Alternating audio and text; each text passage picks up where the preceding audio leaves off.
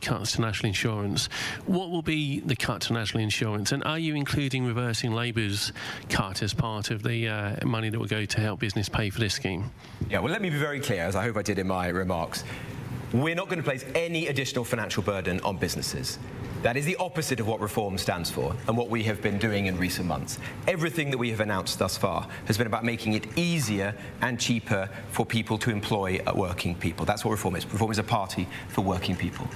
We've said that we think you need a commensurate cut to employers' national insurance of around 0.2%, and that's what we're working on the basis of.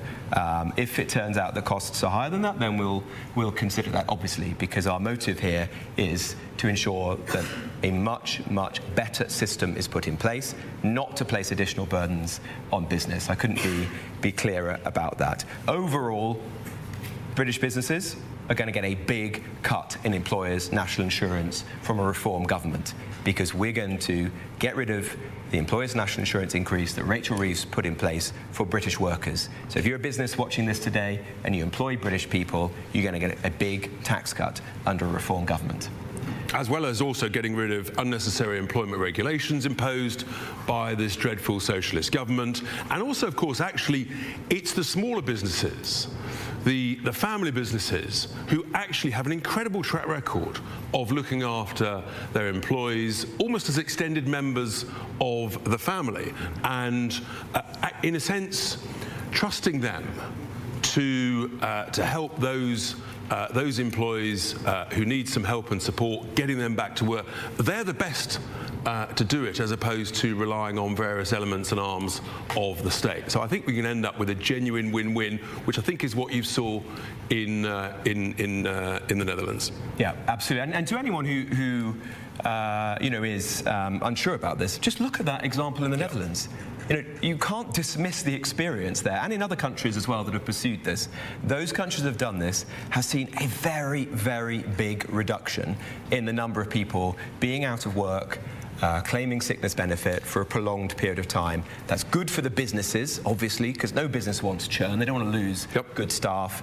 Good for the economy and the taxpayer. And above all, it's good for working people as well. So I think it's a very, very important reform. I've got Peter from The Telegraph. Thanks. Sorry to go back to the same point, but I just wanted to pick up on what you said there about the Netherlands. So the OECD found that when they introduced a similar scheme in the Netherlands, that the cost of sickness and disability insurance for employers rose significantly. So I just want to get a commitment that if that same thing were to happen in the UK, you've mentioned a 0.2% cut that's comparable in national insurance. If that meant it had to be 0.4%, you're saying that whatever the cost is to businesses, it will be net neutral. Yeah, I think I've been very clear on that. It will go up. And if you read the document, you'll see that as well. We've also said, learning from experiences elsewhere in the world, and I would say those who've helped us to write this report have visited, have paid great attention to those experiences, spoken to businesses in other countries. We're going to ensure there are non-discriminatory proceedings in place so that there's not big differentials between insurance policies for heavy industry and those in perhaps more white-collar jobs where the risks might be less. So this has been very carefully thought through, and our commitment to business is very clear. And interestingly, I was speaking to a relatively small insurer probably about 6 months ago about this issue and providing this sort of insurance, and they were astonished that actually the UK hadn't adopted this in a much greater scale. So I think it's actually, we need to be humble enough to say when other countries, frankly, are doing things better than we are, learn from it, adopt it, adapt it, and hey, we might even do even better than them. Yeah, and if you talk to think tanks, people who've thought about these issues, this is one of those big ideas that commands very broad support across the political perspective. It's just no other party has had the guts, the imagination to actually get on and do it. That's the reform difference. I've got Constance from The Times. Hello, Constance. Hi, Most of your target seats are in areas where a high proportion of people on welfare. Fraser Nelson did some analysis yesterday showing that your top 20 target seats. We don't just have 20 target seats. Your top 20 target seats. Sorry to break the news to the Times. We've got a lot more target seats than that. I said top. Top 20 target seats are PIP hotspots. People listening this morning who might be feeling frightened hearing that kind of vital lifeline could be cut. What's your message to them? And do you think that might be a difficult message for you to sell at the next general election? Well, let me be very clear, if I haven't been so already. We are going to protect the most vulnerable in society. Nothing that we talk about today is about pensioners. In fact, part of the motivation is to continue to provide the support that pensioners need. It's by doing tough things like this that we can continue to sustainably pay for the triple lock, for example, for pensioners. We're ensuring that children who are currently claiming, or their families are claiming on their behalf, disability benefit, will be protected. And we're saying that those people who really need this are always going to be protected under a reform government. We're not abolishing PIP. People are obviously familiar with that. But we are reforming it and ensuring that it works better. And in particular, looking at the minority of people who, for whatever reason, have been able to claim it, particularly for mental health conditions, which I think most people in the country now agree with us is not sensible, is not sustainable. Yep. That is the issue that we're really looking at. And I just say that, this is, or should not be controversial. Stephen Timms, the highly knowledgeable and respected Member of Parliament who was the minister and who wrote a report for the government, he said that PIP was not sustainable, not fit for purpose. He said it was not fit for purpose. What did Keir Starmer and now Andy Burnham do in response to that? Commission another report. Delay, delay, delay.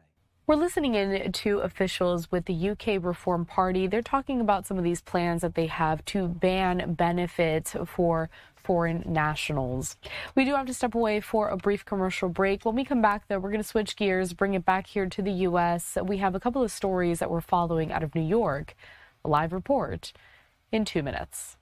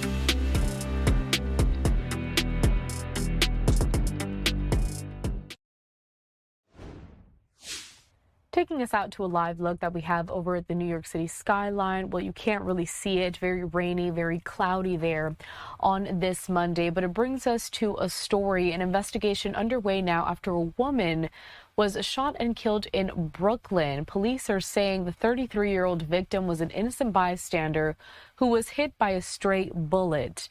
We are joined next by Good Day's Jessica Formoso. She is live in Brownsville with the latest. Jessica, police are still searching for a suspect in this. Good morning. Yes, they are. This morning, police are asking the public for their help in arresting someone involved in this shooting, a person or people who were involved. Now, sadly, 5 children were left without a mother. Police telling us all because someone decided to open fire in a crowded street early Sunday morning. They have confirmed to us that that mother was not the intended target. So here is video of where the shooting took place. The NYPD says 33-year-old Sirfani Hodsock of Brooklyn and a 34-year-old man were shot after gunfire erupted outside the Ooh La La Lounge and Bar on Bergen Street and Howard Avenue in Crown Heights. Investigators say the shooting happened just before 2:30 in the morning. The mother of 5, she was outside the bar when authorities say a fight broke out. Shots were fired, striking her in the back. We are told that she ran inside the bar looking for help. When she collapsed, she was rushed to the hospital where she was pronounced dead. There is surveillance video out there where you hear multiple gunshots and you can see people running for cover. Now, the other victim, he was shot in the stomach. He is listed in stable condition this morning. But once again, police looking for that suspect or suspects. Anyone with information is asked to call Crime Stoppers. That number, 1-800-577-TIPS. I send things back to you. Jessica, yeah, truly terrible story. Thank you, though, for bringing us this update, and we'll be in touch and see where this investigation goes from here. Jessica Formoso there with the team at Good Day New York. Take care. Let's stay in New York. I want to bring us out to another live image that we have there. Again, very cloudy, very rainy on this Monday. But this is another story that we brought to you just yesterday as well. NYPD officers shooting and killing a man. They say he was armed with a butcher's knife inside of an apartment building on the Lower East Side Sunday afternoon. We had a brief press conference from officials that are investigating this matter. Let's take a listen.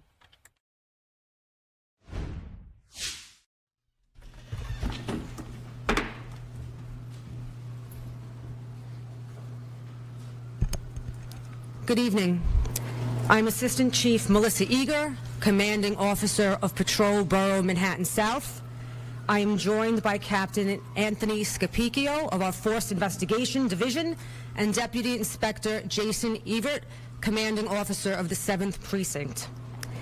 I'm here to provide an update regarding an officer-involved shooting that occurred earlier this afternoon in the confines of the 7th Precinct. The information I am about to provide is preliminary and subject to change. This incident demonstrates the courage our officers display when answering calls for help. At approximately 4:06 p.m. this afternoon, officers responded to multiple 911 calls at 126 Ludlow Street for an assault in progress. When officers arrived and entered the building, they saw a trail of blood leading up the staircase.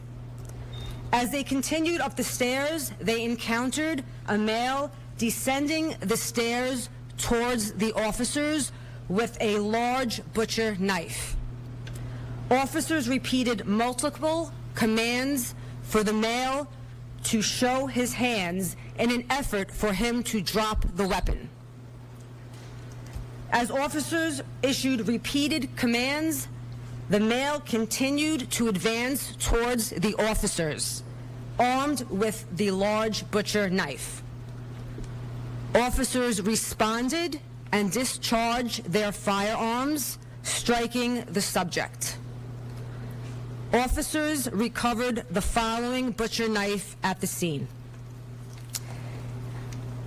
This incident is depicted on body-worn camera footage. Officers on scene requested EMS, who transported the subject to Bellevue Hospital, where he was pronounced deceased. Our subject is Ray Chan, a 54-year-old male. He has no known criminal history with our department However, he does have a documented mental health history with the department.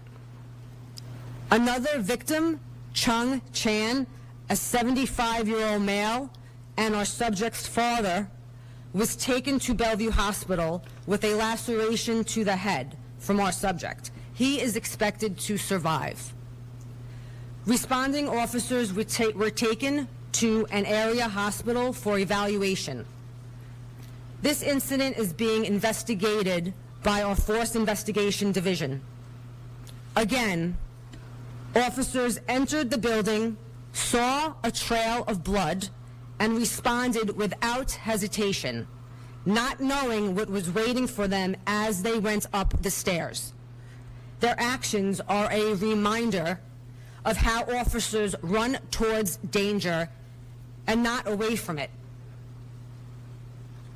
We will now take some on-topic questions. Take some on-topic questions. NBC. How many officers were headed up that staircase, and how many of them opened fire? This is still under early investigation. However, I will repeat that the subject did engage them with a large butcher knife. Derek Waller. I'm just curious when that body-worn camera footage might be released to the public. It is still early in the investigation. Sophia, your quote. How many shots were fired towards Again, we are still early in this investigation. Time for one more. Deluge. Can you describe, if you reviewed the body-worn cameras, what you saw, what it actually shows? It is still early in the investigation, but we can tell you that the subject did descend down the stairs armed with a large butcher knife towards the officers. Him descending with the knife is captured on the body-worn cameras? The incident is captured on body-worn camera. All right, thank you guys. Image of the weapon.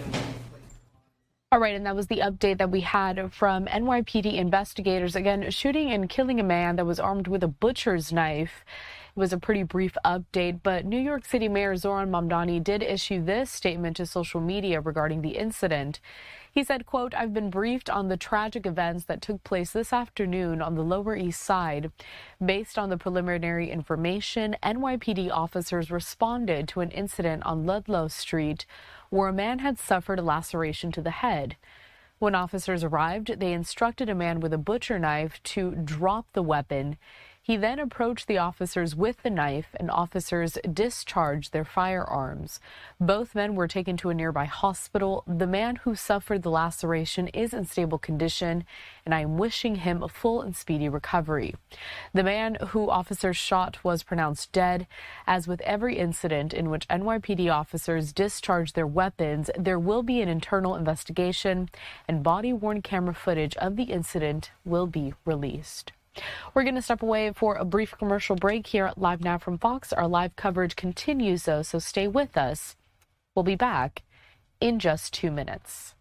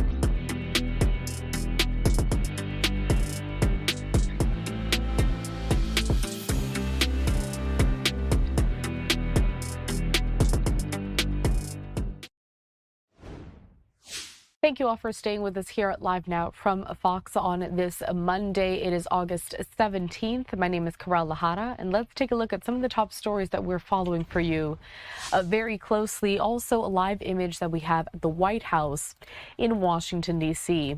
There on the left-hand side of your screen, you can see some of those major headlines, starting with the fact that President Trump has ordered the Pentagon to scale back joint exercises with South Korea, saying the ally declined to help with the war against Iran and citing his good relationship with North Korea's Kim Jong Un. Trump said in a social media post that the exercises, which began Monday, are not only costly, but, quote, send a signal that is totally inappropriate and hostile to North Korea, which he said has been unthreatening and respectful during this time in the White House. That social media post said, quote, therefore, and based on the fact it is too late to cancel, I have instructed Secretary of War Pete Hegseth to substantially reduce the joint military exercises. The president added that he recently asked South Korea's president if they would join the U.S. in the denuclearization of Iran, and they said, no thanks. In May, Hegseth had praised the longtime ally for its commitment to increase defense spending and its leadership in assuming primary responsibility for the security of the Korean Peninsula during a meeting at the Pentagon. He had added at that time that it demonstrated alliance burden sharing that all of America's partners would do well to follow. The 11 days of exercises involving 18,000 South Korean soldiers were designed to beef up readiness against North Korean threats. The U.S. military had said that the exercises reinforce the role of the alliance as the linchpin for regional peace and security and reaffirm the ironclad commitment between the United States and the Republic of Korea to defend their homelands. The exercises are one of the two main combined drills conducted by the South Korean and U.S. militaries annually, along with their springtime training. Moving on down to the second bullet point that we see there on the screen.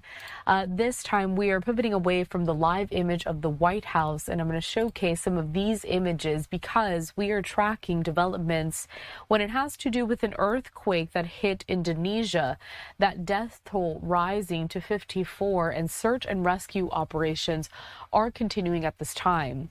The Associated Press saying that thousands of people were still waiting for aid on the Indonesian island of Flores as the country marked its 81st Independence Day today, days after a powerful earthquake killed at least 68 people, injured more than 200 others, and damaged hundreds of homes and other buildings.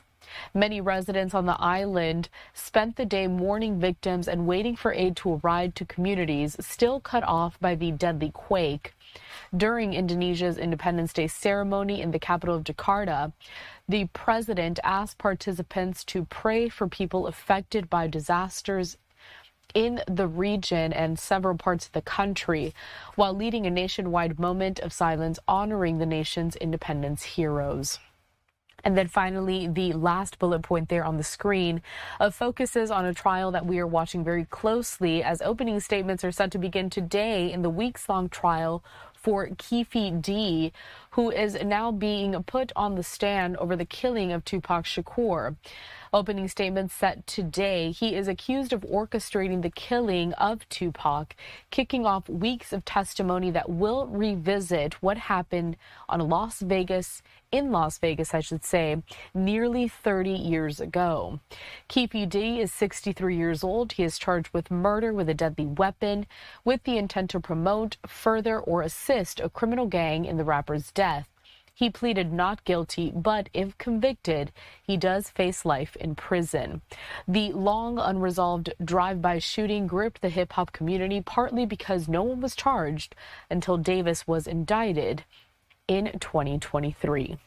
So those are just some of the top stories that we're following. And then I also just want to focus on another story that broke late last night. It has to do with Hayden Panettiere, the actress who has died at the age of 36.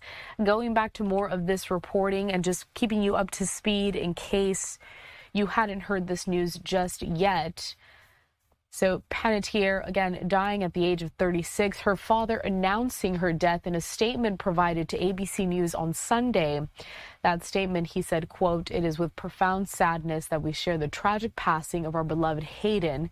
She was an incredible light and a force of nature who brought immeasurable love and joy to all who knew her and to the millions who watched her on screen." No cause of death was announced, and a publicist for Panettiere did not immediately respond to the Associated Press as they requested comment. Panettiere would have turned 37 this Friday. She began her career as a child actor in commercials and soap operas, but it was her role as a cheerleader with superpowers in the show Heroes that propelled her to fame in 2006. Speaking of, I also want to take us to live images that we are getting into our newsroom right now. Take a look at this.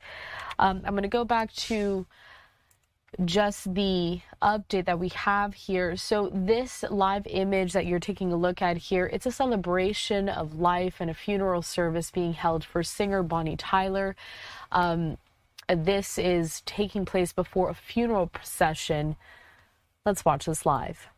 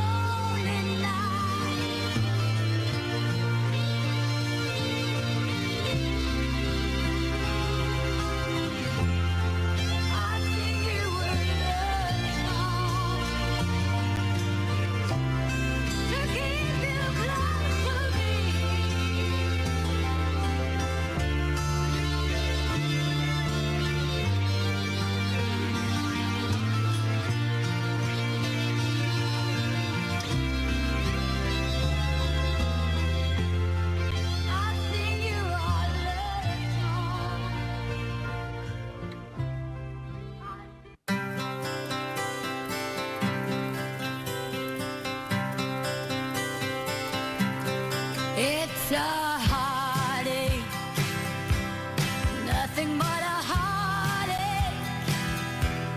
Hits you when it's too late, hits you when you're down. It's a fool's game, nothing but a fool's game.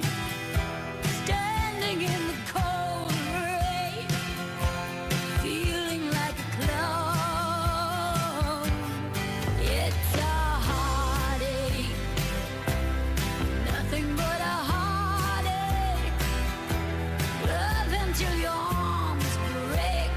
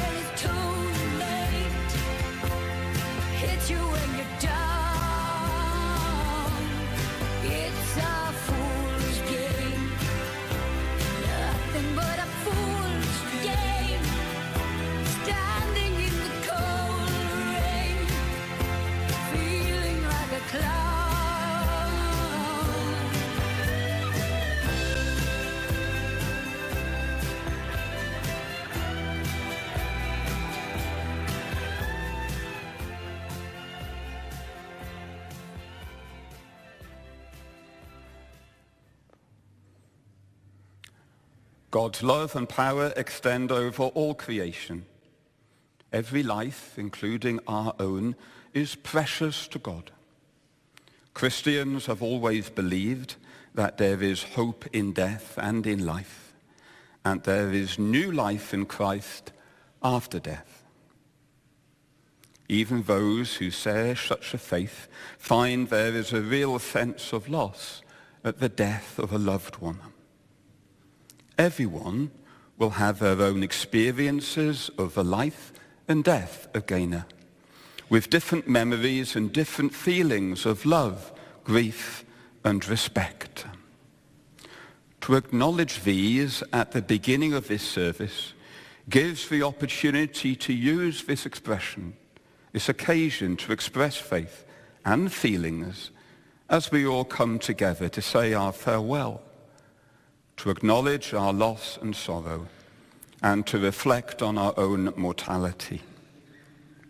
Those who mourn need our support and consolation, and everyone's presence here today is part of that continuing support. On behalf of Robert and all of Gaynor's family and friends, I thank you for gathering in or indeed around Swansea Minster today. Be you a physical presence or online, who we now greet joining us from around the United Kingdom and around the world. Grace and peace be to you all. We have come here today to remember before God our sister Gaynor, to give thanks for her life, to commend her to God, our merciful Redeemer and Judge, and in another place to commit her body to be cremated, and especially to comfort one another in our time of grief. Let us pray. Merciful Father, hear our prayers and comfort us. Renew our trust in your Son, whom you raised from the dead. Strengthen our faith, that all who have died in the love of Christ will share in his resurrection, who lives and reigns with you in the unity of the Holy Spirit, one God, now and forever. Amen.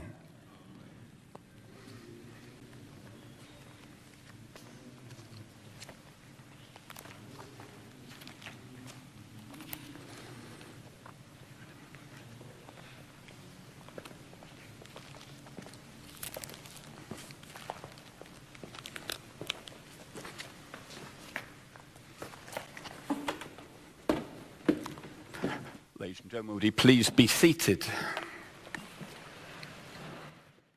We are watching live here a funeral service that is being held for the late singer Bonnie Tyler. I want to bring up just some of these photos while I read reporting here. Now, the Grammy-nominated pop star Bonnie Tyler had died. The Welsh singer, best known for her chart-topping song Total Eclipse of the Heart, which was #1 for 4 weeks back in 1983. Tyler's family releasing a statement when she did pass away, saying that Bonnie's family and team are heartbroken to announce that Bonnie unexpectedly passed away last night in a hospital in Portugal as a result of the illness that she was being treated for. Her passing happened a little more than a month ago, back in July. Her website says she was hospitalized in May for emergency intestinal surgery and was later placed in an induced coma. Tyler earned 3 Grammy nods and was awarded an MBE, Member of the Order of the British Empire, for her services to music by Queen Elizabeth back in 2023. We do need to step away for a brief commercial break here at Live Now from Fox. When we come back, we are switching gears once again because we are following breaking news out of Atlanta. A live report in just 2 minutes. The search is on for 2 young children. Stay with us.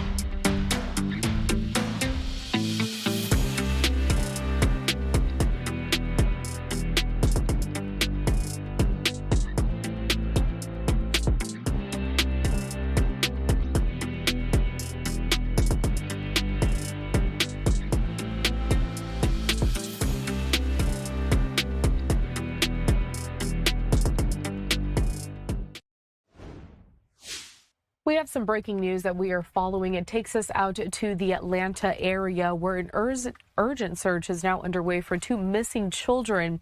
Police believe 4-year-old Zola Cooper and 11-month-old Nora Cooper were kidnapped by their babysitter. Brittany Edney with our team at Fox 5 in Atlanta. She is live right now at the last known location of the girls. Brittany, what do we know at this time? Well, I recently got an update from a family member regarding what happened in this just horrific tale. I mean, it's every parent's worst nightmare. Your two children missing, and by someone who was trusted to take care of them. I'm told by a family member of the mother that this was the first time that they were using this particular babysitter, that it was an acquaintance of her, and that last night around 6 p.m. she was supposed to take the two sisters out to Walmart, followed by a candy shop, and at the latest she should be back by 10 p.m.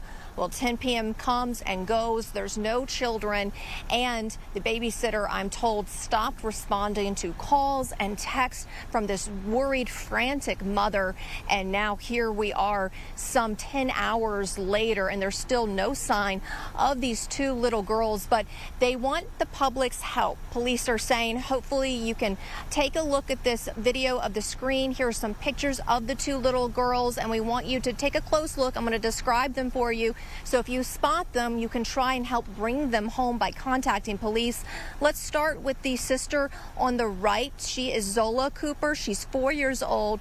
She is black with black hair, about 3 feet 9 inches tall, weighs about 42 pounds, has brown eyes. She was last seen a multicolored dress. She also has some tiny dimples on the side of her smile lines, which I'm told is a family trait. Now let's move on to the other sibling to your left, on the left side of your screen. That is going to be Nora Cooper. She is just 11 months old. She is black with short black hair and brown eyes. She was last seen wearing a pink onesie, is about 2 feet tall, 28 pounds. Now Nora is missing two fingers on her right hand. It's the index finger and also the middle finger. I'm told by her family that she also has pierced ears, and then she has some tiny dimples on her cheeks as well. So if you are in the area, even out of town, in the immediate area, we are asking that you contact police if you happen to spot the two little girls or spot them with a woman. Please contact either Crime Stoppers or APD so you can help bring these two little girls home. Reporting live in Atlanta with Fox 5, I'm Brittany Edney. Now, Brittany, before I let you go, I see that there is one police car just behind you there. Again, that is the last known location of those little girls. Do you know where police are expanding this search to? We have not been told anything past the original release, just that there is an urgent and immediate search for the two little girls, and that police say they believe it was the babysitter who abducted them. Now, I was told by a family member that this was a family member's house that the babysitter was watching the girls at before she took them off on the evening trips last night to the Walmart and candy store. So that is a family member's home. It's not the mother's home, it's not the babysitter's home, but there is an APD presence, and they've been out here throughout the night. We've seen them since we got here at around 4 a.m. So they've consistently had a presence here. I'm told that there are other areas from a family member that are being searched as well. All right, Brittany Edney there with the team again at Fox 5 in Atlanta. Brittany, thank you for joining us here and sharing this very urgent story. We'll check in with you guys later on and see if there's any updates, but you take care. I want to put back up on the screen the photos that we have of those two missing children because, as Brittany said, this is very urgent at this time. So take a look at this. If you know anything about this, I'm going to leave this up for a little bit longer, and I'm just going to go over once again the information that we have just because it is so urgent. Also on the screen, I put up a couple of numbers that police are urging anyone call if they have information, if they have any tips. So again, again, we have two young children here. We have 4-year-old Zola Cooper, 11-month-old Nora Cooper. It's believed they were kidnapped by their babysitter. Zola is described as 3 feet 9 inches tall, weighing about 42 pounds. She has black hair, brown eyes. She was last seen wearing a multicolored dress. Nora is about 2 feet tall and weighs approximately 28 pounds. She has black hair and brown eyes and was last seen wearing a pink onesie. Police said that Nora is missing the index and middle fingers on her right hand. Anyone with information about the children's whereabouts is asked to contact the Atlanta Police Department's Special Victims Unit at 404-546-4260 or Crime Stoppers Atlanta at 404-577-8477. We'll be right back.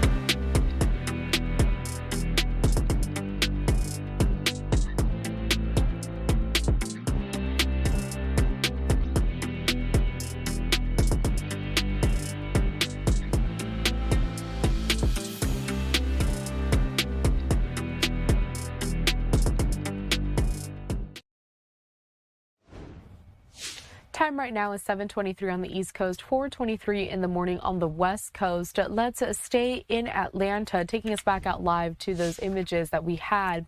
We're moving and looking ahead toward the midterm elections. Now, over the weekend, just yesterday, Senator Jon Ossoff rallied a large crowd of supporters in Midtown Atlanta with his campaign focused on economic relief and unity as Election Day sits less than 80 days away. Let's take a listen to some of his comments. 8 weeks till early vote. 8 weeks till you can cast your ballots to save our republic. Atlanta, turn to your neighbor and say 8 weeks. Say lock in. Because the country's counting on us, Atlanta. The country's counting on us.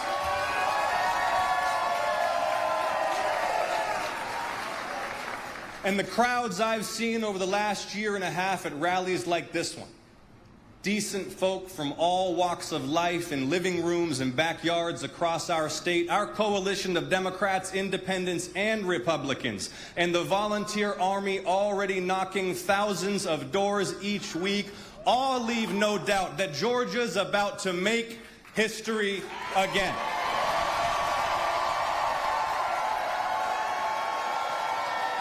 Atlanta, are you ready to win?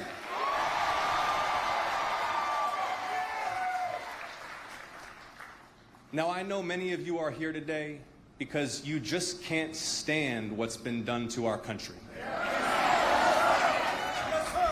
Our government made a tool of one man's vengeance, power, and wealth. Prices soar while the president rakes in billions. Cancer patients lose insurance while the rich get another tax cut. We're plunged deeper and deeper into another reckless war.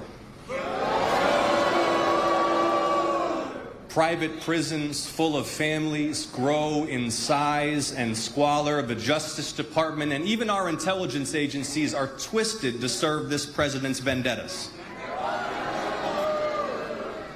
But in 8 weeks, Atlanta, in 8 weeks, we can cast our ballots and say enough is enough.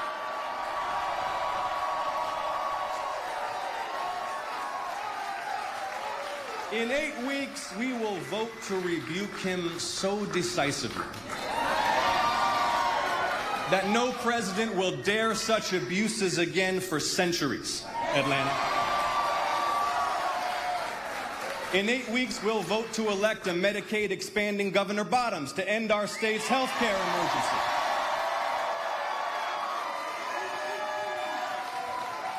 And between now and then, I need you to work, Atlanta, not for my sake, not for the sake of the Democratic Party, but for the sake of our state and our country. Because, see, some people just happen to live at times and in places where history is made. And this year, once again, that's us. So, Atlanta, are you ready to work? Are you ready to win?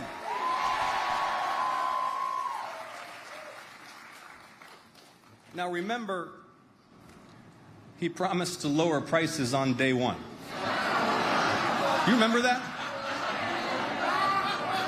And I want the president's remaining supporters to hear this, because it was all a lie. Under Donald J. Trump, it costs more than ever to stock your fridge, to power your home, to make a cup of coffee, to buy school supplies for your kid or a tractor for your farm. Gas is up 30% since inauguration. Diesel 47%, coffee 35%, ground beef 23%. They doubled your health insurance premiums and slashed Medicaid to cut taxes for their corporate donors and the ultra-rich.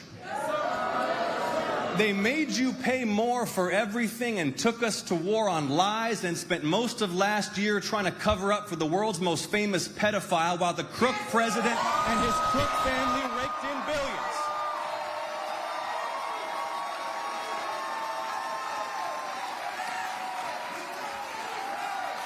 While your tax dollars were put to work backing Trump's businesses. See, they are literally the elites they pretend to hate. So say it again with me now, Atlanta. Enough is enough. Now, he promised to lower prices on day one. He also promised peace and gave us war. Now, in its 6 months, they drained our stockpiles to achieve nothing. Iran still has its uranium, Hormuz is still closed, and it was all lies. 18 brave Americans killed in action. Remember last year they claimed Iran's nuclear program had been obliterated? Then this year they claimed it posed an imminent nuclear threat? Both times lies. On day one of the war, listen to this, day one, the president said the war was, quote, ahead of schedule. Ahead of schedule. On day 4, he declared victory. Today is day 170. And did y'all see Hegseth in front of that committee? Did y'all see it? Listen to this. On day 9 of the war, the incompetent Pete Hegseth guaranteed Iranian surrender. On day 14, he claimed Iran's military had been destroyed. On day 40, he said every single objective had been achieved. That was 4 months ago. They've lied nonstop about this war like they lie about everything. And they know they're lying, but they lie and they keep lying anyway because in this White House, they view persistence in deceit as a virtue. You hear me, Atlanta? And there's something uniquely despicable about lying a nation into war. Treating citizens as fools and those who serve as pawns. Aboard the USS Abraham Lincoln, they've now been at sea for 240 plus days without a port call. It's a Navy record. And still they serve with excellence. And still they serve with excellence. God bless the sailors, Marines, aviators, and all aboard the United States ship Abraham Lincoln.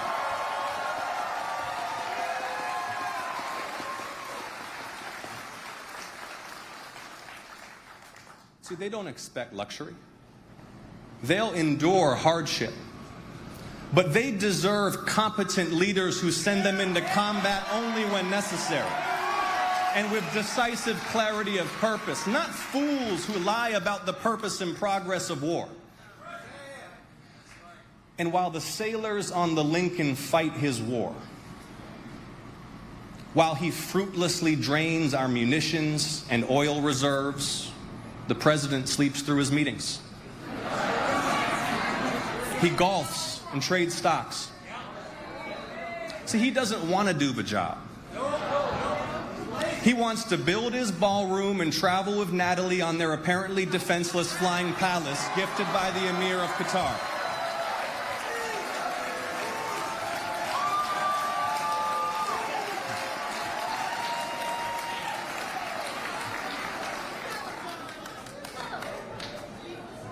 And above all, Donald wants to get money. How much have you heard about the president's stock trading? When he first announced the tariffs, you remember that? He called it Liberation Day. And it crashed the markets because it was clown policy. You remember that? Okay, so follow me through on this. He announces the tariffs on April 2nd of last year. The markets tank nonstop for like a week because it's a disastrous trade policy. And 6 days into the crash, April 8th, Trump buys millions in stock. I'm talking Amazon, Nvidia, Apple, Microsoft, Berkshire Hathaway. And then the very next morning, April 9th, he posts on Truth Social, quote, "This is a great time to buy." 3 exclamation marks. Okay, now listen to this. 3 hours and 41 minutes after that post, 1 day after he bought millions in stock, he canceled the tariffs and triggered one of the biggest same-day rebound rallies in market history. He's trying to get money.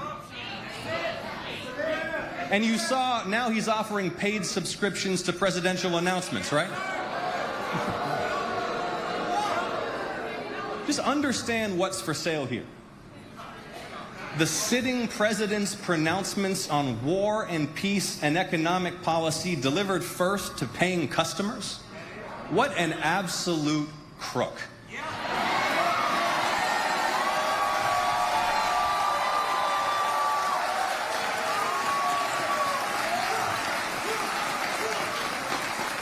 And speaking of crooks,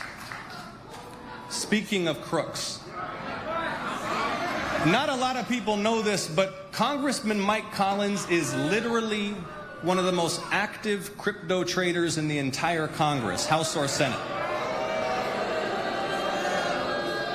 Now remember, Mike's already under federal investigation for illegally funneling tax dollars to his violent staffer's girlfriend for a no-show job. Do you remember that? But Mike Collins also repeatedly broke the law hiding his crypto trading. Because he's like a scandal piñata.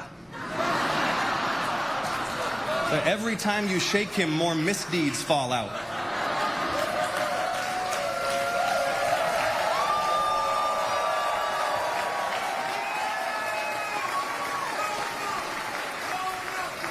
The Mar-a-Lago mafia really has taken American corruption to spectacular new heights. But corruption in American politics runs a lot deeper than Donald Trump. And see, I get why people voted for him. Because even before he came on the scene, American politics was coin-operated. Money's in, favors out. It's been running on corporate money, secret money, billionaire money, both sides. And when members of Congress aren't fundraising from lobbyists and corporate PACs, they're just trying to dodge getting bombed by these super PACs. So spectacular wealth buys an ever greater share of power over our national affairs. And this corruption is why nothing works for ordinary people. It's why you pay a fortune for prescriptions. It's why your insurance company gets away with denying your cancer treatment. It's why we're promised progress and we get more of the same. So many broken promises. We were promised tax cuts for the rich would grow the middle class. We were promised Iraq had weapons of mass destruction. We were promised fairness only to see banks bailed out while millions lost their homes. Do you remember that? We were promised hard work would earn wealth and advancement. But for too many, the treadmill gets faster and steeper. Georgians work harder and longer, but the bills just get higher and higher. A 60-hour work week still needs SNAP. Santa can't make your little girl's wish come true this year. That bucket list trip is off the table for good. And the corporate disrespect is suffocating. Instead of reading to your child that precious spare hour after work, you're on the phone fighting your bank or the cable company. After a cancer diagnosis, you can't fight the cancer till you fight your insurance company while they try to deny you the care you need. A toddler's ambulance is followed by a $3,000 bill. So Trump promised to attack a broken system. I get it. Right target. Yes, the system is really rigged, but he's not unrigging it. He's re-rigging it for himself. So how do we unrig American politics? Well, first, follow the money. Citizens United was the most destructive Supreme Court decision in modern American history.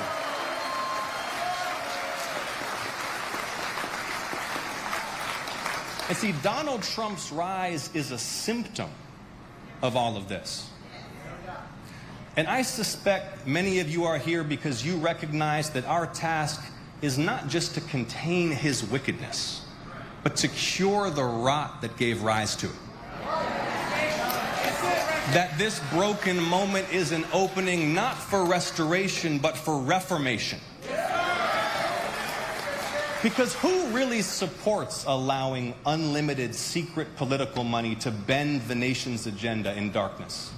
In Garden City or Albany or College Park, if I ask anyone, Democrat, Independent, Republican, none of the above, if I ask them whether this is how things should work, it doesn't matter who they are, the answer is no.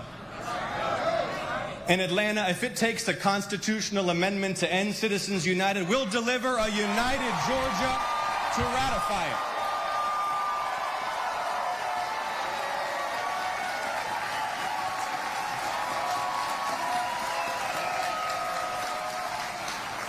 A united Georgia.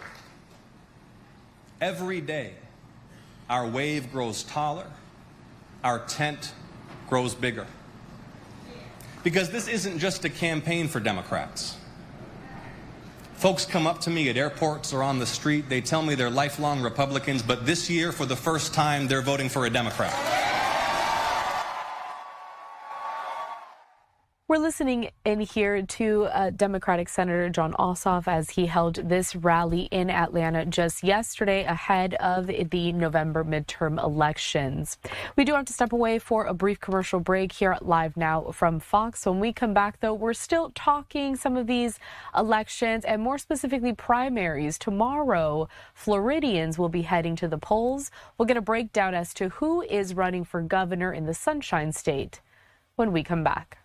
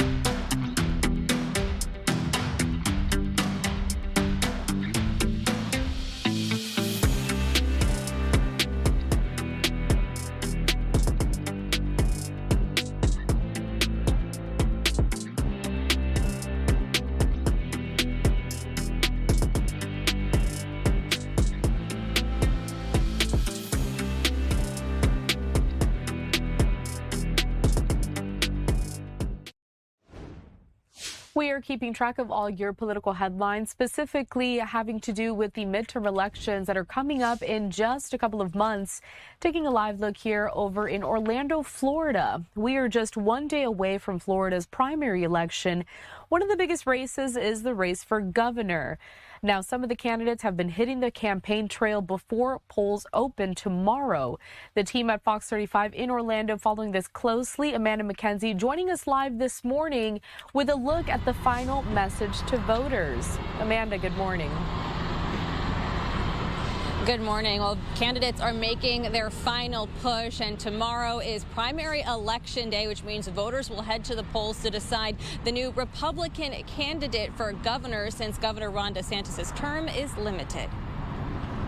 The top issues amongst voters and candidates are inflation, housing, and property insurance. The frontrunner in the Republican race for the nomination is Byron Donalds, who held a rally in Boca Raton. We want our children to master math, reading, and writing here in Florida by the time they graduate high school. We want our children, when they're in middle school, if their parents want to do this, we want to set up a personalized success plan for every child in our state if their parents want it. He is running against Lieutenant Governor Jay Collins, businessman James Fishback, and former Florida House Speaker Paul Renner. We're going to complete the Florida Wildlife Corridor in the 8 years that I'm governor. We're going to make sure that we are getting ahead of the environmental infrastructure needs of our state and making sure that we leave our environment and our agriculture sector better than we found it. Democratic frontrunner David Jolly spent Sunday campaigning in Tampa. I intend to enact a moratorium on data centers by executive order, and they can sue me if they want to challenge me on it. The reality is Florida's voters are saying don't build these here. We don't need them here. Governor Ron DeSantis has yet to endorse a candidate. So far, more than 1 million people have voted by mail and nearly 600,000 have voted in person. Primary day is tomorrow. And on our website, fox35orlando.com, you can find a voter guide, which includes information about polling locations, hours, and that's where you can also check your registration. Reporting live in Orange County, Amanda McKenzie, back to you. Amanda, thanks so much for joining us here live now from Fox. Happy Primary Day Eve. We'll check in with you guys tomorrow. And I just want to let everybody know that coming up after me and my time at the desk today, my colleague Josh Breslow, he'll be taking the hot seat here live, and he'll be talking to two of those Florida gubernatorial candidates. And that is going to be including Lieutenant Governor Jay Collins and also businessman James Fishback. So make sure you tune in with us to catch those interviews live. In the meantime, let's head back to the front runner, which is Byron Donalds. Just like Amanda had just said, all of these candidates continuing to campaign. Byron Donalds doing the same over the weekend. I want to play out some of his comments next. Oh my goodness. Well, first of all, good morning to everybody. You can do better than that in Pinellas County. Good morning to everybody. All right.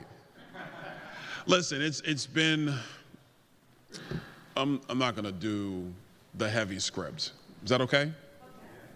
I'm going to just share what's kind of on my mind, what's on my heart this morning as I got up. Campaign trail is pretty interesting.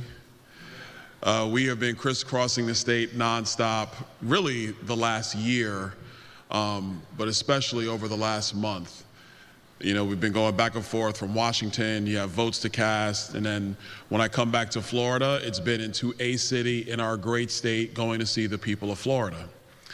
And when you're on a journey like this, it's a little wild, actually. It's a grind. And so sometimes you wake up and the first question you have in your head is, all right, what city am I in this morning?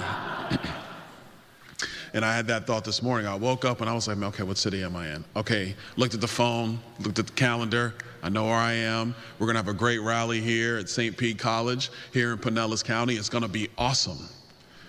And then you start thinking about the journey and the why. And I got to be honest with you. The passion I have for the why has not changed, not over this campaign or quite frankly over the last 15 years. You see, I got into politics not because somebody told me to, or because I was born into it by my family, or even because I was in student government and I just had a passion from when I was a teenager or even in college. That was actually not it. I got into politics because I was 29 years old in my career. The financial collapse was happening in this country. Our leaders had no idea what they were talking about. And I was mad, and I was frustrated, and I was angry. Our oldest son was just about 4. My wife was just about to give birth to our second son. We both were rising in our careers. We were fortunate enough to have jobs. We had just bought our first home, and we bought that home out of foreclosure in Southwest Florida. And then all of a sudden, the economy's beginning to collapse. And I was looking for answers. And it's interesting when you talk to voters today, even young voters today, they're looking for the same answers. They're trying to figure out how it's all going to come together.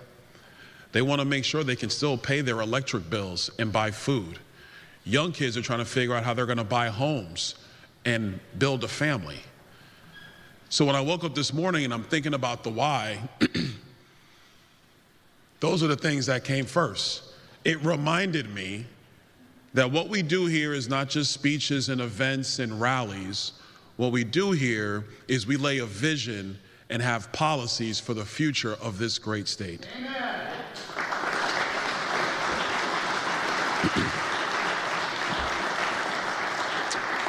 And in 3 days, Republicans are going to go to the polls and they are going to decide who the next nominee for governor is going to be in the Republican Party.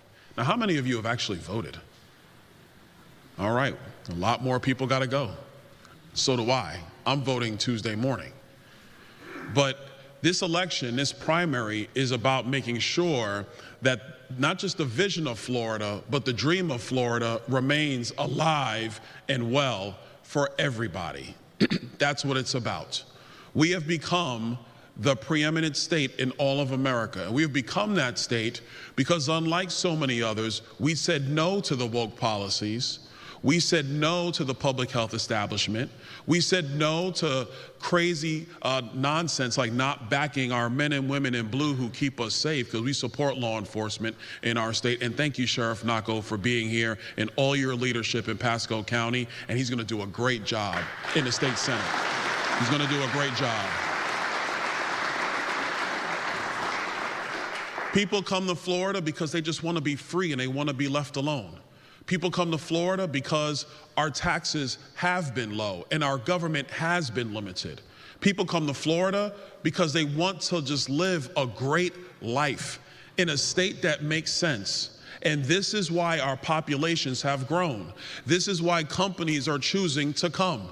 And this is why the Democrats have had no control in our state. Because our voters have said time and time again that we choose common sense and we choose conservative policies. And in 3 days, we will choose the next nominee for our party. But after those 3 days are done, we begin the real work of making sure that once again we defend the Florida dream and we tell the Democrats that they can keep it in New York and Chicago, but it's not coming to Florida.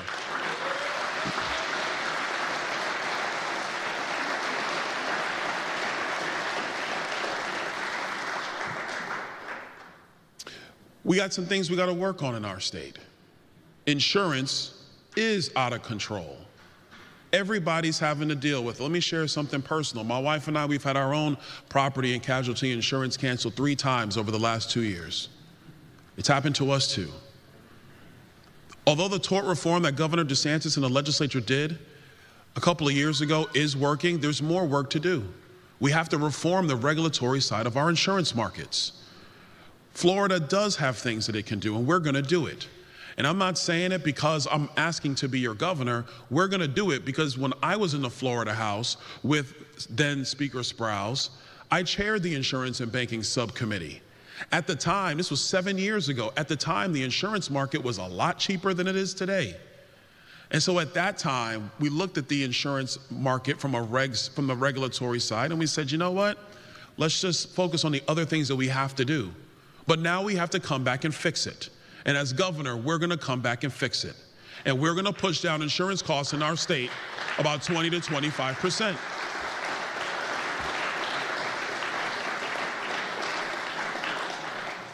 Everybody's talking about property taxes. That's in your hands. You will decide. I'm just here to tell you that next year we have in our Constitution a Tax and Budget Reform Commission.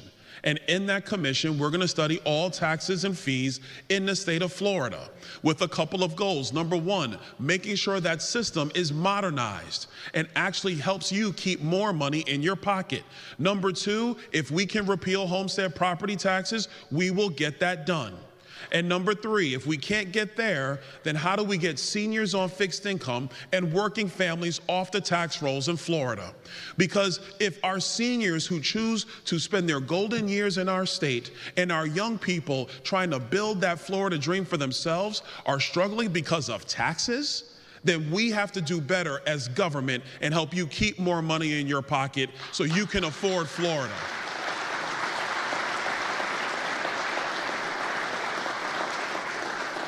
We're all concerned about growth in this state. Everybody is, because people keep coming. I mean, look, can you really blame them? In all honesty, can you blame them for wanting to be a part of Florida?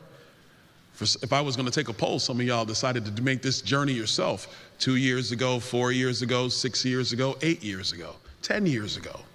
There's a reason for that. But what we have to do is we're going to have to manage our growth. And some people, especially when you're in the campaign, they get skittish. Oh, managed growth sounds like you're just going to build everywhere. No, not true. It acknowledges the reality that when you have a great state and you have great communities and people are safe, they're going to want to be a part of it. So how do we balance our beauty with the housing that we need? How do we make sure young people can buy a home in this state that's cost effective and they can build for themselves? How do we make sure you can still get to point A to point B in the time it used to take you, and now you're struggling because traffic is longer? The only people who are winning with more traffic in Florida are the podcasters. They get more listeners that way. I guess maybe that's why everybody's got a podcast today. But the truth is we have to balance that. We have to manage it. It's not going to take care of itself on its own. You can't just build a wall between Florida and Georgia. That might sound good on social media. It might be great during football season, but that's not the truth. The truth is we're going to have regional growth management plans in our state.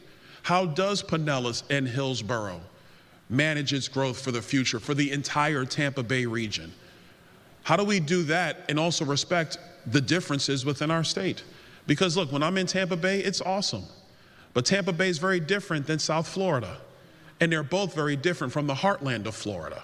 And anybody been up to the Panhandle lately? It's very different from the Panhandle. And so we want to respect the differences of Florida while balancing all that. It's about our... We're listening in here to the comments made by Byron Donalds, who is a gubernatorial candidate for Florida. Remember that tomorrow Florida is hosting its primaries, so we'll continue to keep you up to date ahead of those midterm elections come November. I'd like to thank you all for staying with us here at Live Now from Fox. My name is Corella Hara. I'm going to toss it now to a quick commercial break. On the other side of this, my colleague Josh Breslow will continue the coverage. Stay with us.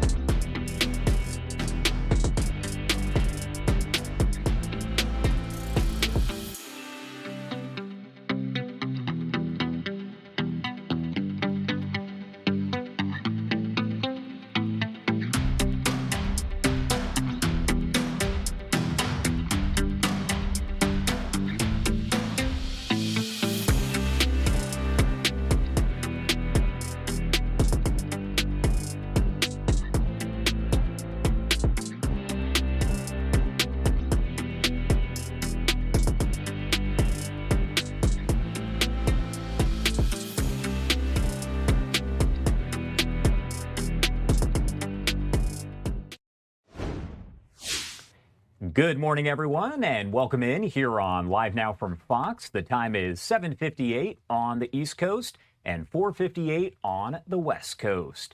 My name is Josh Breslow. A big thank you to my colleague, Karel Lahara, who has been here with you for the past several hours, breaking down all of your top stories, live events, and breaking news from across the country and the world. I'm going to be here to do the same over the next several hours. There on the right-hand side of your screen, you are taking a live look over the Strait of Hormuz at this hour, where there's not a lot of movement, but it's an image that you're probably very familiar with from over the past several months. Now, I do want to take it full to, again, give you a look at all of this, as we know now that the 60-day U.S. and Iran ceasefire has reached its deadline today, with no sign of any direct peace talks anytime soon. The memorandum signed back on June 17th, and that means it ends today, although essentially it turned out to be fairly meaningless anyway. President Trump posting on Truth Social this a short time ago. Now, of course, this is all related to the situation there with Iran. I'm going to read it for you. As he says, the number one goal is and always will be that Iran cannot have in any way, shape, or form a nuclear weapon. Thank you for your attention to this matter, President Donald J. Trump. Again, that is just some of the latest information coming in here out of the Middle East. Now, the Wall Street Journal also reporting that Iran used the last 2 months to prepare for a, quote, bigger fight against the U.S. Sources telling the publication that over the last 60 days, Iran gave the IRGC more control over the country's army, expanded counterintelligence operations, and ramped up the production of missiles and drones. Mark Chandler is the Director of Intelligence Community Engagement over at Coastal Carolina University and a former senior defense intelligence official, joining us now live to discuss all of the latest information. Mark, as always, we definitely appreciate you being here, and also, as always, there is a lot to discuss.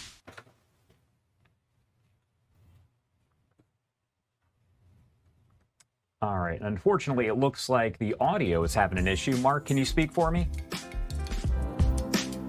Oh. No. There we go. Okay. All right. Sorry about that. We were trying to figure out what was going on with the audio. All right. So, Mark, I want to talk to you about today being the deadline, the official end of the U.S.-Iran deal. It ends today. It was signed back on June 17th, but as we know, it didn't really mean much. So break down for me kind of the significance of that expiration. Does it mean anything? Well, Josh, I actually don't think it really means anything. It's just a date on the calendar now. When we go back and we look at that deal, it truly was in Iran's favor. So many of the points came out and gave Iran an advantage. It relieved the sanctions. It relieved the blockade. So the U.S. took a lot of actions early on in that MOU without Iran really reciprocating from that. As a matter of fact, Iran violated it pretty soon after that with attacks on the Strait of Hormuz. And then we've seen how things have kind of escalated since that time. So actually, it's a good thing we're formally marking the end to that MOU, but the MOU really didn't give the United States or the West any advantages, only Iran.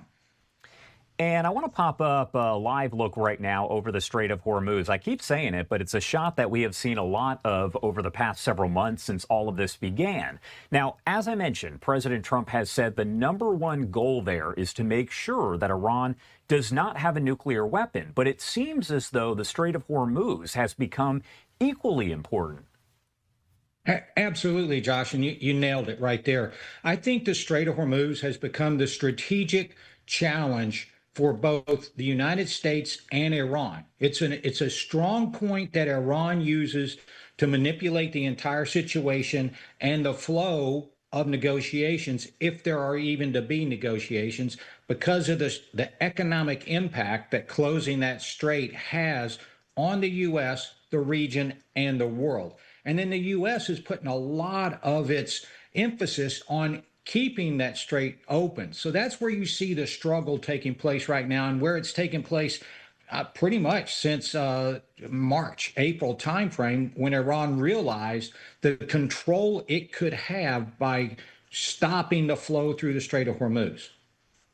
I'm going to pop up this shot over Khan Yunis right now because we haven't talked a lot about the situation between Israel and the Hamas terror group. It's been something, of course, that you and I have discussed over the years. But right now, we know that Jared Kushner, who is the Trump envoy, is going to be there. He's going to have conversations with just about everyone about the disarmament of Hamas because, as we know, Prime Minister Netanyahu of Israel essentially rejected President Trump's deal there that would mean that troops would leave Gaza, but also that essentially Hamas would disarm. He says, Netanyahu, that essentially Hamas needs to disarm before Israeli troops will leave. What do you make of all of that, and what is maybe the goal of having Kushner get involved? Well, I think when you see that Jared Kushner got involved, he talked with Hamas over the weekend. He had direct talks with Hamas representatives about disarming. But if I go back to what you're talking about with Netanyahu's statement of Israel not complying with that agreement, I think that's absolutely right for Israel to do. The reason is there was nothing definitive in how Hamas would disarm, when they would disarm, and the fact that could they verify they were turning in all of their weapons, which Hamas is, as a terrorist organization, is not trustworthy at all. So I think Netanyahu took the prudent approach. But what you see with Kushner is the United States really wants to get this on track and try to save the deal that was announced early in late July, like the end of July. So when you're looking at this, now he received promises from Hamas, as tenuous as those promises might be, that they will disarm. So he's going to take that message to Israel today, and he's going to try to convince them to say, let's do this deal. Let's have this disarmament. I think Israel's going to push back, and they should, until you can verify that Hamas is disarming. They're continuing attacks, Josh. The IDF has attacked certain Hamas personnel in the last week or so, but Hamas continues to attack and try to go after Israel. So you've got a very tenuous situation that you have to deal with. How exactly does Israel, or really anyone, go about disarming Hamas? That's kind of a big question here because, yes, Hamas can say, look, we're going to disarm, we're going to hand over all our weapons, but how do you go about ensuring that that's actually what's happening? Well, and that's kind of a catch-22 because what I would not do if I were Israel would put IDF soldiers at any kind of weapons handover point. That's putting them in jeopardy, in danger. That's not necessarily what you want to do with your forces by voluntarily just putting them into harm's way when you know Hamas could conduct an attack. Any attack on a turn-in site could be critical. So you need that outside security force. And since last September, we're almost a year since this ceasefire was announced, and we haven't even gotten out of phase 2. So since last September, the United States and this Board of Peace have been trying to get foreign countries to guarantee security in there, to put a force in there to ensure the weapons would be turned over, Hamas would not attack Israel, and kind of help create relief for the Gazan citizens. That hasn't happened. You don't have an outside force willing to put itself in danger inside Gaza, facing Hamas maybe turning over weapons. So it's very difficult to how to really solve this one. But if I were Israel, I would not put my forces at any turn-in site. Very dangerous situation. And taking a look at this from Iran International English, we talked about Hamas, the Iran-backed terror group. So now let's talk a little bit about the Houthis, because we know they have been firing at different countries. Once again, you have a lot going on, specifically with Yemen. Now, Iran International English saying Yemen's internationally recognized government said today that its forces were targeting Houthi gatherings and positions across several fronts in that northern province there. What, I guess, do the Houthis kind of play as far as a role? How do the Houthis kind of fit into all of this? Well, when we're looking at that, let's start with the Houthis being an Iranian proxy. As a matter of fact, since 2015, Iran has been in there, actually longer, but they've been in Yemen supporting the Houthis in a fight against Yemeni national forces, Saudi Arabia, and the UAE. If we go back to the Israel-Hamas war, you and I talked about a lot, the Houthis, through Iranian backing, tried to close down the Bab el-Mandeb. And that's a critical choke point. When you look at the Strait of Hormuz and you look at the Bab el-Mandeb, you're talking significant amount of global shipping traffic that goes through those two choke points. And what the Houthis have done at Iran's behest in the last 2 months have been to continue attacking ships, or to reopen an attack on ships. They've gone after Saudi ports. They've gone after international shipping and Saudi shipping in the Red Sea and passing through the Bab el-Mandeb. So that creates another economic stranglehold. But separate from what the Houthis are doing for Iran is the fact that the Houthis are in control of some of the provinces in northern and western Yemen, some of those along the coast. The Yemeni forces, backed by Saudi Arabia, are trying to regain and take that control away from the Houthis. So you're going to see some ground fighting. There's talk of Saudi Arabia conducting air support in support of those ground attacks, but you're going to see an escalation in ground fighting in Yemen between Yemeni national forces and the Houthis, and this could expand with Saudi Arabia supporting and the outside chance that UAE could again conduct airstrikes in the area. Would the U.S. potentially get involved as well? I think it's unlikely that the United States is going to get involved with the Houthis. Where we might get involved are limited strikes, as we did during the height of the Israel-Hamas war, and going out and taking out certain of the point targets that you would have for where the Houthis are firing missiles or drones. So that would be where I would see a limited attack. But our effort, and we have to realize we're stretched pretty tight right now, our effort is going to be focused on maintaining the blockade of Iranian ports and any Iranian goods going in or out of those ports, and being prepared to conduct significant offensive strikes against Iran. All right, popping this up as well because we have a lot of news coming in. And this is actually from just a few hours ago, again, via Iran International English, as they say 2 drones launched from Iranian territory attacked the office of the Kurdistan Regional Government's prime minister in northern Iraq today. That's according to the region's security agency. No casualties reported, according to a KRG. So have to ask how this kind of fits into all of that as well, because all of this, in a way, is connected.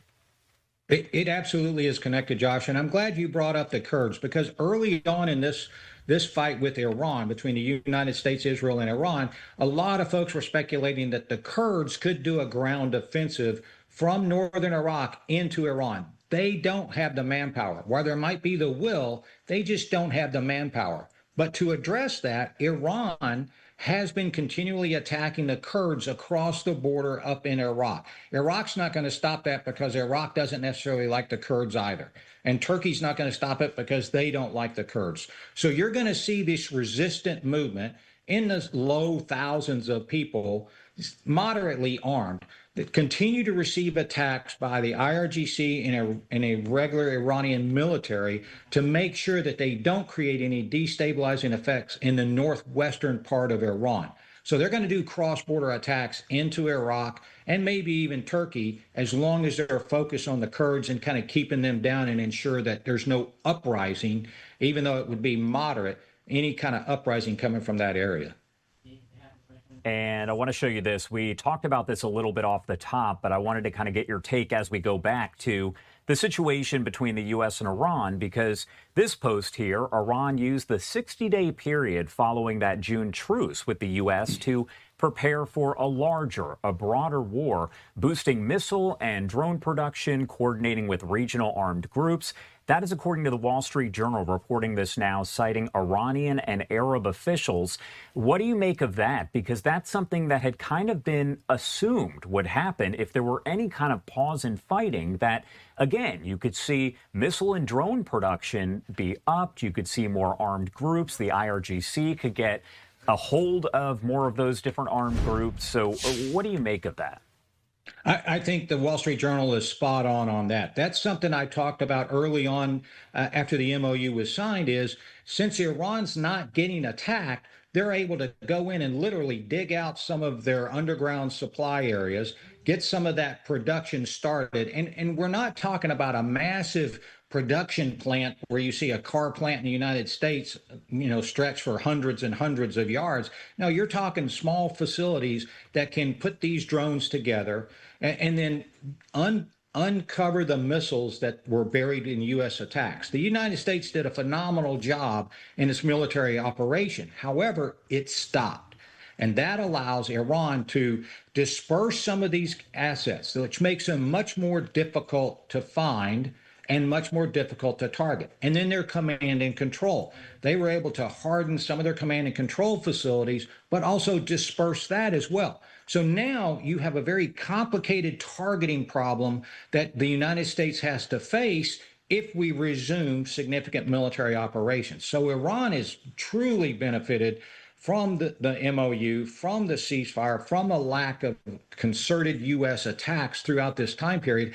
And while it's not going to make them, completely defensible, a much higher challenge for the U.S. to conduct renewed operations. All right, so the big question here that I always kind of end with is what are you going to be watching for as it relates to the U.S.-Iran situation and whether a deal potentially happens or any of the other situations there in the Middle East, whether it's with Hamas, Houthis, Hezbollah, any of them? Well, Josh, it's definitely a complicated and interrelated region out there, focused with the Iran being the center of the problem. And so when we look at that, unfortunately, to be negative, I don't see a deal coming. Not one that's going to benefit the West, the U.S., or the Gulf states. So we have to look at reality here. And as long as Iran controls the Strait of Hormuz, that's going to be their strong point that they're going to continue to utilize. There's no military pressure on them right now. So I think what Iran's doing is they're going to wait out the sanctions. Can they tolerate the pain? And when I talk about tolerating pain, we can't think of how we're complaining about higher gas prices in the United States and a 3.5% inflation rate. They've got 80% inflation rate. They can't get their oil out, yet they're still functioning. As long as that regime is in charge, they have the tolerance of pain, unlike what we're willing to take on in the West or the United States. And they don't care about their people. So you've got a lot of pressure still to be applied, both economically, and we can still use the military capability. We're at the end of 60 days. We're about 2 months away from, the midterm election. So I think you've got a lot of political dynamics that are going to be at play in what the U.S. does, and Iran trying to wait that out. We'll see if the new sanctions Secretary of Treasury Bessent is talked about coming this week, but sanctions have never, in the history that I can find, worked against any authoritarian regime. And he said these are going to be the biggest, so to speak, that we've ever seen. But again, we're going to wait to see how that plays out later in the week. Mark Chandler there, Coastal Carolina University and former senior defense intelligence official. As always, thanks for being here. Anything we missed? I know we covered so much, but there is a lot to cover. So anything that you want to make sure we mention before I let you go? Josh, just a couple of things, if I may. We talked about the Houthis. We talked about Hamas. We still have a fledgling ceasefire deal in southern Lebanon. However, that's between Lebanon and Israel. Hezbollah continues to try to attack. So the pilot areas that were supposed to be working in Lebanon haven't worked out that well. So we're going to have to keep a watch to see if that flares up any with renewed Hezbollah attacks. And finally, patience. The United States, this is a strategic environment that we need to focus on. Do we want a deal that solves our problem today, or one that solves the problem for our children and our grandchildren's future? So we have to look at where we're going and maybe up a little bit of the U.S. pain threshold as we try to deal with this. I think it's high time the president sat down and had an old fireside chat with the American people and explained what the problem is with Iran. I believe you would see momentum turn around and public support be there when they realize the true threat that Iran poses for the U.S., not just today, but definitely for tomorrow. Yeah, and of course, we'll be following all the developments with your help, of course. Thank you so much for taking the time to be here with us, Mark. We appreciate it. Josh, thanks for having me. I appreciate the opportunity today. And I want to pop this up on your screen once again as President Trump took to Truth Social just about an hour or so ago, saying the #1 goal is and always will be that Iran cannot have in any way, shape, or form a nuclear weapon. Thank you for your attention to this matter. And of course, we know that 60-day memorandum of understanding came to an end officially today because it was signed back on June 17th. Again, 60 days, so today marks that 60th day. The Wall Street Journal also saying after President Trump signed the memorandum of understanding with Iran in mid-June, administration officials fanned out to build support for an agreement they hoped would reopen the Strait of Hormuz and start winding down the war. Iran's hardline leaders huddled in Tehran and came up with a different plan, according to Iranian and Arab officials. In their view, the pact was likely just an attempt by the U.S. and Israel to take pressure off the global economy and buy time for a bigger attack somewhere down the road. Instead of putting faith in talks, they took the past 2 months to prepare for a bigger fight. Their efforts include giving the powerful Islamic Revolutionary Guard Corps, the IRGC, more control of the country's regular army, appointing hardened veterans of the war with Iraq and past internal crackdowns to key posts, expanding domestic counterintelligence operations, and ramping up productions of missiles and drones. The leadership quickly seizing the initiative, attacking ships to tighten Iran's hold. Again, all of that here is coming in from the Wall Street Journal and from Iran International English. The Iranian Foreign Ministry spokesperson said the Islamabad agreement did not contain a 60-day deadline, and negotiations on issues, including the nuclear issue, were supposed to take place over a 60-day period.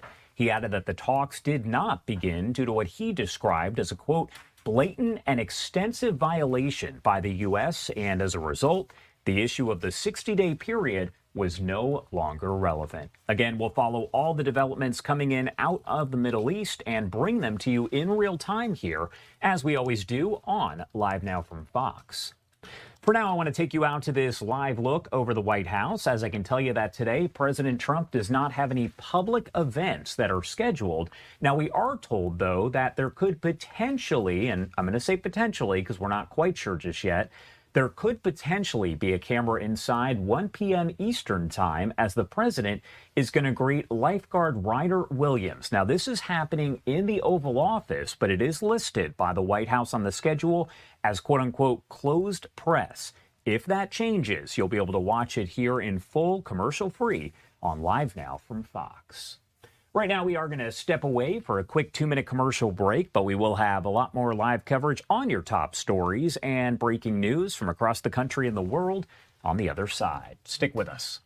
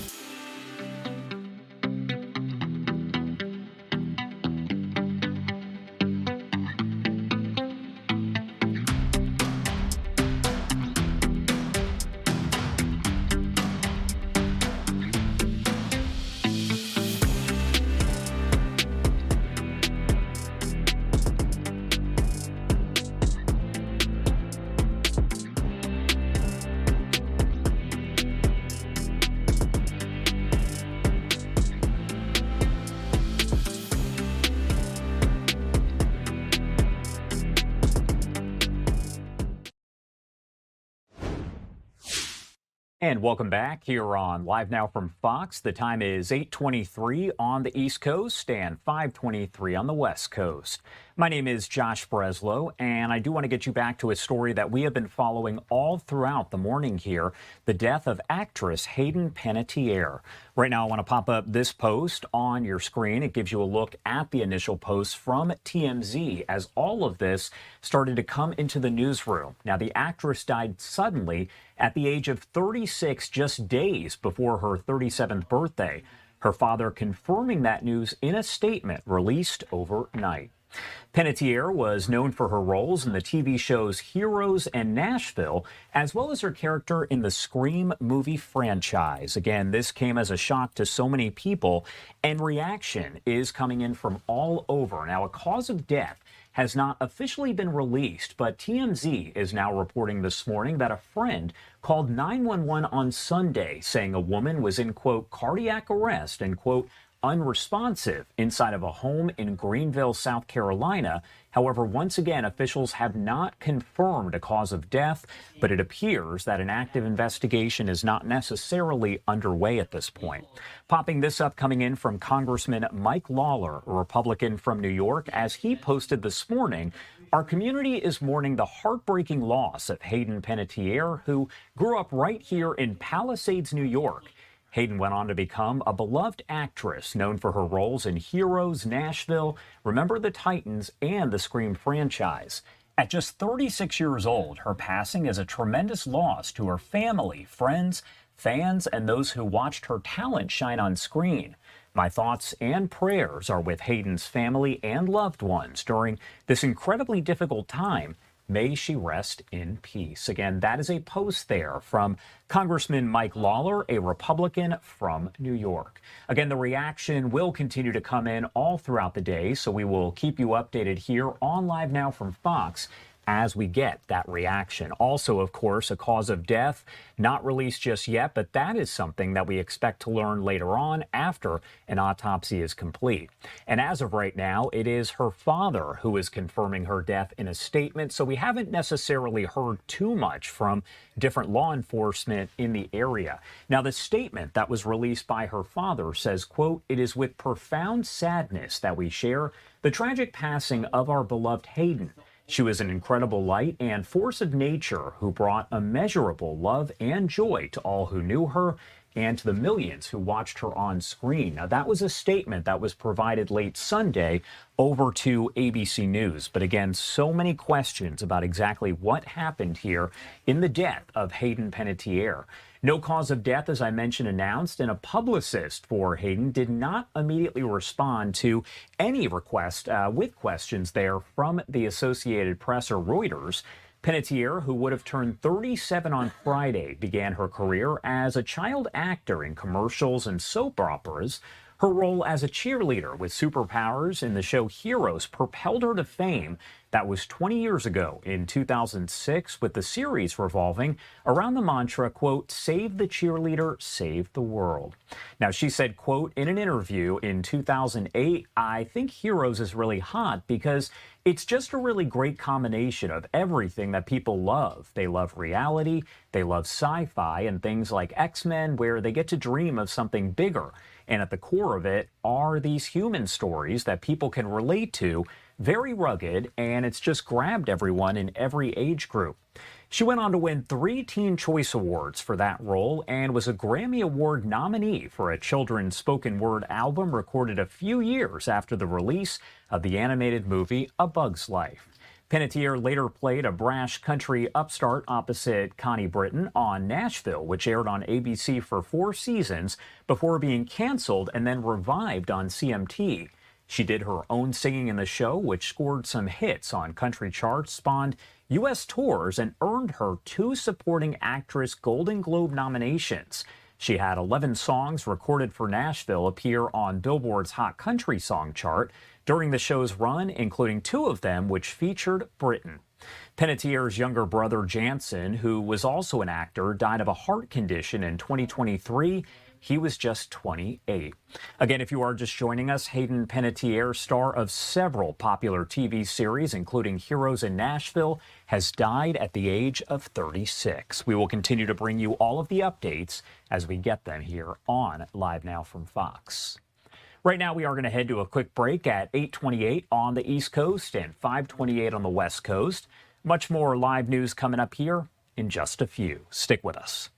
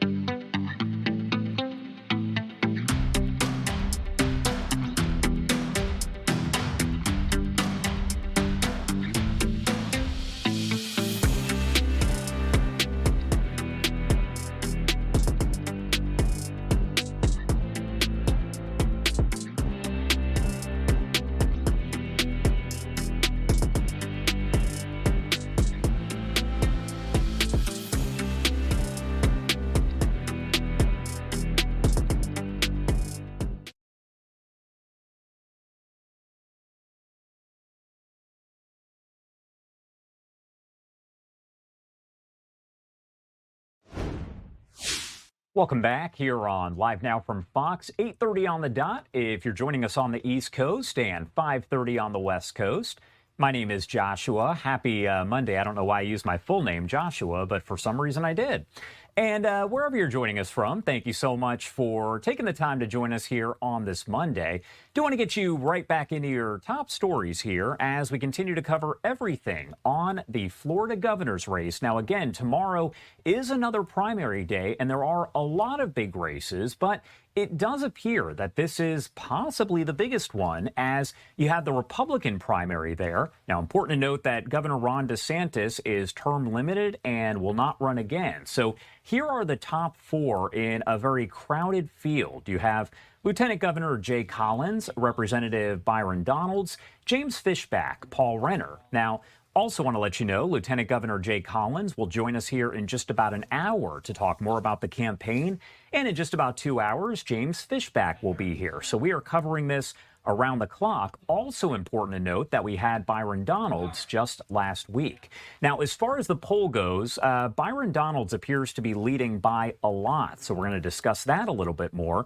It also appears that in the Democrat primary, you're going to see David Jolly head to the election in November, taking on whoever wins that Republican nomination. I want to bring in Michael Rasmussen, the director of the Rebovich Institute for New Jersey Politics at Rider University, joining us now to discuss all of this. Thank you so much for taking the time to be here with us today. Good morning, Josh. Good morning. Well, first off, I have to ask you, as we go into the primaries tomorrow, there are several states where those primaries are taking place, but does it appear that Florida is kind of the focus? I agree with you. I'm watching an open seat in Wyoming where Harriet Hageman is going up to the Senate. We're going to see what happens there. We're watching Alaska, but the big show is in Florida.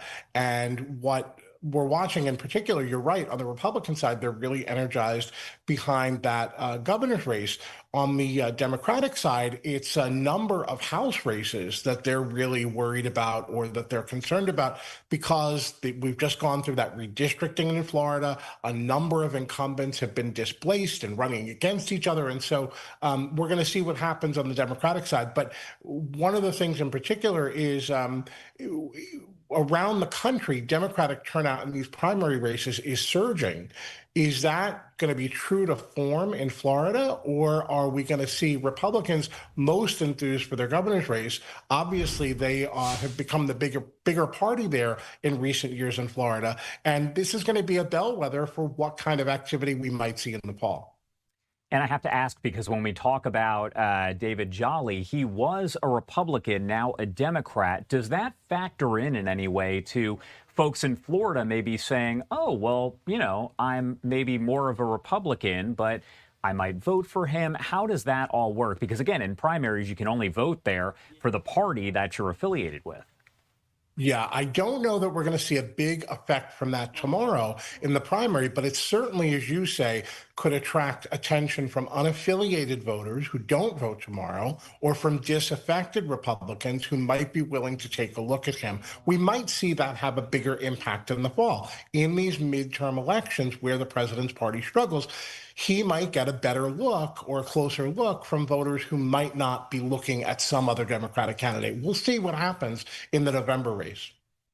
You're looking at, once again, the top candidates here. But as I mentioned, Byron Donalds is leading in the polls, every poll, by, in some cases, a lot. We're talking 20, 30, in one case, 40 percentage points. What we saw, though, is last week, and you and I kind of discussed this, you saw Francesca Hong, who had been leading in all of those polls there, and she lost. So do the polls really mean a whole lot when you're looking at the primaries and voter turnout maybe isn't the same as you would see in a presidential year? You're right. We could be looking at a situation where the polls underrepresent somebody like James Fishback, who has a groundswell of conservative support. If he really turns out a lot of energized voters for him, he could do better. And if he does better, or if Paul Renner does better, then that means that Donalds may do a little bit worse. I don't know if the question so much is whether or not he loses tomorrow, Donalds. You're right, he has a significant lead. He has the endorsement of President Trump. And so I think the question is really more, how much does he consolidate a very large field running against him, 12 total candidates? How well does he do versus that field? And that's going to be the sign of strength we're looking for there. It's interesting because as you look at Florida, it used to be kind of a purple state. Now it appears to be more of a red state. It's been decades since a Democrat has been elected as the governor. So my question for you, with David Jolly likely getting that Democrat nomination, and you kind of touched on this when we were talking about him switching parties, what does the Democrat Party have to do to really be in the race, to be in the fight here and stand a chance of defeating the Republican nominee, likely Byron Donalds? What do they have to do? It's really all about, I hate to say this is the cop-out of political scientists, it's all about turnout. It's all about energy and enthusiasm, how much they are fired up, not just for this race, but for some of the House races, Jared Moskowitz and Debbie Wasserman Schultz. How much do all the Democrats collectively drive turnout for the statewide race versus Republicans? Republicans are not as energized this year. We know that. So the question is, can Democrats mobilize more of their base to come out than the larger base that would normally not have a problem? Presidential races not have a problem, but are they suffering from voter disinterest this year on their side? And can Democrats capitalize on that? All right, and another race that you kind of touched off the top here, but I'm going to pop this up to give you a look because there's a lot to kind of unpack here when we talk about the U.S. Senate race over in Alaska. There are these two front runners, but there's more than a dozen candidates that are running, and the top 4 are going to advance to the November election. But this is kind of like watching Survivor, because you basically just vote. It doesn't matter if you're voting Republican, Democrat, the top 4, regardless of their party, then advance. So how does that kind of change things? Well, it's a really interesting race. You have an incumbent U.S. Senator, of course, Dan Sullivan, who is running against a number of other Republicans, including one who shares his name. And so there are questions about whether or not there's going to be confusion there. I don't know that I expect him to have any real trouble on the Republican side. As you say, I think the bigger question is, when you get down to the contest between Mary Peltola and to Dan Sullivan in November, how does this preference play in? And Peltola has run very well in the ranked choice voting primary. She's done very well among voters who have preference that may not just be number 1, but maybe number 2 or number 3. And so the question is, how much of a headache can she give him? We don't know the answer to that. It's really tough to poll in a state like Alaska, notoriously bad. We don't know what the numbers truly are. There are some signs. Last night, she fired her campaign manager. We don't know if there's trouble on her side. For example, she had an endorsement last week by Kamala Harris, and she very politely said, thank you, but no thank you. We're only concerned about Alaska, not what's going on in the lower 48. So there are signs that maybe she is not moving ahead as much as she wants to move ahead. We'll see. Alaska ultimately is a very Republican state. You would expect Sullivan to do well. The question is, can Democrats do enough this year to really change that fundamental? Talking about the fact, and I was going to bring this up, but you already brought it up, the fact that you have 2 Dan Sullivans that are in that race. Is there anything that will likely be done about that? Because you have to imagine that there could be just a little bit of confusion on the side of the voters there, because how do you distinguish, maybe using a middle initial? I don't know. Yeah. So Alaska election officials have done their very best to put as much clarity around this as possible. They've designated Senator Sullivan as the incumbent and as the Republican registered official who's on the ballot. The other Dan Sullivan is a relatively new Republican. Within the last year or so, he changed his affiliation. But look, I mean, you can't change your name. And so the fact that he has the same name, there have certainly been questions about whether he was recruited in order to create that confusion. But Dan Sullivan's not an unusual name. I don't know that there's anything you can do about your name. And like I said, the officials there have done their very best to let voters know exactly which Sullivan is the incumbent, which one is the longtime Republican. There you go. Any other races that you're going to be watching here tomorrow as we get to the primaries? There is that open seat in Wyoming. Wyoming is one of the 3 states where Donald Trump's approval is above water right now. He's struggling everywhere else. And that's really one of the major themes of this midterm year that we're talking about as we keep coming back to it. The race for Harriet Hageman's seat as she moves up to the Senate, Chuck Gray has organization support throughout the state. He does not have Trump support. Can he consolidate a fractured GOP field behind him to take that seat is the one that I'm watching, besides the other ones that we've been talking about. All right. Micah Rasmussen, thank you so much, as always, for being here with us. And I'm sure we'll be checking back as, we see all this play out. Sounds good. Thank you for having me. Thank you. All right, we're going to head to a quick break right here, 8:41 on the East Coast and 5:41 on the West Coast. My name is Josh Breslow, and a reminder here that we will have up-to-the-minute results as those primary results come in tomorrow night here on Live Now. We'll be right back.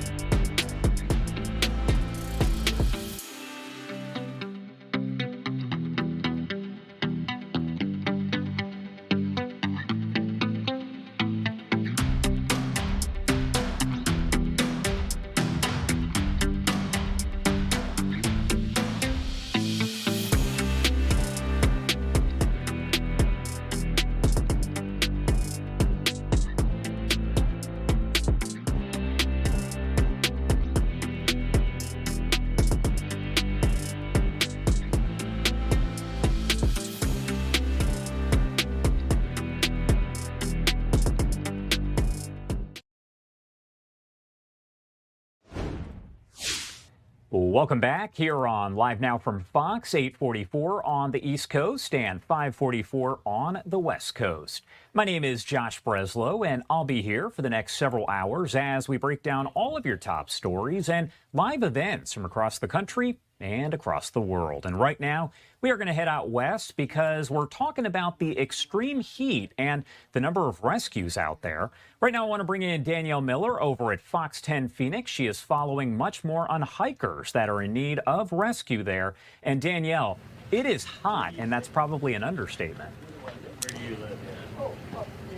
It is, yeah. Good morning. And this is unfortunately nothing new to us here in the Valley. I mean, we have mountain rescues pretty regularly. And as I said, unfortunately, because it is very dangerous, especially for the hikers out here, as well as the first responders who are responding here to this. So yesterday alone, we had 3 different rescues. So 2 of them happened at the Echo Canyon Trailhead. That is where I am here at Camelback Mountain. Another one was on another mountain. That's Piestewa Peak over there.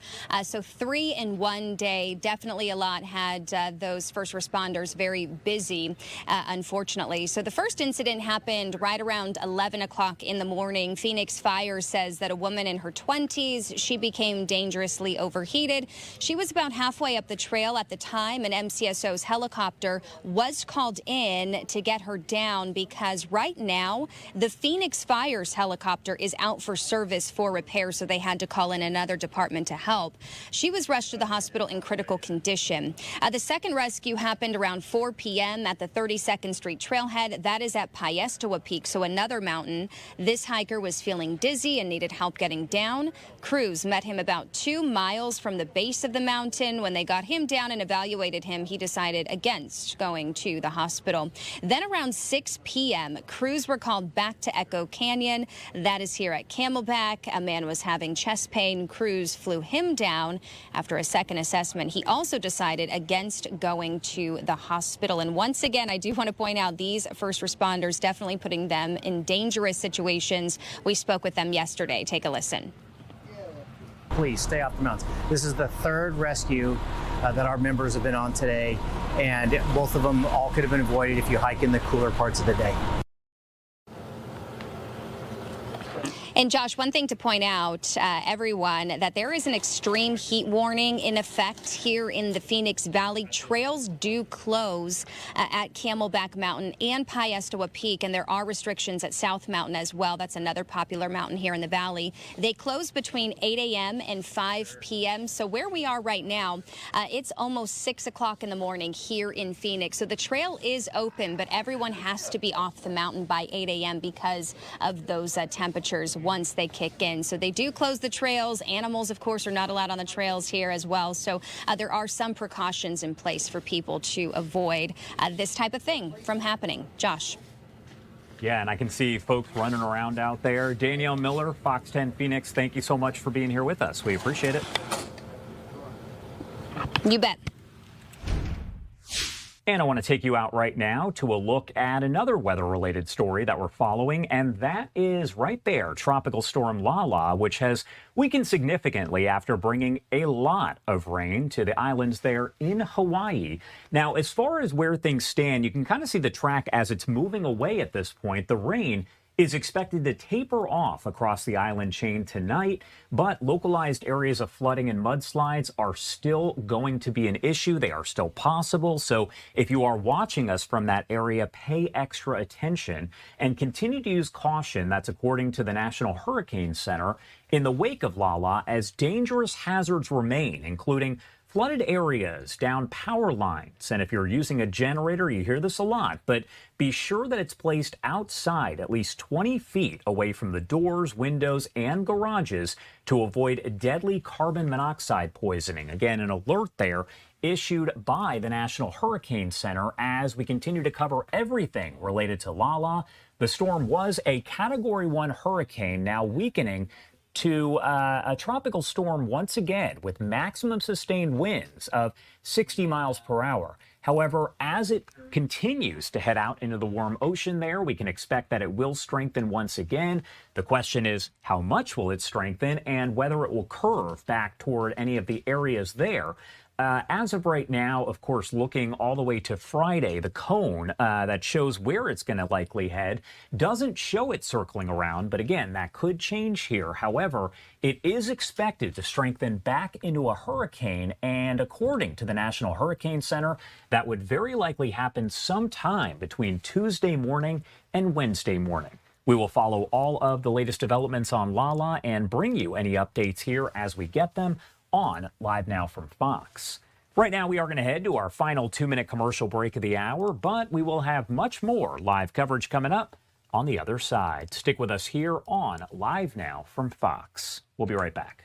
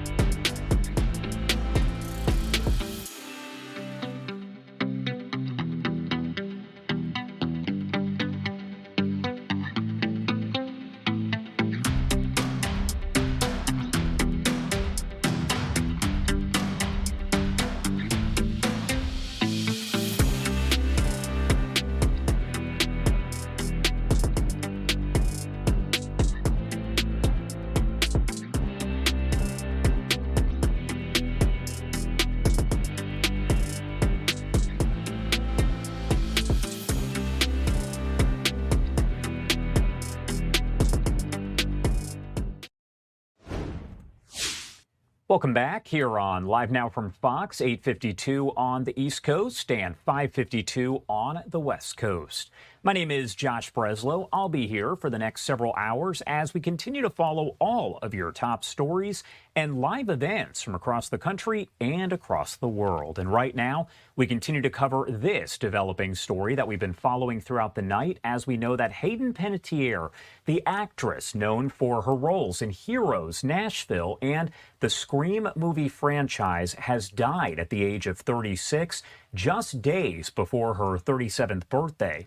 Now, her father releasing a statement to ABC News confirming her death, but at this point, a cause of death has not been released. Now, I want to take you out to a post as we are starting to get the different reaction that's coming in. Mike Lawler, who is a congressman, a Republican from New York, essentially remembering Hayden Panettiere in a post on social media this morning where he posted a photo of her and said that she grew up in the area where he represents, and of course saying that it is a heartbreaking situation, very tragic. Again, that reaction will continue to come in all throughout the day as people wake up and learn of her tragic passing. Again, 36 years old, about to turn 37.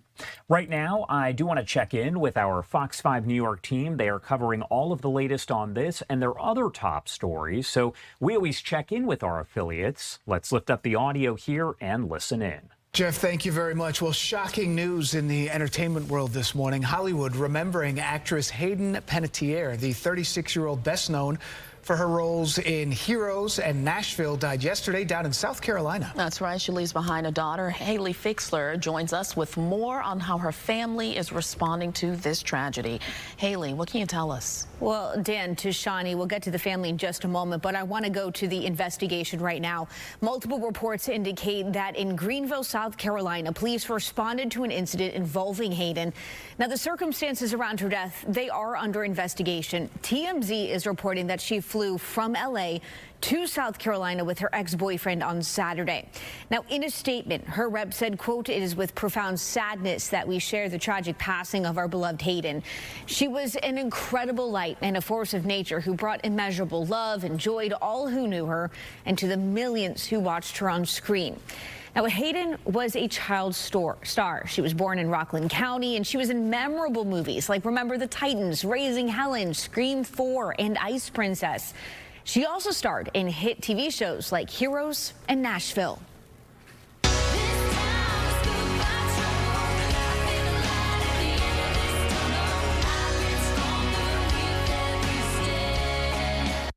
All right, just a couple of months ago, Hayden released a memoir titled "This Is Me, a Reckoning."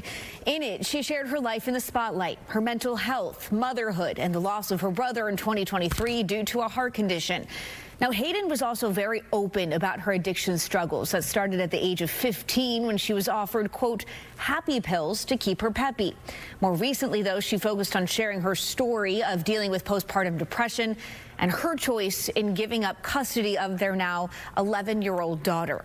Now, tributes to Hayden are pouring in. Actress Viola Davis sharing on social media, quote, "I wish the world had more time with you because I had a burning curiosity about who you were becoming." And actress Bethany Joy Lenz posted on Instagram reminiscing about their time working together when Hayden was young. Selma Blair also posted, "I love you.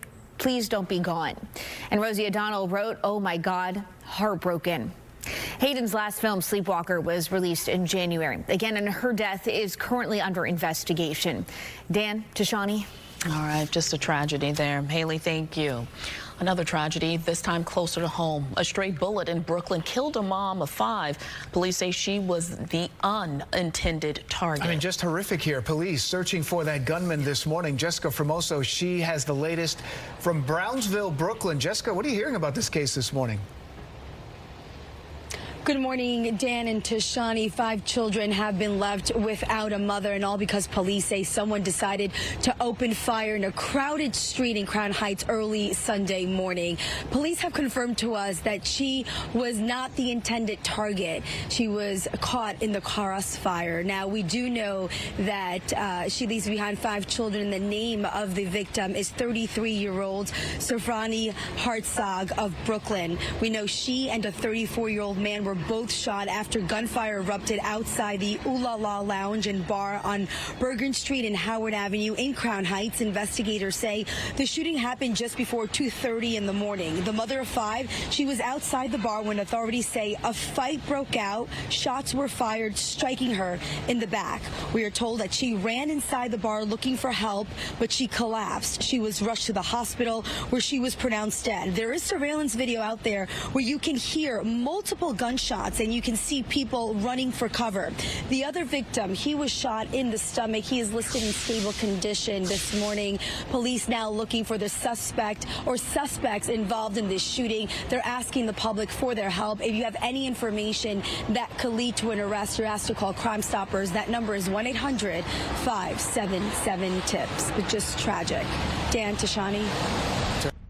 All right, wanted to check in there with our Fox 5 New York team for some of the big stories that they are covering on this Monday morning. We are now approaching the top of the hour here, 8:58 if you're over on the East Coast and 5:58 on the West Coast. My name is Josh Breslow, and I do want to get you right back into some of those big stories that we are following here on this Monday. Take a look here at this post from President Trump as we are learning some new information here. President Trump ordering the Pentagon to scale back planned joint military exercises with South Korea, saying South Korea did not help with the efforts to denuclearize Iran. Trump saying that Sunday in this social media post, and I want to read it for you as it says, quote, based on my very good relationship with Kim Jong Un of North Korea, I am not happy with the fact that the U.S. has long ago agreed to participate in joint military exercises with South Korea. These exercises are not only costly, with much of these costs paid for by the United States of America as usual, but send a signal that is totally inappropriate and hostile to a country that, as long as Donald J. Trump has been president, has been unthreatening and respectful. Therefore, and based on the fact that it is too late to cancel, I have instructed Secretary of War Pete Hegseth to substantially reduce the joint military exercises. While somewhat unrelated, I recently asked the president of South Korea if they would like to join us in the denuclearization of the Islamic Republic of Iran, and they said, quote, "No thanks. Thank you for your attention to this matter." So again, a lot of questions here, as we know that just days ago, North Korea fired that ballistic missile that went into the water there nearby, and there were questions about that as well. Now, we did have at the time Jenny Town, who is the senior fellow and director of 38 North at the Stinson Center, join us. She is now back to talk much more about this. Jenny, thank you so much for taking the time to join us here on this Monday morning. And as you'd imagine, there is a lot to discuss. There certainly is. Thanks for having me back. Of course. And I have to ask, as we go kind of into the past here, and you and I discussed this last time you were on, but can you explain for folks out there the joint exercises that seem to take place there just about every year with the U.S. and South Korea and what their kind of goal is? Sure. The U.S. and South Korea do have a combined forces command where the South Korean Army and the U.S. Military do work together. And each year they do run at least 2 rounds of large-scale live-fire military exercises. And these are the exercises that North Korea generally does protest as an act of practicing war, and especially given the scale and given the proximity to North Korea in which they're conducted. So it is common for North Korea to protest these exercises and to do such things as short-range ballistic missile launches in the weeks around the exercises, either before or after. But it is at the same time a necessary part of having a combined forces command, where they do need to practice certain logistical matters to have greater readiness in case there is a contingency on the Korean Peninsula. And this was, of course, the first time we've seen exercises that also integrate new drills that reflect some of the realities of how the war is being fought in places like Ukraine, certainly that the North Koreans have been learning from as well. And I have to imagine this probably came as a surprise to you that President Trump put out that message, because I know I've spoken to a lot of experts who were thrown off, also lawmakers who were thrown off by it. Yeah, I mean, the way that this was done really is hard to understand. If it was really about signaling to the North Koreans that we wanted to lower tensions, that the military exercises were negotiable in this way, the reality is right now we don't have negotiations going on between the U.S. and U.S. and North Korea. But at the same time, you wouldn't wait until the last minute when the exercises are about to start to make that decision. These have been in planning for months. They've already flown forces in to go through the exercises, thousands of forces in to go through the exercises. So to do this at the last minute really makes no sense and is unlikely to have a major impact on the relationship with Pyongyang. That's what I was going to ask next. Do you think that North Korea is seeing this in any way and thinking, oh, President Trump is doing this for us, so maybe we can restart talks there? President Trump basically saying that he has a good relationship with Kim Jong Un. So do you see this leading to anything kind of down the line? Well, I mean, President Trump has talked about having a good relationship with Kim Jong Un throughout this second term of his presidency. But again, if it was so good, then why did we move forward with these large-scale exercises the way that they were to begin with? My guess is, Pyongyang is watching this also a bit confused about what the message truly is. And I think is going to be unconvinced that this is anything substantial. And instead, here we've taken a move now that really exacerbates any tensions in U.S.-South Korea alliance relations right now, when there are still other other aspects of the relationship that are in contention, especially on trade issues. I think the messaging it seems much more focused on South Korea than it does on North Korea. And I don't think it's going to be productive on the North Korean side of the equation. And I have to ask about the U.S.-South Korea relationship because you touched on that a little bit, but is it likely, could it potentially suffer as a result of this announcement, the way it's worded, all of that? Well, I think it's just one more example of how U.S. credibility as an ally is eroding amongst how our allies are perceiving us. This is sort of an unprecedented move to tie these issues together, for instance, of, well, if you didn't do this for us, we are now going to change this routine cooperation that we have at the very last minute. In a way that's dramatic and ill-advised.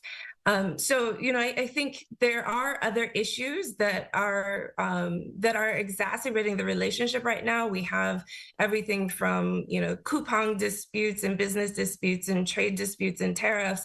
But adding this to the equation really is sort of an insult in that relationship as well, and is certainly going to cause some angst in the relationship. And on that note, what should we be watching for out there in the Korean Peninsula as, obviously this word gets out about the joint exercises? They're going to be scaled back, but at the same time, they're still going to happen. Well, exactly. They're still going to have the exercises. I would be interested to see how the North Koreans react to it. My guess is that they would put out some kind of statement that acknowledges it, but also rejects the notion of a little bit too little, too late. But it would be really, more important to watch how South Korea reacts to this. You have already seen messages from the Blue House saying that they support the notion of U.S. North Korea friendly relations evolving into negotiations. And of course, they have to make these kinds of gestures to keep the image of the alliance as being ironclad and try and keep morale high. But certainly there's got to be some really harsh, really bad blood going on right now in U.S. ROK relations that I think will play out in different ways in the coming weeks. All right. Jenny Town, thank you so much for taking the time to join us here. Anything we missed, anything that you want to make sure we mention before I let you go? I do think it's important to note that South Korea has also separately talked about calling on the relevant parties to start talking about formally ending the Korean War. And I think there was, some question of whether these two things were related, Trump's moves and that call. And the way that it was done, I would guess that it is not related at all. But certainly the South Koreans are still also trying to find their own way to resume inter-Korean talks and to find their own way of reducing those tensions between South Korea and North Korea. And certainly those are additional measures that we'll need to watch closely in the coming weeks as well. And of course, we definitely will. Thank you so much for taking the time to be here with us. We definitely appreciate it as always. Great. Thanks, Josh. And right now, I do want to head out to an event over in Florida. Now, just moments ago, we caught the tail end of what appeared to be Transportation Secretary Sean Duffy making an announcement over in Tampa. That has now ended, and we're going to work to get all of it for you. But I do want to take you out to the final 5 minutes there as they kind of take questions and break down a little bit more about while they're there. Who have worked in the private sector, who have not been willing to come forward and say, I'm going to volunteer my time for their government. Giving back. People who've done very well in their lives, willing to give back to make their country perform really, really well. And so often people will complain about their government at all different levels. And we now have people who are willing to step up and give their expertise, give their knowledge, give their time to make their government work way more effectively. And when your government works well, so too does your industry. And I'm proud that Steve Carmel was willing to join us as our maritime administrator. He is a wealth of knowledge. He shocks everyone in Washington with his viewpoint and knowledge and know-how. So thank you, Steve, for being here. And with that, for any of us, we're happy to take questions you may have.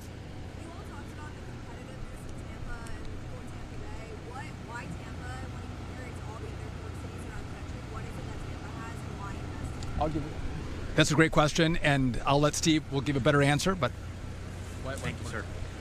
Port of Tampa has a couple of really unique, I think, attributes. Number one is location. As in all things real estate, location, location, location. This is a great place for instance, feeder services into the Caribbean, Asia, Gulf Strings call here.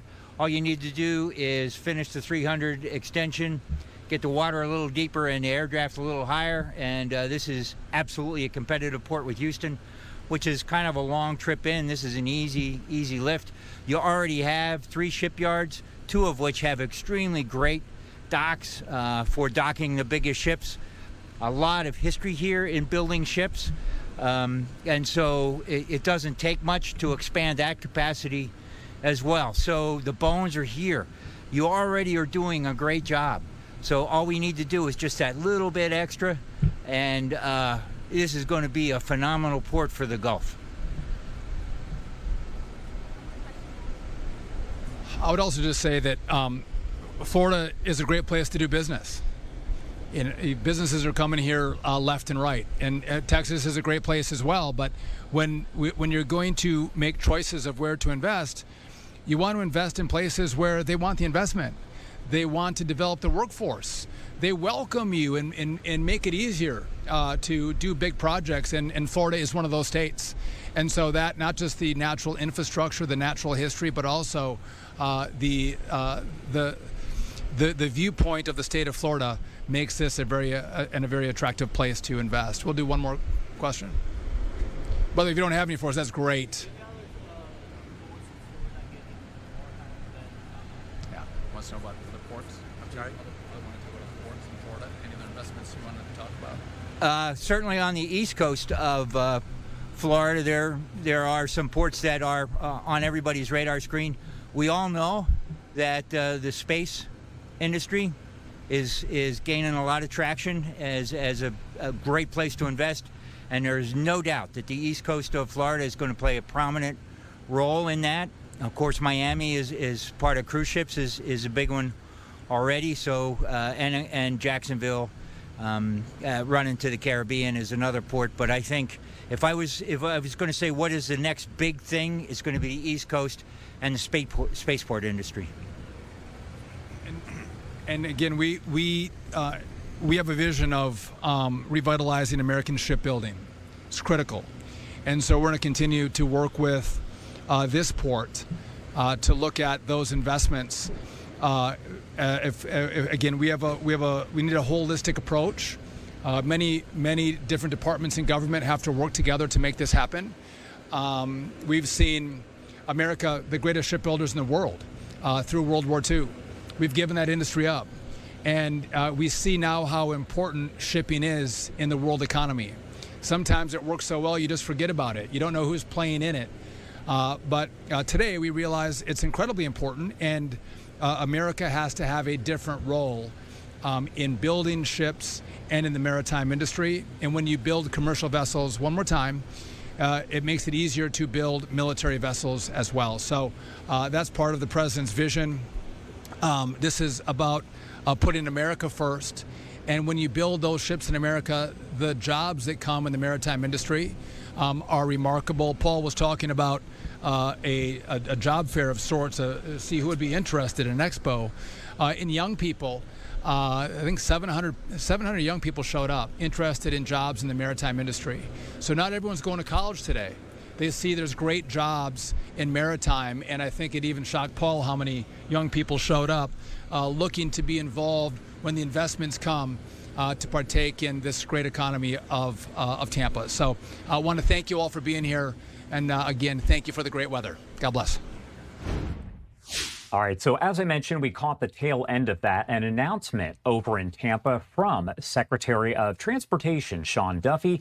We are going to work to get that full segment for you, but again, that was just moments ago there over in Tampa. We're going to head to a quick break now, 9:13 on the East Coast and 6:13 on the West Coast. My name is Josh Breslow, and we will be right back. Stick with us.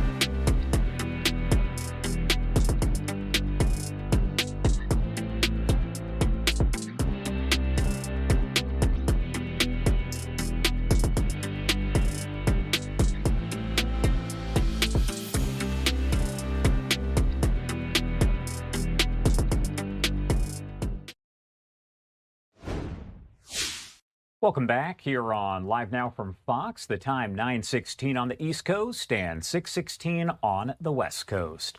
My name is Josh Breslow, and you're taking a live look over the Capitol here on the right-hand side of your screen.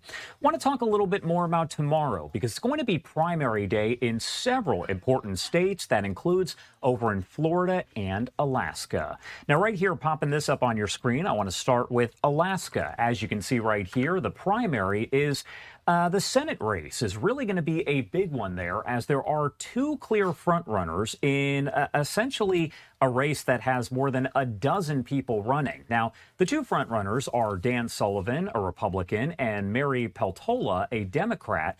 And what's interesting to note is that it's almost like a game of Survivor, because you're not just doing, voting for a Republican, voting for a Democrat. Essentially, it's going to be the top four go-getters, or vote-getters, I should say, that make it onto the ballot in November. Whether or not that's Republicans, Democrats, a mixture, all of that remains up in the air. Now, a big race that a lot of people are watching is out east. This is over with the governor's race. As you can see, the Republican primary being watched very closely. There are many candidates, but here are the top four according to the polling. You have Lieutenant Governor Jay Collins, Representative Byron Donalds, James Fishback, and Paul Renner. Now, coming up here in just about 10 minutes or so, we are going to be joined by Lieutenant Governor Jay Collins to talk more about all of this. But for now, I want to take you out to some of the remarks from Byron Donalds over the weekend as he broke down a little bit more about his campaign. Oh, my goodness. Well, first of all, good morning to everybody. You can do better than that in Pinellas County. Good morning to everybody. All right. Listen, it's been. I'm not gonna do the heavy script. Is that okay? I'm gonna just share what's kind of on my mind, what's on my heart this morning as I got up. Campaign trail is pretty interesting. We have been crisscrossing the state nonstop, really the last year, but especially over the last month.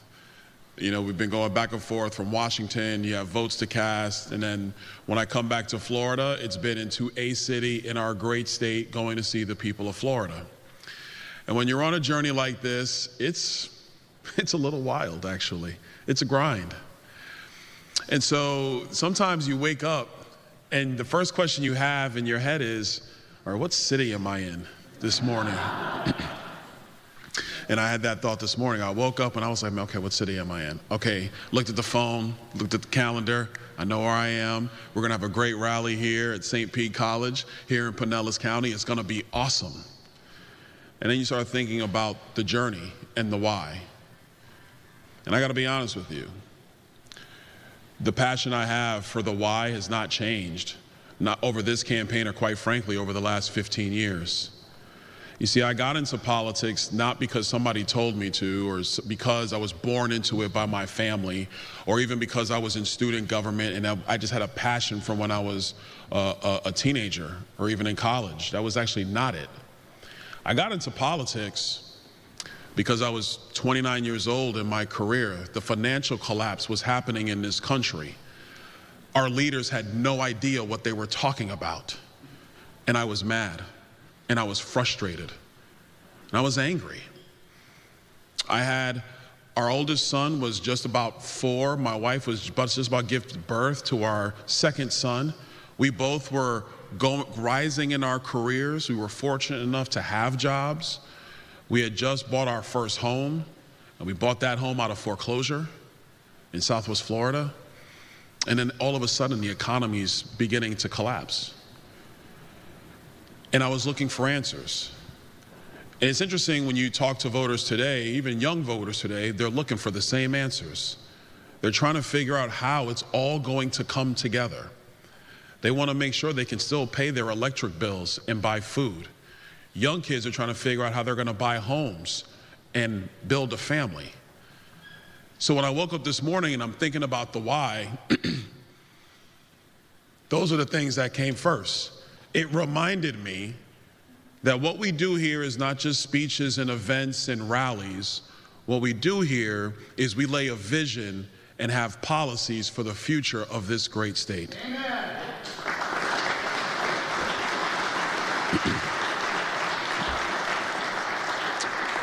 And in 3 days, Republicans are going to go to the polls and they are going to decide who the next nominee for governor is going to be in the Republican Party.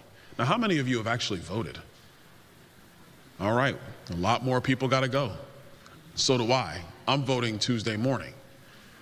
But this election, this primary, is about making sure that not just the vision of Florida, but the dream of Florida remains alive and well for everybody. That's what it's about. We have become the preeminent state in all of America. And we've become that state because unlike so many others, we said no to the woke policies. We said no to the public health establishment. We said no to crazy nonsense like not backing our men and women in blue who keep us safe because we support law enforcement in our state. And thank you, Sheriff Nacco, for being here and all your leadership in Pasco County. And he's going to do a great job in the state Senate. He's going to do a great job. People come to Florida because they just want to be free and they want to be left alone. People come to Florida because our taxes have been low and our government has been limited. People come to Florida because they want to just live a great life in a state that makes sense. And this is why our populations have grown. This is why companies are choosing to come. And this is why the Democrats have had no control in our state. Because our voters have said time and time again that we choose common sense and we choose conservative policies. And in 3 days, we will choose the next nominee for our party. But after those 3 days are done, we begin the real work of making sure that once again, we defend the Florida dream and we tell the Democrats that they can keep it in New York and Chicago, but it's not coming to Florida.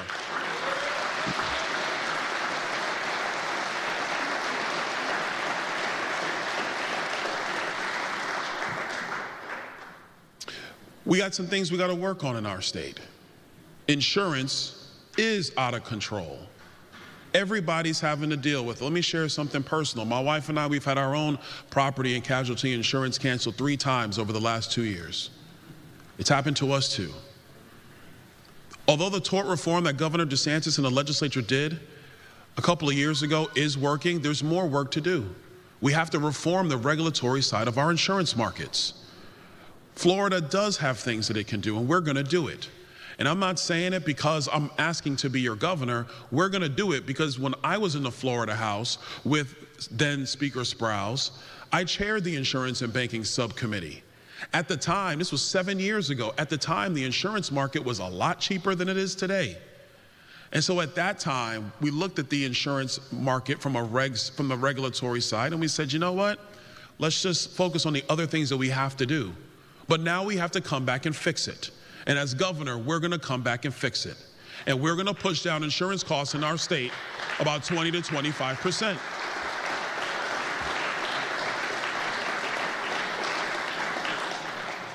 Everybody's talking about property taxes. That's in your hands. You will decide. I'm just here to tell you that next year we have in our Constitution a Tax and Budget Reform Commission.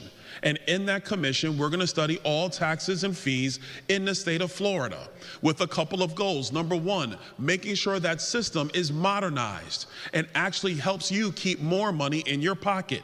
Number two, if we can repeal homestead property taxes, we will get that done.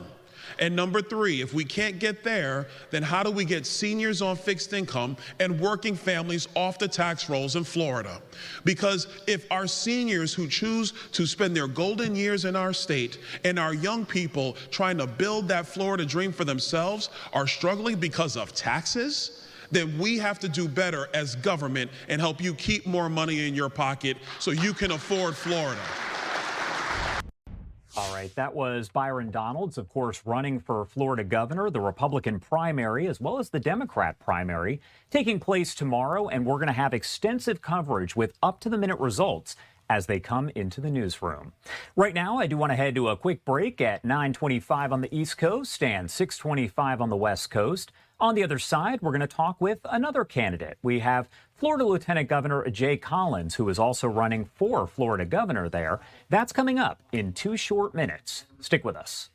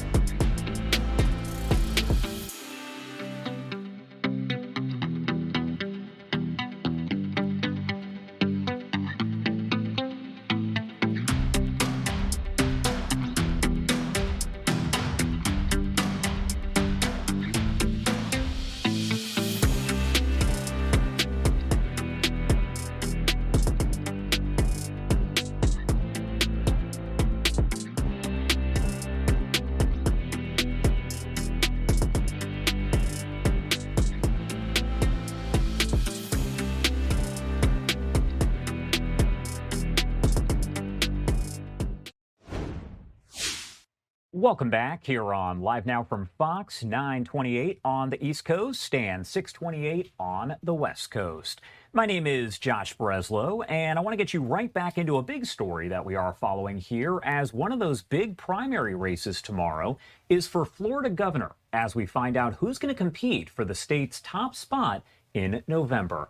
As you can see there on the Republican side, the field is quite a crowded one, with polls showing these four candidates polling the highest. One of them is Florida's second in command. That's Lieutenant Governor Jay Collins. He joins us now live to talk much more about the race itself. Lieutenant Governor, thank you so much for taking the time to be here on this Monday, the day before primary day. Josh, good to be on, man. How are you doing today? Doing good. And my first question for you is, how are you doing? Man, it's a great day. I live in Florida. You know, the sun comes up every day. I have a great family. I live in the greatest state in the greatest country in the history of our planet. What could go wrong? And how are you feeling as you know that you're about 24 hours, technically less than 24 hours away from primary day? How are you feeling overall about all of that? Well, look, I feel great. I have been around all 67 counties. I've talked to people in every nook, in every corner of the free state of Florida. You know, the feedback has been incredible. Everywhere we go, people don't want career politicians. They don't want leadership as normal. They don't want politics as normal. They want somebody who says what they mean, means what they say, but actually gets things done. That's the most critical component of this. They don't want someone who feels like they're above the people. They want someone who is one of the people. That's who I am. I'm a regular guy. I've done some interesting things, and I'm here to lead the people of Florida, to lead the free state of Florida into the greatest 8 years of our state's history. And for those kind of going in reverse here, for those who maybe aren't familiar with you, can you break down who you are and what you stand for, what platform you're running on? Well, look, I'm a son of a failed farmer, born to a 16-year-old kid, raised on welfare. I went to college for a couple of years, realized the NFL wasn't going to be my actual dream in life, joined the Army, became a Green Beret, got shot, did surgery on myself, got blown up, lost a leg, served 5 more years after requalifying. I was a nonprofit executive feeding millions of people across America.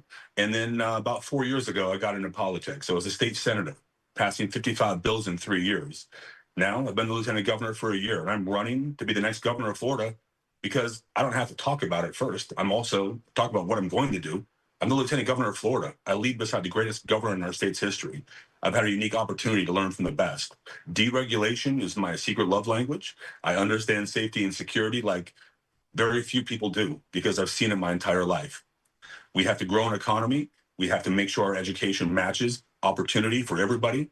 Because as Marco Rubio said, we are the nation and we are the leading state where anybody from anywhere could become anything. My story tells that, and the American dream, well, it's alive and well in Florida. We're going to make sure everybody has those same opportunities every single day. And you talked about the fact that you have now been Florida's lieutenant governor for a year. So how does that experience and kind of working alongside Florida Governor Ron DeSantis prepare you for having that top spot in the state? Well, look, he is an incredible leader. He is. He understands the issues. You have to be present. It's one of the most important things that I find we don't talk about enough is that he is always on the ground, leading from the front. Executive energy matters. You know, you've got to be there. Leadership's not just talking about it on television. Leadership is being on the ground where people's lives are impacted. That's my life story. That is what Ron has done as the greatest governor in Florida's history. And when I follow it up, that's exactly how we're going to continue to do this. If we're going to solve property tax, if we're going to solve our insurance problems, we're going to bring those prices down and get rid of homestead property tax. Well, it's not platitudes. It's actual hard work on the ground, making those things happen. That's how this happens in the free state of Florida. When you look at the polling, the last 4 polls show Byron Donalds up by a lot in this race for the Republican primary. So does the polling matter to you? Does it change anything about the way you do your campaign, the way you run things? Not at all. Look, it's only pressure if you let it be pressure. I spent my entire life in incredibly difficult and high-pressure situations. I know where the people are. I talk to them. Polling, as we've seen in primary after primary after primary, seems to have a deep flaw. We've missed the mark on many races. I think there's going to be a surprise that people might just not understand what's going on the ground in the free state of Florida with some of these polls. The simple fact is this: people are using their voice. Florida guys and Florida gals, they do what they think is right and vote for who they think is best. When you talk about the endorsements, obviously each candidate getting a lot of endorsements, but you have Byron Donalds getting that endorsement from President Trump. What does that mean to you to hear that? When he said, I'm endorsing Byron Donalds, what were you thinking? I wasn't in the race yet. 18 months ago, 19 months ago, I was a state senator. I was running a nonprofit feeding people after hurricanes, wildfires, and tornadoes. And, it is what it is. I voted for the president 3 times. I served as a one-legged Green Beret under his watch. I love what President Trump is and what he does, and I'm grateful to have a president who's actually getting things done, who loves America. But here in Florida, our people, they want someone who understands them, who's one of them, somebody who doesn't seem aloof, who's above the people. Look, what they want to see is someone whose ethics and morals match up to their expectations. Byron put out a couple days ago, or a couple weeks ago now, that you got to learn the difference between unethical and illegal. No, you don't. Neither is acceptable. They're both wrong. And you cannot do those and talk that way as the governor of Florida. We want someone who we can trust when the lights are on, when the cameras are off. That's what the people of Florida want to see. And also, I have to ask here, because you started off the top by talking about this a little, but how do you differ yourself? How do you differentiate yourself from the other Republicans that are on the ticket there? Well, I'll tell you, there's 3 simple things. You got to look at their track record of success. I passed 55 bills in 3 years. Constitutional carry, banning China from buying our land, codifying prayer in sports, making sure we taught the truth in socialism and communism, deregulation, tough on crime, making sure we unhooked and, walked away from the Obama-era green energy nonsense. You don't want the jab? Don't get the jab. Those things matter. I've spent my entire life running to the sound of the problem. What you do in disaster, what you do in crisis matters. Many run to the microphone. I stand with the people on the ground. And my moral compass, it points to the same place it always does, not to enriching myself, but to making sure that we protect and preserve our most important and most precious thing, the lives and opportunities of our people of Florida. That is my life's work. And right now, as I mentioned, you're looking at the top 4 candidates according to the polling there. Yourself, Representative Byron Donalds, James Fishback, Paul Renner. Now, you challenged Fishback's eligibility for the ballot, but a judge rejected that effort. Why did you believe that the challenge was necessary? Well, because I believe in election integrity. Look at the facts. I would challenge anybody to go look at the facts that were presented, what the judge did. And look, he made his ruling. I respect his ruling, but I completely and openly disagree. What he said is that if you identify as a Floridian, you are a Floridian. I guess that's now acceptable. That's crazy. That has hurt our people and hurt our state, and it's put us in a bad position.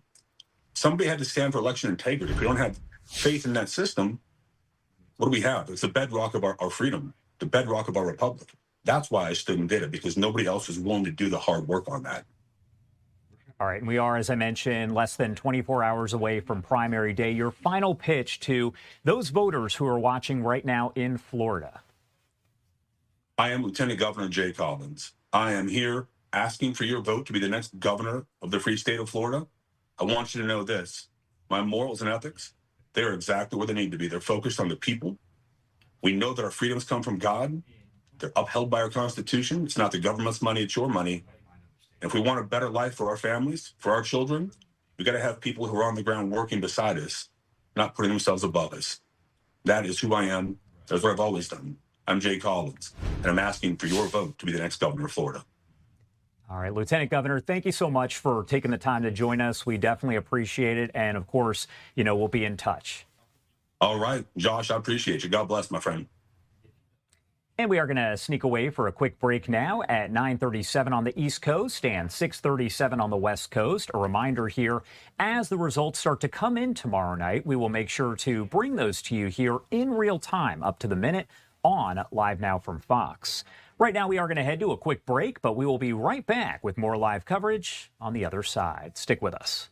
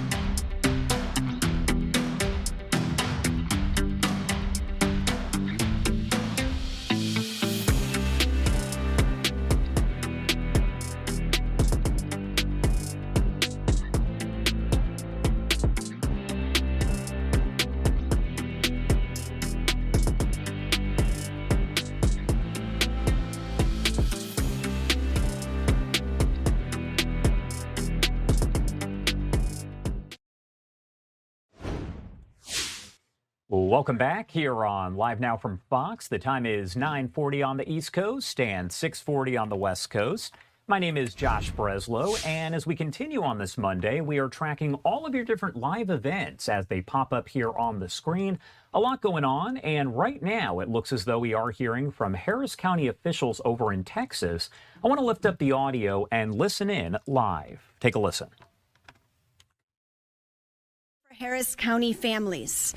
That means that over 130,000 Harris County families have lost their benefits. We were already in challenging times, but they have made this even more challenging, having local government step in alongside nonprofits, places of worship to fill the gap. Another example from the Big Beautiful Bill is the Affordable Care Act. Over 200,000 people will be off the ACA. We already had too many people who were uninsured in Harris County, but now hundreds of thousands more will be uninsured. Here in Harris County, approximately 1 in 4 of our neighbors are uninsured. And to continue cutting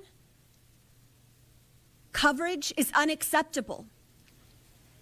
To focus on the state for a second, Texas for years has had the choice to expand Medicaid, which would offer relief to millions of Texans.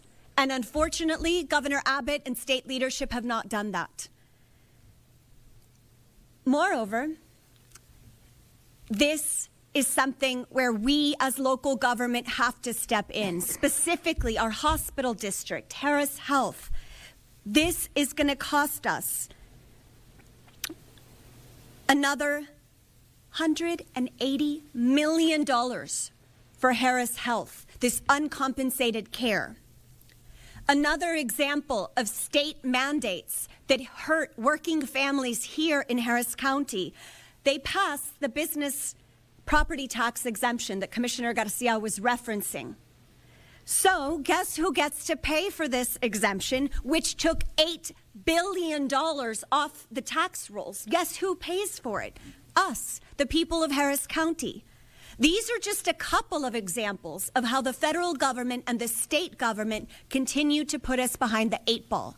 But what we're doing here in Harris County is stepping in to do our very best to fill the gap. And meanwhile, Harris County is one of the fastest growing places in the country. So as we have this growth, we have a greater demand for services, everything from our infrastructure to healthcare services and beyond. So we will balance this budget.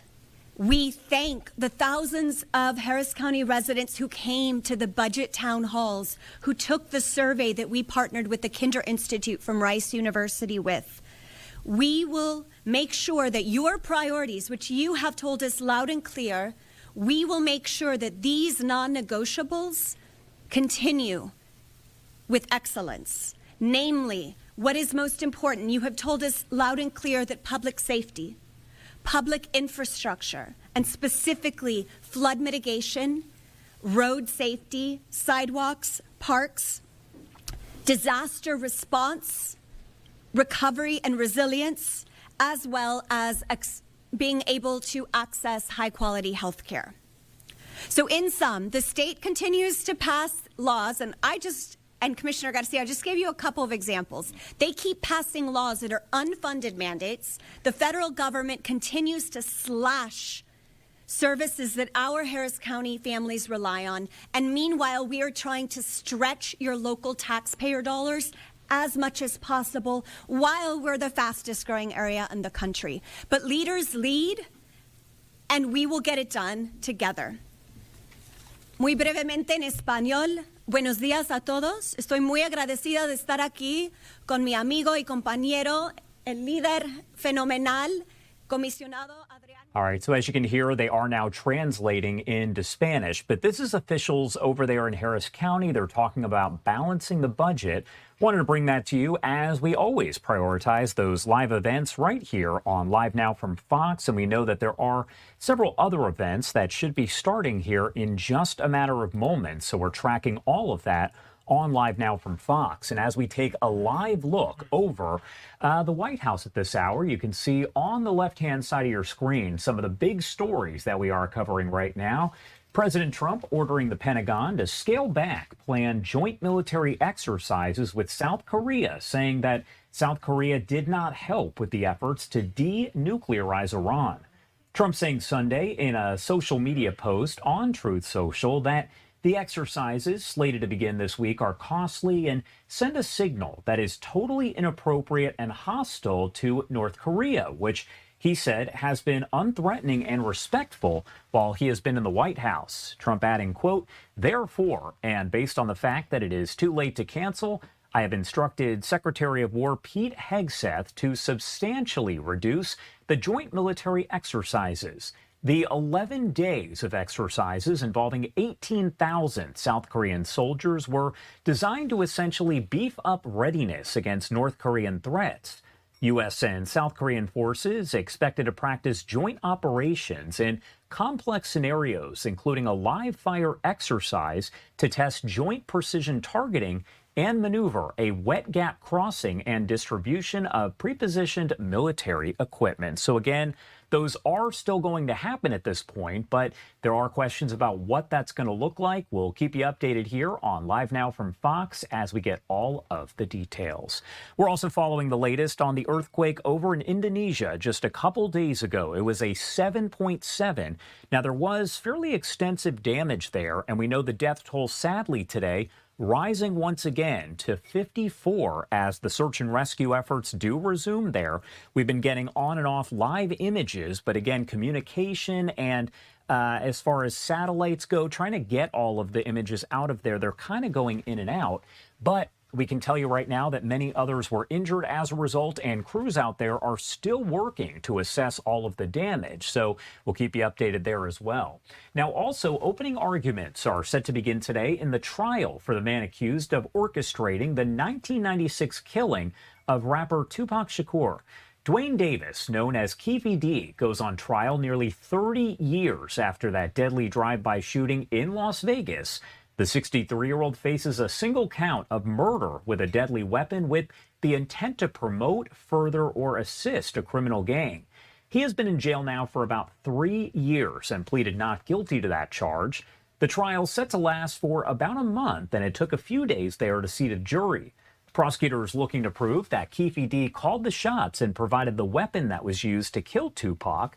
The gunfire came from the Cadillac that Keefe D was in. That's according to investigators. And at this point, he is one of the only people there that night who is still alive. Those opening statements are set for 12:30 p.m. Eastern Time. That is 9:30 a.m. local time there in Las Vegas. I believe cameras will be there, so we will definitely bring you any live images that we get.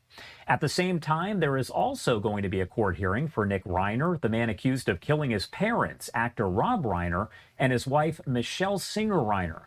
The hearing for Nick related to a separate dispute involving the family's trust, but the court date comes just days after we learned an LA County grand jury had indicted Nick on murder charges, adding allegations that he was, quote-unquote, lying in wait before attacking his parents.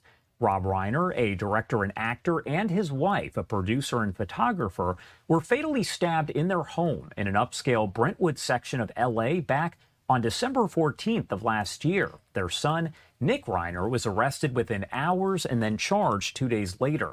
Lying in wait means that a suspect waited for or hid from victims in order to ambush them, and as an allegation, it's meant to essentially show premeditation.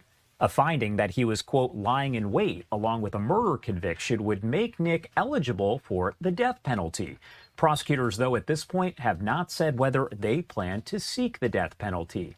The indictment comes as Nick Reiner is seeking unpaid money from a trust that his parents established for him, saying that he needs it to help with his defense.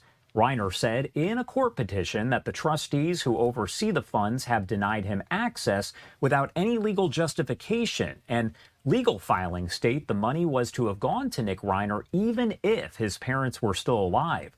The petition says the trust has at least $1.5 million, but trustees would not share the exact amount. That petition reading, quote, Nick loved his parents and he's devastated by their deaths, but the facts about what did and did not happen to them are not at issue, end quote. Again, that hearing on the trust set for later today, so we'll be in touch with our Fox 11 LA team and let you know exactly what happens. Right now, we are going to head to our final break of the hour, 9:50 on the East Coast and 6:50 on the West Coast. My name is Josh Breslow, and you're watching Live Now from Fox. We'll be right back.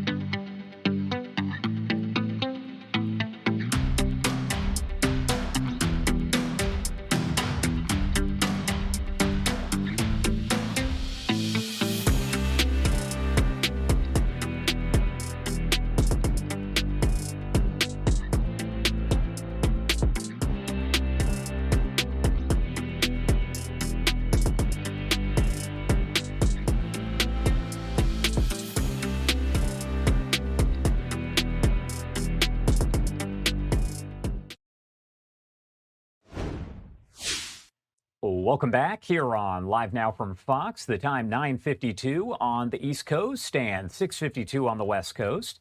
My name is Josh Breslow, and I'll be here for the next hour as we break down all of your top stories and live events from across the country and across the world. Popping up a live look over the White House at this hour, as I can let you know that President Trump does not have any public events that are scheduled for today. A lot of meetings, but those are happening behind closed doors. Now, we do know that there is an event that is set for 1 p.m. as the president greets lifeguard Ryder Williams. Now, that's happening in the Oval Office, but it's not quite clear at this point if cameras might be allowed in. Now, it does say closed press, but we've seen that before where it says that and then the press pool is called. They go inside and we're able to get live images. So if that is the case, as you'd imagine, you can watch it right here on Live Now from Fox. Again, that is slated for 1 p.m. Eastern Time. We're also waiting on a live event that was slated to start at 9:30 a.m., so it appears to be running just a little bit behind as the U.S. Department of Justice is holding a virtual meeting of the Religious Liberty Commission to finalize the Religious Liberty Commission report. Not sure exactly what that will consist of, but at this point we are waiting on that to get underway, and we'll see what that is. We'll dip in live as it begins. Now, also coming up a little bit later on today, we know that the House Democrats are going to host a field hearing on a killing by ICE agents. Now, they say This is going to be a field hearing over in Biddeford. Now, they're going to talk about ICE shootings and ICE in general, so we'll definitely dip into that as well as we get it. I mentioned this a bit earlier, but the opening statements in the trial for Keefe D., the man accused of orchestrating the murder of Tupac over in Vegas in 1996. Those opening statements getting underway. That is 9:30 a.m. local time there in Vegas, which is 12:30 p.m. Eastern time. Around the same time, 1 p.m. Eastern, we expect that House Speaker Mike Johnson and Congresswoman Jen Kiggans are going to be holding what they say is a media availability on a race for the 2nd Congressional District in Virginia. That's going to be over in Virginia Beach, so we'll play that out for you as it comes in.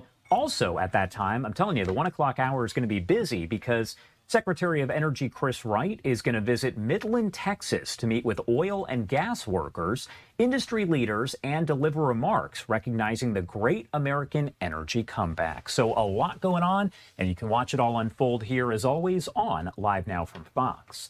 Right now, I want to take you out to an event that wrapped up a short time ago as we heard from West Virginia Governor Patrick Morrisey. We have not been able to play this out for you just yet, but it looks like they're opening a new terminal, so he was there over at the airport. Let's lift up the audio and listen in. In the first few months of becoming governor, and he stops in whenever he gets a chance to see how we're doing and what he can do to help. He has helped secure funding from the state from several levels to make today possible, and we look forward to working with him and his staff on new projects here at the airport to grow our flights and the businesses located here. Please welcome Governor.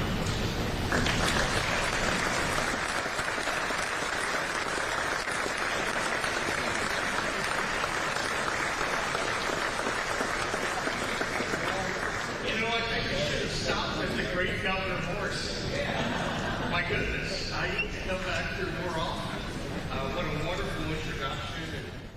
All right, so unfortunately, as that feed's coming in here, it's not the best audio, but wanted to try to bring it to you as we always prioritize those live events here on Live Now from Fox. Again, that is West Virginia Governor Patrick Morrisey as he's addressing a crowd there at the airport, talking about a new terminal that opened up. If we see the audio get any better, we'll make sure to dip in and give you a listen there.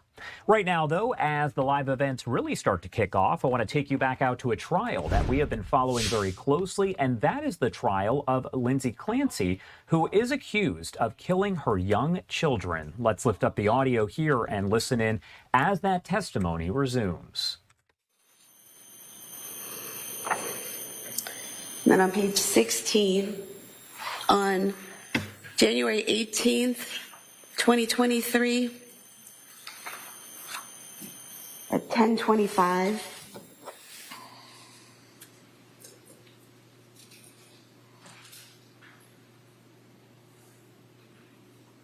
we have a search there, ketamine for suicidal ideation, is that correct? Correct.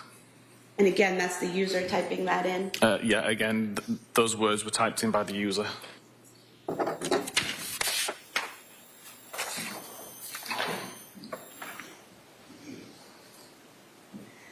And then on January 19th, 2023, on page 17 of your report,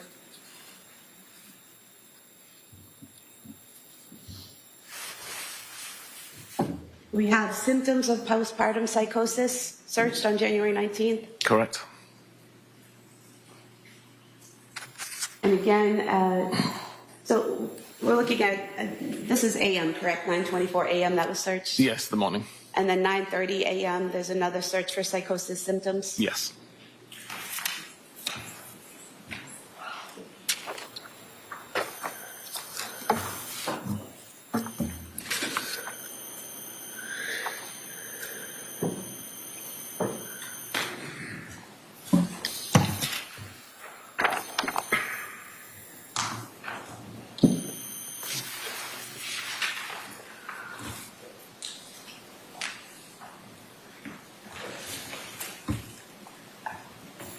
Going back to that same page, page 17, at the bottom for January 24th,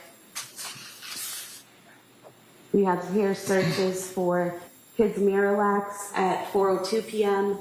and Takeout 3V at 4:13 p.m., is that correct? That's correct.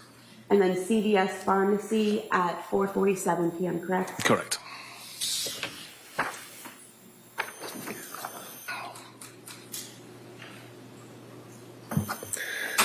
There was also an Apple note that you found in the records, correct? That was.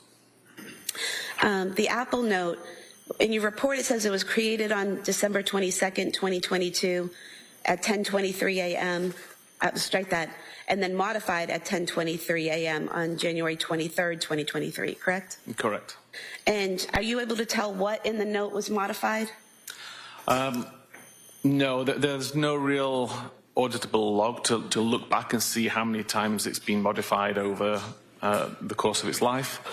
I was able to do some amount of recovery to see that on the day it was created, it started in a very similar way to as it's written on the 24th or 23rd of January, but the exact changes between when it first was created and the last time it was modified, we don't know. And then you also looked at messages, correct? Correct. And were you able to compile the messages that were sent and received between the defendant and her mother and the defendant and her husband on January 24th, 2023? I did, yes. And were you able to arrange it using the tools that you use in a way that looks like you might see it on your phone? Yeah, I tried to prepare it in a report which would be easy for any viewer to understand based on their own usage of text messaging. So showing you page 19 of your report, what we have here is an enlarged version of what you might see on your phone, correct? Correct. And so is this in blue, is this Lindsay's phone? It is. The messages in blue on the right would be outgoing. The messages in grey on the left would be incoming. And so we have a photo being sent out from Lindsay's phone to her mother, and then a reply coming back, and that pattern goes on and on, correct? Correct.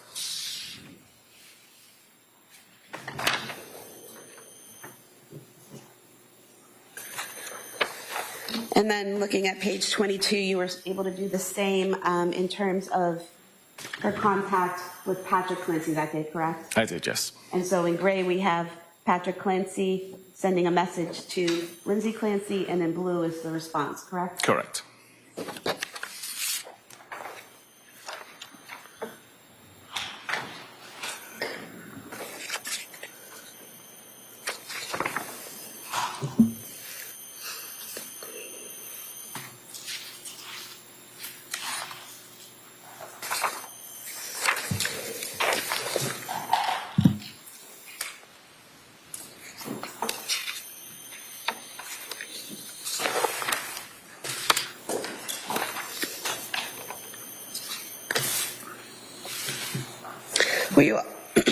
Were you also able to look at the phone calls that occurred either incoming or outgoing to the defendant's phone on January 24th, 2023? I did, yes.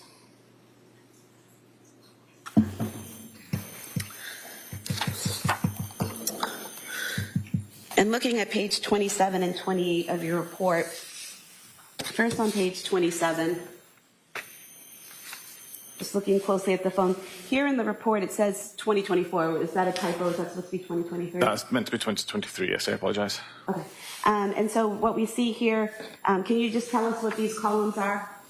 Yeah, the start time of the call, typically when it is answered by the recipient. The end time, when the call's ended.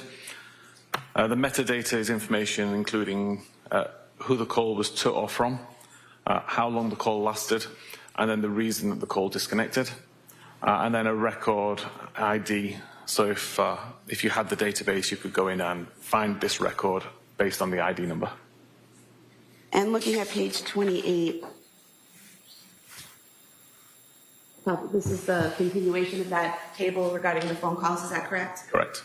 And so what we're seeing here is at 17:33, which would be 5:33 p.m., there's an incoming call from Patrick to Lindsay's phone, is that correct? Correct. And it says duration 8 seconds, 0 seconds.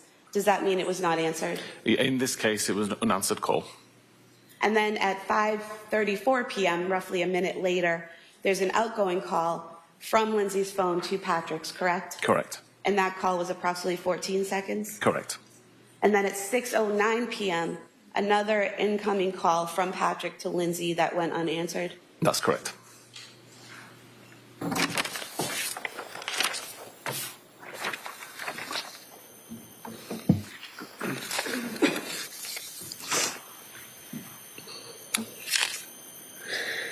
Now, you also, in a section you called media, you have some photographs that were taken from the phone with some metadata included, correct? Correct. What is metadata?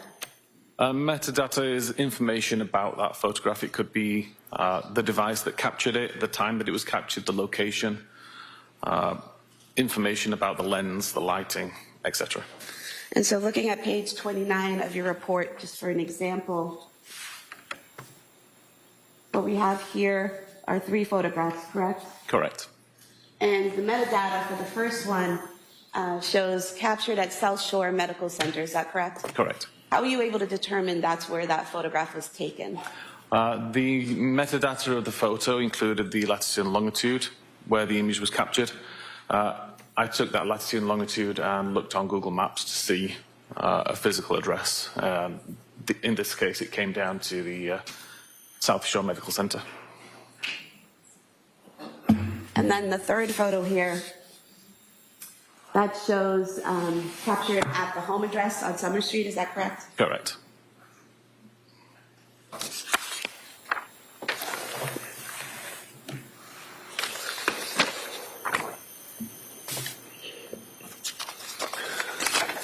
And then you looked at device usage. What is device usage?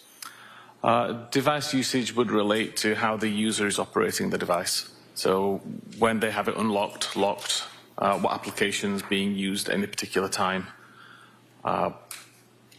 Essentially anything which is not a message or a phone call or results in additional data like that.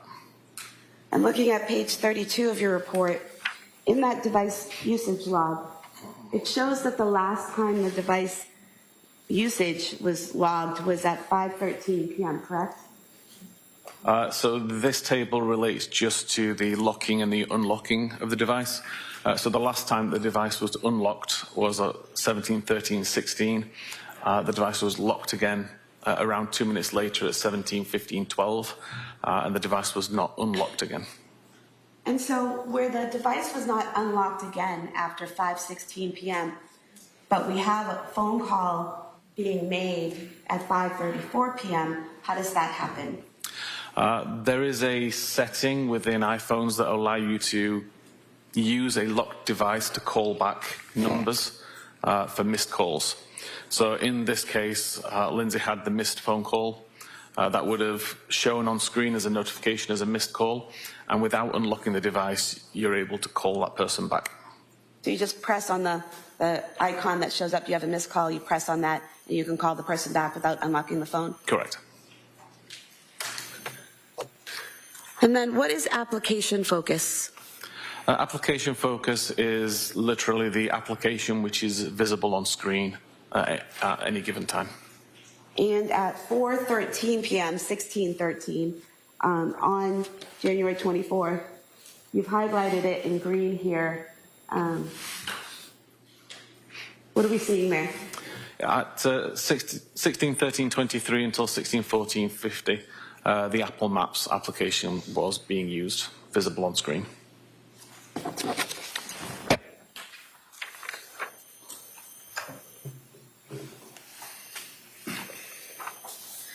Is it then used again at 5:13 and 5:14 p.m.?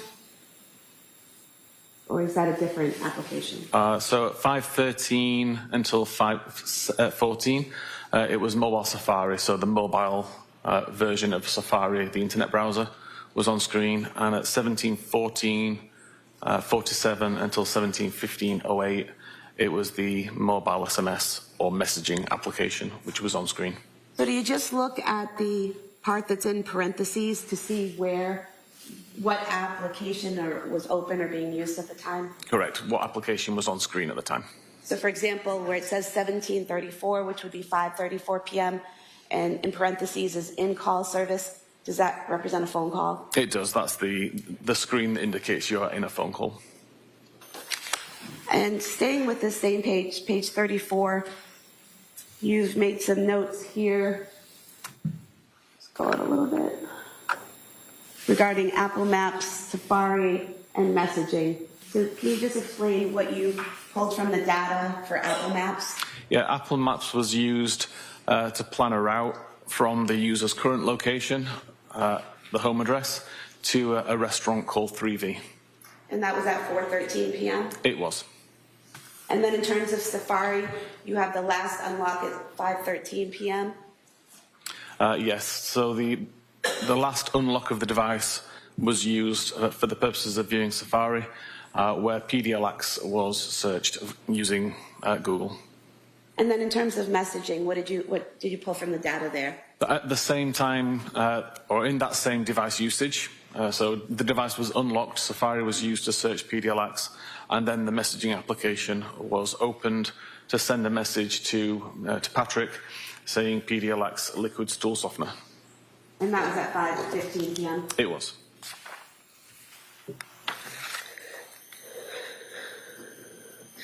And then did you create a timeline combining all the data that we've talked about into one timeline? I did, yes.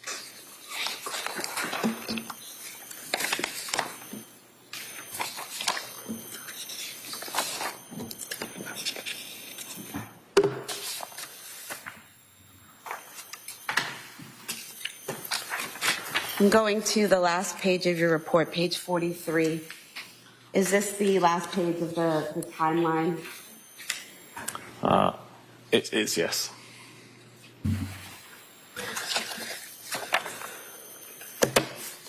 And in that page, can you explain what we're seeing here?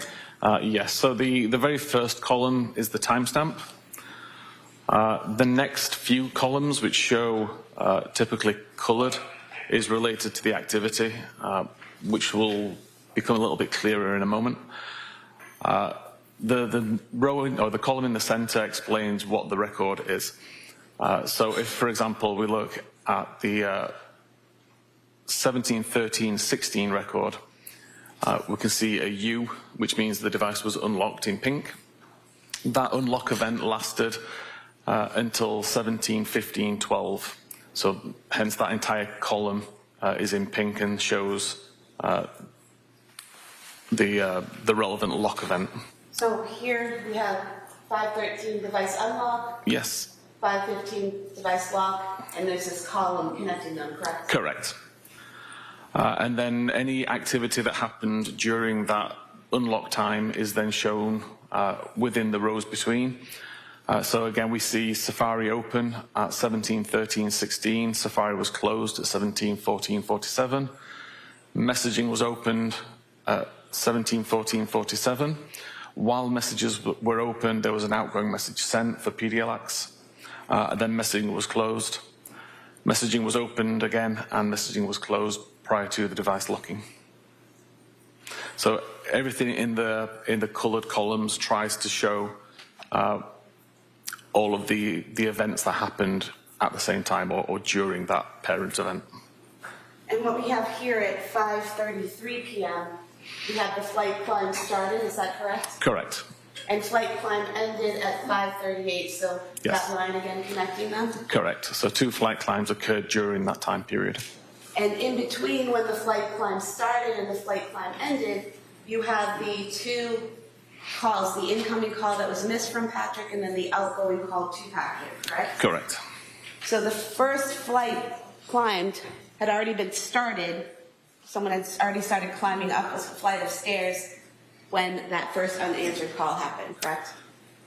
So flight climb started is how it's listed within the database and within the software. But it actually, the flight climb time is when the flight climb has been recognized by the device as the device has already climbed up those stairs. So even though it says flight climb started, that's technically the time that the flight climb, or the first flight climb had ended. So where it says 5:13 5:33:34 flight climb started, that actually indicates the person has gone up that first flight of stairs already. Yes, that indicates the phone has now realized I'm 3 meters higher than I was the last time I checked. Therefore, a flight climb has already been completed at that point. And then the calls happen, and then the phone realizes at 5:38 that another flight has been climbed. Correct.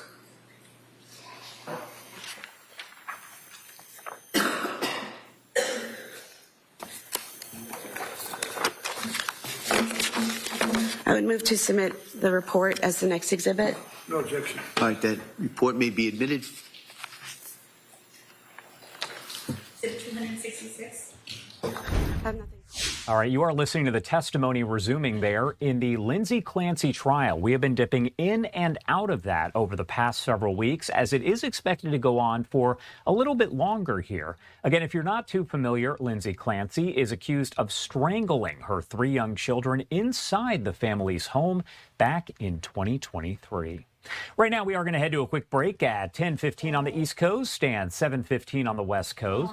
My name is Josh Breslow. You're watching Live Now from Fox, and we'll have much more live coverage on the other side. Stick with us.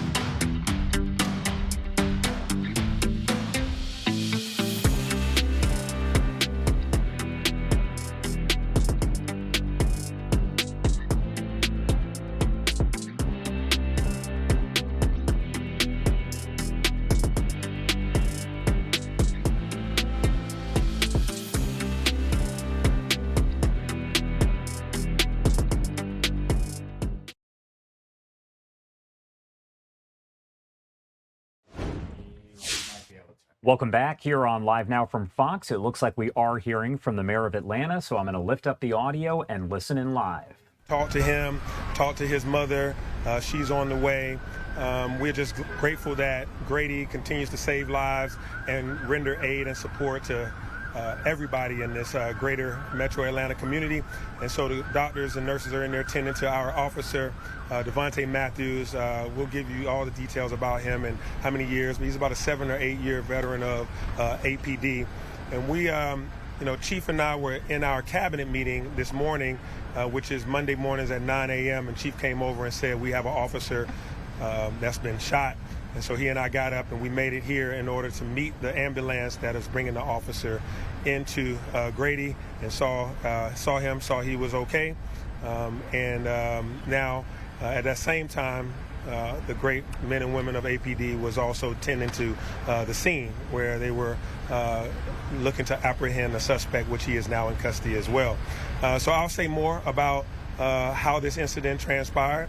It is related to mental health. And I'll have a lot more to say about that after Chief Schierbaum comes up and gives the critical details about the incident and the current status of the officer as well as the suspect. Chief. Thank you, Mr. Mayor. Good morning, everyone. Appreciate you being here as we update the citizens of our city on the condition of their officer. I want to join our mayor in thanks as well to the men and women of Grady EMS, to Grady Hospital for the phenomenal work they've done, for God for keeping his hand on our officer this morning, and the incredible men and women of the Atlanta Police Department who yet again stood in danger for their city today. The officers on scene that immediately provided care to their fellow officer who was shot, still held the scene and brought about a safe resolution. Each and every day, the men and women of the Atlanta Police Department stand in the gap for this city, and I appreciate them and our mayor's support of those officers. When our officer exited the ambulance today, they were greeted by their mayor. He was here waiting for them, and I appreciate all that he does to give us the tools that we need to keep Atlanta safe. 8:41 this morning, the Atlanta Police Department was called to 1429 Clark Howard Lane Southwest. Officers of Zone 4 Day Watch responded to the call. The call was a person in a mental health crisis that was armed with a firearm.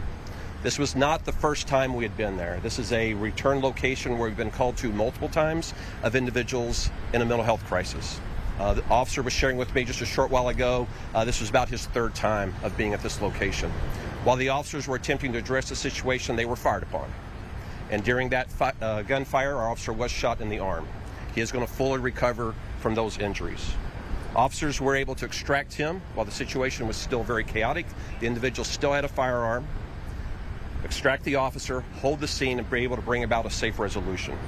We now have in custody a Michael Gates, age 24, who's being transported to Public Safety Headquarters, and he will be charged accordingly, attempting to take the life of an Atlanta police officer. This officer is 30 years of age, has been on the Atlanta Police Department since September of 2019, and is currently assigned to our Zone 4 precincts on the day watch. And again, I want to thank everyone for their swift action today, making sure that no one else was harmed, making sure the officer was quickly brought here to the hospital and is receiving the care that he needs behind us. We're very fortunate to have Grady Hospital right here in the capital city. Mr. Mayor, that's all I have for the update at this particular moment. I'm going to turn it back over to you. Yeah, thanks, Chief, and thanks again to Grady Hospital for the care that they're rendering, and to the EMS, and to all the officers that supported our officer, Mr. Matthews, Devontae Matthews, for making it here to Grady to get care, and to those officers that stayed on the scene to be able to apprehend the suspect. But let's be clear, as Chief just indicated, this individual had been arrested or came to Grady, was brought to Grady for mental health challenges numerous times. The very officer that's in here on a stretcher right now has been to that home multiple times on mental health calls. This individual is diagnosed with schizophrenia, bipolar, and a number of other things. But there was a firearm in the household. And so everyone needs to know that mental health is real, mental illness is real in our community, and that those people that should be helping us do something about this have to do more. And so when we look at state officials that are running for higher office, when we look at county officials, mental health and physical health are all in the hands of county and state officials. Time and time again, local police precincts and police officers have to go do the work of mental health and support when we need to have mental hospitals and care for individuals that are experiencing mental crisis and challenges. So we're standing outside of a hospital right now where an officer took a bullet in the arm, in the shoulder, but this could have been worse. We could have been looking at a life loss of a civilian or of a police officer. So please, as you get yourself ready today to go to work, think about the men and women that lives are in danger because of individuals that have not been able to help with mental illness that is growing in our region. And so I challenge everyone, particularly those that are running for state office and running for county office and individuals running for everything in between, to really focus on mental health in the state of Georgia, because we are at the point of crisis. That's what you see with homelessness. That's what you're seeing with individuals that are sometimes violent. And so we want to make sure that we solve these problems before we have to solve them here at Grady or unfortunately somewhere else where an individual may have lost their life. And so that's my message, and Chief has highlighted that this individual has been faced with law enforcement as well as had to come to Grady, our only Trauma One center in the North Georgia region that can really help these individuals. So I challenge everybody to really focus on mental health, because we wouldn't be out here today had it not been for a mental illness. All right, we'll take a few questions. We'll start here with the 11 line. Mayor Dickinson, sounds like maybe were you able to chat with the officer a little bit, and to what extent did he describe his previous encounters with this individual? Yeah, we were right here when he came off of the ambulance. Chief Shearbaum and I were able to shake his hand and talk to him and tell him he's going to be okay. He was emotional, as you can imagine, probably just shaken up a whole lot and in pain. And we followed him all the way to Trauma Room 1, and doctors just were doing all they can. And then we were able to really shake his hand and talk to him even more, Chief and myself. And then we got his phone, and his partner Reyes was able to call his mother, and now she's on the way here. So he's going to be okay. We're talking to members of his family. You know, he's shaken up a little bit, but man, thank God that the bullet didn't hit anything major. So yes, we're grateful that he's okay. The narrative you gave, the narrative you gave about the previous encounters, did that come during those conversations? It didn't come directly to me. I think, Chief, did it come to you? It did, yes. Yep. Just speaking with him, he shared this was not the first time to the home. It was not the first time that he'd been called to this very matter. And so we're just, again, fortunate that he survived today. A&M? Anyone? Yeah. In the past, the interactions, have there ever been guns involved or any violence? He has never used a gun against our officer before. Other 911 calls have reported the possibility of access to a weapon. Just one follow-up. I mean, I guess this is a perfect example of why there's no such thing as a routine call for an officer to go through a mental health crisis, and then next thing you have an officer shot. What can you say to your officers? Thank you. Thank you. Thank you that you're willing to do this job. This is why they train. This is why they train over and over again for that call that runs quickly to danger, turns from routine. There is never a routine call. So my heart is out and hat is off to every Atlanta police officer that does this job, and every police officer across this state that does this job. And we should all be thankful for the men and women of law enforcement. Chief, in addition to that, we can get them the exact number of how many calls per year we get that are related to mental crisis. We actually get about more calls for that than just about anything else, I would say. Approximately 19 a day. 19 per day. Chief Shearbaum just said we get 19 calls from mental health service per day to APD, and that's just one department in Metro Atlanta. And so that shows you how much mental health takes of our officers, and that's why we have training at the Public Safety Training Center to help them understand the psychology of dealing with people that are mentally challenged. And so we encourage everyone to look into this and take this seriously, because if you have 19 calls a day for that type of service, and you ask where is your officer, that officer may be on a mental health call while you're looking for them to help with a burglary or something else. These things need to be dealt with at state and county level ahead of time before we reach the point of a police officer showing up to your home. Thank you all. Thank you.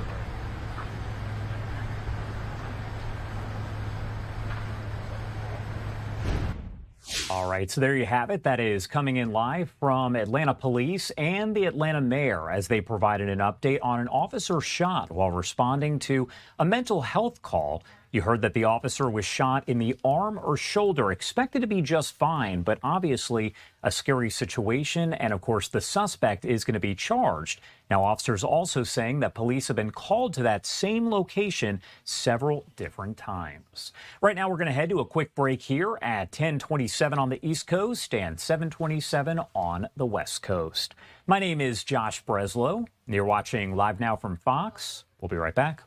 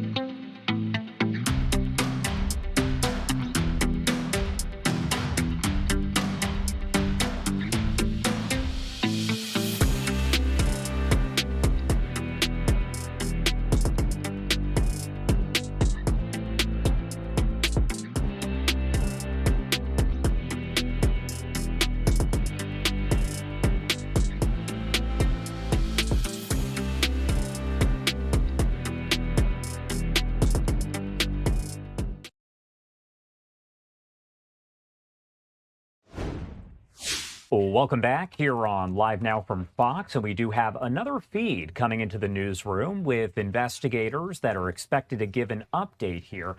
Now, we're not entirely sure exactly what this is related to. It appears that it could be out of Great Falls, Virginia, with Fairfax County Police talking about a death investigation. So let's lift up the audio and listen in.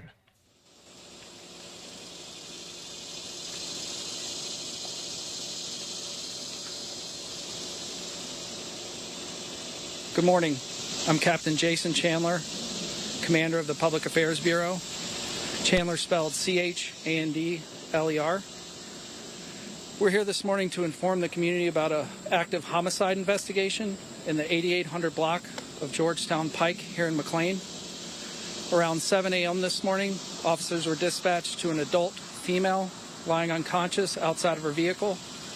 When officers arrived, they noticed the female had trauma to her upper body, and she was pronounced deceased at the scene. Our major crimes detectives and crime scene section are actively working the investigation, are asking the community for any tips or information they have to please call 1-866-411-TIPS.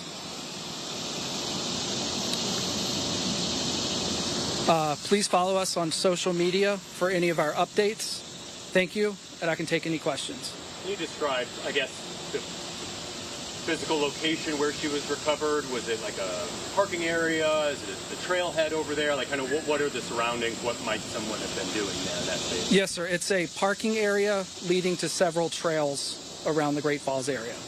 And was she alone? Like, who found her? Was it somebody coming to the trail? Like, can you kind of describe, I guess, how the call came in, what the nature of that was? Yes, sir. It was a community member who was coming to the park for a morning run when he noticed the victim. Apparent stab wound? Trauma to the upper body. Vehicle near her? There was a vehicle that is registered to her near where she was found. Did she live in this area? Did she live in the county? That's still part of the investigation.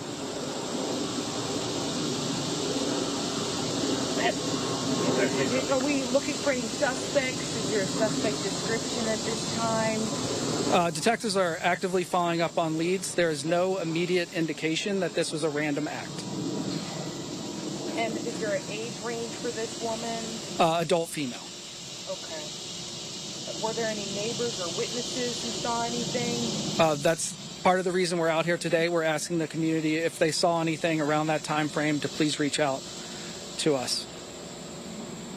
And forgive me, I'm with DC News now. I'm a little bit late to the game. Would you mind giving me another quick recap?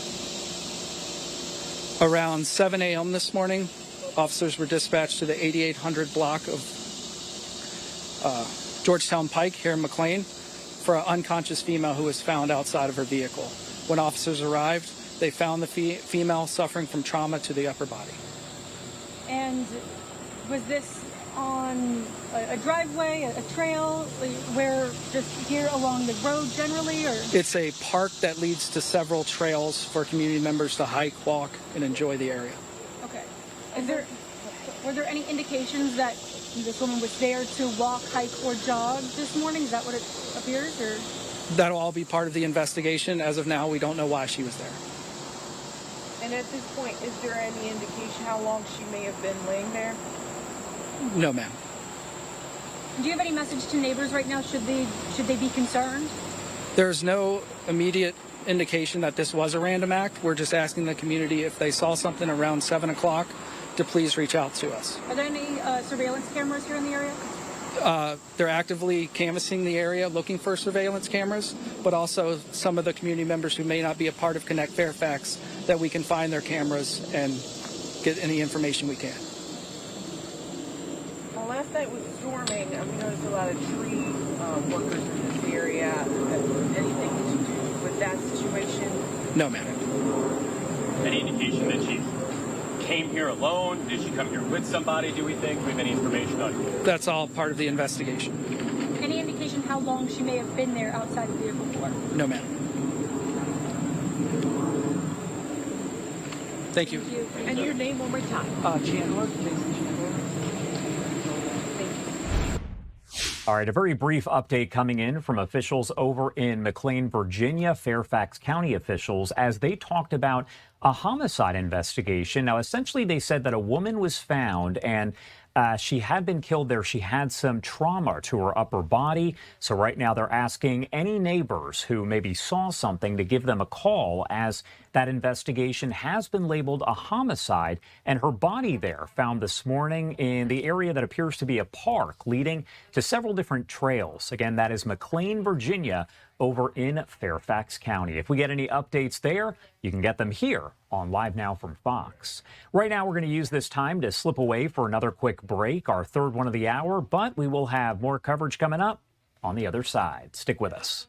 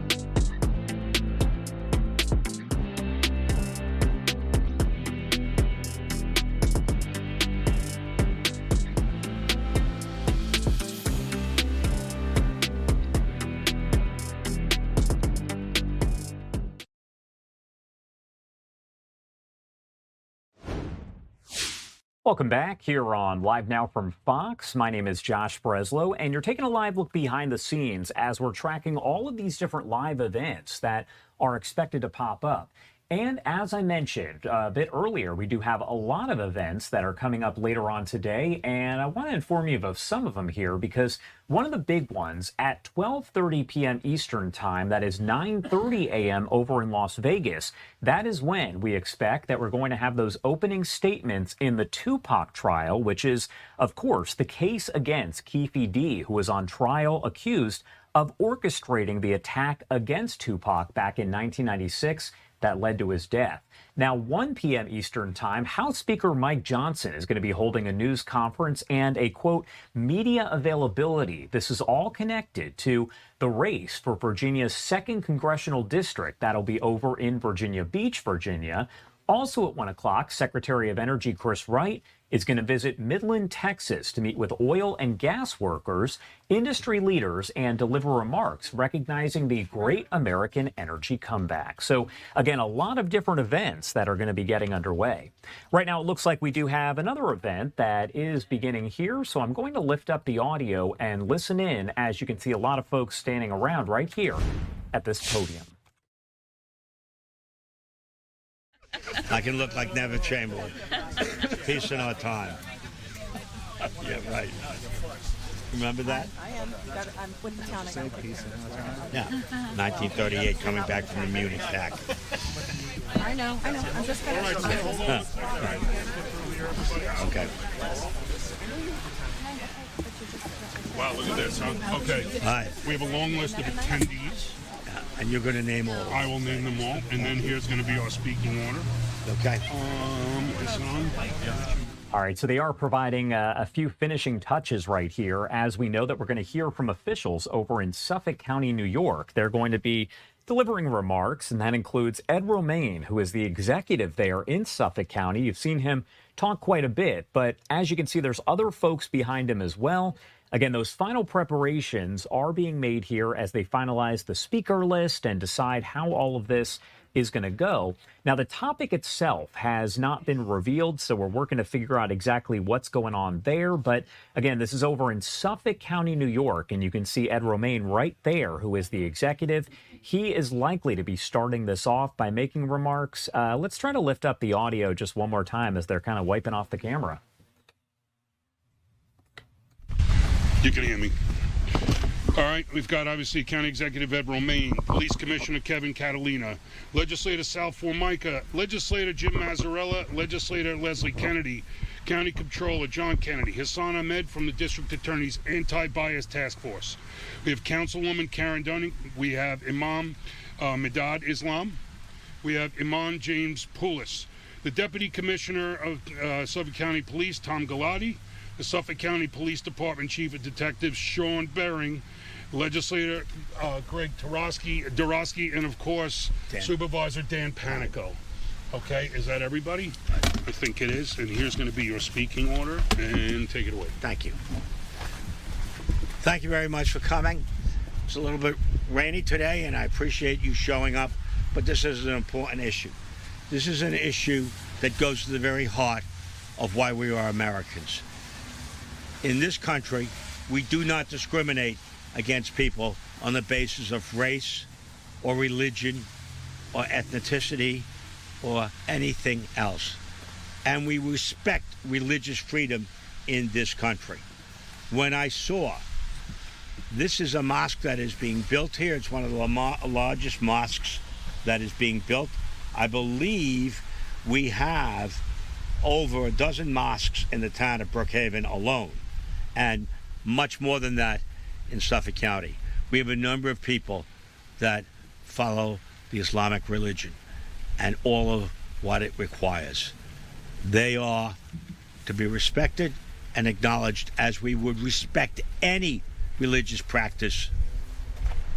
And we had some people that decided to vandalize the sign, and that's unacceptable. That type of religious hate is not going to be tolerated in this county.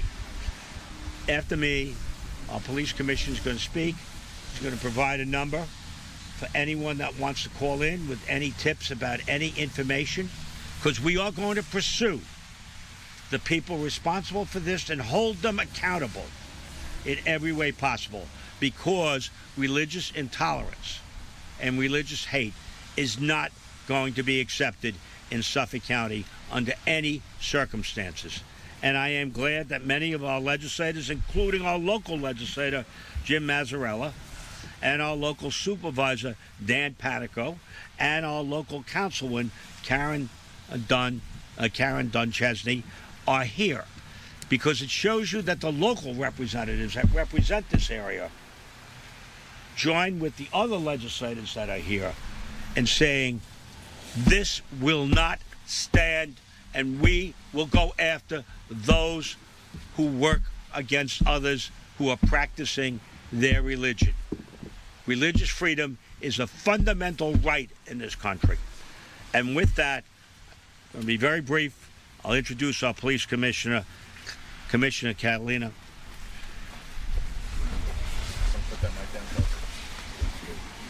Thank you, County Executive Romaine. The Suffolk County Police Department's Hate Crimes Unit is continuing its investigation into an incident involving hateful graffiti targeting the Islamic faith. The graffiti was spray painted on a banner hanging on the exterior fence along Tudor Lane in Shirley, at the site of the new Islamic Center of Mastic Shirley, which is currently under construction. The incident was reported on August 15th at approximately 3:43 p.m. Based on our investigation, we believe the damage occurred sometime between 6 p.m. on August 14th and 11 a.m. on August 15th. This is the first criminal incident reported at the site since the groundbreaking ceremony on June 14th. No one should have to worry about their place of worship. or their faith makes them a target. Everyone has the right to worship without threats or fear, and we take an incident like this seriously. Our focus now is on finding the person or people responsible. Our detectives have spent the weekend canvassing the area for surveillance video and conducting interviews. This is a well-traveled area, and we are asking anyone who may have seen or heard anything suspicious to come forward. Anyone with information is asked to contact the Suffolk County Crime Stoppers hotline at 1-800-220-TIPS. Crime Stoppers is now offering a fast cash reward for information that leads to an arrest, with the reward released within 72 hours of an arrest. We will continue increased patrols in and around this location, as well as houses of worship throughout Suffolk County. The commanding officer of our hate crimes unit will meet with members of the congregation this week to hear their concerns and discuss any additional measures we can take to support their safety. We know an incident like this can cause concern well beyond the people directly affected. We want the congregation and our communities to know that we are taking this very seriously and have committed the necessary resources to the investigation. People in Suffolk County should be able to practice their faith freely and our focus remains on identifying and apprehending the person or people responsible. Thank you. Thank you, Commissioner. Again, that's 1-800. What's the rest of it? 220-TIPS. 220-TIPS, T-I-P-S. Call if you have any information. You never know. Something that may seem innocent might lead to the apprehension of those responsible. So with that, I'm going to call up our local legislator from this area, Jim Mazzarella. Jim? Thank you, Ed. We have many freedoms in this country. Freedom of religion and choice of where to worship is one of those freedoms. We also have the freedom of speech. So folks that feel one way or another about an issue have that right also of their freedom of speech. However, what will not be tolerated is criminality. Criminality that has been shown here, criminality of hate, will not be tolerated here or anywhere else in our county, and we will stand with anyone who becomes a victim of that. So, as you heard from our police commissioner, we will be pursuing this aggressively along with our entire county government and our county executive. So thank you all for coming. Thank you. We also have our county controller here, John Kennedy. I just want to make sure you get mentioned. Thank you. So now I'd like to call up Brookhaven Town Supervisor, who joins with me. I know his town board member for the area is here, Karen Dunchesney. Thank you, Karen. Dan? Well, thank you. It's an unfortunate day, but we have a serious problem in this country, and throughout, I'm sure those who are live streaming, I can only imagine the comments that are unfolding on social media. I see it throughout local social media. People are far too okay with just being hateful, even under their own name. And things need to change locally, in this country, in this state. You know, what's going on here is really the reaction to ignorance. The basis for hatred is ignorance. People say, well, there's a new mosque. There's a mosque right across the street. That mosque has been there for over a decade, more than a decade. And here you have this property being developed into a new mosque whereby those who attend can be proud of the building that they are attending services in, compared to what is really an old two-story house that is not in great shape, which the town has taken enforcement actions against at the behest of the community. It doesn't have enough parking. All of this property that you see, you know, the building is only going to be a small portion comparatively to all of the property, because the people who are leading this effort are doing everything they can to comply with Brookhaven Town Code. Many sections. It's going to be landscaped. It's going to be parking for those people who attend services here. They're trying to do things the right way. And when you look at the building as you drive by, what was the screen which depicted what was to come here at this building, what some of you may not know is half of the building is a two-story NBA-sized gymnasium, with basketball that is going to be open. I'm sure if he speaks, he'll tell you, Madad, open to the entire community. Because the Muslim faith, like every other faith, they're having a hard time attracting young people. That seems to be throughout religion through and through. They want to have a place where not only Muslim people, generally younger people, but people from every religion, even those people who don't identify with any religion, who are agnostic, can come and be together in a place for the community. And the Tri-Hamlet community, let me tell you, is a place where everyone lives. Everyone lives. And every faith. Every faith, every creed, national origin, ethnicity. People are caught up because we live in the TikTok generation, Instagram, and every other, means of stupidity. And I choose that word carefully because that's also part of the problem in this country. This is not Dearborn, Michigan. The folks here are not Somalis who all of a sudden just got imported here. They live here. They have lived here. They worship right across the road. Their kids go to school with your kids, and they're part of the community. And it's an important distinction that I hope people understand.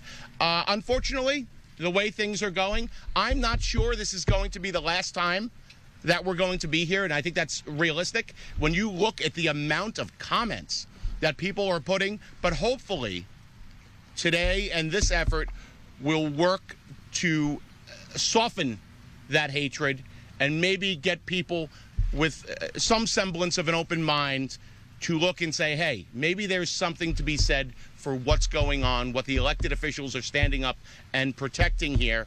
And come, when this is built, I see the foundation's about to be poured. Come and learn who your neighbors are. You don't have to agree with them. I'm a Roman Catholic. I'm a Catholic. I do not share the faith of the individuals who will worship here, but I respect their right, their constitutional right to believe what they want to believe. It is in the First Amendment of the Constitution and our Bill of Rights. And let's hope we don't have to meet like this again. Thank you. Thank you. Thank you, Dan. I'm going to ask Hassan, who's a leader in the Muslim faith. He's also the Deputy Commissioner of IT in the County of Suffolk. Hassan? Sure. And then if you would call up the email. Absolutely. The whole name is Hassan Ahmed, Hassan. Last name is Ahmed. I'm here representing the Suffolk County District Attorney's Anti-Bias Board. This is not simply just an act of vandalism. When you target a house of worship because of the faith of its people, you are attacking their sense of community, belonging, and safety.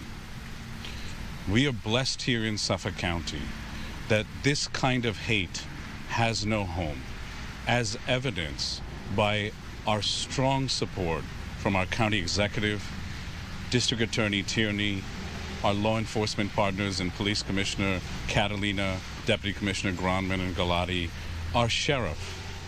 We are in a beautiful country, but no one, because of their personal beliefs, should feel that they can be intimidated or threatened.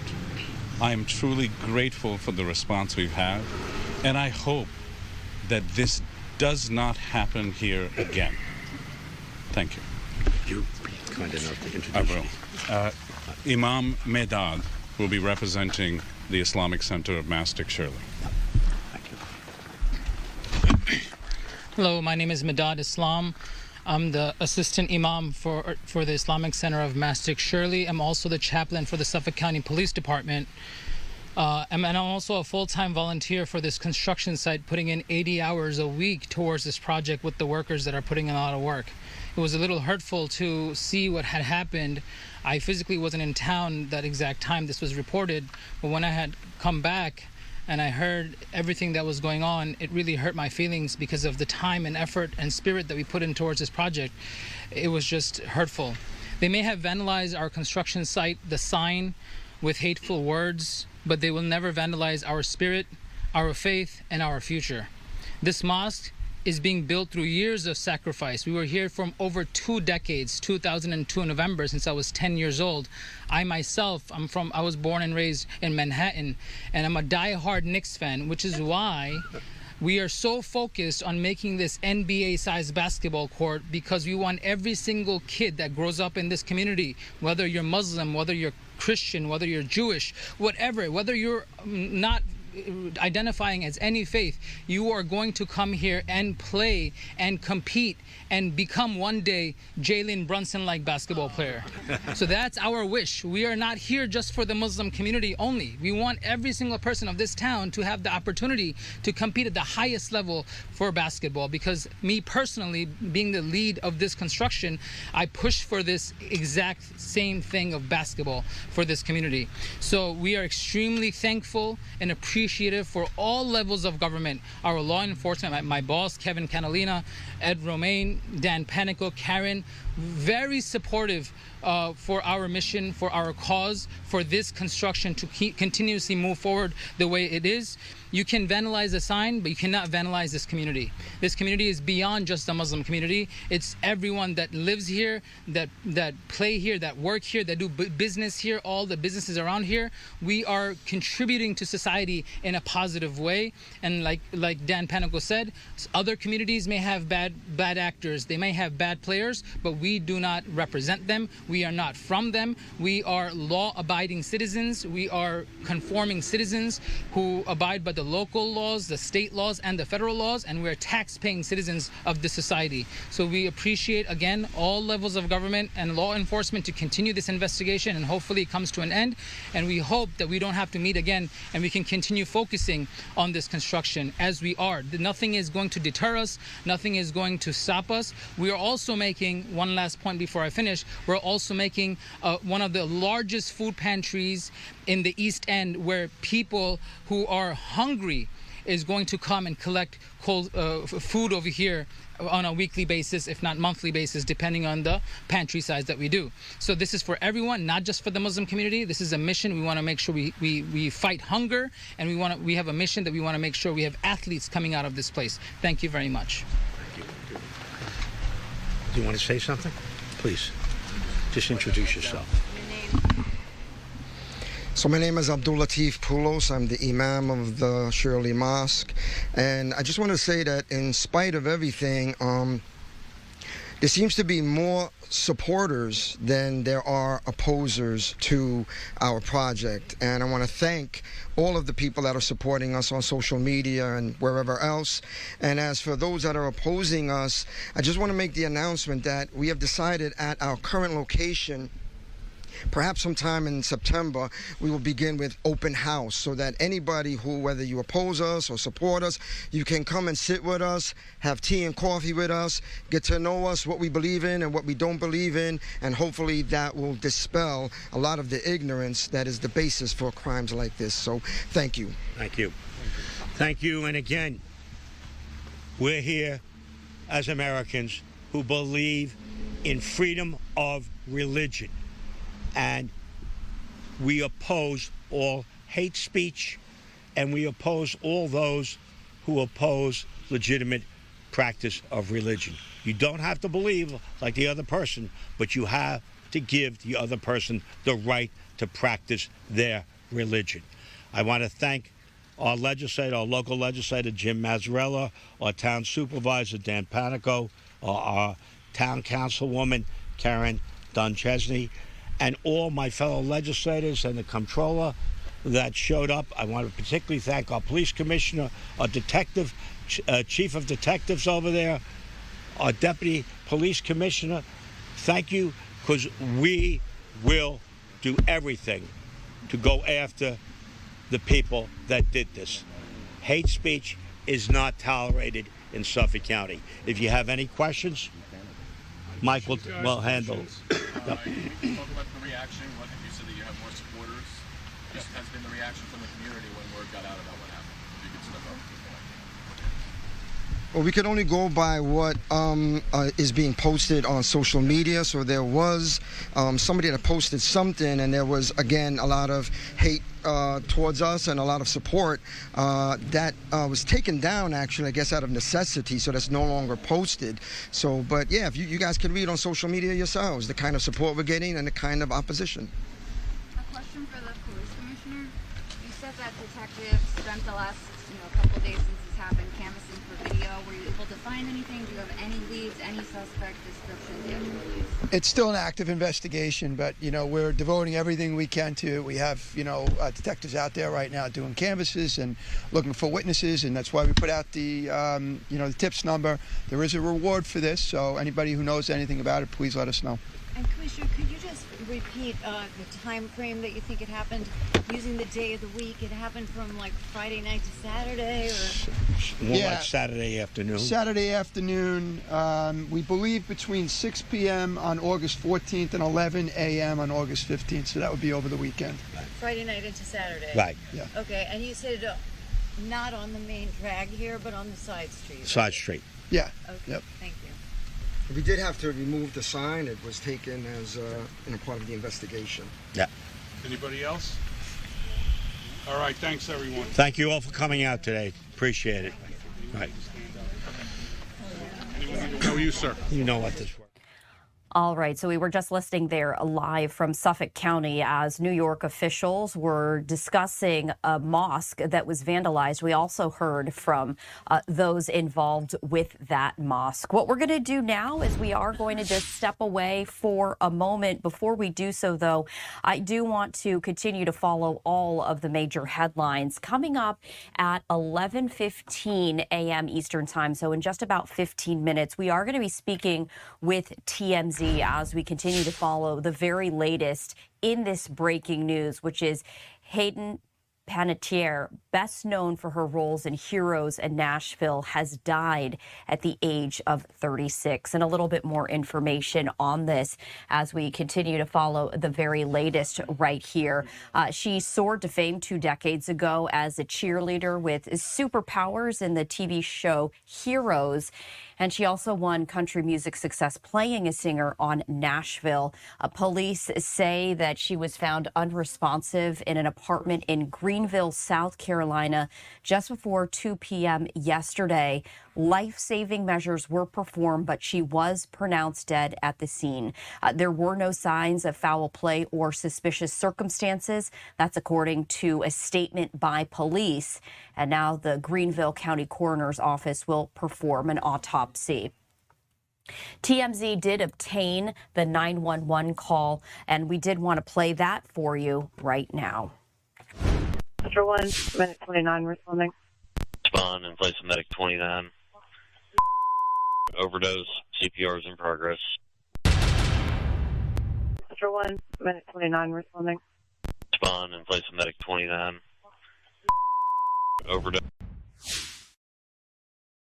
So we did learn just a little bit more information from that as the police were responding to a possible overdose. We are going to be speaking with Michael J. Babcock with TMZ coming up in just about 10 minutes time as TMZ continues to follow these latest developments. Hayden was found by a friend inside her South Carolina home, and her father, Skip Panettiere, is the one who issued a statement saying, quote, "It is with profound sadness that we share the tragic passing of our beloved Hayden. She was an incredible light and a force of nature who brought immeasurable love and joy to all who knew her and the millions who watched her on screen." So we are continuing to follow the very latest developments here on Live Now from Fox, and we will be speaking live with TMZ in just about 10 minutes time. I also wanted to share this live look right here. This is a live look at the White House, and the White House sends us the President Trump's daily schedule right here.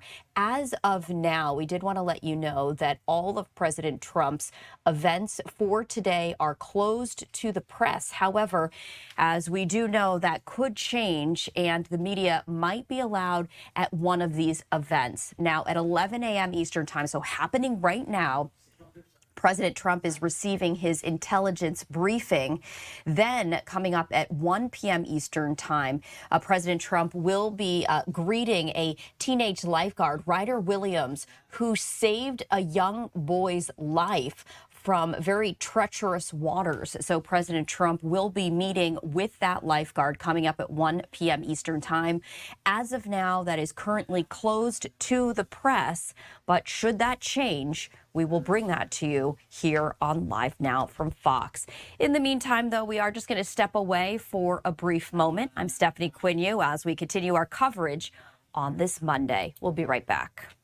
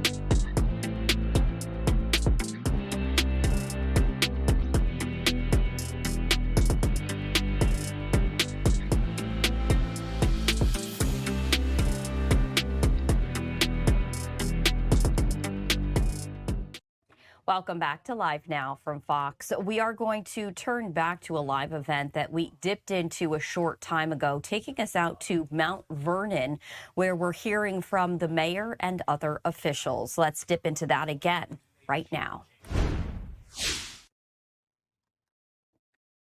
Lymphedema has become a part of my life. I may not be able to hike, but I can still dance. I can't wear my heels necessarily, and I love a good 3-inch heel. But my sneakers have become part of my fashion and part of my uniform, and I've adjusted to them. Look, and gratitude to God doesn't require you to act like recovery is easy, because this has not been an easy journey. But it has been one that He has graced me to go through, and that He surrounded me with the supports that I needed. And so would I have chosen this? Never. But being where I am now, I'm just grateful for where I stand. Like I said, this has deepened who I am as a person. I thought I was deep before, but I think I'm stronger than I've ever been in the past. I understand that I'm a whole person, that I'm not a diagnosis, and I'm definitely not a statistic. And again, I'm going to always praise God, right? Psalms 34, and I'm going to end on this. It says, I will bless the Lord at all times. His praises shall continually be in my mouth. This is part of my testimony. And you don't get a testimony without the test. And so I thank God for trusting me with the test and for walking through this test with me. I couldn't always see Him, but I knew He was there. And I know that He carried me through. And so in closing, again, I want to thank my family. I want to thank my friends. I want to thank my care providers. I want to thank my team, my staff. I want to thank those who I was able to share this with. I want to thank my mayors who lived outside of the state, because really the people who I was able to tell more about were people who were further away sometimes, right? Because you didn't have to look at them all the time. Like I said, I didn't want people to see me as someone who was weak. I wanted to be able to share this in a place and from a place of strength and resilience.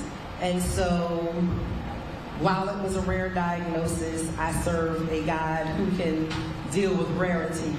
And so we're here on this end. Thank you all for coming. I appreciate you. And please, never be afraid. I mean, it's okay to be afraid, but in the midst of your fear, you can't stop. You have to reach out. You have to get the help.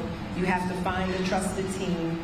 And you have to push through every obstacle that you face. And I promise you, when you do that and when you come out on the other end, you will be stronger, you will be better, you will be wiser, and you will have resilience that you could never have expected. And so Tim brought me my bell, and so I get to bring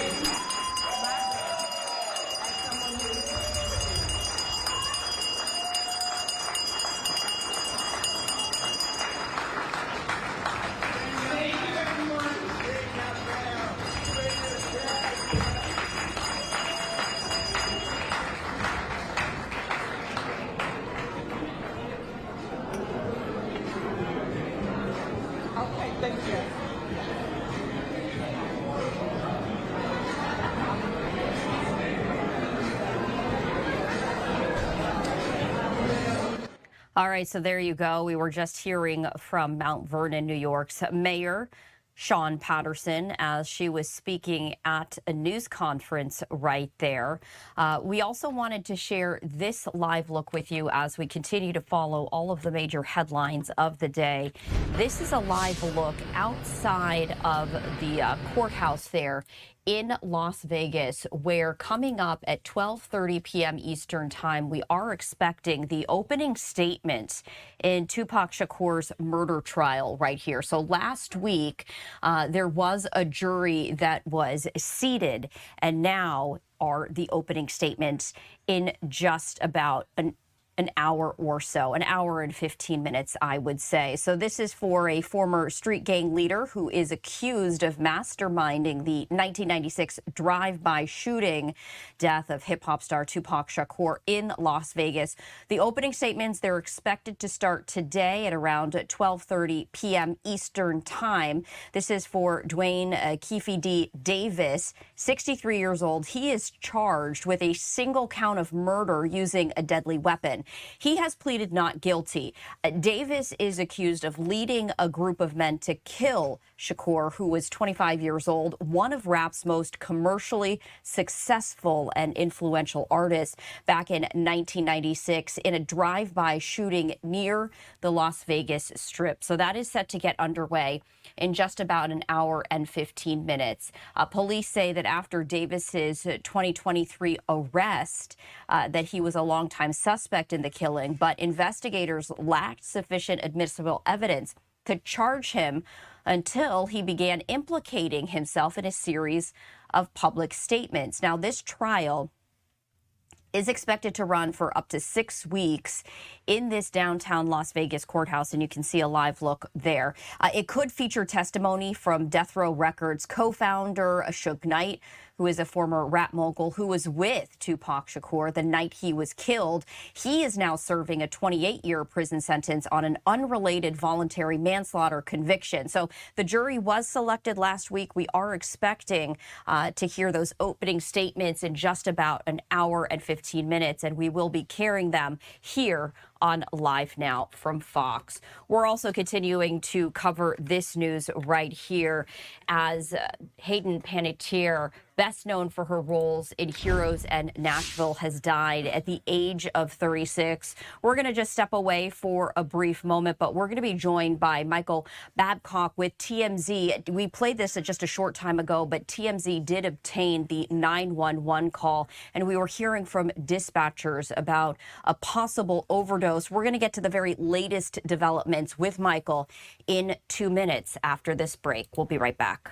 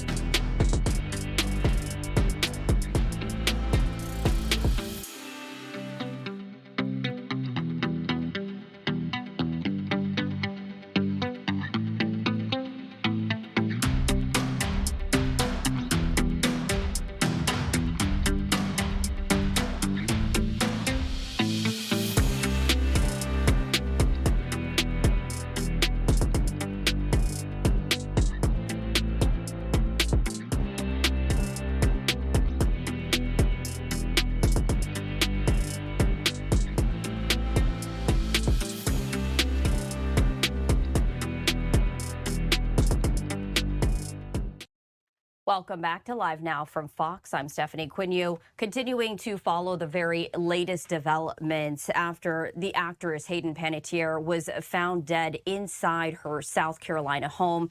This is a social media post from TMZ stating that there was a 911 call placed for a female in cardiac arrest with a possible overdose. Now, the TV star, who would have turned 37 on Friday, had been very open about her struggles with alcohol addiction and depression, including after the birth of her daughter in 2014.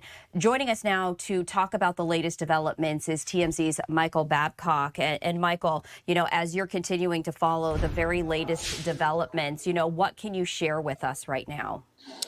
Morning, Stephanie. Thank you for having me. It's just such a tragic and a shocking story. You know, we talked about Hayden not too long ago in that she did have this book where she addressed a lot of the really difficult topics from her past, you know, alcoholism, drug addiction, you know, some issues that she had in Hollywood. And you really felt like she was in a good spot. And obviously then to learn last night that at just 36 years old that she had passed away. And now to learn this morning through some reporting that we've been doing that you know, authorities, at least when they were at the scene yesterday, and there was a 911 call made around 1:51 p.m.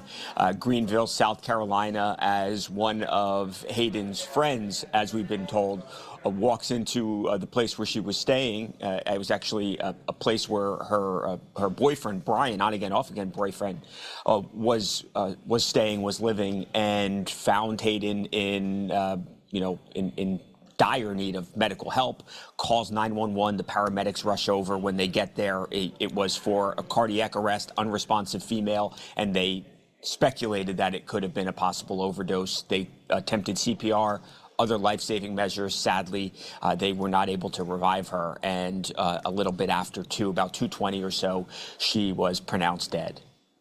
And she would have turned 37 on Friday. We've also been seeing the reaction pouring from her co-stars and, you know, the Hollywood community in general, and everyone really just so shocked. She was just so young, very open about her struggles. But as you mentioned, Michael, she was saying that, you know, she had hope and that she had a lot of life left to live. I think this was just, you know, so shocking to so many people. Yeah, no, I could not agree more. We've obviously seen people in Hollywood, we've seen people all over, but in Hollywood particularly, who have died young, and a lot of times it has to do with addiction. But when somebody, writes a book and so much of it focuses on those issues, you really had felt like she had gotten past those and was actually now helping other people who might be going through similar things that she had experienced in the past. And I think it's a gut punch to people who worked with her. I mean, you want to talk about somebody who had, a heck of a career in a relatively short amount of time. The thing is, she started young and she was acting as a 12-year-old. Remember, The Titans was such a breakout role, and then Heroes and Nashville. And she has not just, acclaimed success as an actress, but also as a musician. She really was a talented person. And this is just a tragic story at the end of the day. Yeah, and we were just hearing the statement that her father put out. And what's so sad is that Hayden's brother just passed a few years ago as well. You can't even imagine what that family is going through right now. I know that the autopsy still has yet to be done. But looking ahead, is there any possible indication for when we might learn just a little bit more? Yeah, I'm sure even today that we'll hear more about what happened yesterday. I think, definitively it is going to have to, we're going to need to get that toxicology report that will undoubtedly be done when they do her autopsy. And until then, I don't think we're going to know exactly what she might have taken, if this was actually an overdose. So unfortunately, those take a little bit of time. So from that standpoint, we'll probably have to wait. But I would imagine we'll get more information today about just the circumstances surrounding yesterday. There's some question as to whether her boyfriend was there with her and whether he experienced a medical issue as well. So there are some things left that are still unanswered. And I'm sure today we'll learn more information. But just a horribly sad story at the end of the day. Yeah, and we will be following all of those developments with TMZ. Michael, we appreciate you joining us here on Live Now from Fox. Anytime. Thanks, Stephanie. Absolutely. And as Michael was just saying, it could be as early as today as we learn just a little bit more information about the passing of Hayden Panettiere. Of course, reaction continuing to come in from Hollywood, her co-stars, her friends, just absolutely stunned by her sudden passing yesterday, passing away at the age of 36. She would have turned 37 in just a few days. We are going to just step away for another break as we continue our coverage here at Live Now from Fox.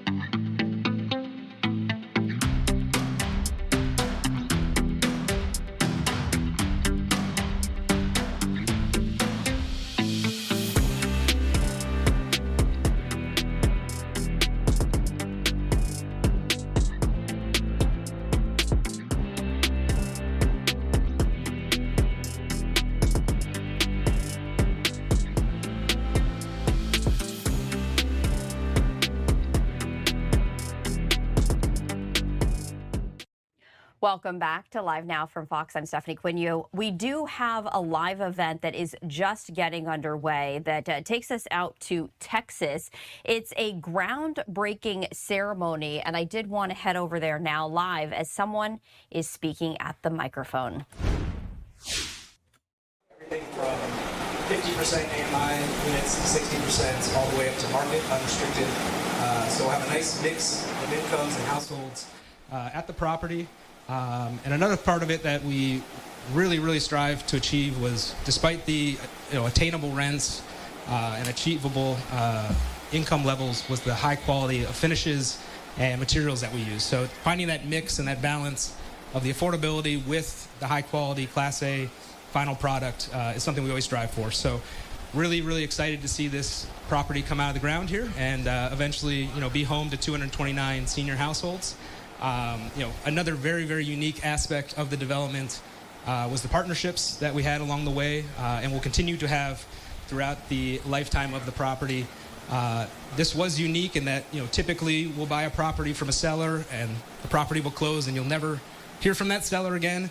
That will not be the case here. Obviously, having Mount Tabor Baptist Church as our neighbors and the sellers of the property, want to thank them for trusting us to develop this property and execute on the vision that they had for this land. And with that, with our first speaker, I'd like to welcome to the podium Pastor Brandon Walker from Mount Tabor Baptist Church.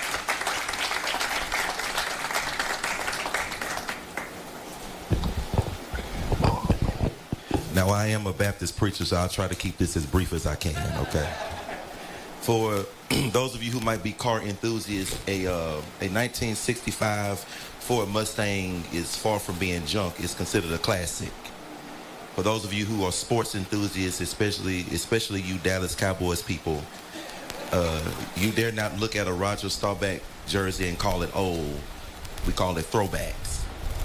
Even brides on your wedding day, you're encouraged to wear something borrowed, something blue, something old, something new. And so it seems that we have never had an issue with embracing old things, but somehow we developed an issue with embracing older people. Right here in Dallas alone, there are well over 42,000 elderly people who live alone. And of that 42,500 people, over 31,000 of them live right at or below the federal poverty line. And so that's why an initiative like Tabor Village matters, because how we treat people when they grow older says a lot about who we are as a community. Now, as I said, I am a Baptist preacher, so I can't come and not bring Bible with me. Leviticus 19:32 says that we must stand up in the presence of the elderly, show respect for the elderly, and revere our God. In other words, how we treat the elderly is a direct reflection of how we feel about God himself. And our seniors should not have to sacrifice dignity because of age. They shouldn't have to sacrifice quality of life because of limited resources. They have spent their lives building families, strengthening our neighborhoods, serving communities, paying taxes, working jobs, raising children, laying foundations that generations after them now stand on. And so it is now our responsibility to make sure that there is a place for them. And so Tabor Village is more than a development. It's really a declaration that getting older should not mean becoming forgotten. So today I want you to consider this as more than breaking ground. We are actually breaking ground for a better way to honor those who broke ground for us. And as the senior pastor of the Mount Tabor Church, with a few of our family members represented with me today, I can say without hesitation that we are peacock proud and we are elephant elated to be a part of something this special, this significant, and this transformative for our community. And we are deeply grateful to every developer, every partner, every community leader, every stockholder, every person who saw the vision, who believed in its value, and who worked to bring us to this moment. Thank you for helping us to turn what was once a possibility into a promise that will bless generations, and we are looking forward to what will happen on these grounds. God bless you. Have a good day.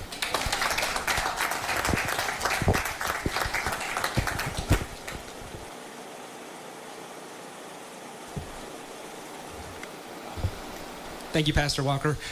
And as I mentioned earlier, one of the bigger challenges with putting these developments together is on the finance side, because we are providing attainable rents. With that comes challenges for making the deal actually financially feasible. And we can only do that with some really fantastic finance partners who provide us with tax-exempt debt, really competitive pricing on our tax credit equity. And we're honored today to have a couple members of the finance team joining us. Citibank was our lender for this development, so they provided the construction loan as well as the permanent loan. And we're joined today by a couple of our members on the equity side. First, I'd like to introduce Michael Bird to come up and say a few words on behalf of WNC, our tax credit equity investor.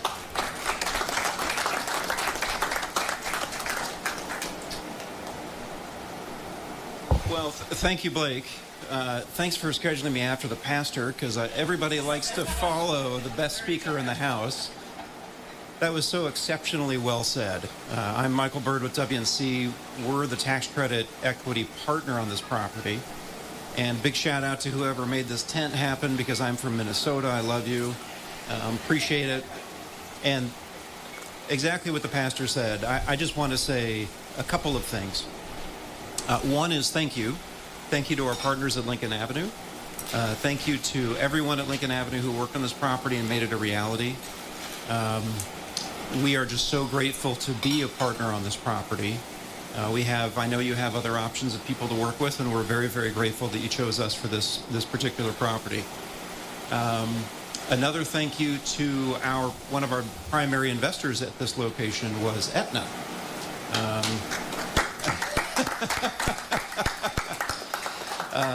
They saw the vision here. They really wanted to be a part of it. They came out here and they made it happen. So a huge thank you to them. The other thing I'll say is congratulations. If you're here, you probably almost certainly participated in making this day a reality. And we don't get but so many chances in our careers and in our lives to really celebrate and feel the joy of something great being accomplished. So I get a little misty when I think about all the good things that are happening here and all the seniors that will be served. I'm a senior myself, by the way. So seniors like me who will be served here. So a great big congratulations to you for your hard work, for your vision, for your participation, for bringing to the table the things that needed to happen to make this a reality for so many people who will appreciate it immensely. I can guarantee that. So thank you again. Have a great day. Thank you, Michael. And as Michael mentioned, we do have a pretty large contingent actually from Aetna today. Aetna is one of the upper tier investors into the tax credit equity fund that invested into this property. And I believe we have two speakers that would like to speak. Mercedes, do you want to go first, or Darren, you going to go first? Oh, tag team. All right. So we have Mercedes Cruz-Ruiz and and Darren Bruton. Thank you. Hi, I'm Darren Bruton. I'm the Executive Director for Aetna's Public and Labor region. Just want to say thank you to WNC for allowing us to take part in this opportunity and connecting us with Lincoln Avenue. We're proud to invest more than $5 million in this community and really excited to see it take shape and what it can become. Aetna is a community partner, and we've invested more than $149 million in communities just like this around the country and are excited to continue to invest. We know community is such an important part of health equity and health outcomes, and so happy to be a part of this. Thank you. And I'm a shorty, so I'm going to bring this down. Well, good morning. I'm going to echo some of the stuff that Pastor, because it was really good. My name is Mercedes Cruz-Ruiz. I'm a stroke and heart survivor, and I am the community development supervisor here in Texas, actually in Dallas.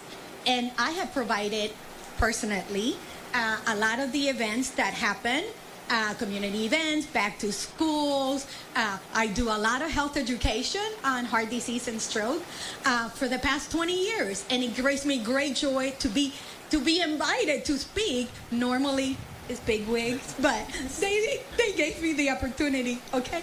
So today is more than groundbreaking, and I have to write it down because I'm Cuban, I'm loud, and I talk and I teach for 8 hours, so I'm not a Baptist preacher, but I can be one if I need to be, okay?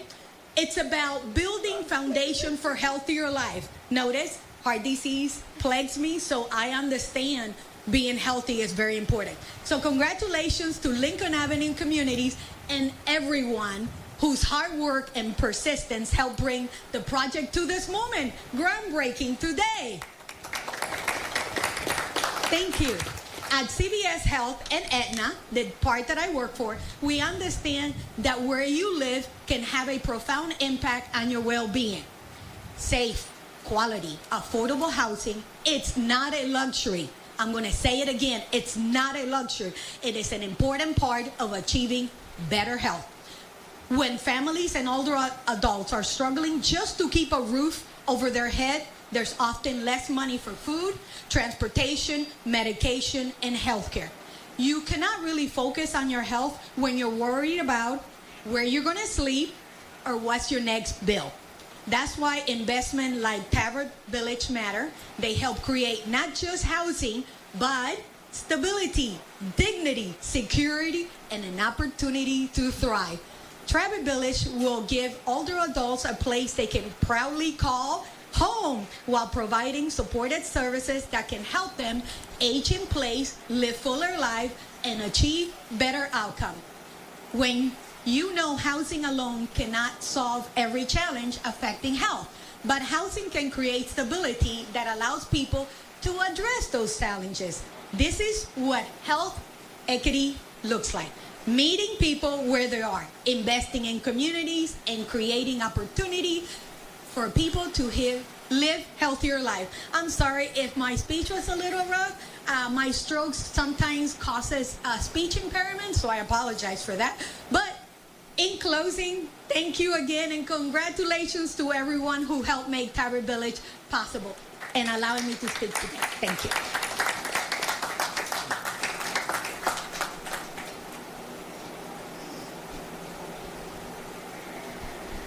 Well, thank you so much. Our next speaker, I think it's safe to say without him reaching out and the contact he made with us, we may not be under this tent here today.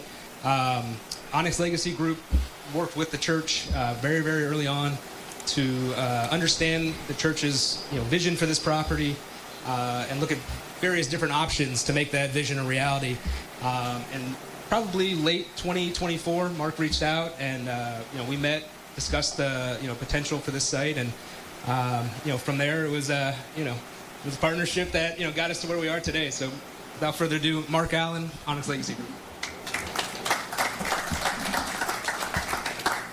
It's definitely a dream to be here today. We can't thank the Mount Tabor Baptist Church enough for entrusting us to move this site as a development forward. We did look at market rate and affordable options, and hats off to Lincoln for stepping up and putting the muscle into this project. And so I would say that the Mount Tabor Board of Trustees, while they were very adamant about having a quality project here, they were also very adamant about working with us. And so we deal with a lot of properties around Dallas. So it's sometimes you may have a great site, but the ownership may be difficult, or the partner could be difficult, or the elected official in the area could be difficult. That wasn't the case here. Councilwoman Lori Blair, Lincoln Avenue Communities, and ourselves in Mount Tabor were able to really work cohesively together for the greater good of the community. It wasn't about an ego or being greedy or any of that. And so we couldn't be prouder to be a part of this project and look forward to working with a variety of you in other capacities. Thank you.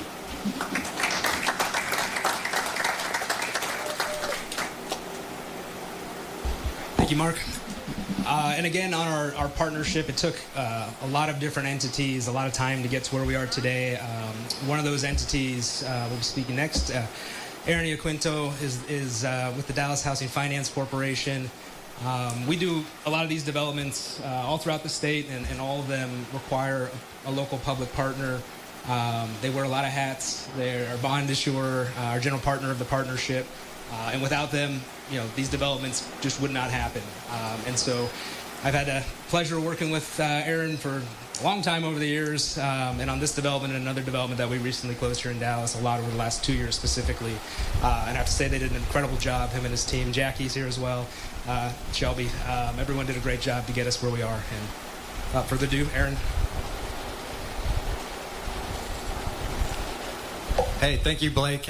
It's a pleasure to be here. These things are always exciting for us. I'm Ernie Quinto. We are the Dallas Housing Finance Corporation. Like you said, we represent the general partner in this entity, and basically, we help facilitate this happen, right? The real magic behind this, though, it comes from Blake and his team and the investors and the community, right?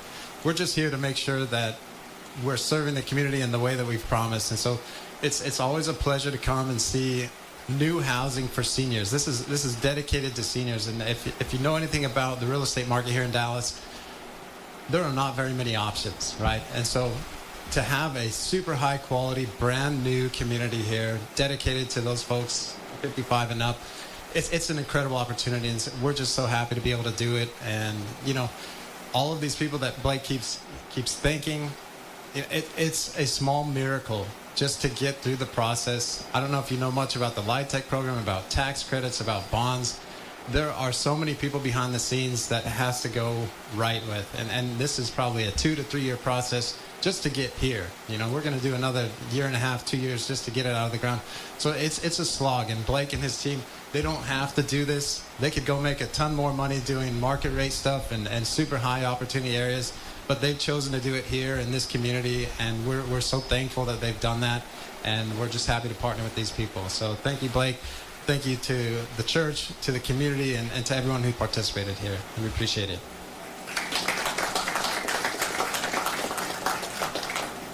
All right, thank you, Aaron. And finally, last but certainly not least, I'd like to bring up our councilwoman, Councilmember Lori Blair. We first met with Councilmember Blair very, very shortly after her election last year. She was one of the first meetings. Mr. McCoy, myself, and Mark said, let's get this meeting on the calendar immediately. And what I really appreciated about that meeting was that she was very straightforward with us, not only about her sort of vision for the community as a whole, but her expectations for this site specifically. And now, so it's all of our job now to execute on those and meet those expectations. So thank you very much, Councilmember Blair. Thank you. I guess I'm a little shorter too. First of all, let me thank everybody for coming. When I walked this community, one of the things that I noticed when I walked District 8, there is no housing for our 55 and older residents who actually need help. I knocked on some doors that were challenging for me to walk away from. So when this opportunity came, and I knew that those doors that I knocked on didn't have the income that some of us do who are over 65 have. So they're living in place in conditions that aren't necessarily what we want them to be. But one of the things that I remember when my parents were aging in place, that they had a house that they wouldn't give up, but now my sister and I have to put it back together again. It would have been nice for them to have something like what the expectations I gave Blake, I gave Mark, and I gave Aaron to come up with. I explained that the housing had to be first quality, that just because we were aging in place didn't mean that we were less than. It didn't mean that we were deserving of less than. That as we age in place, we did our jobs. We did what we needed to do in order to still have the dignity that we're entitled to have. So I'm grateful that these 200 units, which is something we don't also have in the district, will be made available first. This is the first affordable, hopefully attainable housing that's high quality for the Highland Hills community in District 8. Do know, my office is right up the street and I'm a watch. Do know that we have community members like Ms. McDade and Ms. Brenham who will be watching as well. Do know if they see what they don't like, I will get a phone call. But do know I also believe and trust that Mount Tabor, Mark, and Blake will not fail me. They will give me what was promised so that the community can get what it's promised. Housing that is attainable, housing that is respectable, and dignity that still continues in District 8. Thank you so much. I hope everybody has a good day. Thank you.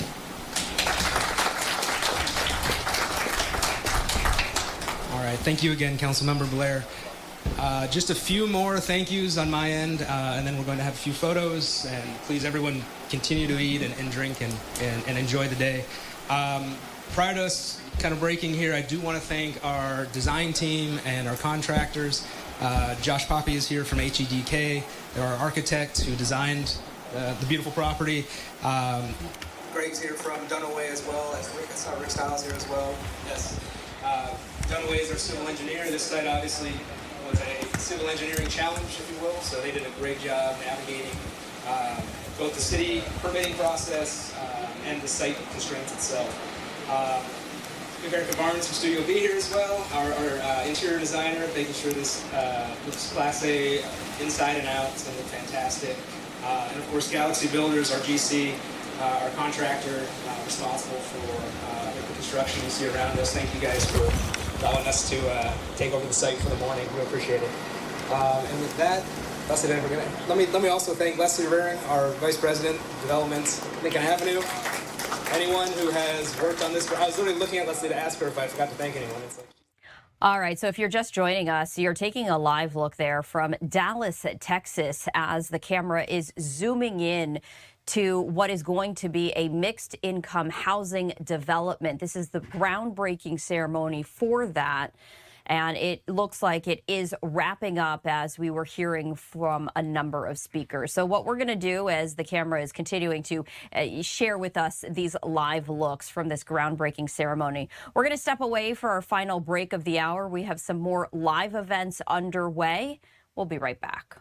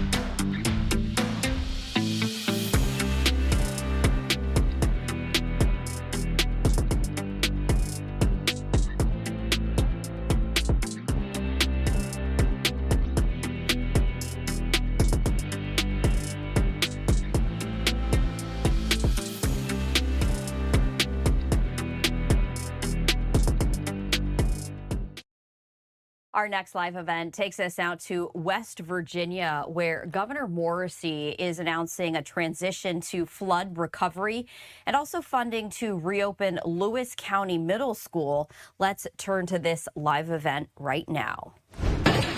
Study very, very hard. Any other questions from the media? Sure. When it comes to the format of the school itself, are the classrooms going to look how they typically would at the school? Are they going to be combined, or? Does anyone from WVU or the school system want to weigh in on that? We are still working on that. The staff will be visiting, the whole staff. Part of the staff has already been there. The whole staff will be visiting this week and next week, getting ready. Our students will be doing packets for the 31st through, and then we will have our very first day on campus at Jackson's Mill the day after Labor Day. So we're still working on that. This is a process. And it is a marathon, okay? It's not a sprint, because we've got what we need to make it a marathon. Yeah, great. Well, I want to say thank you to everyone for coming here today. I look forward to seeing some of you and sharing a few words. And you couldn't have done it without the incredible community coming together that you have in Lewis County and Upshur County. This has been amazing.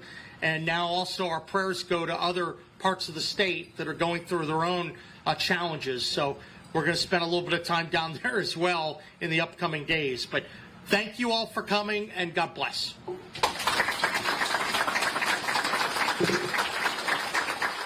All right, so we caught the tail end of this live event where we're just hearing from West Virginia Governor Morrisey as he was talking about the transition to flood recovery and also funding to reopen a school there in Lewis County. So we did want to share that with you.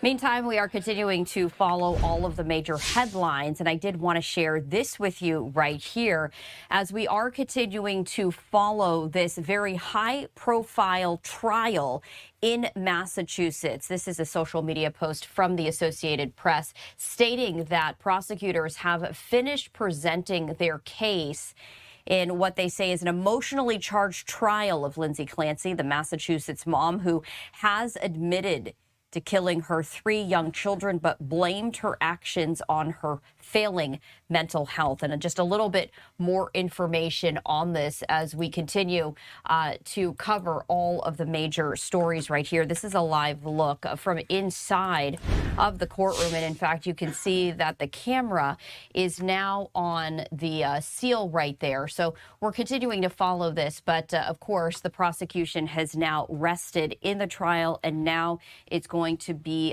the defense that will get its turn calling witnesses. So a little bit more information as we are waiting court to resume here in Plymouth County, Massachusetts. Prosecutors did just finish presenting their case in the trial of Lindsay Clancy. They rested earlier moments ago after 3 weeks of testimony, and now Clancy's lawyer gets his chance to call witnesses. So we are anticipating that to happen in just a little bit. Prosecutors have argued that Clancy, who is a former labor and delivery nurse, was an intentional killer who contrived to get her husband out of the house by sending him to get takeout and to the pharmacy on January 24, 2023.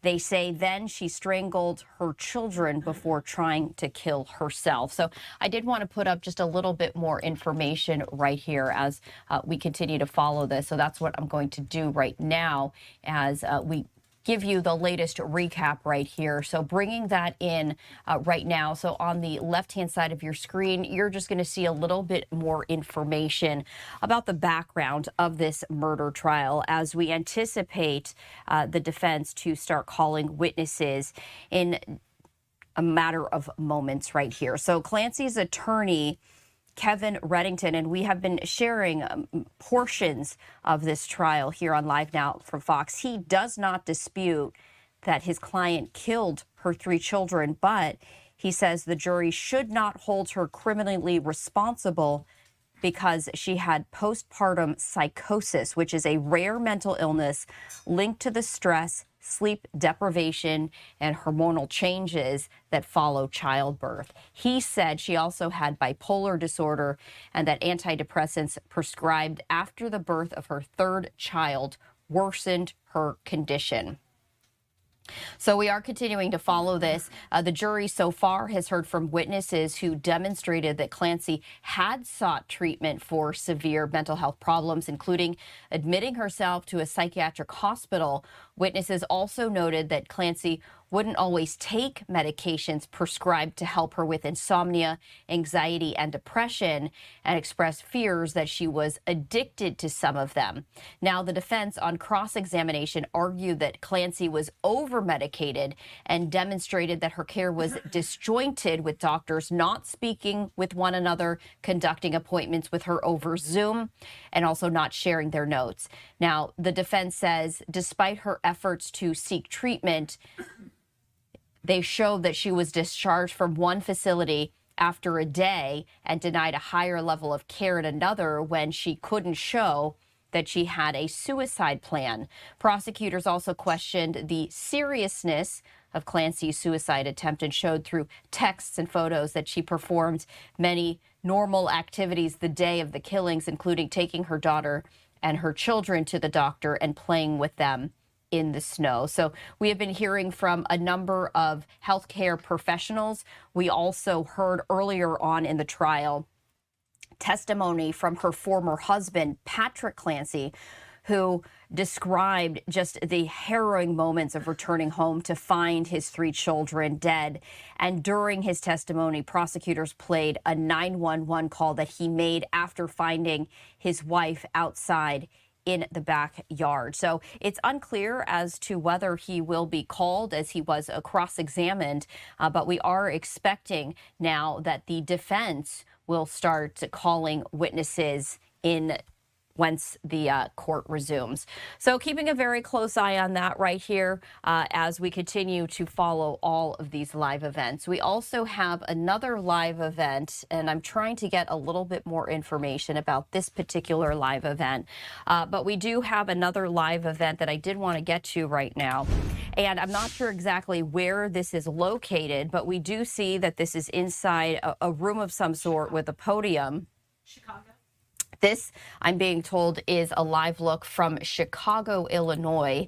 And again, you can see from what is in the background, it says support group right there. So it's a little unclear as to exactly what this particular event is about. We did see some folks chatting right here. It looks like this is going to get underway in just a matter of moments. So what we're going to do is we're just going to stay on this live look as we see folks getting seated right there.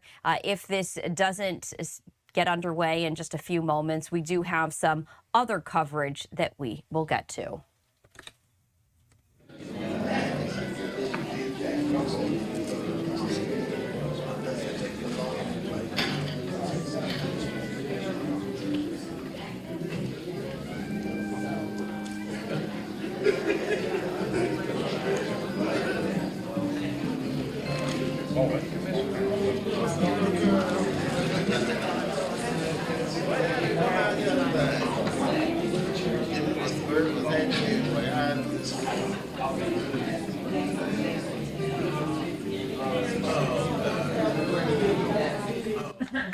All right, so my producer, Julianne, just printed out some information about this live event that we're expecting to get underway. This is out of Chicago. This is the Terry Cummings Foundation that is gathering a group of NBA legends, elected officials, developers, investment partners, community and faith leaders, educators, and so many more for an announcement to unveil a namesake project envisioned for Chicago's far south side. So this is going to be led by NBA legend and Chicago native Terry Cummings.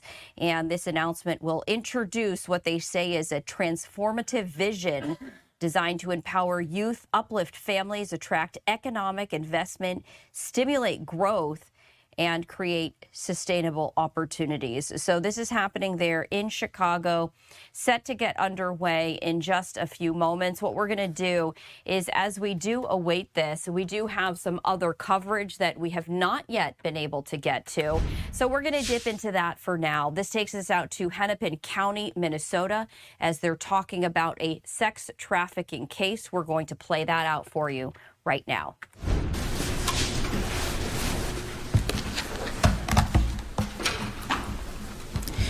Thank you all for being here. I am Hennepin County Attorney Mary Moriarty, and I'm joined today by Drew Evans, the Superintendent of the Bureau of Criminal Apprehension. On Thursday, August 13th, Hennepin County prosecutors filed charges under seal against 4 individuals for operating a sprawling sex trafficking scheme in Hennepin County. All 4 individuals were taken into custody without incident on Friday. I want to thank the BCA for their excellent work, their persistence, and consistent collaboration in developing these investigations alongside our prosecutors. Tara Ferguson Lopez has been the lead prosecutor on this case. The 4 individuals who have been charged are Frank Reeves, Victoria Komanash, Catherine Tomes, and Andrea Sampson. Mr. Reeves, Ms. Komanash, Ms. Tomes, and Ms. Sampson each face 13 counts of promoting prostitution of an individual and 13 counts of receiving profits from prostitution. 26 counts each, 104 counts total.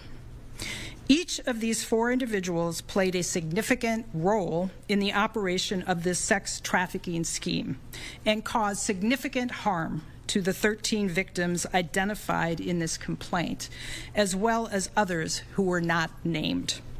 Both Mr. Reeves and Ms. Komanash were actively involved in recruiting and posting commercial sex advertisements for numerous victims, setting the rates for commercial sex transactions, collecting required payments from the victims, and more. Ms. Tomes both owned and operated an online commercial sex website where various victims were advertised for transactions, and she collected money from the victims who were posted on this website. Ms. Sampson, who was at the time working as an attorney in the Anoka County Attorney's Office, secured and provided locations for commercial sex transactions and also assisted in maintaining shell companies to hide and funnel profits from the sex trafficking ring. The level of sophistication and victimization for profit is disturbing. And these charges represent the beginning of a process to hold these 4 individuals accountable. I want to say when we're talking about commercial sex trafficking, that kind of thing, it really kind of, I think, minimizes what happened and the harm that was done here. No one wants to be involved in a sex trafficking ring. It is something that happens to you. The 13 victims and others are victims and suffered great harm from being forced to be in the sex trafficking ring. And so I want to recognize the courage of the victims to work with the BCA and our office to help prosecute these cases. We recognize the trust you have placed in us to hold these defendants accountable. Our victim services staff is working with the victims in these cases to provide support and resources. If you or someone you know is a victim of sex trafficking, resources are available at sexualviolencecenter.org. I want to again express my gratitude to the BCA for their work and collaboration with us in getting to this point. I'll turn it over to Superintendent Drew Evans, and then we'll be available for questions. Thank you. Well, good morning, everyone. As County Attorney Moriarty said, my name is Drew Evans. I'm the Superintendent of the Minnesota Bureau of Criminal Apprehension. I want to thank the Hennepin County Attorney's Office for their work in bringing these charges at this time. And as I won't go through the details, as she covered them fairly extensively, and you've seen copies of some of the complaints, and you'll be able to see exactly what happened. But this represents a culmination of a multi-year investigation into these defendants that is continuing to be active and ongoing to continue to uncover additional criminal activity potentially of the work that they've done. I want to thank the victims in this case for their courage and bravery in the case coming forward on this with individuals that exploited them on an ongoing basis, threatened them at different times, takes true bravery and courage, and we're thankful that you came forward so we can hold these individuals accountable so that I cannot continue to cause this harm in our communities each and every day. As you've seen here, this was a complicated scheme. This was a scheme that was designed not only to exploit the victims in these cases, take advantage of them, but also structured to hide the money and the proceeds that was done with multiple individuals, including building out shell companies, as is alleged in the complaint. And so we will continue investigating this case and working together with the county attorney's office to ensure that justice is done, and we're happy to take any questions that you might have. Lou? At least one of the locations turns out to be like a group home or a place that received Medicaid money through the state. Is that wrapped into this investigation as well? Is there any wrongdoing related to that? As Superintendent Evans said, this is an ongoing investigation. This will not be the end of it. Today, we're talking about the sex trafficking charges that have been filed. Forgive me if I missed this in the facts of the case, but the years that Ms. Sampson was working for Anoka County, what were the years, I apologize, that she was working for the county? I don't know that off the top of my head, Tara. I think through almost the entirety of. I believe that Ms. Sampson was working with the Anoka County Attorney's Office in various forms throughout the time frames that are alleged in the complaint. And I can maybe speak just a little bit. This was a case, and as you can see, maybe to your question a little bit on the time frame of our work, this was a case that obviously our investigators believe criminal activity was and was occurring.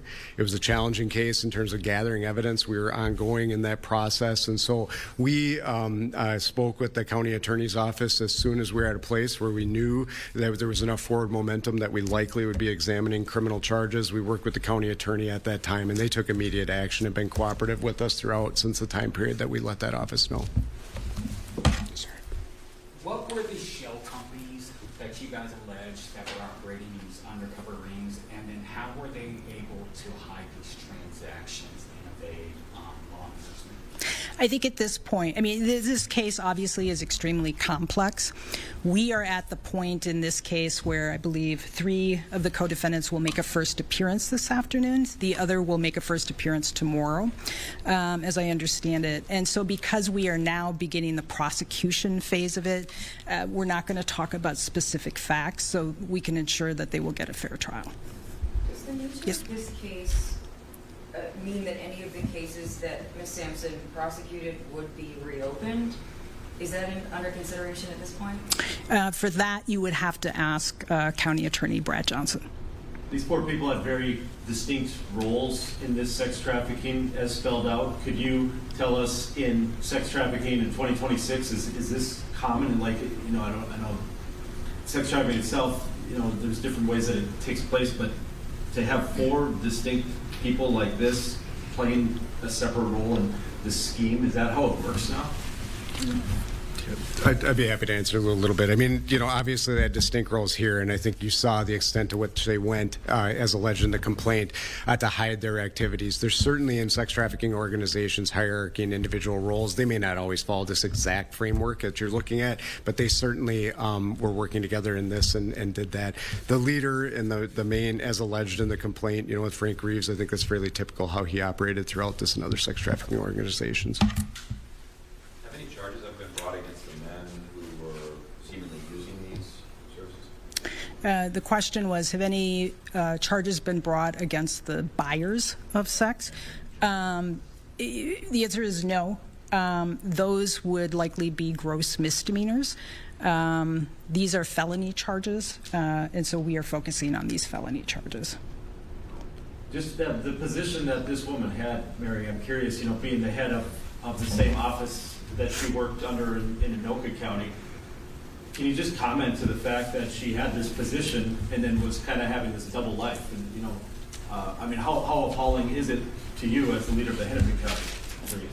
Well, of course, it's disappointing, and all kinds of things I could comment on. I think at this point, because we are in the prosecution stage of this, it's not appropriate for me to comment on that.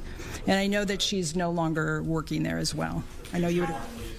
You mentioned that there are 13 victims who are in this particular case. Do you believe there were more who were out there? Do you have an estimate of how many? The question was about the 13 victims in this case. And I want to note that one of them is deceased.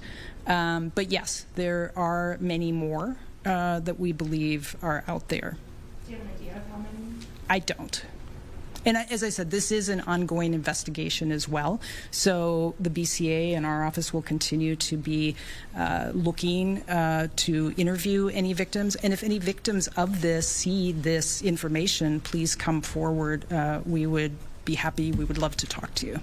Can you speak at all to the monitoring or background checks done when prosecutors are brought in, even in your office, and if anything would have been visible before that hire? Well, I could speak to our office about background checks. There are background checks, and we know if somebody has a previous conviction, that sort of thing. I can't speak to what they were doing at the Anoka County Attorney's Office. I do know that we have access to very private information, criminal justice information, and you have to, the background check has to, I mean, we have to check to make sure that prosecutors should have access to that information. Whether what happened with her is something that you'd have to ask the Anoka County Attorney's Office. Hey, Drew, I'm not thinking about the nature of prostitution these days.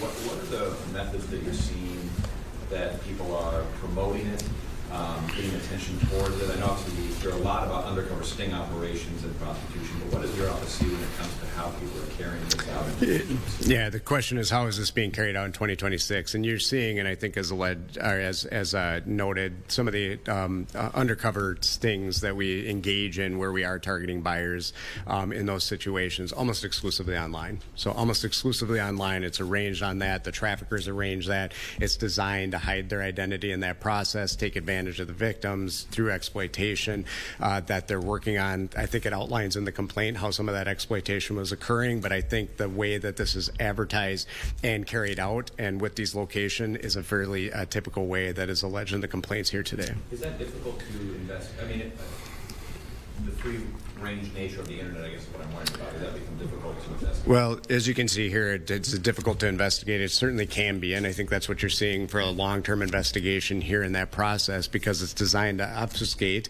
the people that are actually running this operation, and then you're putting the people that are in the harm's way in a difficult position. And as even alleged in the complaints, there's situations where somebody would appear with a firearm to keep people from cooperating. That's a real fear that these trafficking victims would face each and every day. And so to be able to build that relationship and trust with prosecutors and investigators can be challenging for obvious reasons because of what they're facing and the intimidation that they face each and every day.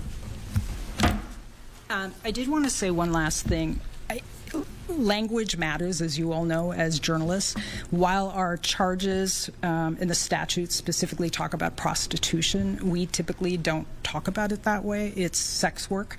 But I also want to say that the women that were involved here, there was nothing about this that was voluntary. But we try to avoid labels like prostitute, prostitution. So I just wanted to let you know that. Thank you. So that was an event that we weren't able to get to from earlier today as we were in other live coverage. What we are going to do is we're going to just step away for a brief moment, but I did want to share this with you as we now have a new live look inside the courtroom where we are expecting opening statements to get underway in Tupac Shakur's murder trial. That is all set to get underway in just about 15 minutes time. So on the left-hand side of your screen, that is a live look from the outside of the Las Vegas courthouse. On the right-hand side, that is a live look from inside the courtroom itself.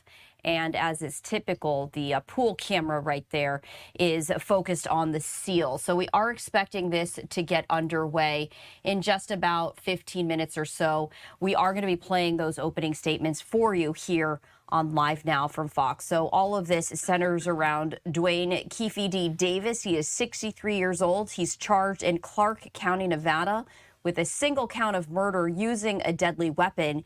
He has pleaded not guilty. He is accused of leading a group of men to kill Tupac Shakur back in 1996 in a drive-by shooting near the Las Vegas Strip. So we're keeping a very close eye on both of these live looks. We haven't really seen much activity so far from outside of the courthouse, but these are two live looks that we have for this major event. We are going to just step away for a break. We have some other live events that we'll get to on the other side.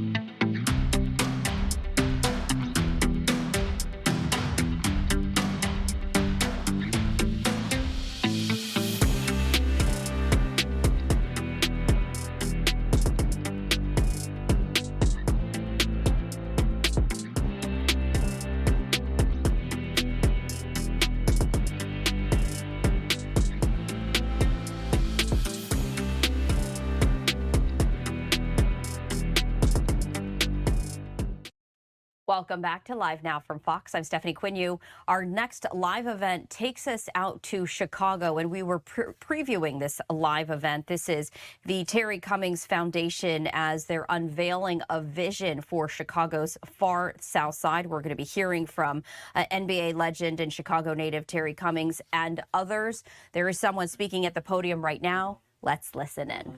And throughout all his accolades and what he has done, he is coming back to give back, to ensure the place that he calls home is going to be done right. So as the alderman, I am so excited to partner with Terry for the vision of this community. And as we look forward, we have many different partners that will help us along the way. And one of those is my friend, Cook County Commissioner Keisha McCaskill, who I'd like to bring up now.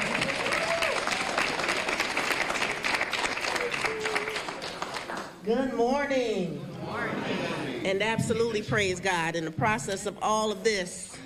So I am Dr. Keisha McCaskill. I'm your 5th District Cook County Commissioner. I service the areas from Pullman all the way to Park Forest, Ford Heights, Chicago Heights, from South Holland to Oak Forest. So I service 27 South suburban communities and 4 Chicago wards, and I am blessed to be able to represent Atgall Gardens. And I want you all to know that the county is serious about the work that is going to be done in Atgall. So when we begin, and I know I'm pronouncing that wrong, somebody said I put too many emphasis on the L, but Altgeld. There we go, Altgeld. I'm gonna get it. But I want you all to know that me being a part of this process, the Terry Cummings Project, what he is trying to do here, bringing mental health, physical health, spiritual health, and financial wealth to this community. We all need to be engaged in this process and appreciate that people come back home. There are not a lot of people in communities that can speak to the fact that their hometown heroes actually come back and give back. There is a difference. So we're going to continue to support you on behalf of myself and Senator Napoleon Harris. We appreciate what you're going to do. This 8 days of impact are only the beginning of many great things that are to continue to grow right here in the Gardens. Thank you.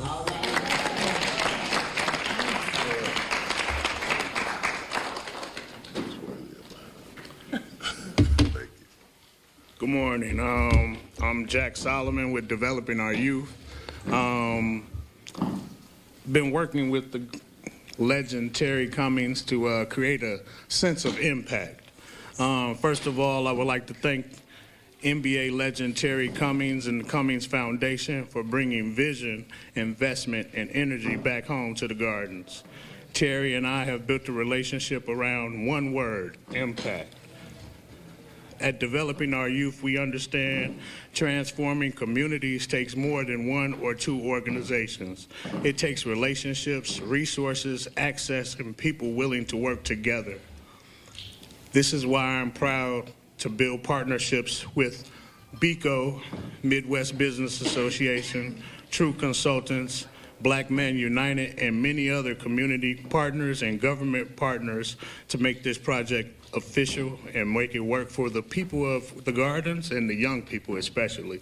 Through this collaboration, we want youth from this community to connect with mentorship, workforce development, career pathways, behavioral health support, education opportunities, and exposure to all things, not just some things. Working alongside NBA legend Tim Hardaway, the support group and Men of Purpose will be having a basketball camp this week, so please support, show up, take care of these kids. We have an opportunity to surround young people with successful people. Understand what I'm saying? We want to surround young people around people like these people in this room to see that it's possible. They'll never see that it's possible unless they see us. That's powerful, because our young people don't only need someone to tell them that it can become possible. Sometimes they just need to see it. So again, I would like to thank all of our community partners, Terry Cummings, Ms. Cummings, T. Fox and the Entertainment Group, and just everybody who's supporting this mission. Thank you. Now I would like to introduce Ms. Washington, Commissioner of the CHA. And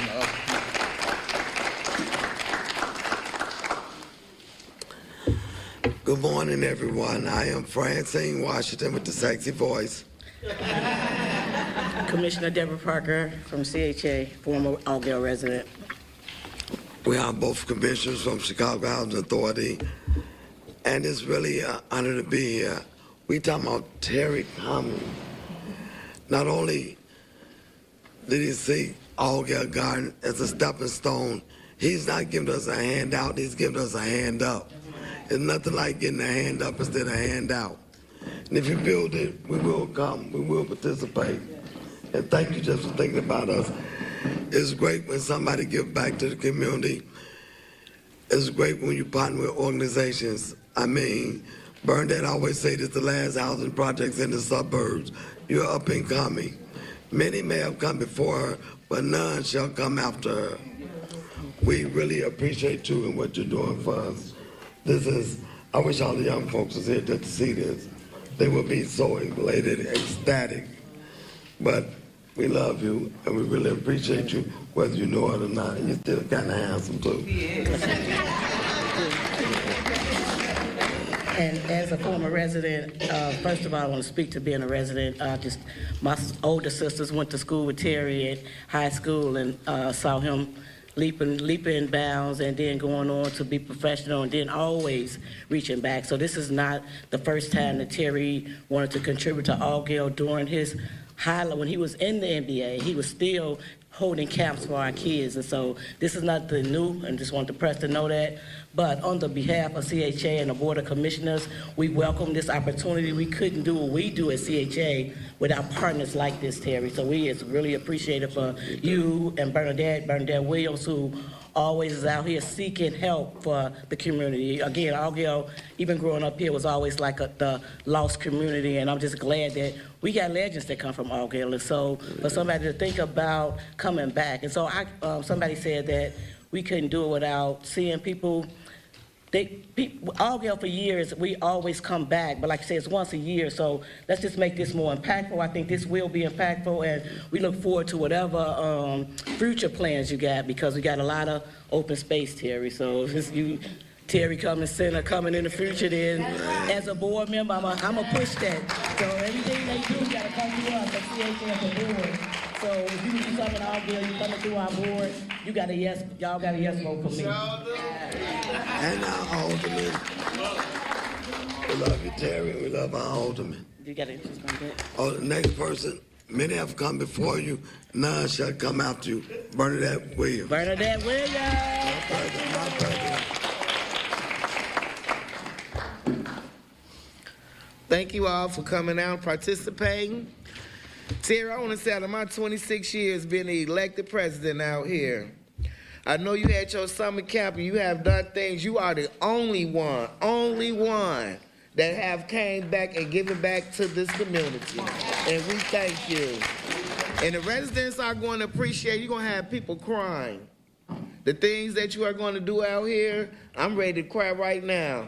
But I don't have many words to say, but thank you. I'm on by y'all side. Whatever help that we need from the residents, we're here to help you.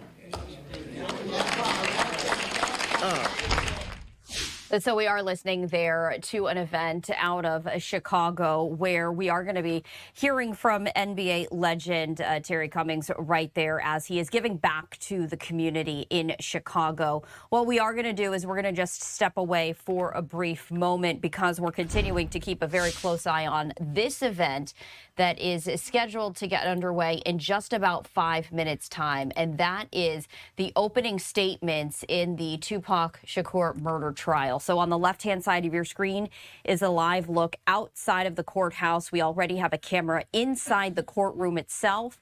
It is trained on the seal of Nevada right there, but we are expecting those opening statements to get underway in just about 5 minutes. We do want to take this opportunity to step away for a brief break because we are going to be bringing you those opening statements without interruption. We'll be right back.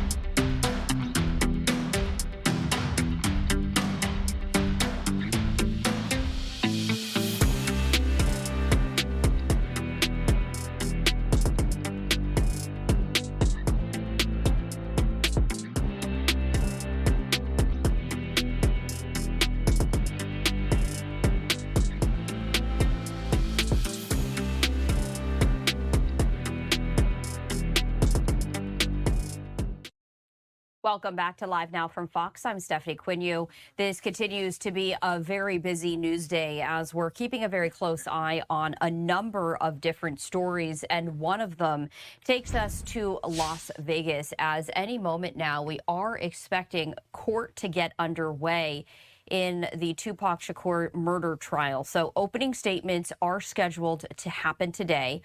On the left-hand side of your screen is a live look from inside the courtroom itself.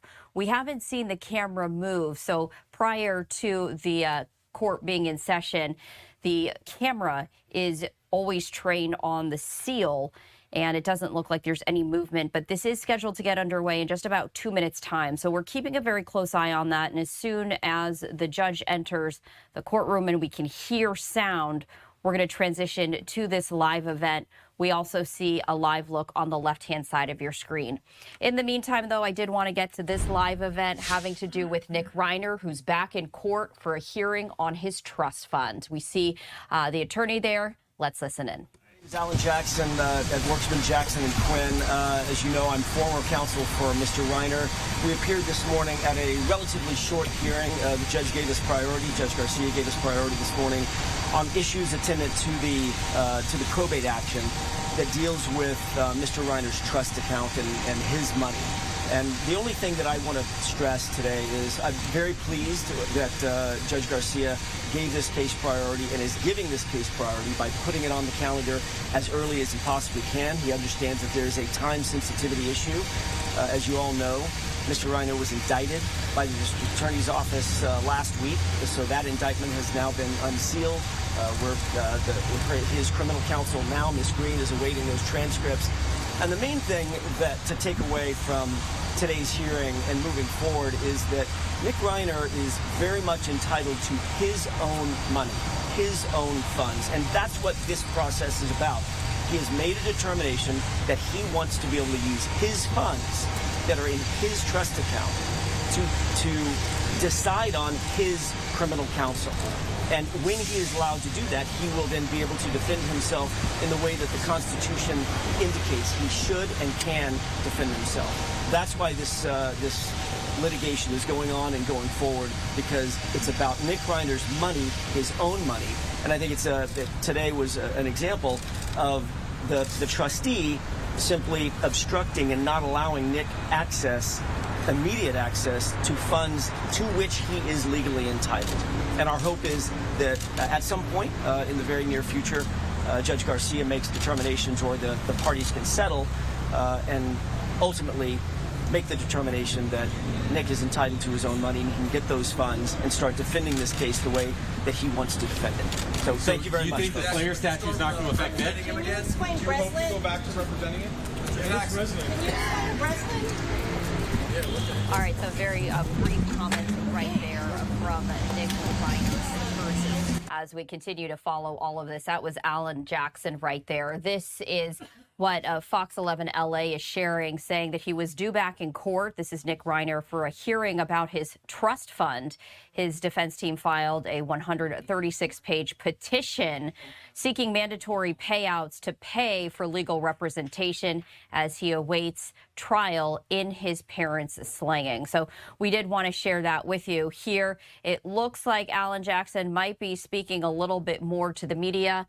And this is a live look right here as we continue to follow all of this. Let's see if he's speaking and what we can hear. If the money is freed back up, will you be joining his counsel again?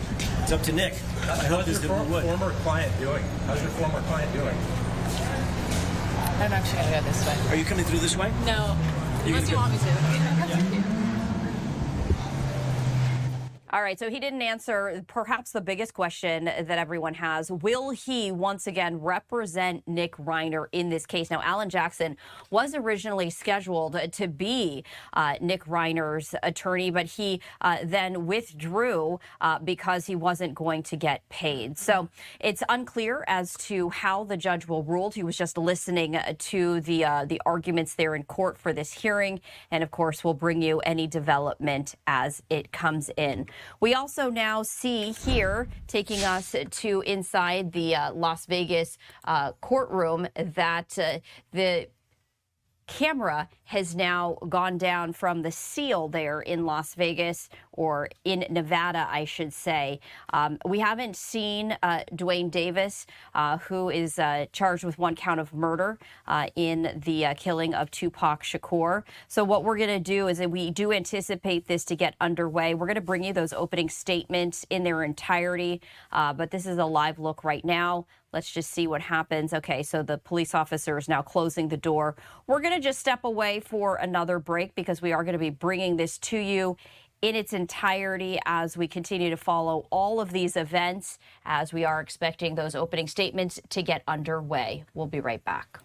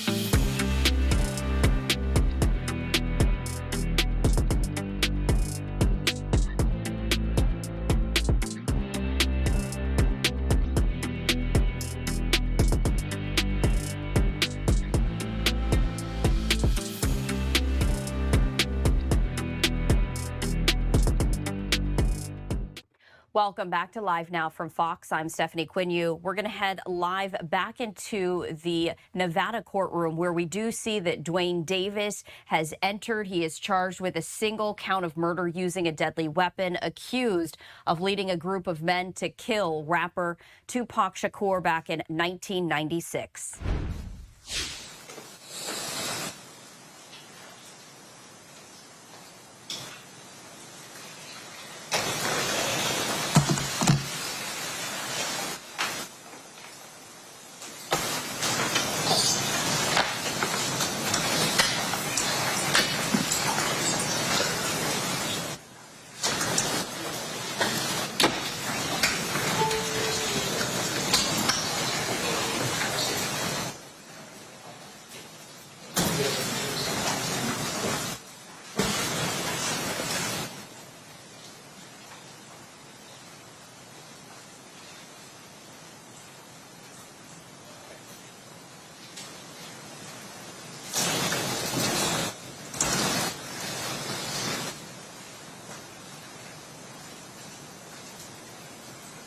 All right, so we do have a live look, and we can hear some ambient noise right there. The judge has not started speaking, and we're going to transition to that. The microphones are up, but just to share with you a little bit more context, you're taking a live look at Dwayne Keefe D. Davis. He's there, right there in the center of your screen. He is accused of orchestrating the shooting that killed rapper Tupac Shakur. So this case went cold until Davis made public statements about his involvement as a leader of the Southside Compton Crips. he does face a single count of murder with a deadly weapon. And a little bit more information there. So all of this happened in 1996. That is when Tupac Shakur rode in the passenger seat of a BMW driven by Death Row Records co-founder Suge Knight. A white Cadillac pulled up alongside them at a red light, and gunfire erupted near the Las Vegas Strip. Tupac that night was shot multiple times. He died 6 days later, while Knight survived with minor injuries. So this is a live look inside the courtroom. We are expecting those opening statements to get underway. But the man that you see there on your screen, who is looking to the side, he is Dwayne Keefe D. Davis, who is accused of orchestrating the shooting that killed rapper Tupac Shakur. We also see his attorney there at his side.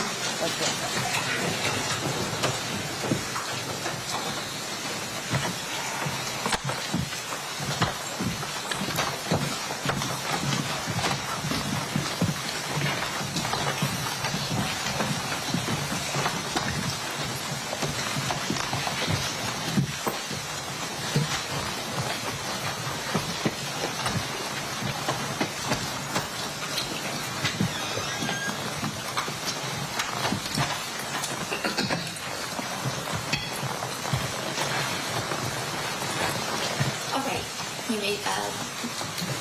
To the presence of the jury. Yes, Your Honor.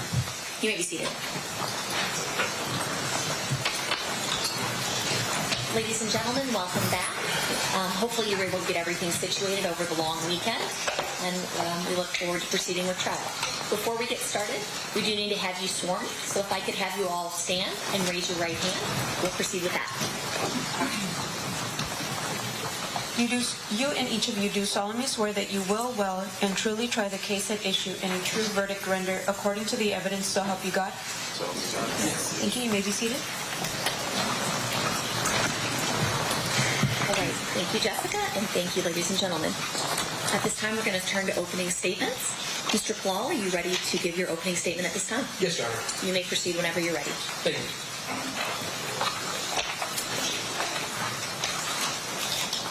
Good morning. On September 7th, 1996, Tupac Shakur came to Las Vegas to attend a Mike Tyson fight. After the fight, Tupac, along with Suge Knight, Trayvon Lane, and other people that were with that group, ran into a person named Orlando Anderson. And Orlando Anderson is the defendant's nephew.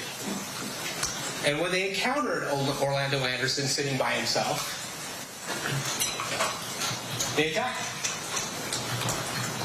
And that attack was captured on video.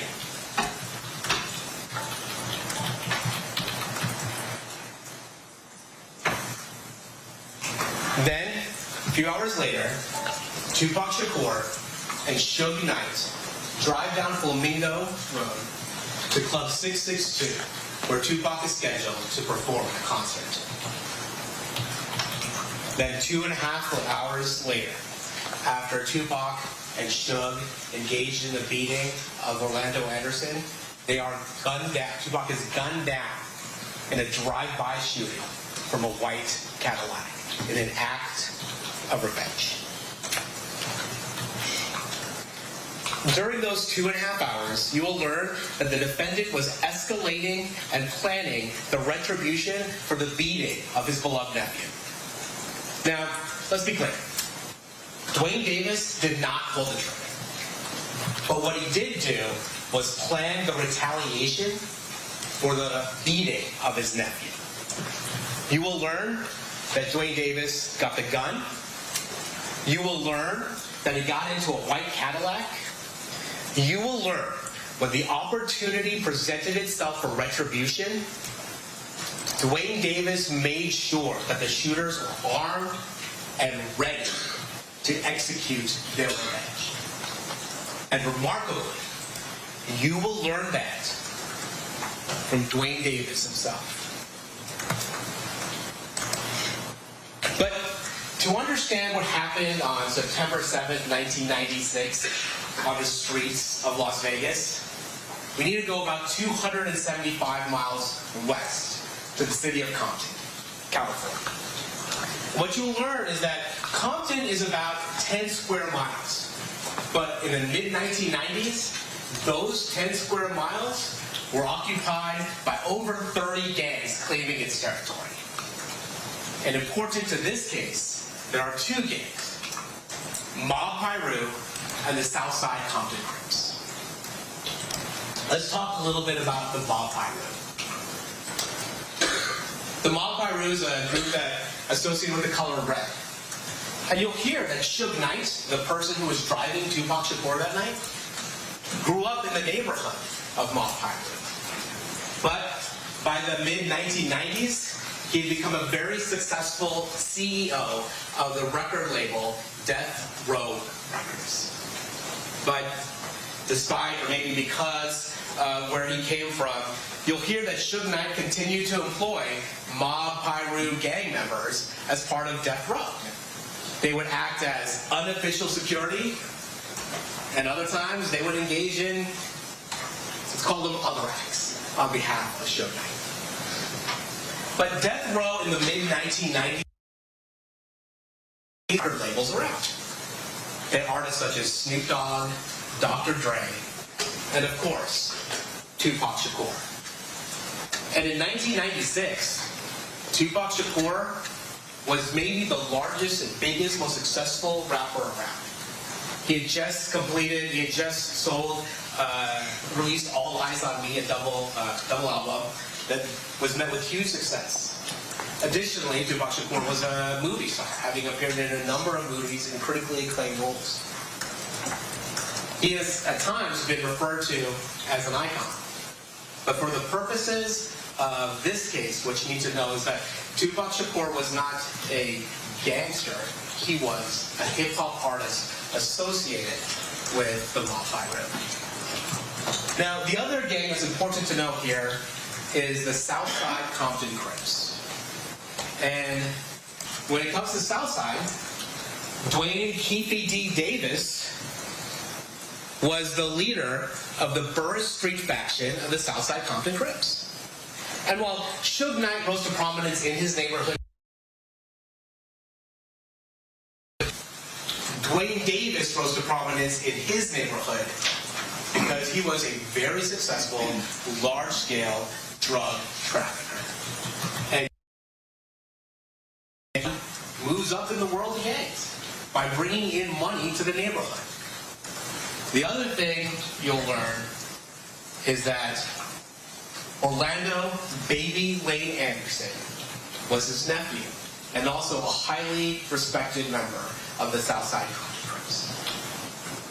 Now, as part of this case, you're going to hear another name, Eric Zip Martin. Now, Eric Zip Martin is not a member of the Southside Compton Crips. In fact, he's based out of New York. He's involved in the drug trade and knows Dwayne Davis as a result of both their involvements in the drug trade. Dwayne Davis from the West Coast, Eric Zip Martin from the East Coast. And one of the connections that Dwayne Davis gets through his association with Zip Martin is with Sean Puffy Combs, who was then the CEO of Bad Boy Entertainment. Sean Combs wanted some security when he came out to the West Coast. He was worried about Mob Piru. He was worried about the members of Death Row Records. And so Dwayne D.P.D. Davis agreed to be around to act as unofficial security for Sean Combs and his artists when they came out west. Specifically to ensure there are no problems with Mob Piru and Death Row Records. And this took a rivalry between Mob Piru and Southside Compton Crips and escalated it. And those tensions boiled over in the Lakewood Mall in the summer of 1996. There, you'll hear that Trayvon Lane, a member of the Mob Piru associated with Death Row Records, was there with other members of Mob Piru in order to do some shopping. Lakewood Mall was a mall nearby Compton. You'll also hear that Baby Lane Anderson, Orlando Anderson, the defendant's nephew, was there. Now, Trayvon Lane that day was wearing a chain with a death row medallion. And there was a fight that occurs between the Mob Piru group and the Southside Compton Crips. And at one point, that chain is pulled off Trayvon Lane's neck.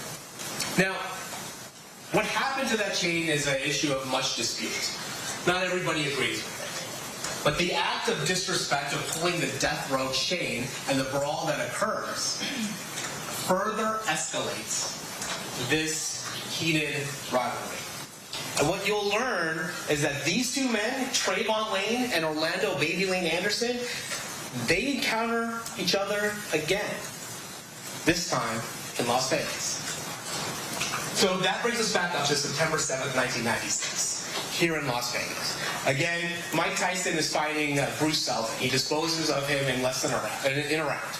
Doesn't take a full round. And then after the fight, Tupac Shakur, Suge Knight, and the people that are here with, they leave. And among his group is Trayvon Lane. And that is why this fight occurs. Trayvon Lane and the death row group sees Orlando Anderson standing by himself, and they decide to attack him in retribution for what happened at the Lakewood Mall. You'll see Orlando Anderson is on the bottom of that group. You see security coming, trying to break us up. And then you'll see Tupac Shakur, Suge Knight, Trayvon Lane, and that group exit the MGM. Now, Orlando Anderson was by himself because when Dwayne Davis purchased the tickets for the Bruce Sullivan fight, he got them through a scalper. So everybody that came with Dwayne Davis were seated separately throughout the fight. And so Orlando Anderson was, at that time, by himself. You'll see that Mr. Shakur, Mr. Knight, and his group leave the MGM Grand. And you'll see that Orlando Anderson, after being held by security, is questioned for a bit, asked if he wants to press charges. He decides he doesn't want to participate in any type of prosecution and that he doesn't need medical attention.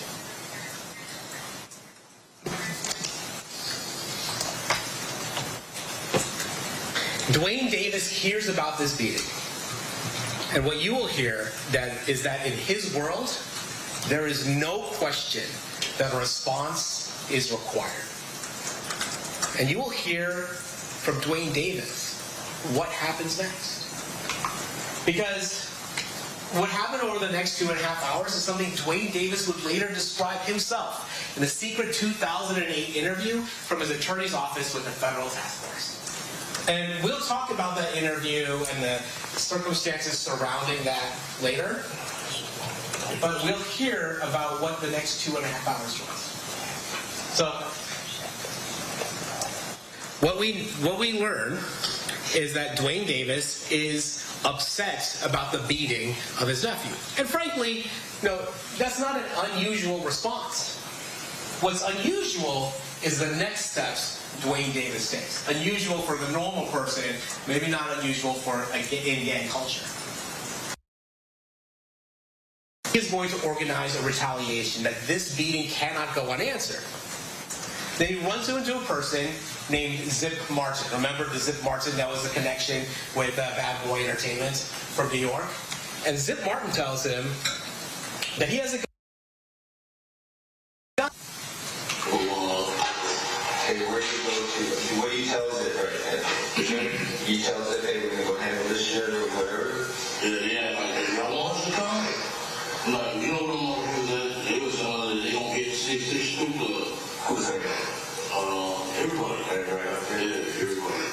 He was confident. How do you know that this her gun? Did she tell you? It was in the lobby. In the lobby. I don't know. Did you ask her? Do you have one, or just tell you? Yeah, I got it. That's when they asked me we need help. I said, yeah, okay, cool. I don't know what he gave you. Yeah.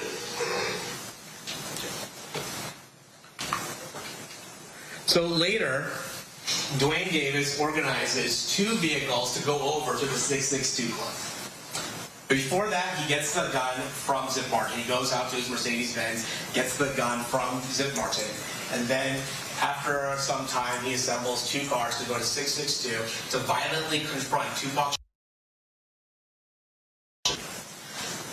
And you'll hear that Dwayne Davis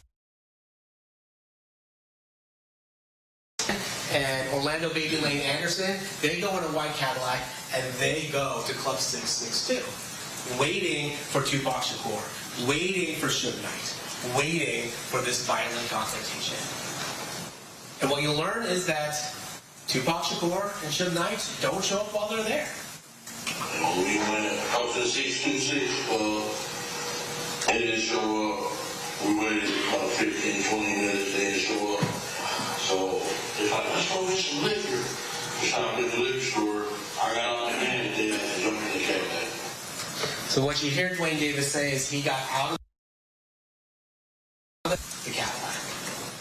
And the plan at that point is to go to a liquor store, get some booze, and then go back to the Las Vegas Strip and party. What the original intention was before Orlando Anderson was beaten at the MGM Grand.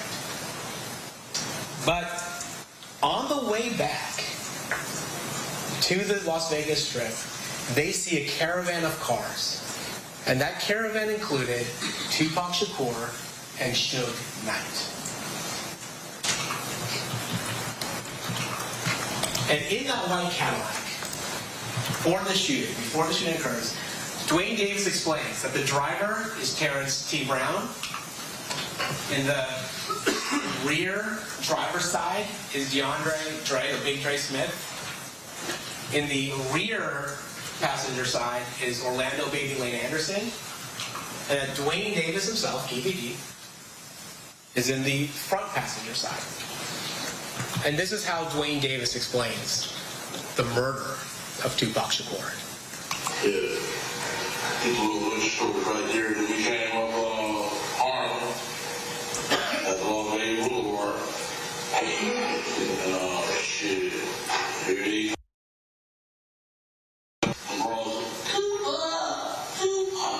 we like, there you go. And the U-turn was supposed to make this one U-turn. It was in the middle lane. And we just pulled up on the side and checked every car to see where they was. So what direction? Tupac. He gave us another way. Otherwise, they would have gone away. He all had another way. You know how he do it. You did a U-turn, so then you pulled alongside of it. You got to throw the car. Have you already handed the gun at this point, or at what point have you handed him the gun? I thought he was going to pull on my side. You know, that's one of them neck on the top for him. You know, he pulled on his side.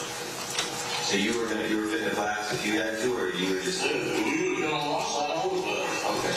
So you handed the gun to the back seat? Yeah. You can hear me? I gave it to Dre. Dre was like, no. And I ain't...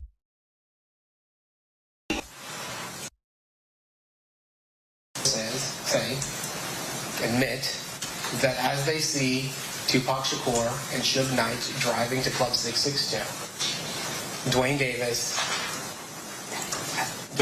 along with Terrence Brown, DeAndre Smith, and Orlando Anderson, decide to make a U-turn, confront Tupac Shakur and Suge Knight.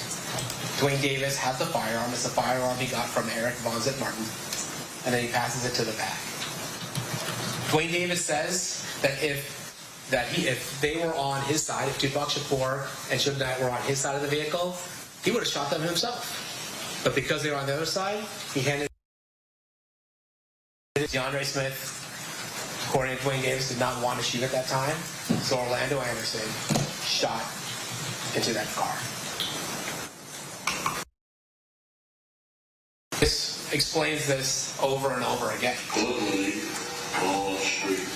Okay, when he starts blasting, you say Suge looks over, he sees you. He looks right at you. Are you hearing this?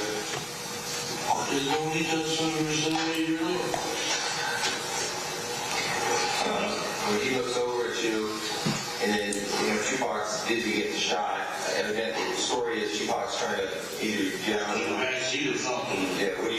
And then it's like that. I seen the bullet going shit again. I thought he was dead. Oh, he was dead. He must have sprayed him or something in the head or something. A piece of glass went into his neck right here. And he had a thing in the head. Right. I thought he was dead. Okay. So, I'm sorry, did you guys stop? Did Polo stop the car and let him get off? Yeah. And we made the right. Okay, but he stopped what you said, line, let off. Yeah. And we made the right and some brawls and Steve were even following us. Stupid pigeon. And we stopped, they went around and they stopped. So Tupac's trying to jump in the back seat. And what should have done is nothing. He couldn't really duck because he was too big, you know. Yeah. One other thing Dwayne Davis talks about during the murder of Tupac Shakur is that there's a car full of women. I think he calls them broads at one point. A car full of women who are there as well. And what she's going to tell you is that she disagrees slightly with Mr. Davis's rendition of facts. They were, in fact, communicating with Suge and Tupac, talking to Suge. And what she says is she what Dwayne Davis interprets as them chasing her, she'll tell you is them just panicking and trying to get away. But she will say they inadvertently follow Dwayne Davis and the other people in the white car as they are fleeing.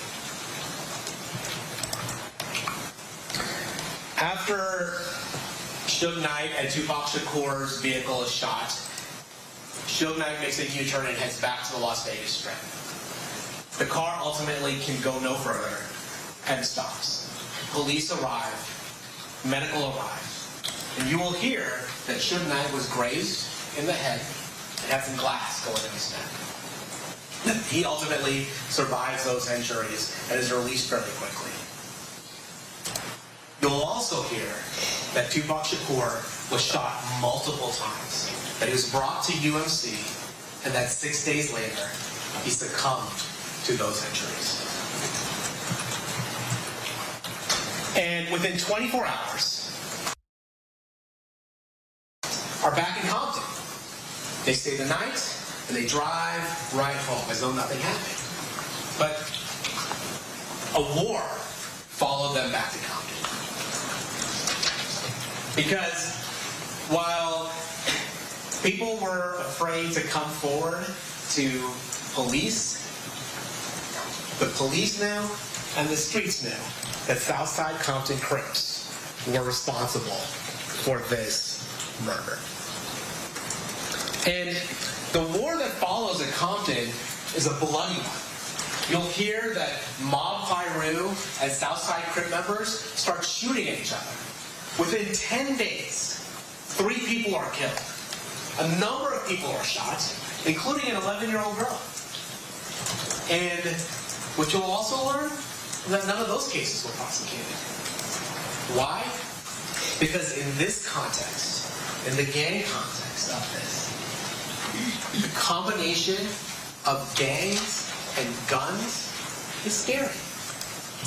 And in this world, silence means survival. The one person who has a hard time being silent is Dwayne Davis. You're going to hear from 1998 to 2023, Dwayne Davis has given a number of statements regarding this case. So, as early as 1998, Davis spoke to the FBI. He admitted he was in Las Vegas during Tupac's murder, but he denies being responsible.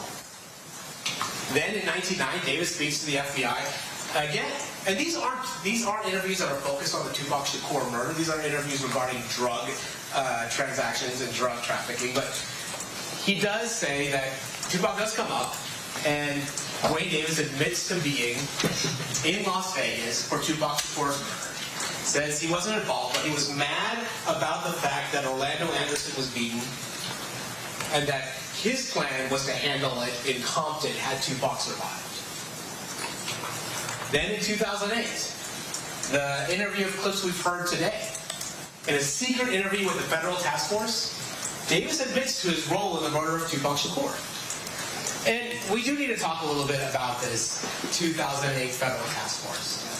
Because what this task force is investigating is not the murder of Tupac Shakur. What this task force is investigating is another rapper's murder. A rapper by the name of Christopher Wallace, somebody who is known as Biggie Smalls, so the notorious B.I.G. Christopher Wallace got murdered 6 months after Tupac Shakur was killed. And there was some allegation that the LAPD might have been involved. So a federal task force was formed to determine what happened to Christopher Wallace. And the interesting thing about the murder of Christopher Wallace is that Christopher Wallace is killed leaving a party in LA. Also at that party, Dwayne Davis. Christopher Wallace there was a suspect vehicle that involved a Chevy, and Dwayne Davis happened to own a Chevy SS Impala. Now, as a result of that, the task force decides, well, let's look at Dwayne Davis. And the thing we know about Dwayne Davis is that he trafficked narcotics. And so they were able, through a CI and an undercover, to have a drug transaction with Dwayne Davis. And as a result, Dwayne Davis now has a case, a big trafficking case. And so the federal task force approaches Dwayne Davis and his attorney, and they say, hey, look, we want information regarding the murder of Christopher Wallace. That is what we are trying to investigate. And what Dwayne Davis says is, I don't have any information about that, but I can tell you about Tupac. And that's what he does. He tells a federal task force that about his involvement, what you've heard, his orchestration of the murder of Tupac Shakur. That secret conversation, that proffer, was secretly recorded and released later. In 2009, Davis is being so helpful to federal authorities that he actually flies out to New York to try and get Zip Martin to implicate himself in the Tupac Shakur murder. Zip Martin at that time was dying of cancer, was out of the game, and really did not engage with Dwayne Davis. In 2009, though, Dwayne Davis gives an interview to Las Vegas Metropolitan Police Department Detective Dan Long. Now, Dwayne Davis is more guarded in that interview. It is a different setting than the interview of 2008. It's not a secret proffer agreement. But Dwayne Davis does admit a number of things. That he was in Las Vegas, that he was mad about Orlando Anderson getting beat, that he was the boss, that he was in the white Cadillac, and that he procured the firearm that ultimately killed Tupac Shakur. Then, in 2011, the landscape changes. Because in 2011, Greg Hayden, the guy who was leading the task force in 2008, the guy who organized the secret proffer between Dwayne Davis and the federal task force, he leaves law enforcement and decides he's going to publish a book about his investigation into Biggie Smalls, the guy who was killed 6 months after Tupac, and Tupac Shakur. And what he puts in the book is that Dwayne Davis confessed to the murder of Tupac Shakur. The book tells the story about his admission, about himself, but it also tells the story of Dwayne Davis telling about his nephew's involvement in the murder, about Big Dre's involvement in the murder, about Terrence Brown's involvement in the murder. And this is a problem for Dwayne Davis, because that meeting was supposed to be secret. And now his cooperation with federal authorities is open to the world. Not only that, Greg Hayden is now profiting off Dwayne Davis's life story.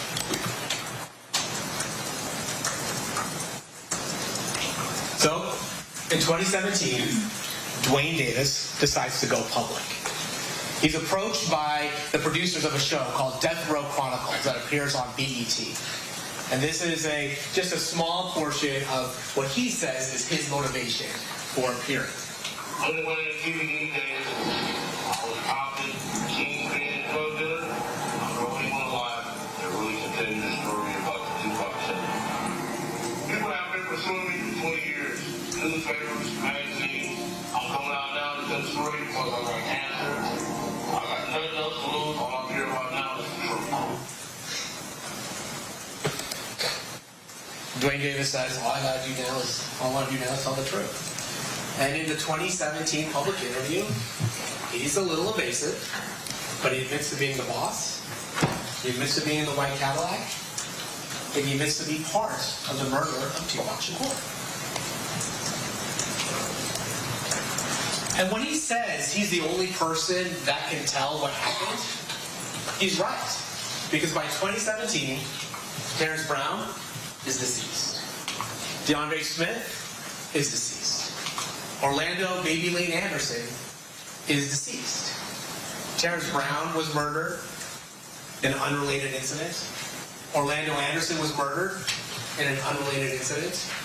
And DeAndre Smith died from health issues. Remarkably, in 2019, Dwayne Davis then decides he's going to publish his own book. And with regards to the book, it is certainly a lot of self-aggrandizement. But again, the core remains.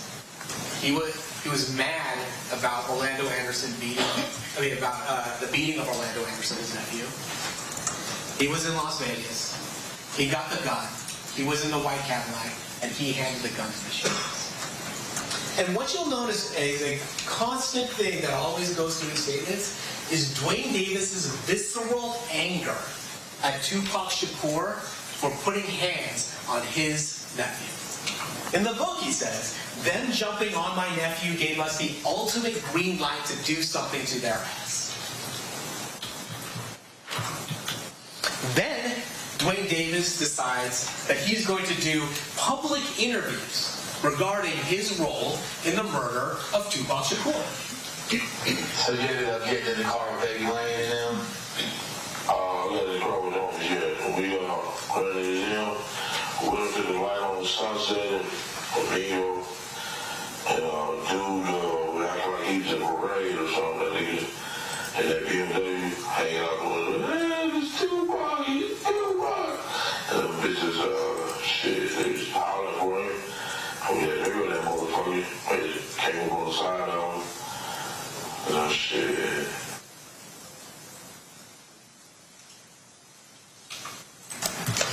Davis's public admissions mirror his private life. He admits to being a leader of Southside Crips. He admits to the significance of the fight over the death row chain at the Lakewood Mall.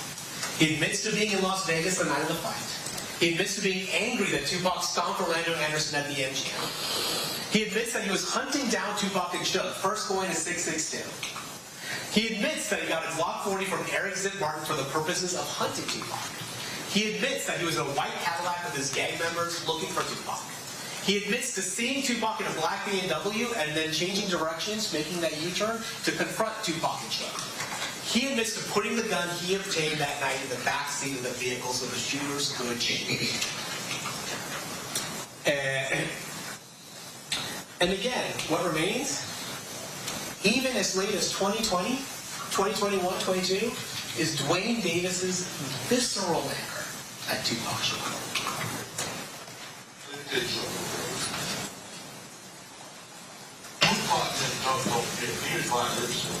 He didn't, my nephew never jumped on no fucking Tupac. Come on, man. Tupac was wrong with two motherfucking shit. I mean, don't you get me wrong, honestly. I mean, yeah, I think he could have, reacted in a better way. Listen, you don't think that man is wrong? He could have reacted in a better way, I guess. I'm talking, Vlad is his fucking biggest fan. He admitted that man is wrong, man. He was wrong, man. But that was only done out of loyalty, man. Okay, thank you. I appreciate that. But he never jumped, my nephew didn't jump on it. He jumped on my nephew, a kid, man. My nephew was a fucking kid. You was a grown ass man, too. You know what I'm saying? He's a fucking kid, dude. That's why he had on the channel. He's a fucking kid, dude. You know what I'm saying? It was wrong. My nephew never jumped on him. They jumped on my nephew. My nephew didn't throw a punch, man. Shit was wrong, dude. Jumped on the fucking kid, dude. And this anger is not just demonstrated publicly, but you will hear as recently as 2024, privately, in a conversation with his son, he talks about his feelings about Tupac Shakur, nearly 30 years after the murder.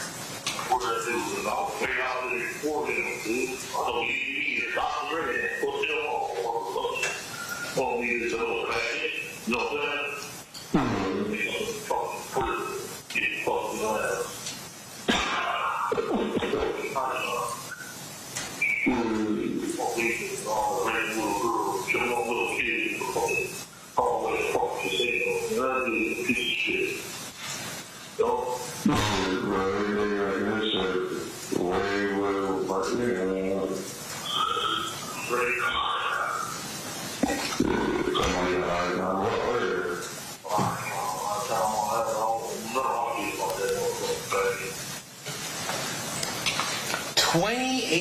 Years later, that is the visceral anger that Dwayne Davis had for Tupac Shakur. It did it in 2.5 hours. He took care of what he thought was the proper response. And 28 years later, he still is angry about what Tupac did. On September 7th, 1996, Tupac Shakur publicly, on camera, participated in a humiliating beating of Dwayne Davis's nephew, Orlando Anderson. Dwayne Davis knew that in his world, that required a response. And over the years, in private interviews and public statements, and even in private calls, Dwayne Davis has repeatedly told us over and over again about the anger he felt and his own role in the revenge drive-by shooting of Tupac Shakur. And now, nearly 30 years later, we're going to ask you to finally hold Dwayne Davis accountable. Thank you.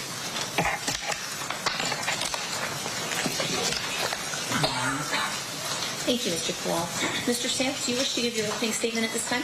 Yes, Your Honor. Just a quick second. Of course, whenever you're ready. Thank you. Yeah. I think this is the HDMI cable.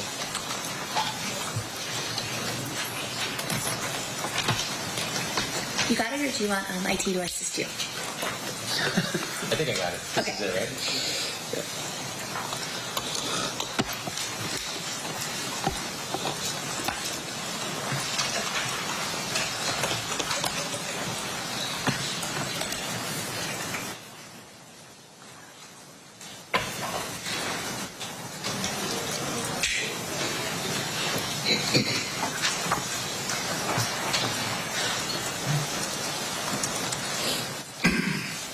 Whenever you're ready. Thank you, Your Honor.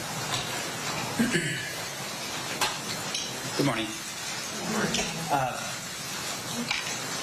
We spent a lot of time, I think, when we were picking a jury to determine who would be the right jurors for a case like this.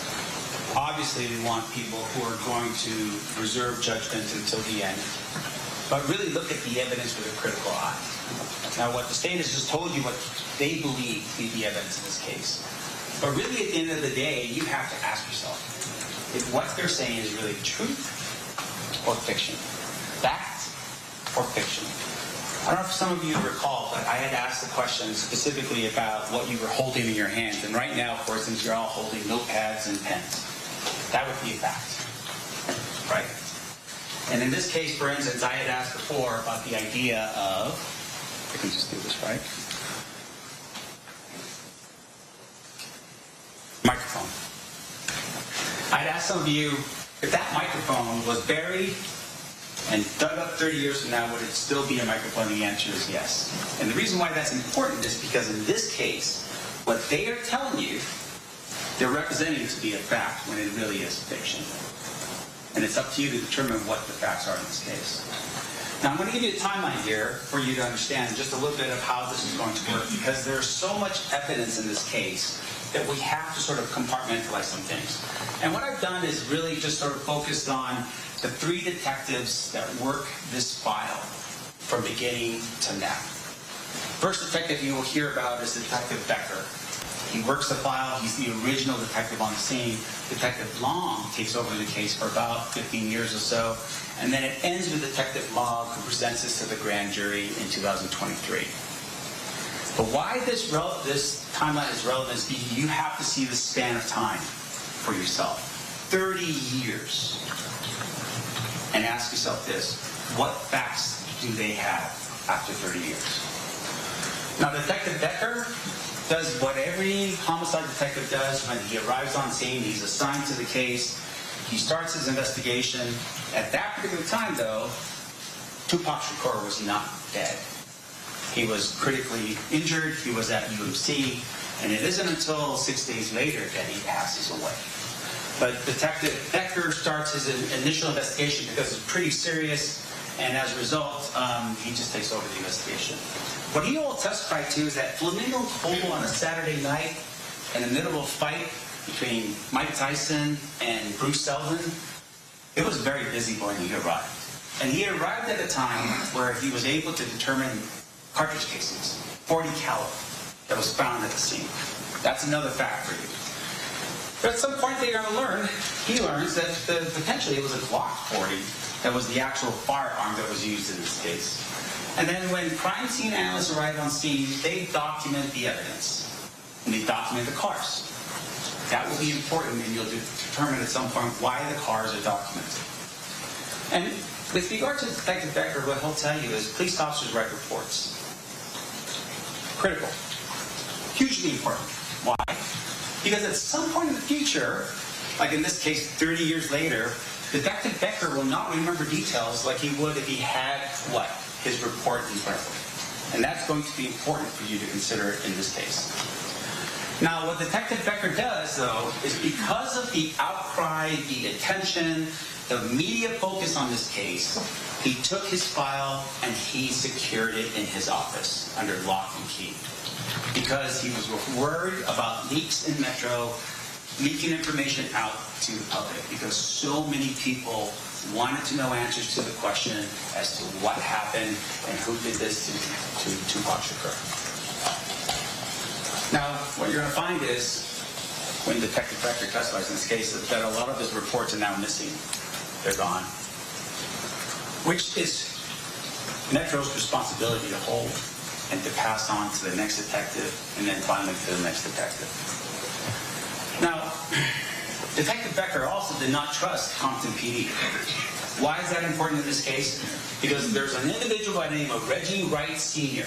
He was a lieutenant working in Compton in charge of the gangs in Compton in terms of investigations. His son is Reggie Wright Jr. He was the head of security for Death Row Records, the same security that was here in Las Vegas on the 9th of September 7th, 1996. Death Row Records was affiliated with Mob Pyru Blood, and Detectives Ladd and Brennan from Compton answered directly to Reggie Wright Sr. Becker did not trust Compton PD. And the one thing that he really didn't trust is that most of their information came from confidential informants that were not reliable. And he'll tell you that.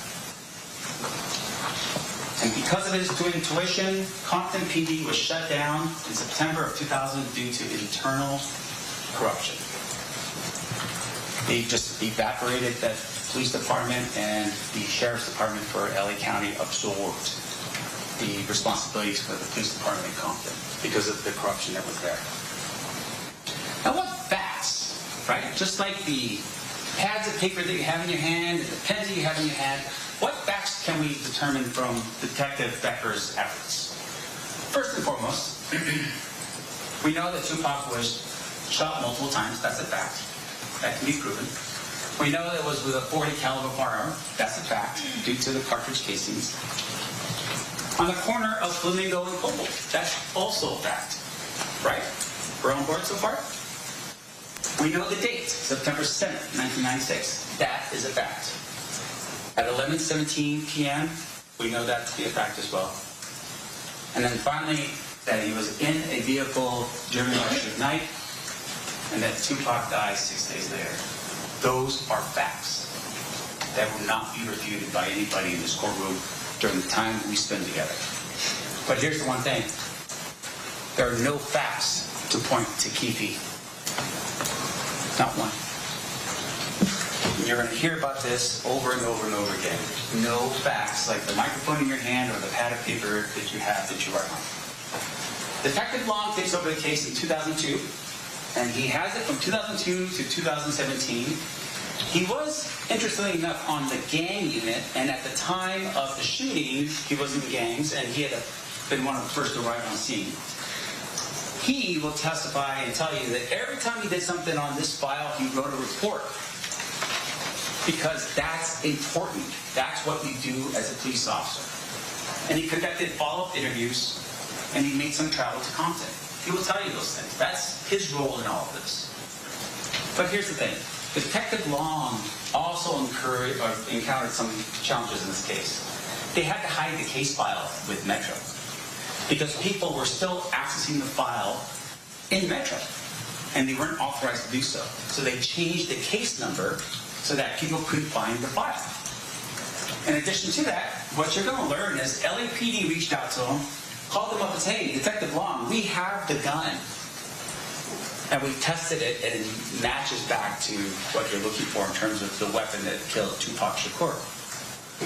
Detective Long goes to LAPD, gets the gun, transports it back, gets it tested, and it comes out as not a match. LAPD tells him after, we gave you a fake gun to test you out. This is the level of, I don't know how to put it, that was going on during this time period between Metro, LAPD, and Compton. This is what's happening during this time period. Beads, according to Detective Long, became very scarce and stale, meaning that it was just taking a long time for him to follow up with people. Witnesses became unavailable. Why do you think that is? Because of time. So as a result, memories started failing because of that time. So Detective Long had these challenges. But here's what Detective Long does. He interviews Keefe in 2009. Sits him down, has an interview with Keefe, just like the state said. And guess what happens? Detective Long doesn't even know that Keefe had actually spoken to a task force the year before. How is that possible? Metro is the agency responsible for the investigation of Tupac Shakur's murder, and they don't even know about this. No one in that room in 2008 told Detective Long or Metro what was going on. And you know who was in the room in 2008? You had FBI in the room. You had DEA in the room. You had LAPD in the room. You had the United States Attorney for the Central District of California in that room. And Detective Long does not know about any of that. What you will also learn is out of all those people in that room, not one person verifies what KPD tells them. That the FBI, the gold standard of investigation in our country, did not go out and follow up on what was said. Now, one of the things the state showed you was a picture of a car and indicated there was 4 individuals in that car. And he tell you that at some point, 3 of those individuals are dead and Keefe's the only one that's remaining. But at the time that he gives his statement to the task force in 2008, there's another individual that's still alive. They never interviewed that individual to verify if that information was true. Why not? Because the FBI just fell asleep, that the LAPD just didn't care. Keefe was never charged for any of what he said during that time period. And it's because they knew he was full of crap. Otherwise they would have. Why wouldn't they? When Detective Long comes back to Las Vegas, he goes and he talks it over with the Clark County District Attorney's Office. You know what happened then? They didn't charge the case either. In 2009. Ask yourself the reason why that is. Is because they just didn't care about Tupac Shakur or his life? Or is it because they looked into it and realized we can't verify this information, we don't believe this to be true? Why would the Clark County District Attorney's Office not charge him in 2009? Now, what facts do we get out of Detective Long based upon what he did for those 15 years? We don't have any facts. Outside of statements made, allegedly by KPD and other people, we don't have anything to verify any of that information. Not one single thing to corroborate the statements made by that man in 2008 or 2009. Not only by Metro, but by the FBI, by LAPD, by the DEA, by the United States Attorney's Office. No one corroborates any of this. So, 2017 comes along, and an entity called the Center of Investigative Reporting, they file what's called a FOIA request with Metro. And what that means is, FOIA is the Freedom of Information Act that allows or requires government agencies to give up information if you ask for it. That's the rule. It's to be transparent. And people wanted to know what was going on with the murder files. This is 2017. This is years after any of the statements that were made and anything else. Where's the investigation? What's going on? Well, Metro said, no, we're not going to give it to you.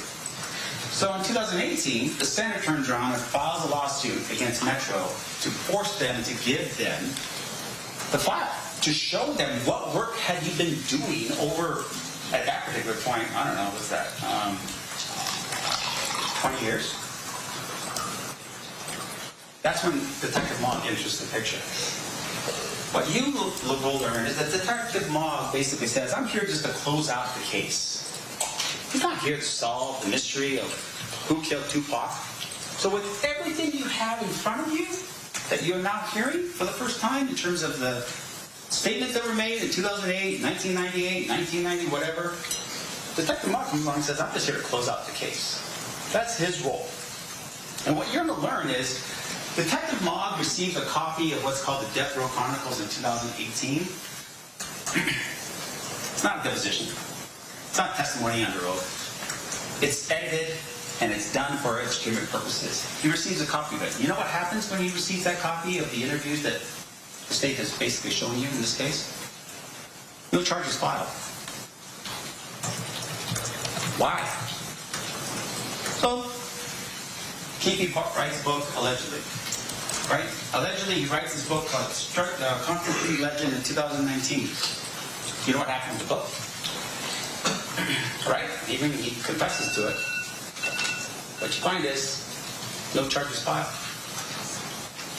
What is going on?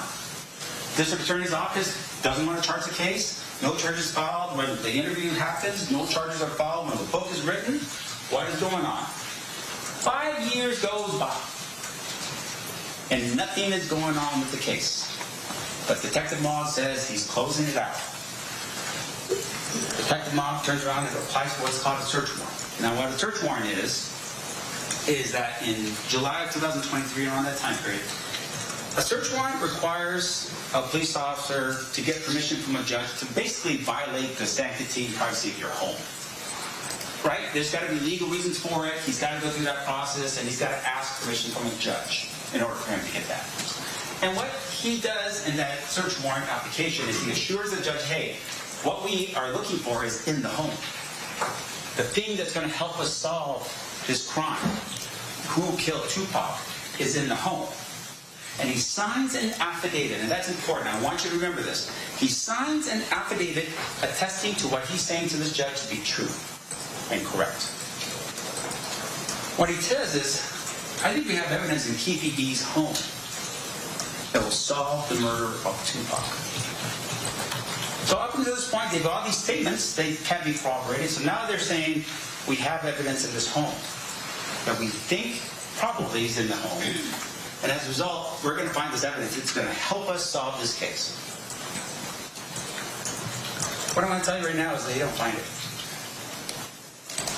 And in the meantime, Detective Mogg retires. He now becomes Mr. Mogg. And Mr. Mogg goes to the grand jury. And in the grand jury, it's a secret proceeding. We're not there. The defense, isn't sitting like we are here. It's just the prosecutors. There's a panel of people called the grand jurors, and you have people come up and they testify under oath. And there's really no way for the defense to challenge any of it because it's done in secret. We don't really know about it. But in this particular case, Mr. Mogg is sworn to testify truthfully. And you know what Mr. Mogg does? He just reads pages of the book into the record. He doesn't do any more in terms of an investigation than read pages of a book into the record. He never documents in any of his efforts any verification of the book before he reads it into the record. He walks up, gets on the stand, and reads the book as if it's the gospel truth. And that's what he does. He treats that book like it's fact. Now, what you're going to find out about Mr. Mogg is that he never wrote a report. So when he took over the case in 2017, all the way up until when he retired in 2023 and was in front of the grand jury, he never wrote a report. Not one time. Not like Detective Becker, and not like Detective Long, and not like any other police officer who does their job. This man never writes a report. In fact, what happens is he transitions, right? He's a Metro detective, he retires, and then he gets a job working as an independent contractor for the district attorney's office as an investigator. And as an investigator, he doesn't have any police power. He continues to work as a lead detective on this case. Even though the procedure is you hand your file and your officer's report to the next detective in line.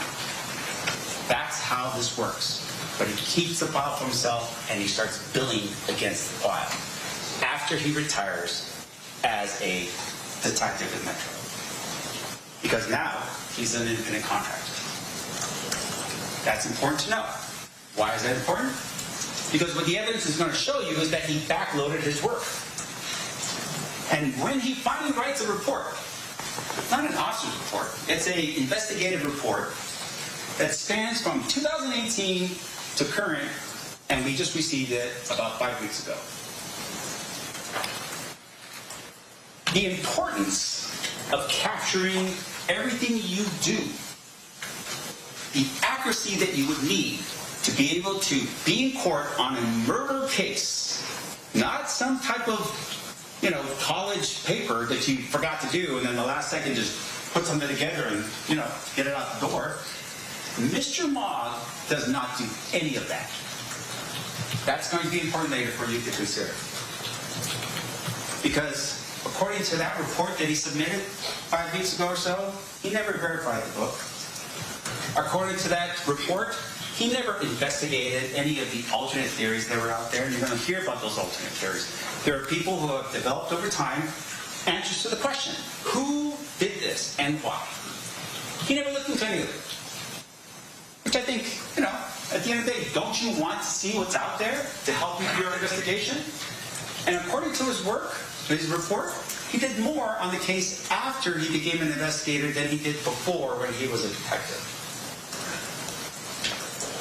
What I'm going to tell you right now is what you're going to find when you listen to all the evidence, that his work was biased, sloppy, and incomplete. Those are the three things you're going to determine for Mr. Mogg. Now, because of the fact that in terms of the evidence itself, he doesn't have much, the state's going to lean pretty heavily on their witnesses. I'm going to give you a sampling of the type of people you're going to run across in this trial based upon their witness list in this case. First person is this guy named Reggie Wright Jr. He's the security company for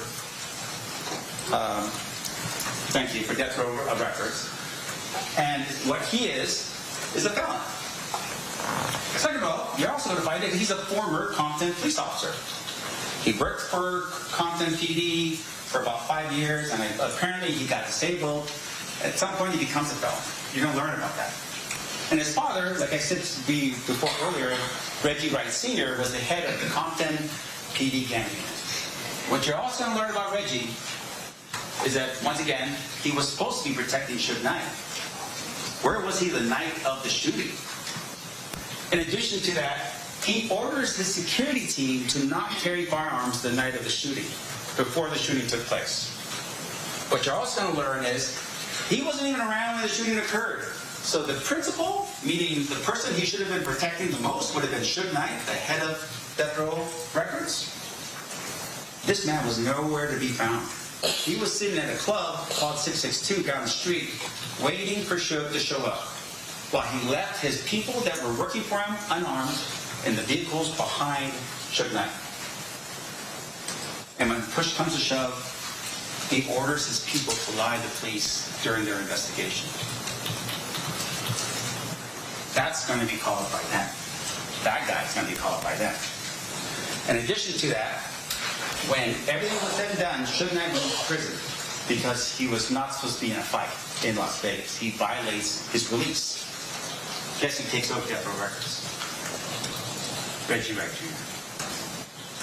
Now, the state is also going to bring in other people with unreliable positions, including criminal histories, financial motivations, and inconsistent statements. That are the people and the quality of the evidence that you're going to listen to in this case.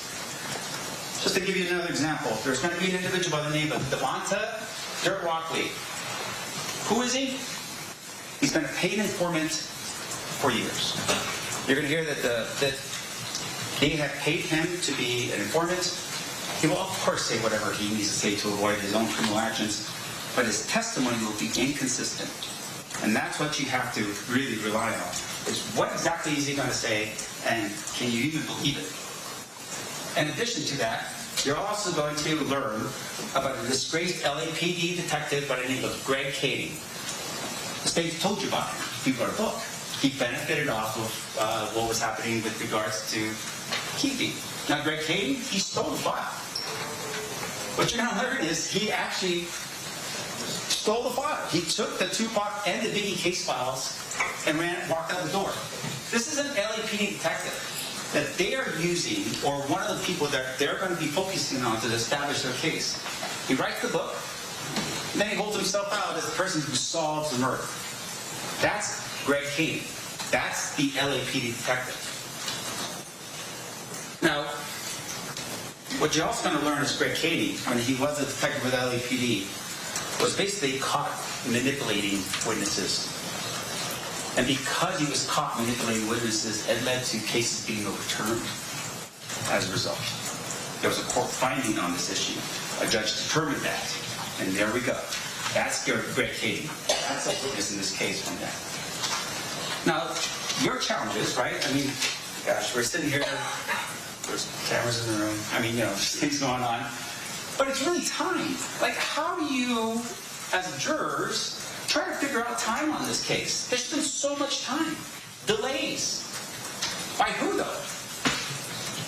And there's corruption. How do you look at your information that you're receiving with anything more than just speculate or just like skepticism? Like, you're going to look at this stuff and be like, well, I mean, you have a motive to lie. You have a motive to tell or deceive. And it's because at the end of the day, there's not actual facts. When you get past all the talk and me talking, just look at the actual facts. What facts do you have to support any of what KPD said in any of his interviews or in the book?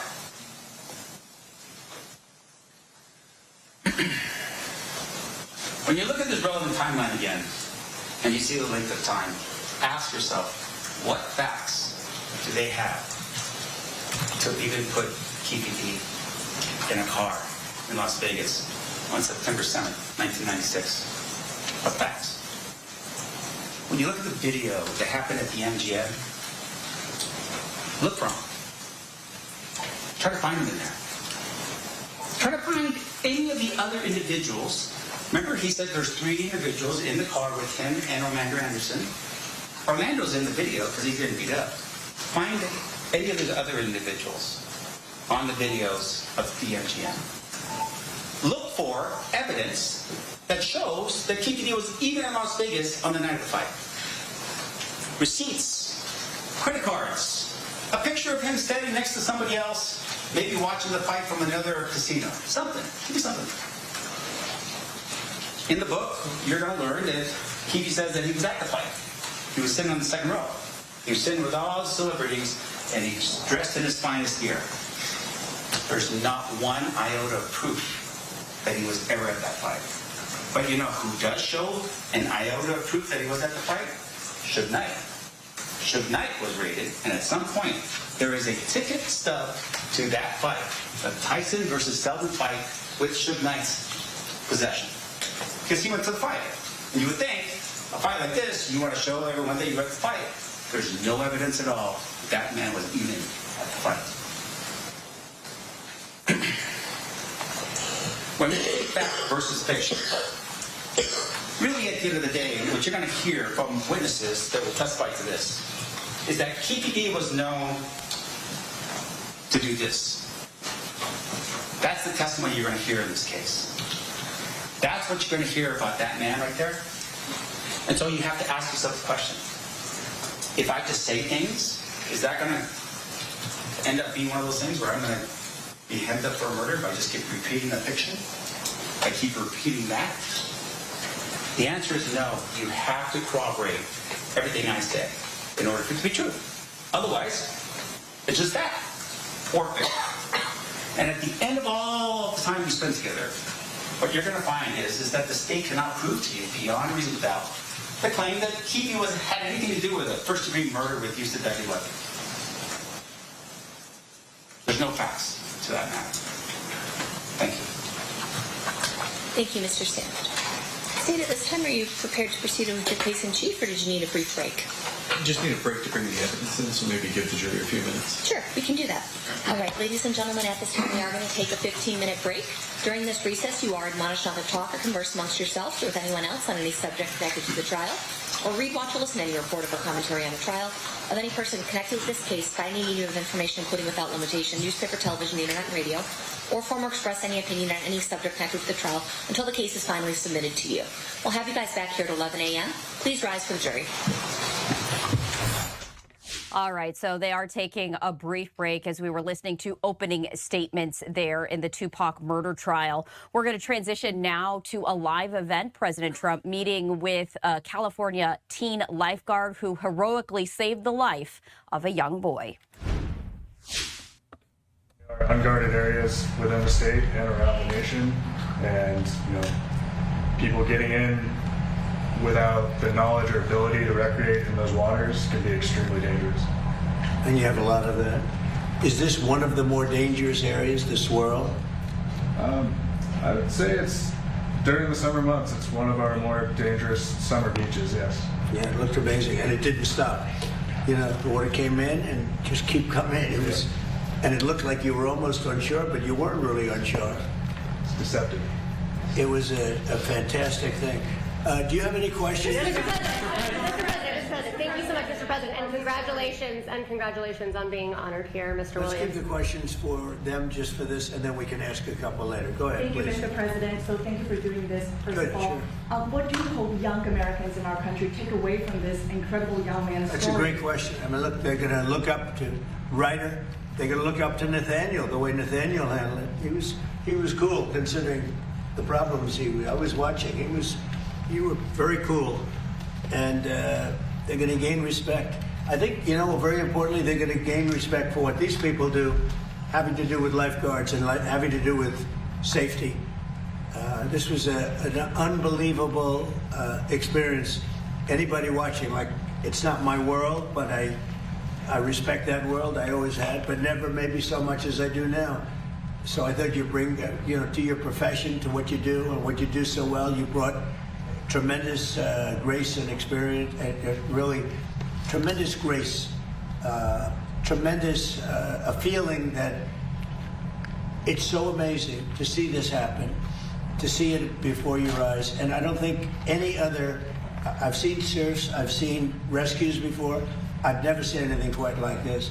It's been a great thing for your profession, and people are going to respect it even more, respect you even more. So I just thought it was really a very worthwhile event to have it at the Oval Office. So Congratulations. Mr. President, I actually have a question. If you don't mind, can I have a question for the young gentleman as Go well? ahead, sure.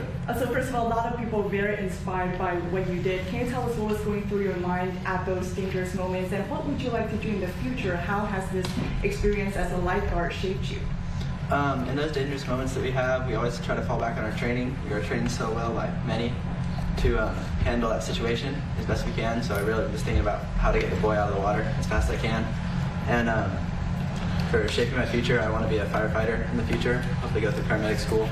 And You're off to a good start. We'll give them recommendations. They have some good recommendations. Go ahead. Can I, sir? First of all, thank you. You are an inspiration for all of us, I think, and especially you give us hope for your generation.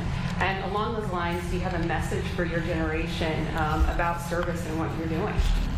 I hope that everybody can take away from this and try to help more people. Try to look out for everybody around you, and just try to help everybody out as much as you can. What's the average age of a lifeguard in your area? I'd say a lot of this last year, a lot of them were 16 to 17 years old. And you have some that make it a profession, right? Yes, sir. A lot.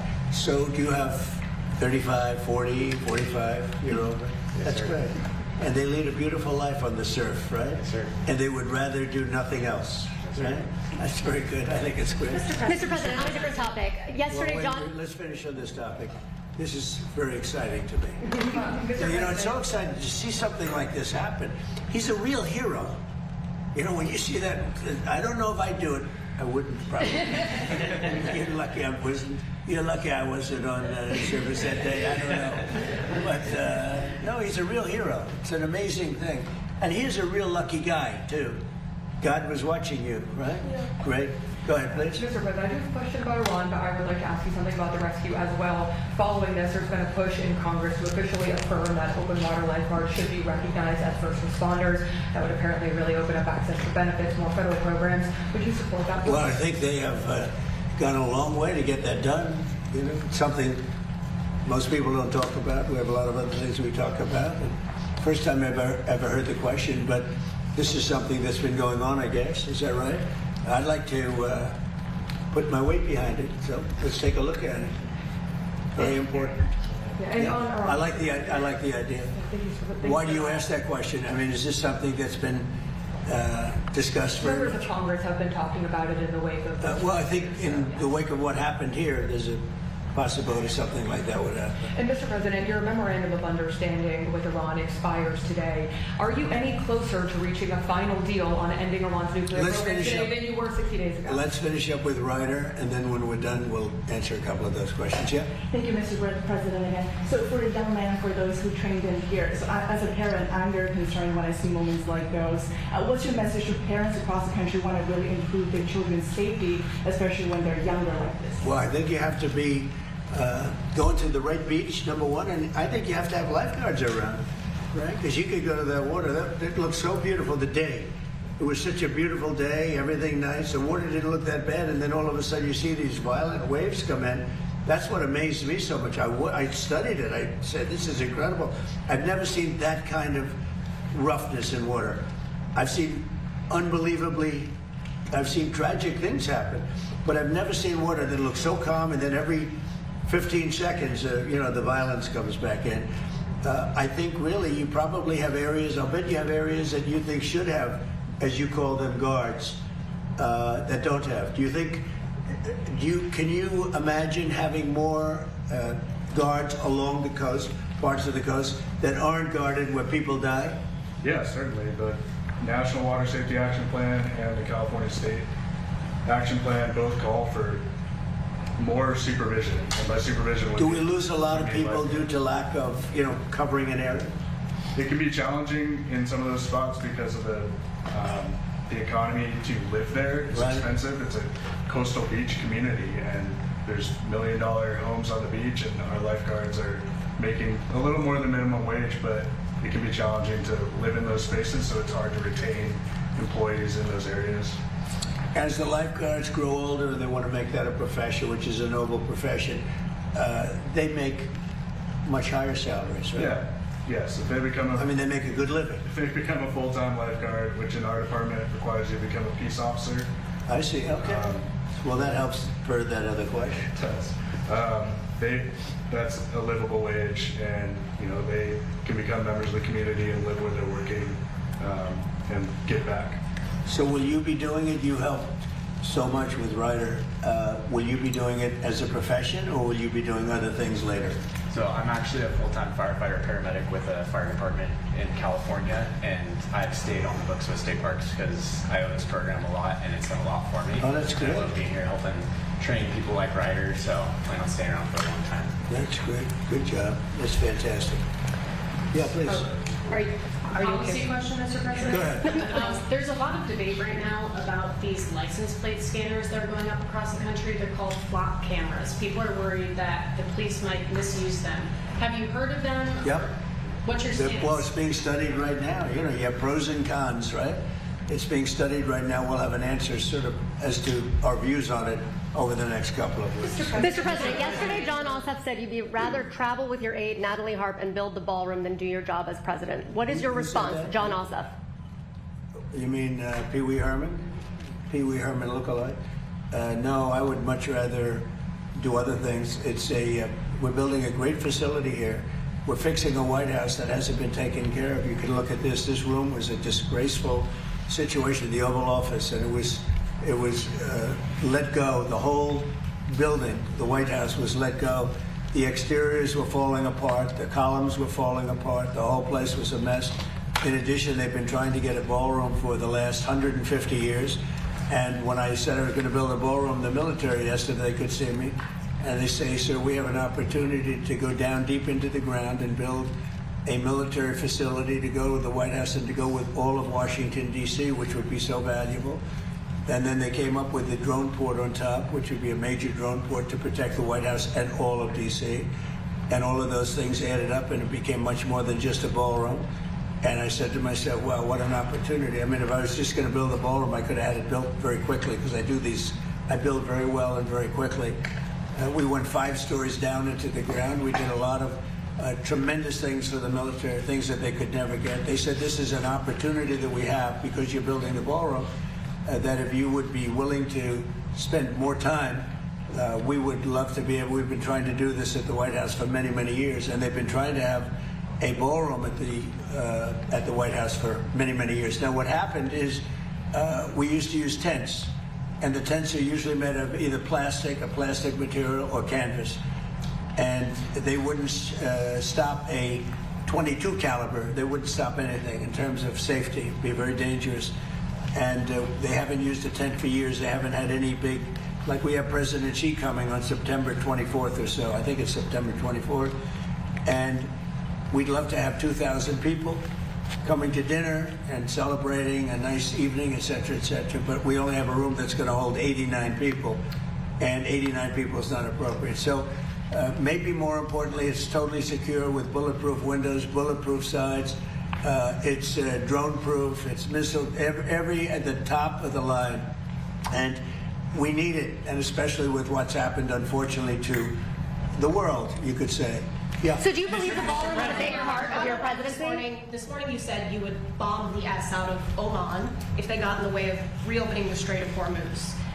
Would you say you're out of patience with Oman as strategic No, partners? I don't think they behave very well, but we'd handle them very easily, just like we do others. Just based on your answer on the ballroom, Mr. President. Mr. President, I have actually 2 questions. Go ahead. There's a report by Center Square that nearly 24 Democratic attorney generals, months before your reelection, were basically planning already lawsuits against you, and wanted to see what your comment is on that. Second question. Well, I heard about that. I'm not surprised, because they've weaponized this country like never before. The Democrats, or the Democrats as they call them, they've weaponized the country like nobody's ever seen anything like it. When you see the reports that are coming out now, that you would have never seen if I had not won the election in a landslide. But you would have never seen it if I didn't win the election. But the reports that you see coming out now, and the kind of illegal activity that they used on the 2020 election and beyond is earth-shattering. These are very dishonest people, so I wouldn't be surprised to hear that. Mr. President, based on your answer, Mr. President. This is on D.C. You have mentioned before if the Democrats get in again that they may and make D.C. a state. A while back, Senator Mike Lee had floated an idea. It wouldn't be a state. It wouldn't be. I mean, if we're talking about us, we have, as you know, a very radically left person elected mayor, who I haven't met. I'm sure she's very nice, but very, very, very radical left. And we would have to federalize D.C. You know, we've made D.C. great. When I got here, it was a very dangerous capital. I would have said to Ryder, don't come, it's too dangerous. Now I can say you can walk down the street, you can grab Nathaniel and all your friends, you can walk in, you're going to be very safe. But if you were here a year and a half ago, the numbers were horrible. The crime stats, the murders, the death, the drug dealing, everything was we have one of the safest, we've taken it from one of the most unsafe cities in the country to as safe a city as there is. Amazing what's happened to Washington, and it's our capital. We have to have a safe capital. And we did it through a lot of different reasons, but we also put the National Guard here. But in addition to that, the cleanliness, the new grass, the graffiti's all gone. We fixed up 82 monuments, fountains, and other things. The places, and when you see it in 6 months from now, it's going to be even beyond that. We're proud of our capital. I think these things are important. Whether you build, whether you do something to fix the White House where, you know, now they've never had a real estate developer, a good one, a real good one here before, and they might not ever have one again. But, you know, fixing up our great capital is a very important thing. I think it's very important psychologically. It's very important from the standpoint of people being able to come to the country and not get murdered in the capital. People would come here. We had one of the worst, one of the most unsafe cities in the country. Now we have one of the safest. Just to finish, we had a real problem with restaurants. Nobody wanted to have restaurants, entrepreneurs, restaurant entrepreneurs. Now you can't get space. Every restaurant is packed. The place is booming. People aren't going to get mugged and raped and beat to hell and shot and killed in Washington, D.C. One of the safest places. Crime is down 84%. And I did that in a short period of time. It's also down in Memphis, where we went specifically, and it's also down in New Orleans. I was asked by the governor, could I do something, because they were having Mardi Gras. It was very bad. And they had the best Mardi Gras they've ever had, the safest Mardi Gras that they've ever had. And we could do it in New York, we could do it in California, we could do it in Chicago if we were asked to do it. But the crime stats in the whole country, we have down 15, 16, 70%, a record. Mr. President, on South Korea. Mr. President, on South Korea. Why hasn't Kim Jong Un responded to your request to have a conversation? How do you know he hasn't responded? Has he? Yeah, he has. Did you speak to him? Did you speak to him before you made the announcement yesterday? Where are you in conversation? That's very positive. Well, just so you understand with South Korea, look, South Korea has been protected by us for many, many years. And during my first term, they agreed to pay close to $3 billion a year for protection, because we don't, you know, they essentially weren't that.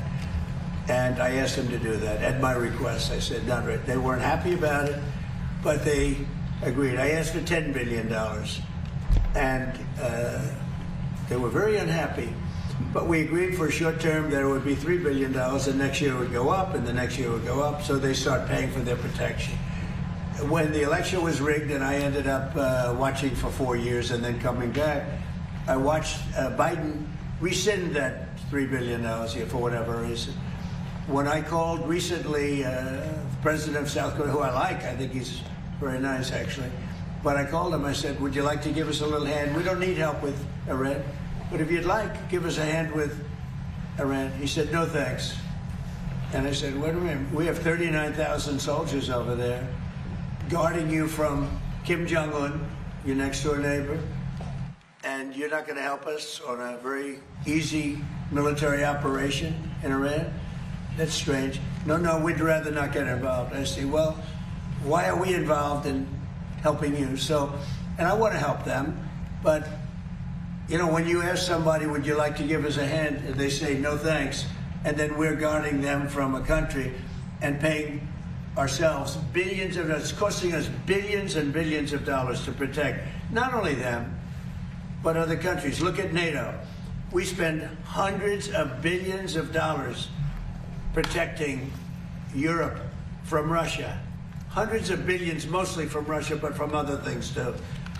And then they say, well, they don't want to get involved with guarding the strait where they get most of their oil. They get 50% of their oil, and they don't want to get involved. Why are we doing it? So all I want is fairness. And South Korea, I get along with them very well, but they were paying $3 billion a year, and then they convinced Biden that I was probably a bad person, and they shouldn't, and he immediately rescinded that order. So we were getting paid. We would have been getting paid a lot more, but we can't go around and protect all of these countries, especially when they're not there to help us. On the expiration of the Memorandum of Understanding, are you any closer today to reaching a final deal to end Iran's nuclear program? Well, they want to make a deal, but they're not going to make the kind of a deal that I feel is necessary. Look, we're in there for one reason. Iran cannot have a nuclear weapon. You understand that? Iran cannot have a nuclear weapon, and they won't have a nuclear weapon. And right now, them building one after what we did previously with the B-2 bombers, going to be a long time behalf. But Iran cannot have. It's very simple. They can't have a nuclear weapon. Mr. President, on South Korea. How do you respond to folks who say that you are prioritizing the interests of adversaries in North Korea over our longtime partners by scaling back the military exercises? No, I'm making it much safer. You see, I'm actually making it much safer. Kim Jong Un has always treated me with great respect, and we met on numerous occasions, actually, 2 primary occasions, spoken and spent time. I understand him, he understands me. You're doing war games. I get along with him. You know, he didn't like Biden, he didn't like Obama, he didn't like anybody. But I get along with him very well. No, what I'm doing is making things safer. Did he ask you specifically to scale back on those? Quiet. You're very disrespectful in front of this young man. Okay? Don't you find her disrespectful? He understands. Quiet. Who are you with? I'm with CNN. Fake news. I just wanted to follow up on the South Korea question. You're a loud, boisterous person. You're fake news. I was trying to find out if you had been talking to Kim Jong Un, if he had asked you to scale back on those military exercises. Mr. President, is there enough food on the USS Lincoln? Yeah, it is. That was a CNN fake report. The Lincoln has been out there for a period of time, good period of time. But over the years, we've had them out there much longer. I was at a group meeting, and an admiral came up to see me over the weekend. And it was at a big group, and he happened to be an admiral retired. He said, I've been on ships that are out there much longer than that, sir. And I know people on the Lincoln, they say it's beautifully maintained and beautifully taken care of. And other people went out and they found out to be true. It was fake news reporting from CNN. Mr. President. There's a report that a senior intelligence official with the CCP just bought a historical building overlooking the White House. Have you heard about this? No, I haven't heard Mr. President. Mr. President, yes, Mr. President. Yeah, go ahead, behind you. Okay. The British Prime Minister recently reportedly sent text to someone impersonating Susie Wiles. Are you concerned about his judgment or the state of communications between the 2 countries? No, but who happened? What happened? They sent text? Apparently the Prime Minister sent text to somebody impersonating Susie Wiles. No, I'm sure that he had a miscommunication. Mr. President. He's the Prime Minister. Mr. President. You know, I spoke to him. We had a good conversation, a couple of them. We had a good conversation. One of the things he is going to do, I think he's going to open up the North Sea. That'll make UK pretty rich, I'll tell you. If he opened up the North Sea, now he's got an immigration problem and he has an energy problem. He would have solved one of his problems. That would be a big thing. That would make UK rich. If you open up the North Sea, it's one of the great finds anywhere in the world. And if they would open up the North Sea, UK would be rich again. Mr. President. Yes, Mr. President. Have the people Don't you find them nice? Huh? Nice people, right? Look at him. He's saying, where do people like this come from? We're not all Your son is saying, where do people like this come from? Go ahead. The people who are opposing, Especially her. The people who are opposing the ballroom and challenging it, have they offered any sort of solution or sort of compromise, or do they just say there should be a hole there? What is The people that are opposing the ballroom are people that, in my opinion, are very disloyal to our country, very, very disloyal to our country. And I think we're doing very well. We're way ahead of schedule. We're under budget. It's going to be the most beautiful ballroom of its kind. You know, when I was in China, we went to the Great Hall of China. It was this big, beautiful building. And we don't have anything like that. And we have to have that. It's very important. But we also are getting tremendous military protection, drone protection. The building is drone-proof. It's missile-proof as much as something can be missile-proof. It's totally bulletproof. Any bullet, nothing can go through the windows. We have, you know, all top-of-the-line stuff. It's very safe. And you know, the one thing, it's not for me, because I'm going to be here a very short period of time when it's finished. If it finishes right on time, on budget, on time, I'll be there for 4, 5, 6 months. This is for future presidents. This isn't for me. This is for future presidents. And it's a gift. We're making a gift to our country, spending hundreds of millions of dollars to build a ballroom.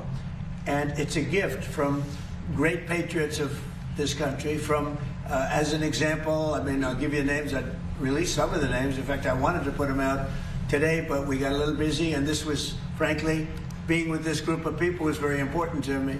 But we'll be putting them out, some of the people that contributed. But this is a gift to the United States of America. No taxpayer money is necessary. And you can have the finest ballroom anywhere in the world. It's not something I wanted to do, but it's something that's needed. And again, I'm not going to get to use it very much, because by the time it's completed, I'll have 4 or 5 months left, 3 months, who knows. But we're ahead of schedule. It's going to be the best of it in the world, of its kind in the world. There'll be nothing like it in the world. It fits beautifully with the White House. It's gotten fantastic reviews, architectural reviews. People think it's incredible. And when you see it, you'll say, wow, that's really something. And that's what the United States is all about. We have to have that. But in addition to the ballroom, we're building a great military complex. The people that started the lawsuit, the head person, I believe, was fired. And she was fired from another event just before that. And she's the one that started it. It's a National Trust, but the National Trust for Historic Preservation. Now, they say it's a United States. They use the word United States, but it's not related to the United States. In fact, the United States doesn't even contribute to it. It has nothing to do with it. It stopped contributing when they realized there were nothing but troublemakers. Years ago, it stopped contributing. So this isn't like an official United States Bureau, a United States agency. They stopped contributing to the National Trust. And it's called the National Trust. It has this great name, National Trust for Historic Preservation. They're a bunch of troublemakers that the United States, many years ago, long before me, stopped contributing to. The woman that started it was fired. She's no longer there. So this is the remnants of it. And the bottom line is they're trying to stop something, and they won't be successful, but they're trying to stop something that's almost completed. When they brought a suit, why didn't they bring the suit a year before? Why did they bring the suit in the middle of construction when $400 million almost is spent on its construction? Why wouldn't they have started the suit a year early? Everybody knew it was going to be. It was no secret. Everybody knew that it was taking place. So they should have done that. But the National Trust is very disloyal to the country because they reveal things. You know, I said the problem with the suit, I told them this, is that we have many military things in this ballroom. And ideally, they shouldn't be revealed. But now they are revealed, so the world knows about it. That's okay. They shouldn't have done it. They're very disloyal. But I think we're doing really well. We're way ahead of schedule. And many presidents are going to use it for many years to come. The country will have one of the greatest gifts it's ever received. Mr. President, on the ballroom. Last week you said that you would soon declare the Strait of Hormuz to be a territory of the United States. Could you elaborate? Well, I just think it's a great idea. Yeah, I mean, we control it. We control it with the blockade. We have a blockade. We control it with the blockade. And I like the idea of declaring it a territory. When might you do that? We have total control over the strait. Now, they can be a nuisance. They can put a mine in the water, and people don't like having mines hit their billion-dollar ships, you know, et cetera. But the blockade has been very effective. And, you know, we're taking out Now, maybe that will stop, or maybe it'll open up even further, but we're taking out millions of barrels of oil a week. If you look at the kind of numbers that we're doing, the strait is open, and the oil prices are coming down, and they will continue to come down unless we decide to do something far more drastic than we're doing. Iran is in big trouble. They have 300% inflation. The country's a mess, and the military is totally defeated. Thank you very much. Mr. President, are you seeking an extension to the MOU? Thank you.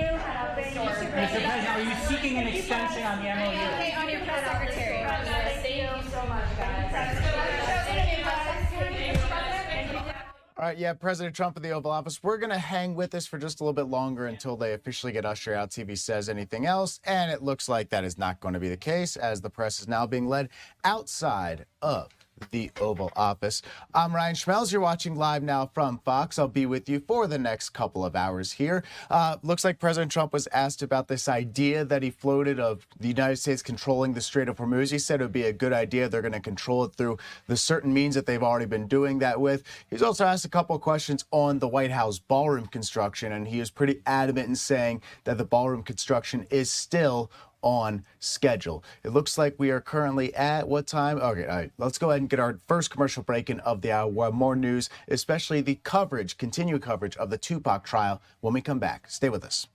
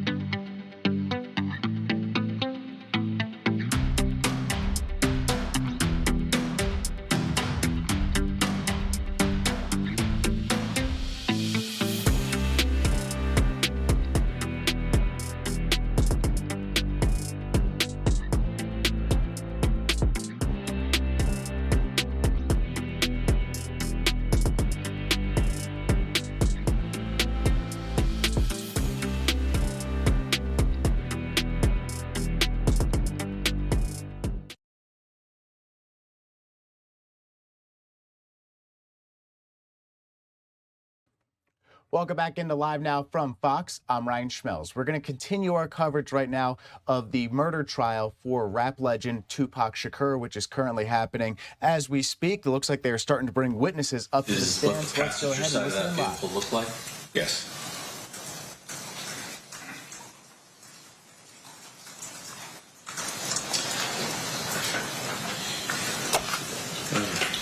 Finally, for you, 33. Those are the items you were collected off Mr. Shakur at the hospital. Yes. But Mr. Samt has requested, and I've agreed, to also offer Dan Ford's CSA report, as Mr. Ford is not physically capable of coming to court to testify. So that'll be admitted via stipulation? Yes. What exhibit did you want to do? I guess we should just make it next in order, which I believe is 143. All right, that'll be admitted via stipulation as 143. Thank you, Honor. No problem. I think 33 has been withdrawn. They have not in front of us. And based upon that agreement, This is 33? 33 is also not admitted. Move to admit 33. Any objection? No objection here. So admitted. And based on that agreement that we've reached with Mr. Samt, I believe he has no objection to the rest of Mr. Ford's crime scene photographs at this particular scene, which is state's proposed exhibits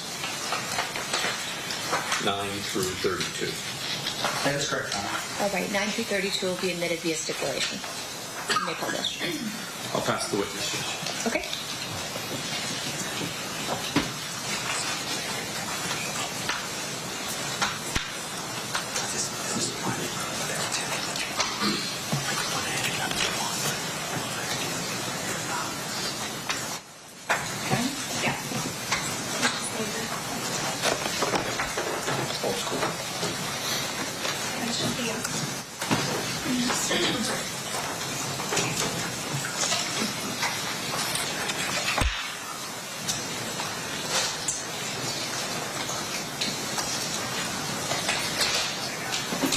And you are Mr. Gale.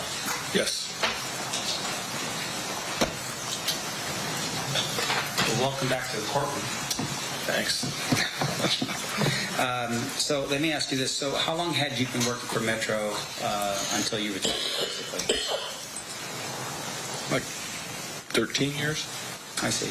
And at the time when you were on the bicycle on September 7, 1996, how long had you been working for Metro at that point? Yeah, I thought that's what you asked to begin with. I started in '83, so it would have been right around 13 years. I see. And obviously, when you are first a police officer, you go through an academy before you become an actual police officer. Yes, sir. And you learn skills and techniques and things to help you become a successful police officer. Yes. One of those things I would imagine would be writing reports. Yes. Now, fair to say, though, in this particular case, what you had seen or what you had done was basically you saw a license plate that wasn't on a vehicle, you stopped them, you asked for their ID, and at some point you just allowed them to continue on their way. Yes. So there was no need to write a report about that? No. Okay. Did you write a report and with regards to that stop? No. Okay. Now, when you were present at the scene and you saw the vehicle stop, do you know if any other vehicles were behind it? No, I did not see any other vehicles behind it, so I don't know.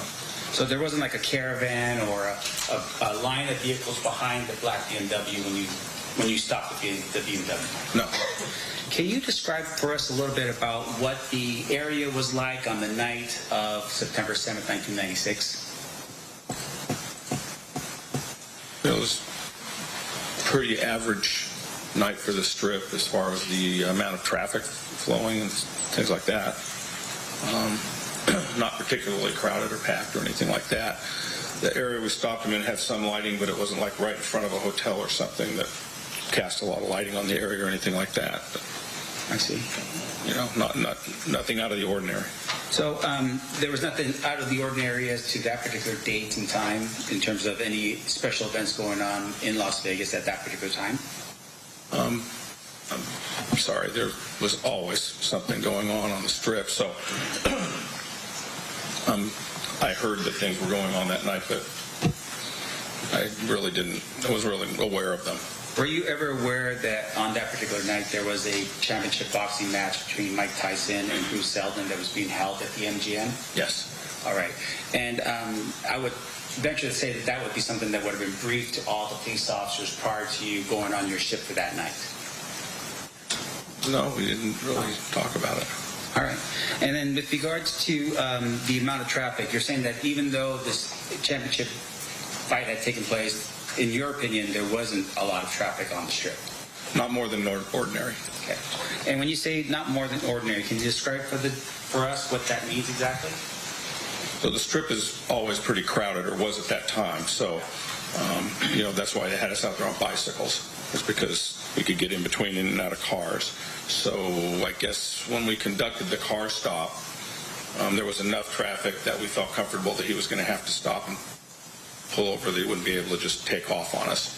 Right. And that's the best description I have. That's why we rode bikes out there. So, but there was always traffic in that area. So it's always congested over there.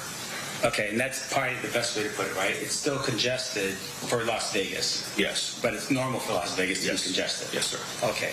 So it wasn't like, for instance, I don't know if you were around Las Vegas in 2020 when you could just take your bicycle and just ride down Las Vegas Boulevard with like no one around, right? It's not that kind of. It's not like that. All right. And when you say congested, meaning that cars could not go very fast because there's always cars around in that area. Yes. Okay.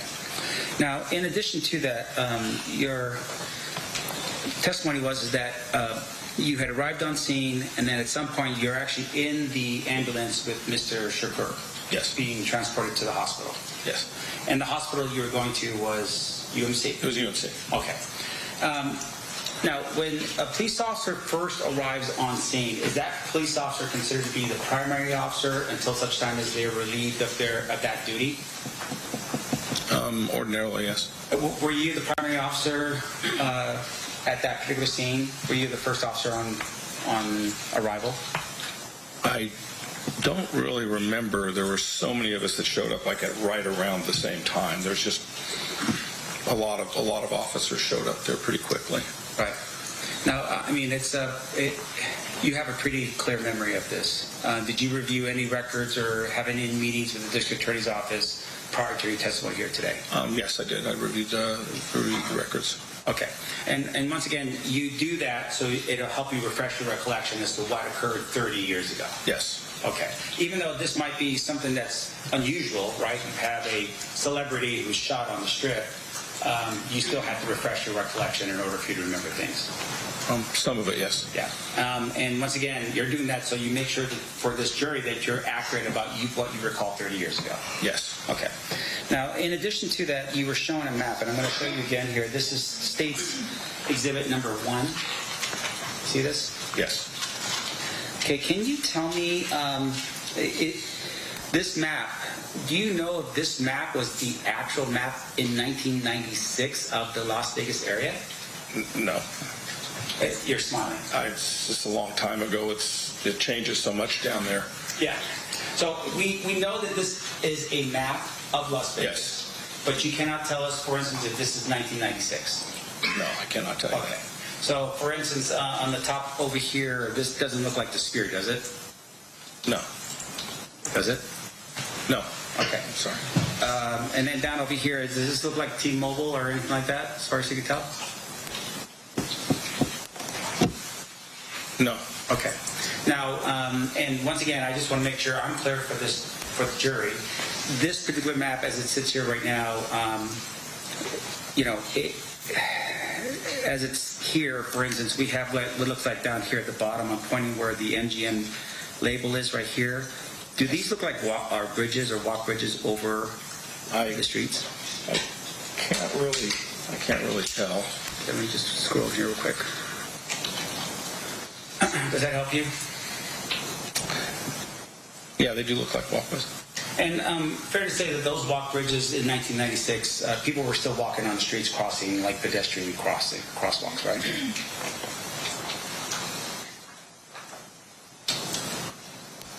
I'm trying to recall. I couldn't honestly recall. I remember them taking the crosswalks out and putting those walkways in. Right. I remember when they did that, but I don't remember the year they did it. And once again, I'm not trying to. It's not a catch him moment. No, I understand. I understand what you're saying. I don't want to say something that I can't be sure of, but I remember when I was down there working, they no longer allow traffic to cross on foot across the strip because of all of the accidents that we had. So they put those walkways in when I was still working. Right. Okay. Now, and just finally here,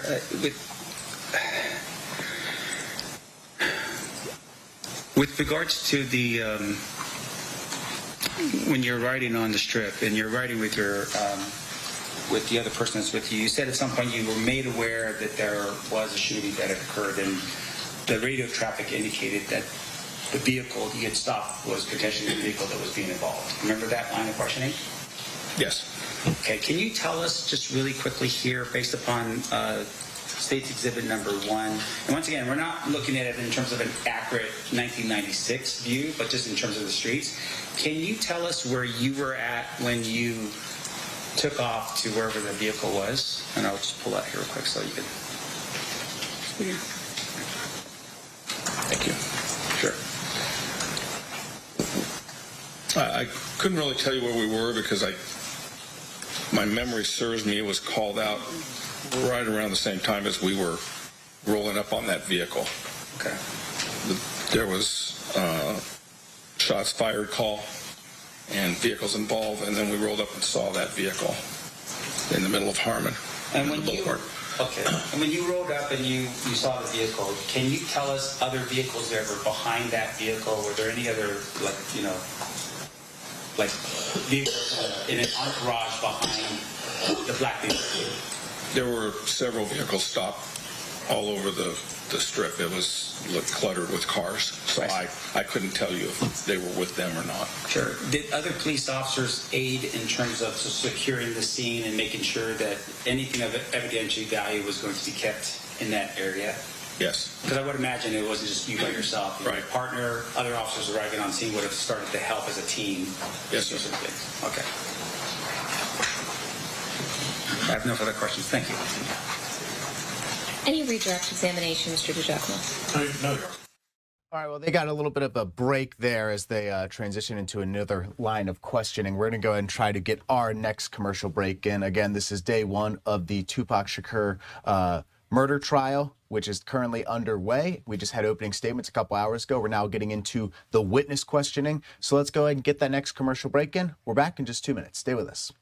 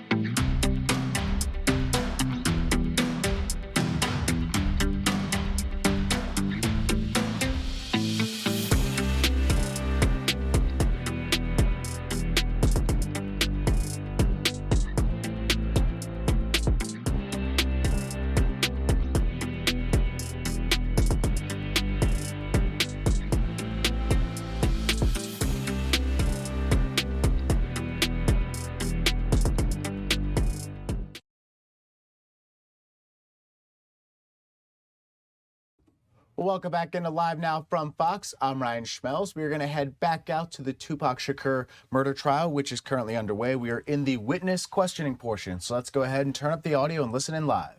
That's what I call it, because the fight was already over, so everyone was kind of hanging out. So we went to see what was going on for the night. And did you hang out there for a while?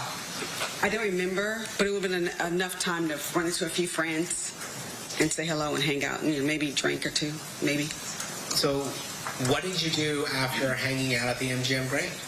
Well, we had met one of my friends, and they had mentioned there was somewhere they were going to go. So we decided, okay, we'll go there first and see what's happening before we decide, where we're going to end the night. So we all got back in our car, the rented car we took from LA, and drove. And do you recall what kind of car that was? It was a convertible Supreme. And did all four of you go into the car? Yes, all four of us were in the car. And what happened once you guys started driving? That's a loaded question. A lot happened. We got in the car. I believe we left the MGM parking lot, and then we went to the main street, Las Vegas Boulevard, I guess. And we were driving, and I believe we were, I don't know, about 10 minutes after leaving the parking lot, and then we ran into Suge and Tupac in the car.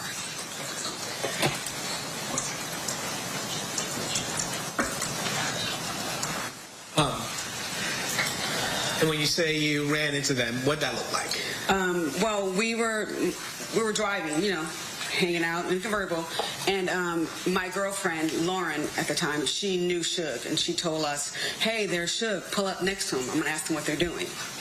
And so Shalane was the driver, and she slowed up close to them. And so you said Shalane was the driver. Yes. Where were you seated? I was the passenger. In front. In the front passenger? So Shalane's driving, you're in the front passenger, and the other two women are in the back seat? Yeah, Tanisha's behind me, and then Lauren is behind the driver. After all these years, you still remember that, huh? Well, yeah. Some things you don't forget. That one you forget. And so then when you start driving, or when you see Suge, and your friend starts talking to Suge, what happens? They were talking, and she was like, "What's going on? What's happening?" We look over, and then we pull up to the car, and we kind of nod or say hello, that kind of thing. But we were in our own little world. While she was talking to him, he said, "Hey, we're all going to the club. Why don't you follow us? Get behind us. You can go with us." And so that was decided we'll go there first and see what's happening before we go anywhere else. So do you follow, do you remember who's driving and who's in the passenger side? Suge was driving, and Tupac was in the passenger seat. All right. I believe States Exhibit 3 has already been admitted. We're going to publish that. Is this kind of the way they look at night? Yeah, that was just like this. And so, so you decided to follow Suge and Tupac to the club? Mm-hmm. Is that a yes? Yes, I'm sorry, yes. That's okay. And so, do you recall the name of that club? It was an area code, so I remember it was 662 or 702, but now I know it's 662. Okay. And then what did you do? Did you guys start driving over to club? We got behind them, and we start driving down the Las Vegas Strip. And it was weird because there was a car behind us, and they kept going around us trying to get in front of us. It happened quite often. It was really annoying. We didn't understand what was going on. And then at one point, we were getting ready to turn to go on the main street. I guess Flamingo was on, or Flamingo, I think is what it's called. When we turned that way, I was like, what the heck's going on? People keep getting in front of us. I know how to get to the club. Let's figure out our own way. I can drive, and we can meet them up there. And so our plan was to get out from behind them. So you were confused about the way the cars were moving? Yeah, I didn't understand. In hindsight, I know now, but I didn't understand there was entourage. I just thought, they were going to a club. We didn't think about it. And then at some point on Flamingo, do you stop at a light? Yeah, so when we get close to the light, I tell Shalane, pull over, I'll drive. I know where I'm going. I've been there before. So we pull from around them, and then we stop at the light, and before, that's my fault, not yours. So before, when you guys are stopped at the light, where is your car relative to Suge Knight's and Tupac Shakur's car? So I believe there was 4 lanes, a turning lane, the lane next to it, the middle, and then there was one for the outside lane. So they were on the 3rd lane, I believe, and when we got off the lane behind them, we got out and we went past, and I think we were a car or 2 on the 2nd lane from the light. And so were you behind or in front of Suge Knight's car? We were in front. So you're in the lane next over, a car, or maybe 2 in front. Yeah, exactly. Then, while you're waiting at that light, does anything happen? Well, me and Shalane were going to change seats. I was going to drive. I'm the more aggressive driver, and after what, she was nervous with them coming back in front of us so much. So me and Shalane were literally head down, taking our seatbelts off when we heard the gunshots. When all hell broke loose. And to be fair, you didn't see those gunshots. No. And then what do you do when you hear the gunshots? I freak out and I scream, what the hell? I said, what the hell? And then Shalane is kind of half up, half down, and so I grab her head to bring her down. And I was like, what the hell is going on? And then she has her hand on the wheel, but she's like frozen. And so I don't remember how many gunshots there were, honestly. But I know I put the car in drive, and I told her to get the hell out of there and drive. And so I may even grab the wheel. Like I said, I'm very aggressive. And from that, she tried to drive off. And then, did you see the color of the vehicle? Yeah, so we almost hit the car. When we were trying to drive off, there was a car in the lane, that last lane, that was the turning lane, and it was a white four-door. Can't tell you what kind, but I just know it was like white-ish. And we almost hit it when we were trying to get away. Were you trying to pursue the white car? Hell no. Just want to get away. And then where did you guys go? Did you turn off? Did you follow them turning off? Or? We turned off. We turned the only way you could turn because it was a light, a red light, which was down that first street past. And then when we turned right, we were just driving fast. There still might have been gunshots. I can't speak for anyone else in the car, but there was a lot going on. There was a lot of adrenaline. And then the first street we saw that was on the left, I was like, turn left. And we just turned down a random street that had like apartments on it. Now, it's fair to say you didn't see who was in the car, right? No, didn't look. But did you go back to where the shooting occurred? Yes, I did. Were you nervous about talking about what happened? I didn't think I had anything valuable to say, to be honest. So I wasn't nervous initially because I just was like, we came back because when we wanted to know what happened, because we left, so we didn't know. We didn't look around. We didn't see anything. We just left. And so when we came back, we saw there were a lot of police presence. And I wasn't a big fan of the police at the time, so I wanted to stop and talk to them and offer my help, but I also wanted to make sure if I could help, I would help. So when we went back, we told the officers we had been there when something happened, what happened when we left. And so he made us stop the car and get out the car. The police officer made us sit on the ground on the sidewalk in front of everything. Like cars are still, I think, may have been passing. So it was kind of an odd situation where they were like kind of rude to us, and then they're treating us like we're suspects. We really didn't know what happened though. And so they said, well, we need you guys, eyewitnesses, we need you guys to come downtown or in a van for you guys to come, and had us sit there. I kept asking a lot of questions, but no answers. Now, I noticed some of your friends aren't going to be here. Is there this fear about talking in this kind of case? Absolutely, yes. Why is that? Snitches get ditches. I'm saying, not the coolest, but yeah, talking to police is not a thing we do in our culture anyway in LA. It's not a normal thing. So there was that, especially in the 90s and 80s. There was multiple reasons why, but I didn't see anything. So I was kind of limbo. I didn't see anything. I didn't think I'd be beneficial. And then I don't know. I was going to offer some assistance, what I could, because I may have had more memory back then. I may have heard the number of gunshots. I may have had, more.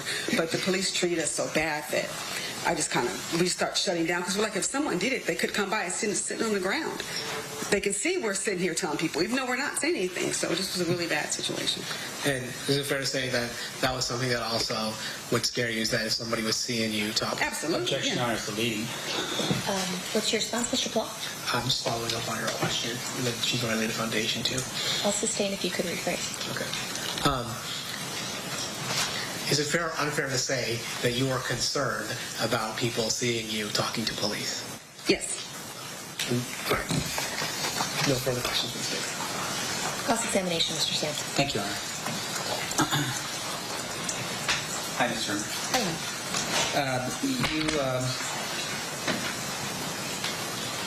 Obviously, I would imagine you've never testified before about this particular situation.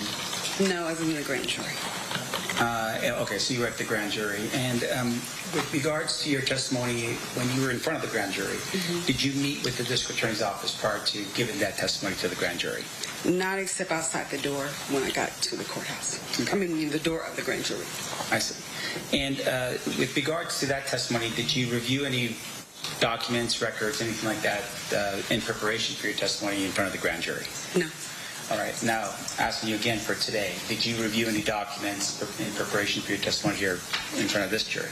I looked at the grand jury testimony that I said, but other than that, no. Okay. Now, when this thing had occurred, I would imagine it would have been a very traumatic experience for you. Yes. And at some point you go back to LA? Is that a yes? Yes. That's all right. It's just for the record. When you go back to LA, did you ever just sort of keep on top of it, like in terms of like articles that ever come out in magazines, anything like that at all? No, we didn't talk about that night for decades. We didn't talk about it. Okay. Now, did you ever at any point capture what you had remembered in a journal or anything like that? I did a documentary, a couple of documentaries. Yes, years, like 20 years later. I see. And in preparation for those documentaries, what did you use to refresh your recollection back then? Talk to my girlfriend. I mean, more talk and try to remember pieces that I could. Right. And your girlfriend was also present in the Sebring when it happened? Yes, she was driving. I see. That's right. Now, just to describe us a little bit that night, you're driving in a convertible Sebring. Yes. And I'd assume that the top was probably down. The top was down. Okay. And the weather that night, was it raining? No. Can you describe for the jury what the weather was like that night? It was Vegas in September. It probably, I'd be guessing, but I know what it wasn't. It wasn't raining. It could have been a cloud in the sky, but I wouldn't remember that. It wasn't bad. Yeah. No, I didn't. We didn't have any jackets. We had designer clothes. That's why I was mad I had to sit on the curb. But no, it was a nice, cool evening, so I would probably say in the 80s, 70s, 80s, I have no idea. All right. But obviously, among the four girls, no jackets or anything that would indicate that it was cold that night? Yes, no. Okay. Now, in addition to that, your testimony was that you had pulled up alongside Suge Knight's vehicle at some point. Yes. Now, I noticed that you weren't given a map. Did you ever have an opportunity to kind of envision exactly where this had occurred? I didn't forget that part. Okay. If I were to show you a map, would you be able to point out for us exactly? As much as I can, yes, absolutely. Sure. I'm going to show you what's been marked in there. It is State's Exhibit number 1.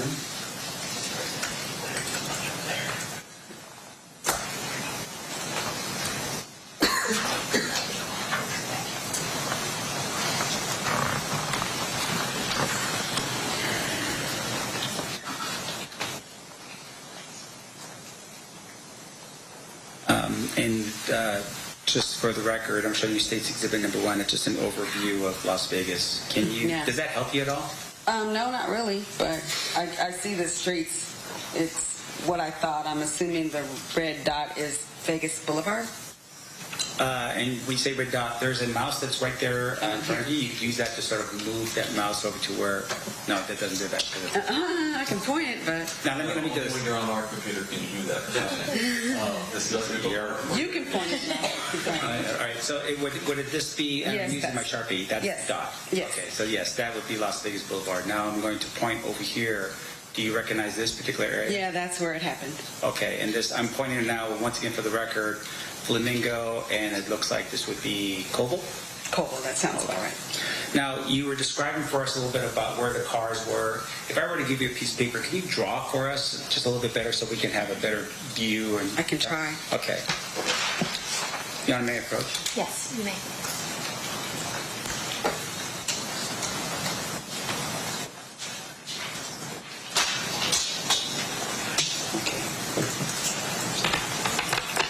And what am I drawing exactly again? If you can draw for us where, on that night, where Koval was. And just for the record, you're writing Koval. Is it for the horizontal line or the vertical line? It is the horizontal line. Okay. So that's Koval. And then can you draw for us where Suge's vehicle was when you pulled up to it?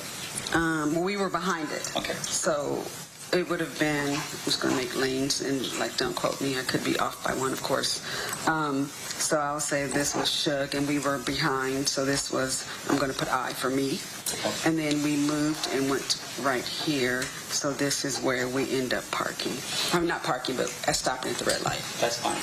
And just for the record, you have made a mark that looks like an S, and I would assume that would be for Suge's vehicle? Yes. And then there's another I, it looks like right there, and that would be for your vehicle. Yes. And then you have an arrow pointing to the next lane over where the I is now at. Yes, that's where it ended. Okay, great. And then when the shots, when you're, I guess, trying to change seats. Can you tell us where you were at that particular point? You mean in the car? Or? Well, not in the car, but where the car was. It was here when the shots happened. Okay. And when we were trying to flee, trying to get in this lane to go around, get the turn. I see. And that's what we ended up doing eventually. I see. So when the shots were fired, you were still in that eye. The eye, yes. And then you pulled off onto Cole. Yes. Okay. Now this area right here, what is this? What street is that? What do you mean? This Flamingo? No, is this Flamingo, I'm assuming? I'm guessing. Like I said, I'm bad at direction on places I still go today. That's right. And then here was like a gas station or something right there. And then here was where we turned off, right, which is where that first left was. So I don't know the name of the streets or anything. No problem. I'm going to show this to the church. Thank you so much, man. I appreciate it. All right. Your Honor, if I could have this marked as defense exhibit, opposed defense exhibit A. Any objection? No, Your Honor. And move for admission. Any objection to its admission? No, Your Honor. All right, they're doing some preliminary stuff or some procedural stuff here. So we're going to go ahead and try to get our next break. And we're hearing from a woman who was a witness to the shooting, alleged shooting of Tupac Shakur. So we're going to go back to this after we get back from our next commercial break. We'll be right back in just 2 minutes. So stay with us. I'm Ryan Schmelz. You're watching Live Now from Fox.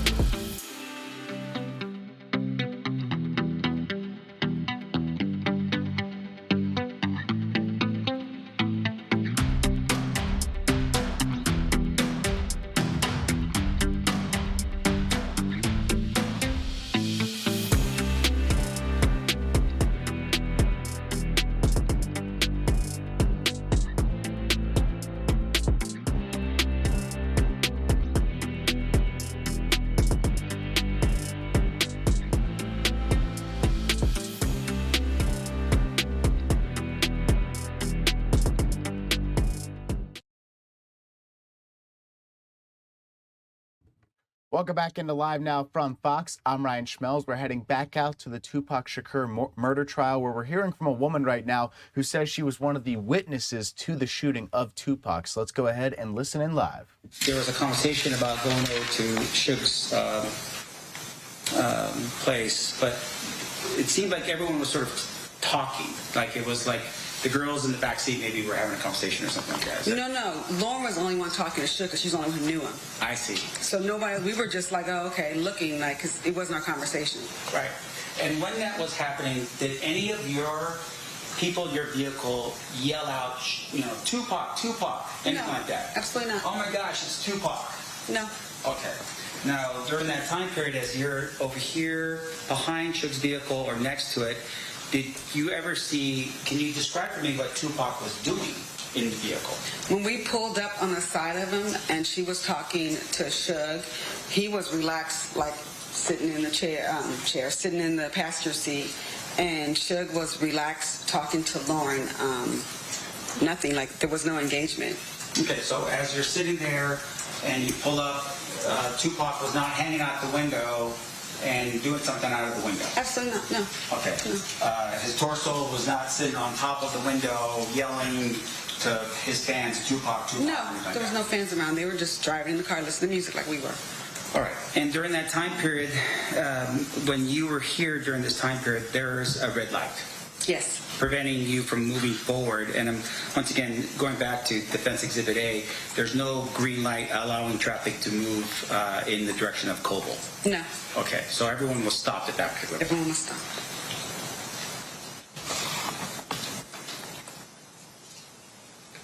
I have no further questions, John. Thank you. Okay. Thank you, ma'am. Any redraft? No, Your Honor. Ladies and gentlemen of the jury, any questions for this witness? We do have one. Okay, so what I'll need you to do is write your juror number on the question, and then write the question on a full sheet of paper, and then hand it to my marshal when you're done.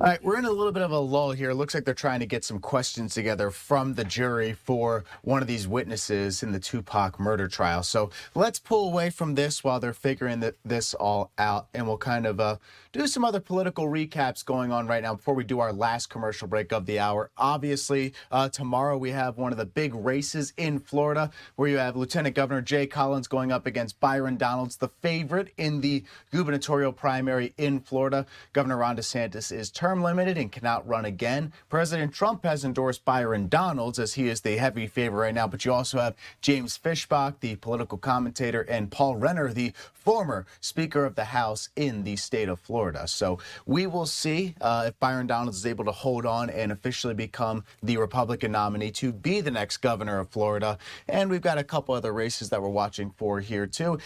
Byron Donalds already kind of going on the offensive against David Jolly. He is the former Republican turned Democratic favorite to be the nominee for governor, saying this: David Jolly's COVID plan: 1, flee Florida; 2, hide out in Pennsylvania; 3, mock personal freedom; 4, return to Florida; 5, ask Floridians to make him governor. That tracks. We also have this from David Jolly, a little bit of a response here. Floridians are being squeezed by an affordability crisis, watching corruption in Tallahassee, and exhausted by endless culture wars. After 30 years of one-party rule, voters are ready for change. Now, keep in mind, Florida used to be kind of a swing state where you saw a number of, competitive elections over the years, but Republicans have really been dominating statewide as of the last couple election cycles. President Trump won big last time. You saw Senator Rick Scott and Marco Rubio in their last election cycles win re-election fairly comfortably. And this from Paul Renner, one of the candidates for governor, saying Byron Donalds may have raised a mountain of money, but money can't buy a record of delivering for Florida. Governor DeSantis said, I would make a really good governor because I have, quote, a great record of policy. Tomorrow I'm asking for your vote to keep Florida moving forward. All right, let's go ahead and try to get our last commercial break in here. Okay, we'll play out Jay Collins' tweet real quick, too. This campaign has reminded me just how special Florida truly is. I've prayed with families, met veterans who inspire me, talk with small business owners chasing the American dream, listen to parents who simply want a better future for their children. Those moments strengthen my conviction that Florida is worth fighting for. I'm asking for your vote in the Republican primary on August 18th. Together, we will keep Florida strong. All right, let's go ahead and get to our last commercial break of the hour. We will be right back in just 2 minutes. Stay with us.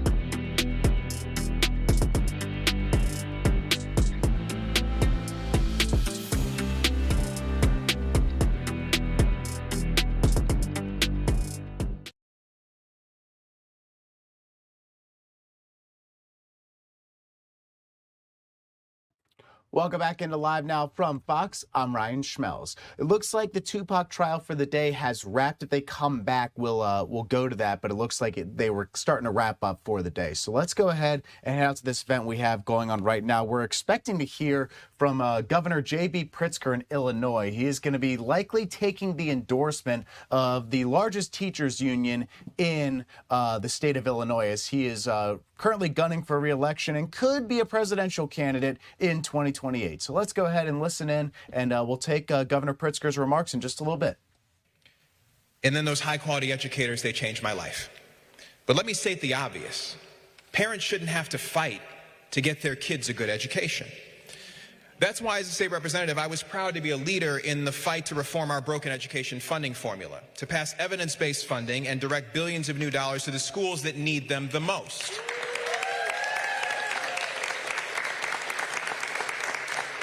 That's why, as a state representative, I passed a bill through both houses to raise the teacher minimum wage to address our teacher shortage. Now, here's something to get happy about, because this is the difference a governor makes.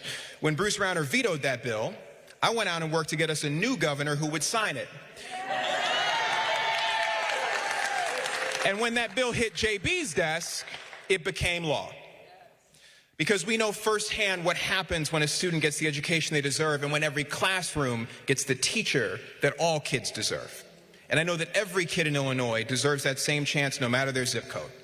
And that's why the IEA is so vital and so important. For over 170 years, since 1853, the IEA has been fighting for educators so that you can focus on fighting for students. So that you can focus on the work in front of you instead of being consumed by the obstacles working against you. And you have my word. JB and I will continue to fight alongside you each and every day to improve our schools and invest in our children. And we want to thank you for the high honor of your support and your endorsement. With that, President Gakey, I'm going to hand it over to you. Thank you.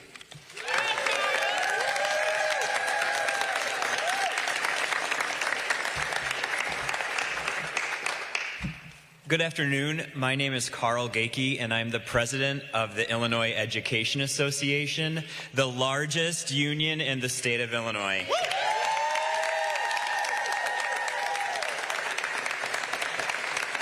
I'm here today to announce that IEA's political arm, the Illinois Political Action Committee for Education, or IPACE, is recommending J.B. Pritzker for governor of Illinois.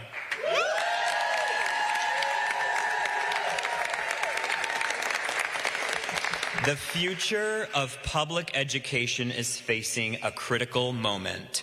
There are efforts nationwide to weaken this core tenet of American values. For 2 centuries, free and universal public education has been the foundation for our youth to achieve something better than the generation before them and to sustain our democracy. That's why we are supporting JB, a candidate who supports public education and those who work in it, a candidate who stands on the right side of history. JB signed the $40,000 minimum teacher salary. When I started teaching in 2002, I made approximately $27,000 annually. After 5 years, I made $39,000 annually.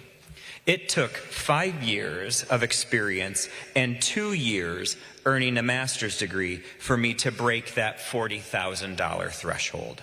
JB signed the law that prevented that from happening. Thank you, JB.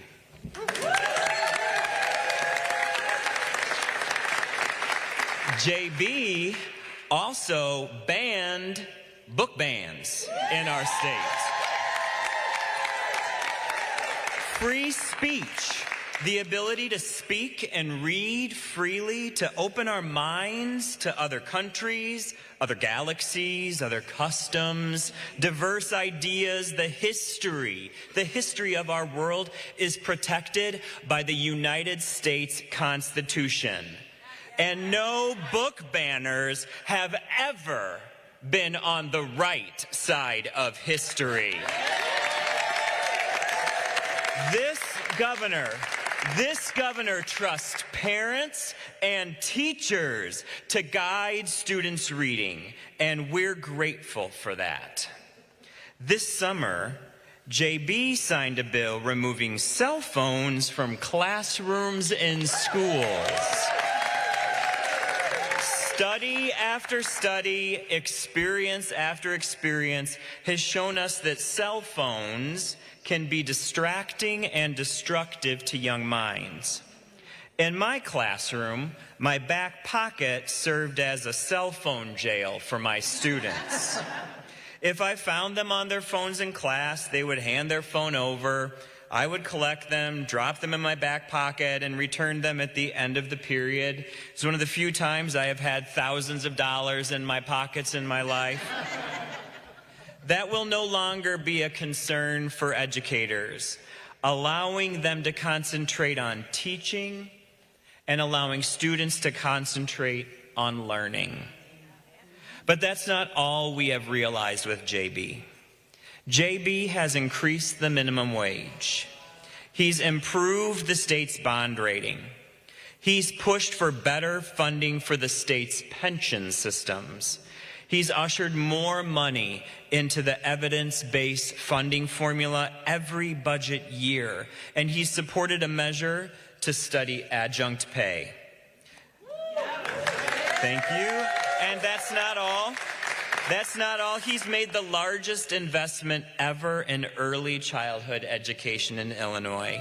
He's expanded vocational training and career and technical training in high school. He's doubled MAP grants and increased other scholarships to make college more affordable.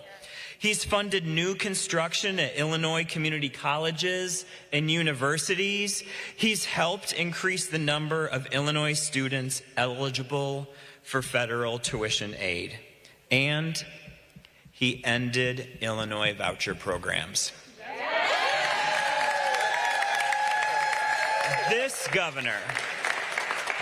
governor is on the right side of history, which means a better future for public education in Illinois, for students, for those who work within the walls of schools from pre-K through college. And we look forward to continuing down this productive path with JB, a path that allows all those who work in the schools in Illinois at every level to have a safe and dignified career and a safe and dignified retirement. Everyone, please join me in welcoming J.B. Pritzker, the next governor of Illinois.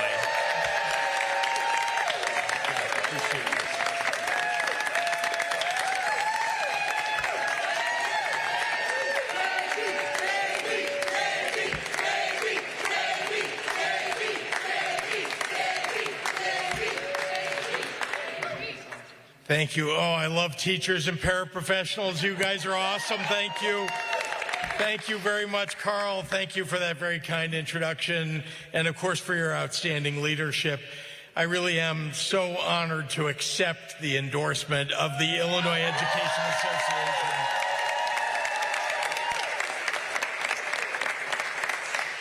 Look, I want to recognize also Vice President Gina Harris. What a kind, gentle, and genuine person she is. Thank you for your leadership. As well, Victoria, Melissa, Stephanie, so many people here who have put your heart and soul into teaching, into educating our children, into making the state a better place to live. Thank you for sharing your stories with us today and for your kind words. Look, I would not be here were it not for public education.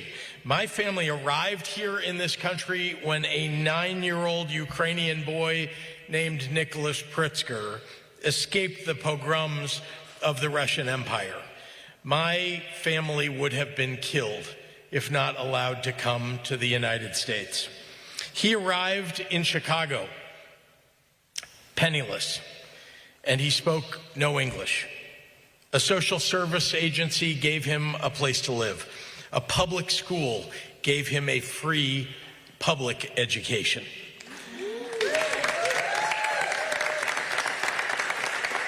He learned to speak English by going to public school. He put himself through college and then through graduate school, and then he sent his 3 kids to public school. This country gave my family refuge from anti-Semitic killings and oppression. And there's nearly no place else in the world where in just a single lifetime, a public education would take you from utter poverty to attaining the American dream. And in just a few generations, one of their descendants would eventually become governor of this great state.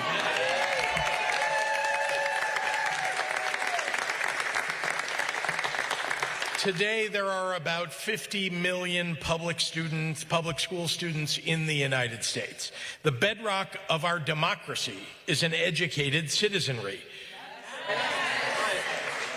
Our nation's past success has been because of public education, and our future depends upon it.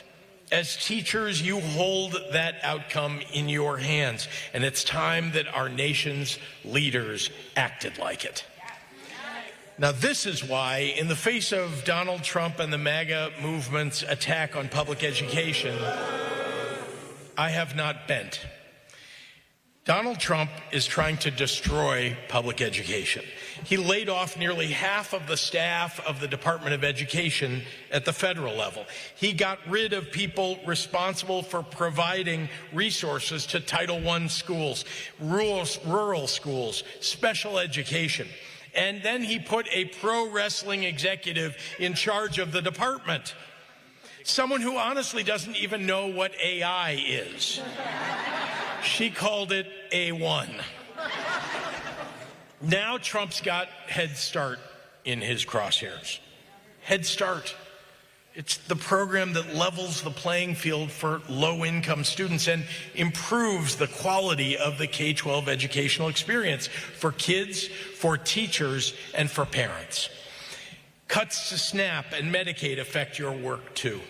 How many of you have seen the look in a student's eye when they haven't eaten before school? How many of you have had to teach in front of a class with a student who clearly needs a doctor but hasn't been able to see one? When the government abdicates its responsibility to children, well, that responsibility doesn't go away.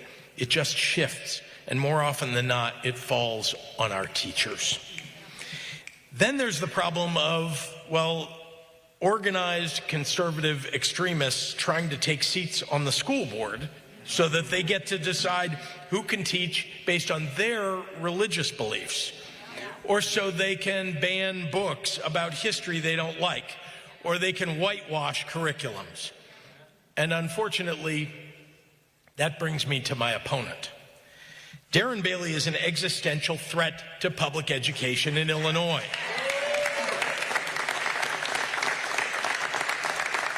We don't have to wonder what his vision for education is. We've seen it through the grammar school that he and his wife started. That school's curriculum teaches that evolution isn't real, that slave owners were kind to their slaves, that women entering the workforce have been harmful to America. Darren Bailey even supported local officials banning books in schools. People like him are why I enacted a ban on book bans in Illinois.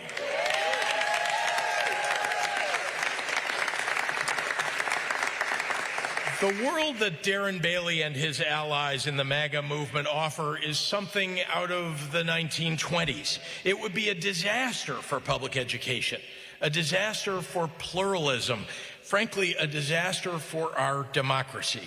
He would wreak havoc on education in Illinois at a time when we have the opportunity to build on the historic success that we've already had because of the teachers standing behind me today. When I became governor 7.5 years ago, it was clear that our state was failing our teachers. We were asking you to do the most important work there is while making it harder and harder for you to do it. So I got to work, and as you heard Carl say, I quadrupled the minimum salary for new teachers. And better than that, we indexed it to inflation. I also created a targeted program to hire and retain teachers in Illinois. Through that program, we've hired more than 12,000 new teachers during this past school year. In concert with IEA's educator pipeline, we're helping more and more people become successful and seek meaningful teaching careers. And today, we have more teachers and paraprofessionals in the state of Illinois than we've ever had before, ever. For 25 years, before I was elected governor, I championed early childhood education, and I've continued that work as governor. To support the youngest learners, I created recently the Department of Early Childhood, and we launched the Smart Start initiative, which has created 11,000 more publicly funded preschool slots for Illinois kids, and we're on our way to universal preschool in Illinois. We are going to pull away from this because you just saw Governor J.B. Pritzker accepting the endorsement from the Illinois Education Association. We do need to get to our first commercial break of this hour. I'm Ryan Schmelz. You're watching live now from Fox. When we come back, Chris Ryan will talk with us about the Democrats' move to have South Carolina become the first state in the primary process in 2028. Stay tuned.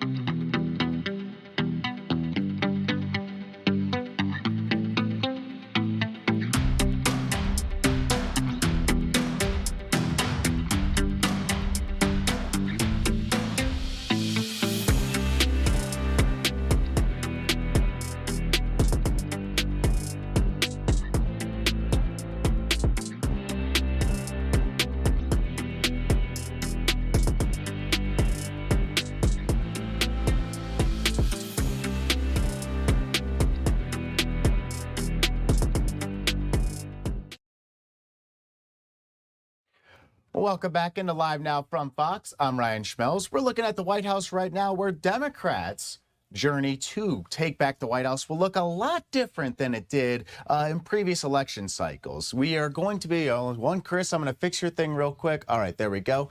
All right, we're going to bring in Chris Ryan right now to talk about this, which is the Democrats voting over the weekend to approve their new 2028 presidential primary map. Chris Ryan, the host of New Hampshire Today. Chris, what do you make of this new map as of right now? So first off, New Hampshire has a state law that we will vote at least 1 week prior to any similar contest. So New Hampshire is still going to vote first, but that's where it gets kind of messy. So with the new calendar, it looks like the New Hampshire primary, based upon the state law, would be on January the 12th. That would have Republicans and Democrats voting on that day. The question is, what is the New Hampshire Democratic Party going to do? Are they going to try to hold their own election on the date that the DNC has set for them? That requires a lot of money. That requires a lot of organizing, because the state runs our elections here. Will they try to do a caucus? Will they they punt and say, no, we are going to do what our state law requires. It doesn't appear it's going to be the latter from the language that's utilized and what I've been hearing from behind the scenes right now.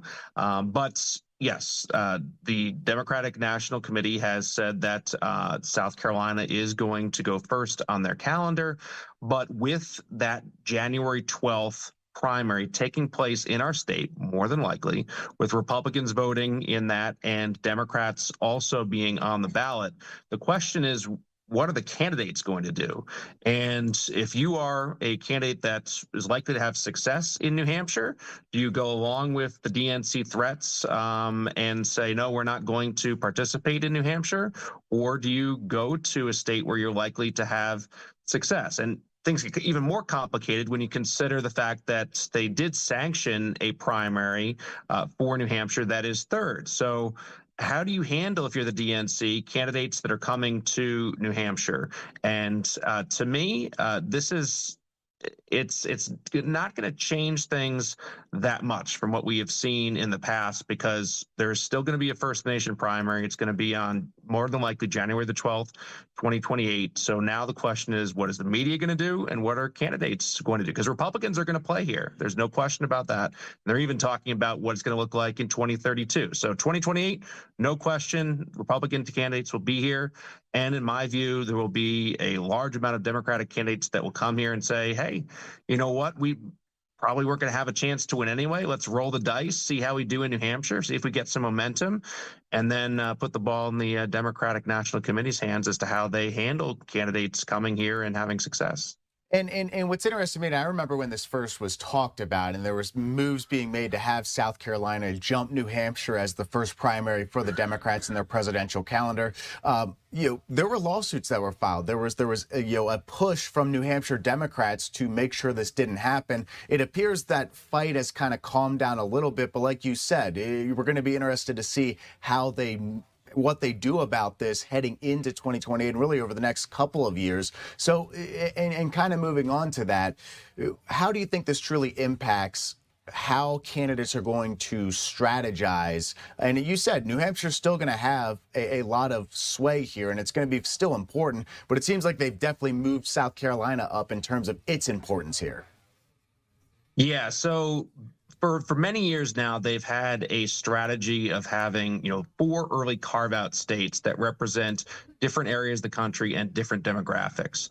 In the past, Iowa would be the First of the Nation caucus, then New Hampshire would vote after that, and then we would see Nevada and South Carolina also vote as those early carve-outs. So Iowa couldn't run a decent election where results were clear and obvious and timely. So they lost basically their any momentum that they had to be the First of the Nation caucus on the Democratic side. So they have been replaced by Michigan. South Carolina and Nevada have moved up, and New Hampshire's been put to that third spot.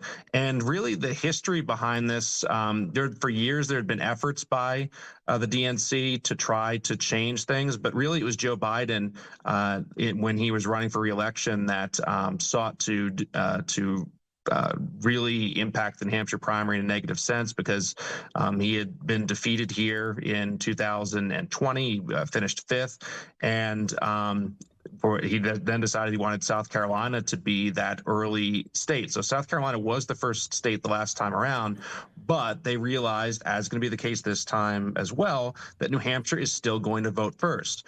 Dean Phillips, the congressman from Minnesota, and Marianne Williamson, the spiritual holistic guru, signed up to run here. And Joe Biden did not want to lose in New Hampshire. So his apparatus and some of the more powerful Democratic figures in our state ran a write-in campaign so that Joe Biden would win here in New Hampshire instead of Dean Phillips, and they were successful in that. So Joe Biden did sort of end up running in the New Hampshire primary the last time around because they didn't want to have the momentum of Dean Phillips, the congressman from Minnesota, winning here in New Hampshire on the same day that Donald Trump did in 2024. So getting to your question, there are going to be candidates, and I mean, I could name a couple, but say Pete Buttigieg as an example. He has a really strong groundswell of support in our state. Alexandria Ocasio-Cortez polled first in the UNH poll from several weeks ago. So if you're a candidate, and even, J.B. Pritzker, who was on previous, not going to be a front runner for the Democratic nomination. So do you go to New Hampshire and invest some time and effort and money and say, okay, I'm going to campaign there and I'm going to win, and I'm going to say to the DNC, now what are you going to do about it? Are you going to make hollow threats about taking away delegates, which is what they did with Dean Phillips? They said Dean Phillips' delegates would not be sat at the convention. They were sat at the convention. And so they've made threats like this in the past where they have not followed through. And I can't see, in this current environment, Pete Buttigieg winning, say, on the first primary here in New Hampshire, then going to South Carolina and having success, or going to Nevada having success, and heading towards the nomination, and then being, well, you know what, you can't be the nominee because you were a part of the New Hampshire primary. So that they, in my view, have created a huge mess for themselves that they did not need to do. New Hampshire is going to vote first because of the state law. If you just have New Hampshire as the First Nation primary, you have those early 4 carve-out states. Each candidate is going to campaign hard in the state where they think the demographics and the vote is going to be in their favor, and then you get to Super Tuesday and see where things are at. But instead, by having New Hampshire go third instead of first, it's created this whole mess for them that was totally unnecessary and unneeded. And aside from that, is New Hampshire's negative in their view is that it is too white, and that it is and that independents are able to vote in the primary. Well, if you look at the last election and you talk to anybody that knows anything about politics, that is an area where Democrats need to have success moving forward. That is where they've lost ground to Donald Trump, is that they need to be able to talk to white working class voters who are independent minded. So I think that they have done a real disservice to themselves during this process. They've made it much more difficult for themselves. It was unnecessary, and now they're going to have to deal with the ramifications of that. And I mean, the DNC has had its fair share of questionable stories just over the last couple of months. They're facing significant bank funding issues right now, fundraising issues. You also seen some stories that have come out about some of the meetings and how hostile they have gotten, or how divisive they have gotten amongst the DNC. And of course, now you have this situation in New Hampshire. And kind of leading off that, Chris, how is just the state reacting in general to this? Because it is good for the state for it to be where it has always been, as the first in the nation primary. You get a lot of media members who come there, a lot of candidates. It's always good for the economy when you have that happening. But how's everyone kind of reacting to this? Republicans have used it to take some shots at the New Hampshire Democrats our federal delegation is all Democrats, for not having the juice or the impetus to stand up to in a more firm way to the National Democratic Party. In terms of the general public and population, people have been around politics here for a while, have seen this year after year or not year after year, but cycle after cycle. There are questions about whether New Hampshire is going to be the first in the nation primary. And as I said, it's still going to be the first in the nation primary, and Republicans are still going to be coming here. And to me, despite what Democrats have voted upon in regard to the DNC, it is still a question mark as to how this is going to play out. And from a media perspective, there could be a best case scenario of having, 2 New Hampshire primaries, where you have the state primary, which Republicans will engage in, and Democrats will have kind of some sort of like a straw poll type of a vote potentially on that January 12th. And then they have their DNC sanctioned event where votes would be cast and counted by the New Hampshire Democratic Party and the DNC in more of a closed primary. So I think that largely, folks, despite what has been said, are still waiting to see how it's going to play out. And through your job and through your show, which is a great show, by the way, I was always excited to be a guest on it. You talk to a lot of these candidates, and you see a lot of the different campaigns coming in and out of New Hampshire. Are Democrats still valuing it the same way over the last 2 years that they were in previous election cycles, or is it kind of diminished a little bit? That's a great question. I think that getting back to what I was talking about before, the candidates that I think are going to play here, regardless of whether the DNC is at odds with New Hampshire about the primary. Those candidates have been, pretty consistent in reaching out, and I've been talking to them and their teams kind of on the air and on background. I don't think that you're going to see any difference with those candidates. And I'm talking about the Ro Khannas, Andy Beshear, Rahm Emanuel, Mark Kelly potentially, Pete Buttigieg. I think that those candidates who are not going to be quote unquote top tier are going to have to roll the dice, and I think will come to New Hampshire regardless of what the threats may be. We have seen Gavin Newsom come to the state once on his book tour, and that was it for him. This has never been a good state for Kamala Harris. She did win in the general election here, but she polls very, very poorly. I mean, around the mid single digits in a number of polls here. So she has not been here. I don't expect her to play significantly. In New Hampshire, we have not seen Alexandria Ocasio-Cortez come here yet, but I think that that she will.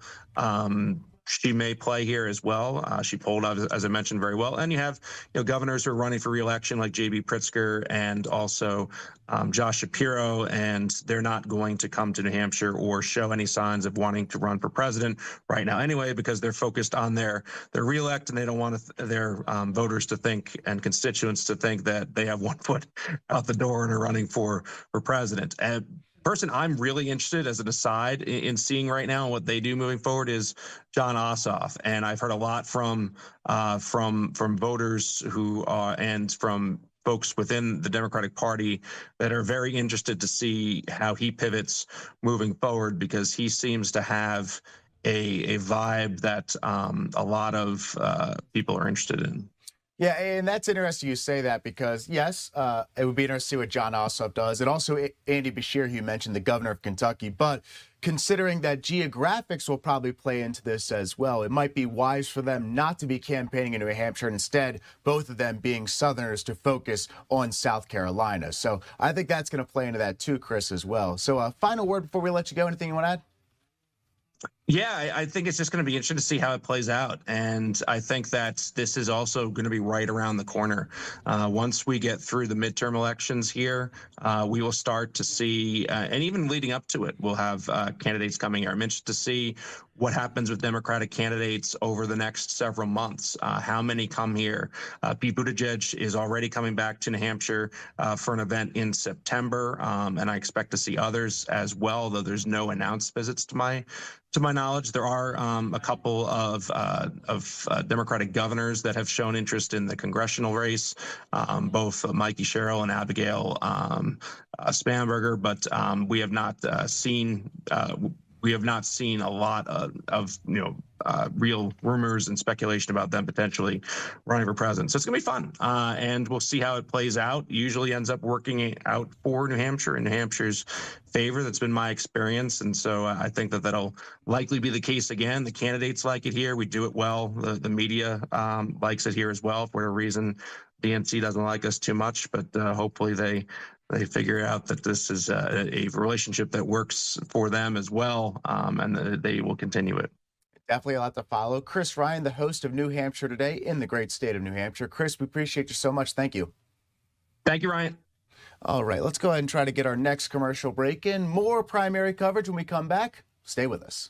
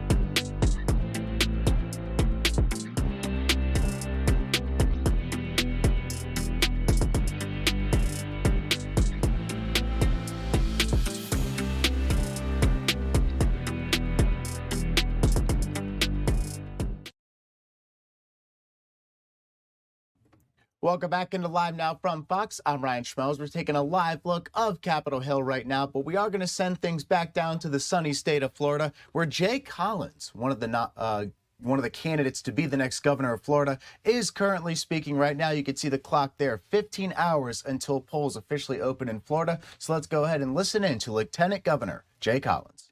Against anybody. Number two, where do they go when times get hard? Do they run to the microphone? Do they run to Twitter? Or do they run to the people?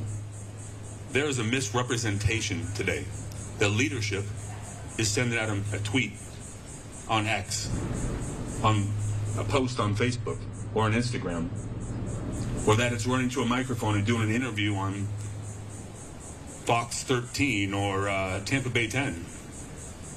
Though we do welcome the opportunity to spread our voice, and I thank you for being here. The simple fact is this: leadership is being on the ground where people's lives are, one, lost, where the actions, our deeds, can actually make a difference in people's lives. You heard about my time as a Green Beret. You saw that I worked in the nonprofit sector. We fed 14.5 million hot meals to people after hurricanes, wildfires, and tornadoes. After Helene and Milton, our nonprofit fed 1.65 million people up and down the state of Florida over about 33 days. That's what we do. It is neighbors helping neighbors, stepping into the breach and giving people a hand up to be there and be present. Last June, when Iran and Israel kicked off, I had hundreds and then thousands of phone calls from American citizens trapped abroad. We could have sent out a tweet saying, "God bless, you'll be in my prayers." I could have done an interview calling for support, but instead of doing that, I got on a plane on the day before Father's Day, and I flew from Tampa to Cyprus to Jordan. And in Jordan, I linked up with the Great Bull Rescue, and I did cross-border operations. And I personally brought home 2,300 American citizens. I sure did. I didn't talk about it. I did it. And the last thing, I saved it for last because it is incredibly important.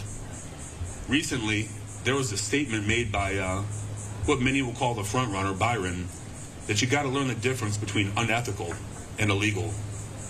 I have one word for that: unacceptable. If you're going to be the governor of Florida, neither one is okay.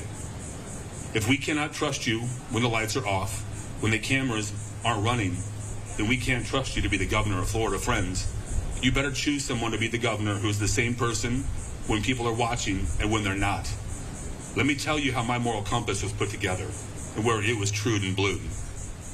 As a young man serving our nation, and then as a not as young man serving our nation, I had many opportunities. The hardest thing I ever faced wasn't getting shot, blown up, losing a leg. It was standing over a flag-draped coffin talking to a mom, a wife, or a child because their dad, their son, or their husband gave that last full measure of devotion. Friends, under my watch, we are going to be a people, a state, and a nation that understands and is worthy of the sacrifice that makes us who we are. We are the land of the free because of the sacrifice of a few. Ethics matters. Values matter. That is exactly what made America, what made Florida what it is. So I'm going to bring this thing in for a quick landing, and I want to open it up to a few minutes of Q&A, because I really want to respect your time out here in the heat, and then do some mingling. Y'all, this is one of the most consequential elections in the history of the state of Florida. Governor Ron DeSantis is termed out. He has been a generational leader for the free state of Florida. He has. And I'm grateful to serve alongside him. I'm grateful for the support he's given me. But I sure do know this: we cannot afford to go back. When you look across the world, there is no nation like these United States. There is no state stepping in and stepping up like the free state of Florida. And if we fail to lead, who else will dare? Is it Texas? Tennessee? North Dakota? South Dakota? I don't think so. Friends, Florida can't afford to be weak. We cannot afford to be more like D.C. And we cannot afford to risk the future of our state for a few moments of games and political gamesmanship. We cannot.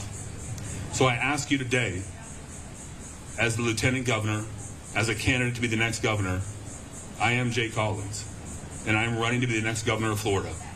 And I need your vote. I need your family's vote.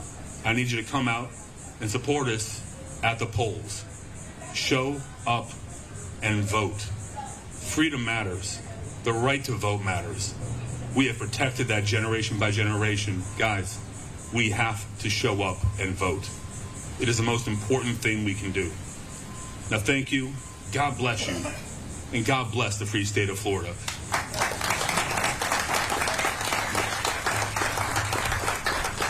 Now I'm going to open up the questions from the media and the people in attendance. I know you guys had to walk across there and you set up your cameras. Let me give you the media guys first. What do you got? Yeah, I noticed in the last couple of days here, you have focused on a couple of themes going into the event here. One of them was affordability, which I know you didn't just touch on right here. You just spoke about that. A lot of people right now are voting with their pocketbook, hurting on insurance, yes, sir. And other things. Can you talk a little bit about that and why you chose to make that something to speak about here in the last 24 days? Well, it's something we've spoken about everywhere we've gone. Affordability is the number one thing that I get asked in some way, shape, or form everywhere I go. But why does that matter? I'm a dad and a husband. I got kids and a wife, and I pay bills too. Believe it or not, I would love to keep more of my money as well. But look, when you get down to it, this comes down to what the American dream is actually about. We can never allow the American dream to be devalued. The American dream can never be associated with just getting by or just being good enough.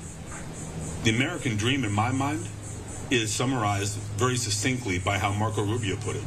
We are a nation where anybody from anywhere can become anything. And if we hold that true, then we have to have an economy that is maximizing that opportunity. That means bringing in more jobs, filling out that middle sector. You know, in that same book, 15 years ago that I reference all the time, Marco said that, we offshored blue-collar jobs, hoping they come back in white-collar jobs. It was a horrible idea then, and it's played out worse over time. The average tradesman's 58. The average farmer's 59. If you eat food or go to the bathroom, you should be alarmed by both. And friends, we got to fix it. We're going to have to bring insurance costs down. No platitudes, no statements, no sayings. We're going to have to focus on a couple of different steps. One, programs like My Safe Florida Home, My Safe Florida Condo, they make an incredible difference, $800 to $1,200 per family that utilize those. We're going to have to make sure they're funded. And they prioritize those fundamentally in the biggest risk because that helps everybody with their rates. We have to make sure those programs are maximized. Number two, we're going to have to make sure that our tort reform package does not go backwards. There are things we can look at from fees, I would even say from a jurisdictional standpoint of where court cases are held that can show some real benefit to help drop our costs. The next thing is transparency. The price you're quoted should be the price you get. And I want to have radical transparency in terms of how our cities, counties, and states work. I would love to see claims listed, minus the name, minus the address, out there for the people to see. Easy to find on a dashboard. So if there is one insurance company that's not rowing the boat rightly by their people, let the people call them. Let the free market press them to do the right thing. Accountability comes, and the people have a voice, and we protect that. The number one thing that drives up our insurance cost right now is fraud. Every season, every hurricane season, we see fraud with cars, we see fraud with homes, windows, roofs, siding. We have great laws, but if we don't uphold them and we don't hold people accountable, friends, we're going to continue to pay more. We have to do that. Use the AG helpline. Use the CFO helpline. Let your local men and women of law enforcement know if you see something, say something. That protects us all. We also got to bring down permitting. Right now, there are cities and counties across Florida that are about a half inch away from using a rock and a chisel for their permitting process. That's a problem. The compounding cost of carrying that adds to the home values. It artificially raises it 10 to 30% on average. But where it gets dangerous, and I know here in Pinellas, you guys have felt this, is when you hit that FEMA 50% rule and the whole structure's got to come down. You get priced out of it. And let me be very clear, I am not okay with people buying up all of the homes for commercial use. I am not. We stand with the people. We stand with the little guy. We make sure that they have that opportunity. The last thing we got to talk about on this is impact fees. They have become a bit of an economic junk drawer for everything. If you can't levy a tax by any other name, they call it an impact fee. We're going to have to manage all of those things, and we have been, and we will continue to be incredibly aggressive. I think you can make substantive steps forward over the next 4 years, but I want to do that immediately.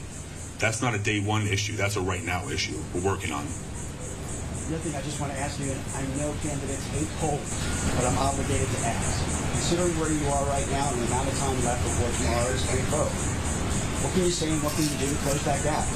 Well, you know what's funny? If you look around the country, it seems like we have a polling problem. That maybe polls aren't accurate. We've seen this time and time again. The poll that matters is when we talk to people. It's funny. We have yet to find a single person who is absolutely head over heels for Byron. I have seen thousands and thousands and thousands of people who have come out of the woodwork. He has all the money. He has all the endorsements for the most part, right? We have a few strong who stood with us. But the funny thing about Florida, and this is what makes us pretty special, and we got to keep it this way, we are plump full of Florida guys and Florida gals. And y'all are unpredictable.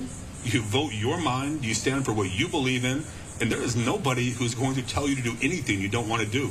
And that's why Florida leads, because we have courage, we have conviction, and obviously we have candor. That is the Florida way. So look, I believe what I see and what I hear. And I know this is a lot closer than what the polls show because I've seen it every day. And I'll give you this counter thought process. Why would Byron spend $30+ million on TV ads if he wasn't sweating it?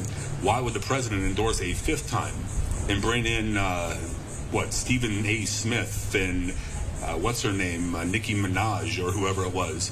Lord, if you're bringing that stuff in, they're about one step away from the junk drawer being pulled out. Byron must be very concerned, or that wouldn't be happening. He'd be focused on off the primary into the general. But that's a fair question, and I appreciate you asking it. Thank you. Next question. Anybody? I had one. I'd like to say, first of all, that's the best political speech I've ever heard. Thank you. It's because it's not political. You know, my friend, his daughter was in the Parkland shooting, but she survived. He volunteered to go to Israel to help out hospitals. He got stuck there. And he did just what you said. He stuck there for 3 weeks, couldn't get out, and he had to sneak into Jordan. And I just wonder if you give me a little more detail. I'm going to tell him you said this, and the work you did. I'm so proud of what you did to get him back, because we were all terrified, you know, his whole family. That hearing, they survived this Parkland, and thought he was going to lose his life in Israel. Yeah, so when we got calls from these hundreds and thousands of people, literally, there were ballistic missiles screaming by us. Those hypersonics, man, I've been shot at by a lot of things. I've been shot and blown up, so I come with a certain amount of experience, right? I had never been around hyper ballistic missiles like that. Dude, they were screaming. They move in a way that I'd never really anticipated, right? It was jaw-dropping. There were drones, and we talked to some of these families. They were going to stick it out just like everything else, and then drones flew up and were staring at their family hovering in the window. Could you imagine how frightening that would be? These are American citizens. They were visiting friends, and they didn't think they were ever going to get home. Imagine being the mom when the kids are over there with a dad, unsure if that's going to happen. You know, when I got on a plane from Tampa and flew, my kids they're 11 and 14 in the house. They didn't remember me as a Green Beret. They know the stories, but they never really remembered it because they were too young. So I had to sit them down on the day before Father's Day, and I said, guys, I wouldn't be much of a man. I sure wouldn't be much of a dad if I could go protect our people and bring them home, and I didn't do it because of my own safety. When we got over there, there were times when we did have ballistic missiles impact within 100 meters, give or take. 100, it was close. Chunks of concrete were flying everywhere. When one of those attacks happened, we were just getting a large group on a bus and getting ready to move with security up across the border. So we ran them while all this is happening into a shelter. And we made sure they were protected. I kept coming up to check for the all clear because you can't always hear it or hear signal. And then we did what we always do. You dust yourself off, you get up, you get accountability. We got back on the bus and we drove them to Jordan, through the border, through Jordanian intel, and everything else. And we flew them out of Queen Alia Airport into Cyprus, and from Cyprus back into Tampa. One of the single most moving things I've ever experienced in my life, outside of being married and seeing my children born, was when we landed in Tampa. When you see the emotion of Americans who thought they were going to die and never see their family or this country again, and you see it just rip out of them, and they can't stop it. If you could bottle that, you could solve all the world's problems. That plane wasn't full of Republicans. They're Republicans now.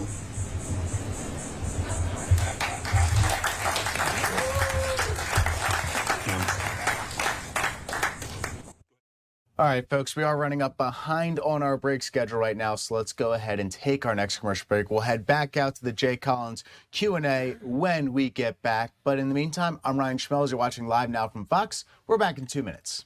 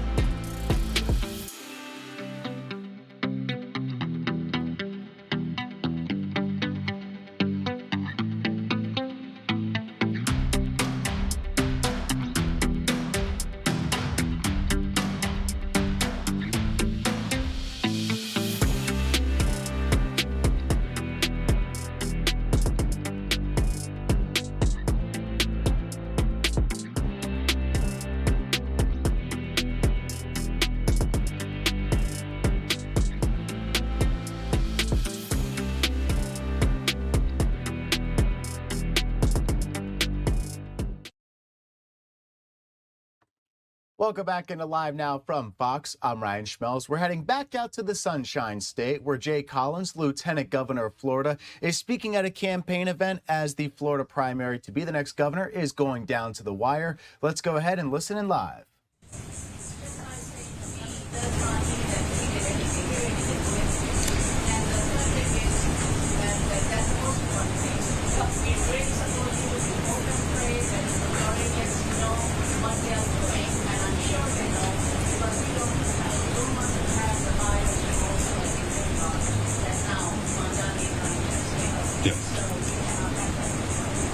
Yeah, no, and I completely agree. And look, I would love to discuss that we've got to look at several things. One, why should it cost $100 million to run a gubernatorial campaign, right? That's ridiculous.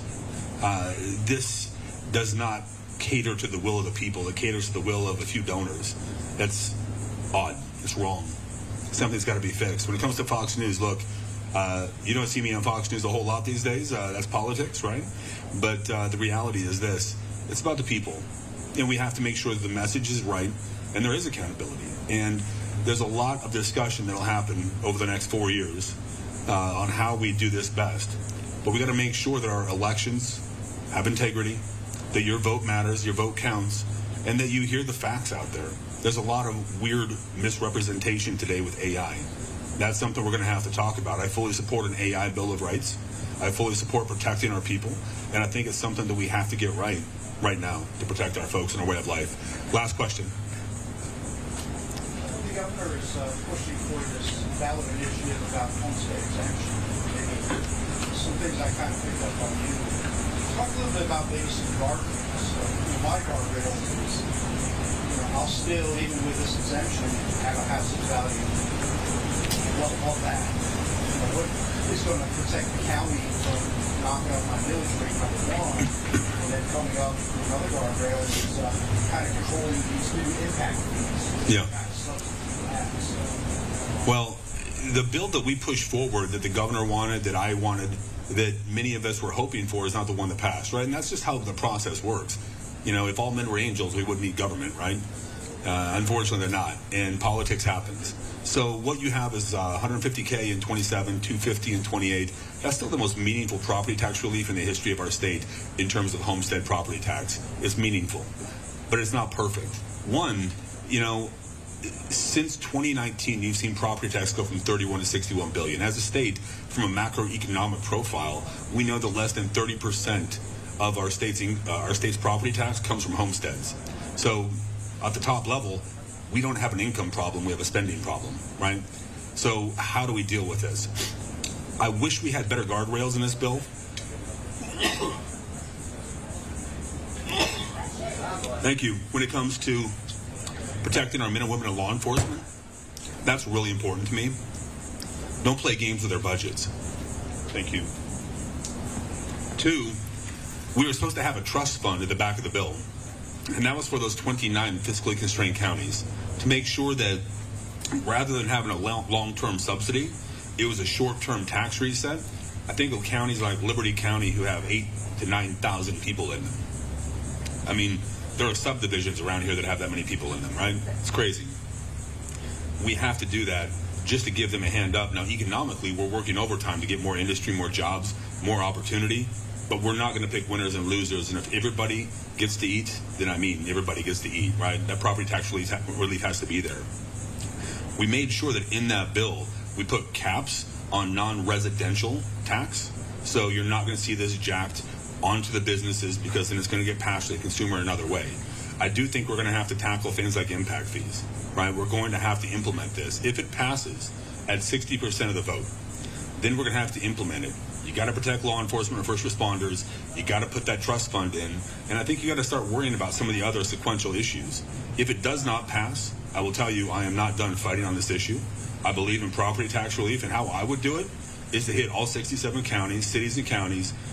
Here's our numbers, here's your numbers. We'll compare. We can agree to agree, we can agree to disagree, but either way, we're going to agree to move forward. And we're going to put that plan in place. The last part I'll tell you is this. We have Doge and we have FAFO. Over $3 billion in annualized waste has been found.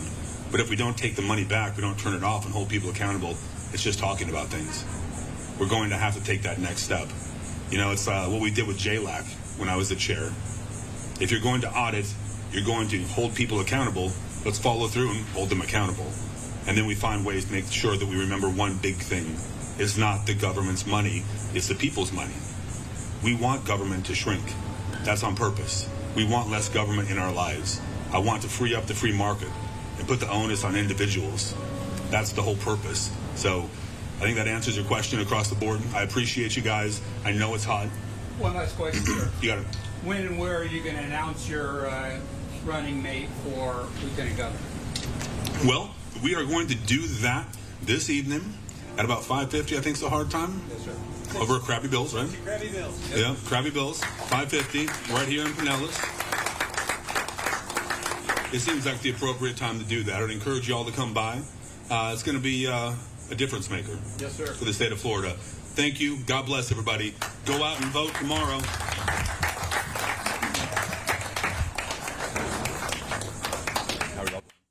You were just listening in to Jay Collins, the Lieutenant Governor of Florida, who is currently campaigning to be the next governor of Florida to replace his current boss, Governor Ron DeSantis, the governor of Florida, who is term limited and will be potentially maybe mounting for a maybe 2028 run. We'll have to wait and see. It doesn't seem like he's got any interest in doing that after running in 2024, but certainly something to watch down the road. Let's take this live look right now of Capitol Hill. We've got some other stuff that's going on here. What is this going on in Edge 4, Jules? So apparently it's a really high the Seattle Police Department providing an update. Okay, so the Seattle Police Department is providing an update on a real-time crime center tour. So actually, we do want to take that because, you know, we just had a pretty severe mass shooting a couple weeks ago in Seattle that led to the resignation of their police chief. So let's go ahead, pull up the audio here and listen in. Targeting people based solely on the last name on the car's license. The UW Center for Human Rights has established that ICE and CPB continue to access the Washington ALPR database to target immigrants in violation of the Keep Washington Working Act.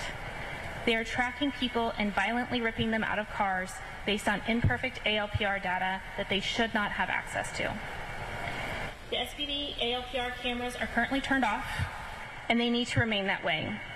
Their use amounts to continuous warrantless searches that violate civil liberties and endanger people. This technology has not been proven to improve public safety. Instead, it is causing very real harm daily. It is simply not possible to make the use of this technology safe enough. I want to also add that this afternoon at 5 p.m., our friends at the South End Indivisible will be holding a rally at Renton City Hall to protest the use of ALPRs in our communities.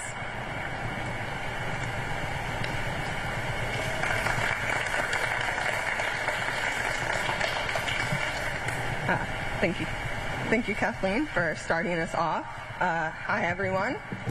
My name is Leah Salerno. I did go on the RTCC tour, and I primarily organize with the Seattle Solidarity Budget, which is a coalition of groups, community groups within Seattle that recognize that the way the city spends our money has direct impacts on the safety and well-being of everyone in Seattle.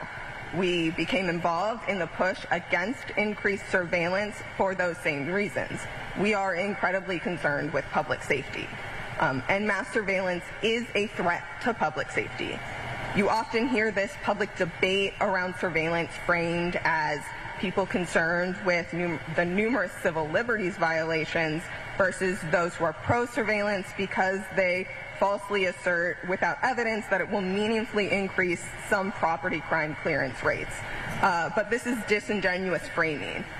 Yes, as an attorney, I am very concerned with the civil liberties implications and violations that the RTCC and mass surveillance will facilitate.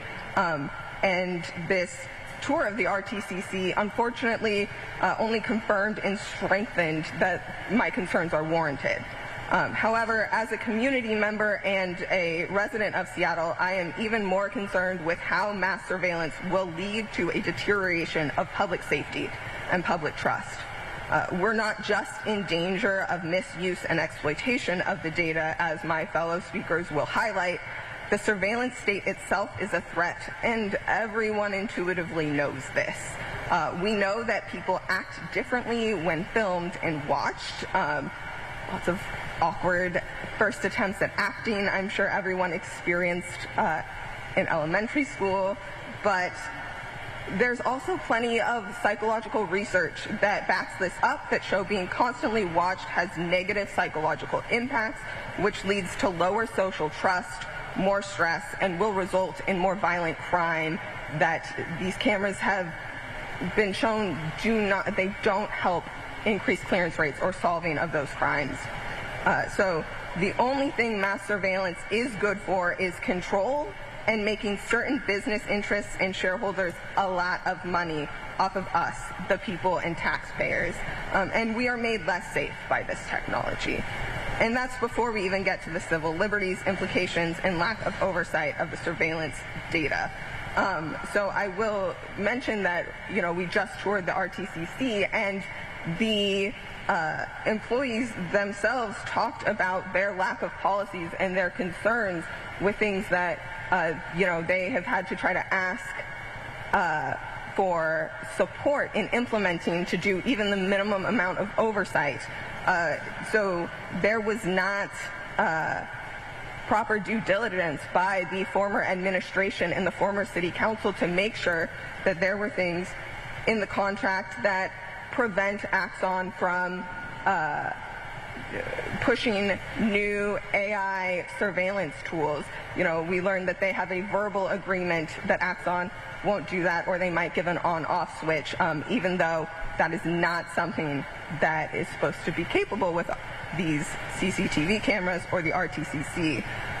We also learned that there's no formal policy for masking the view into residences. That's something that is done piecemeal on each camera, and sometimes if the power is cut to the camera itself, that mask is not put back in place. It has to be put back manually, and they admitted that they had missed that a couple times and had to go back and do that. So there are real privacy concerns that the employees walked us through and explained. And so, you know, there were even more questions that they weren't able to answer, and, you know, said that, like, these are questions for the city council and the mayor's office, and we've asked people have asked the previous mayor's office and the city council, and they also haven't given us answers to those questions. So I really encourage everyone to keep showing up to city council. I believe next Tuesday there is a city council meeting or the committee for the public safety committee, and so once we've had more than just, you know, we walked over here, we had a few seconds to come collect our thoughts and talk to you all, but we're going to be sharing more about our experience, and once, you know, that's out, we really encourage everyone to take, you know, the questions that we weren't able to get answers to and more of those questions, and go raise them to city council, and raise them to the mayor's office, and let them know that, like, we are very concerned about public safety. We are worried about how much this is costing, and that money is not going into violence interruption programs and, you know, spending money on the basic needs of people in Seattle that keep us safe, and, you know, are the things that will improve public safety as everyone in Seattle, but especially those of us who are knowledgeable and, like, came here, spent our time to go do this, are also incredibly concerned about public safety, and so we really hope that everyone will keep talking so that we can build a safer Seattle together. Thank you, and I will pass it. You want to go next?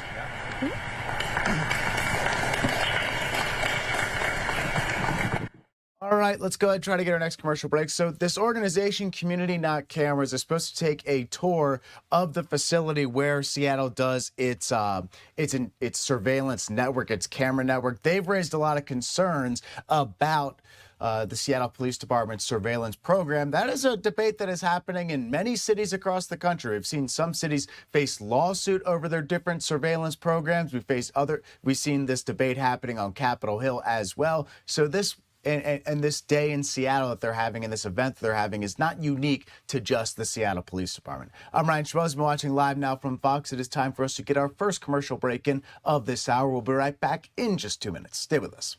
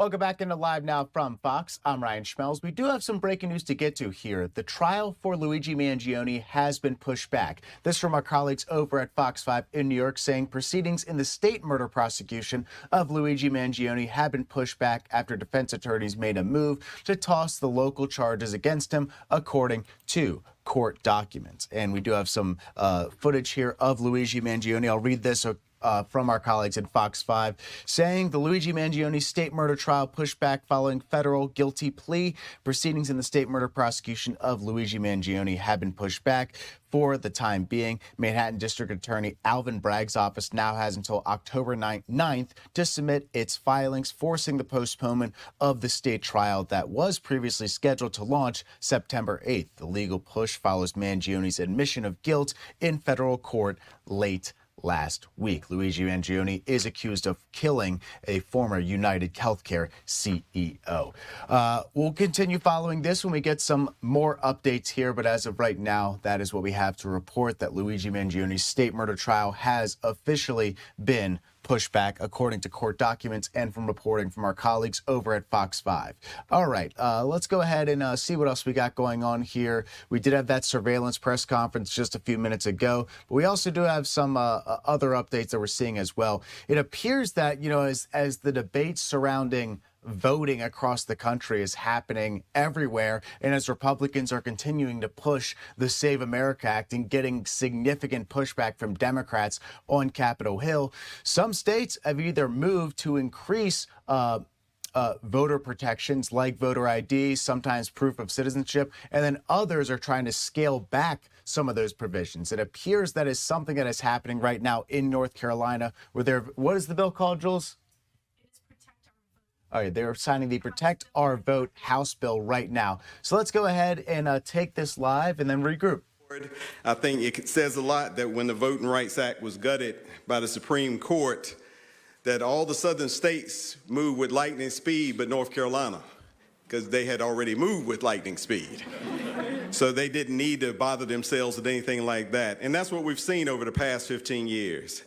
Republicans have controlled the General Assembly, and their trend has been to go away from true representation, not just when it comes down to us, but as you've heard, they even want to play in the process now because they're scared of their own voters in the primary process.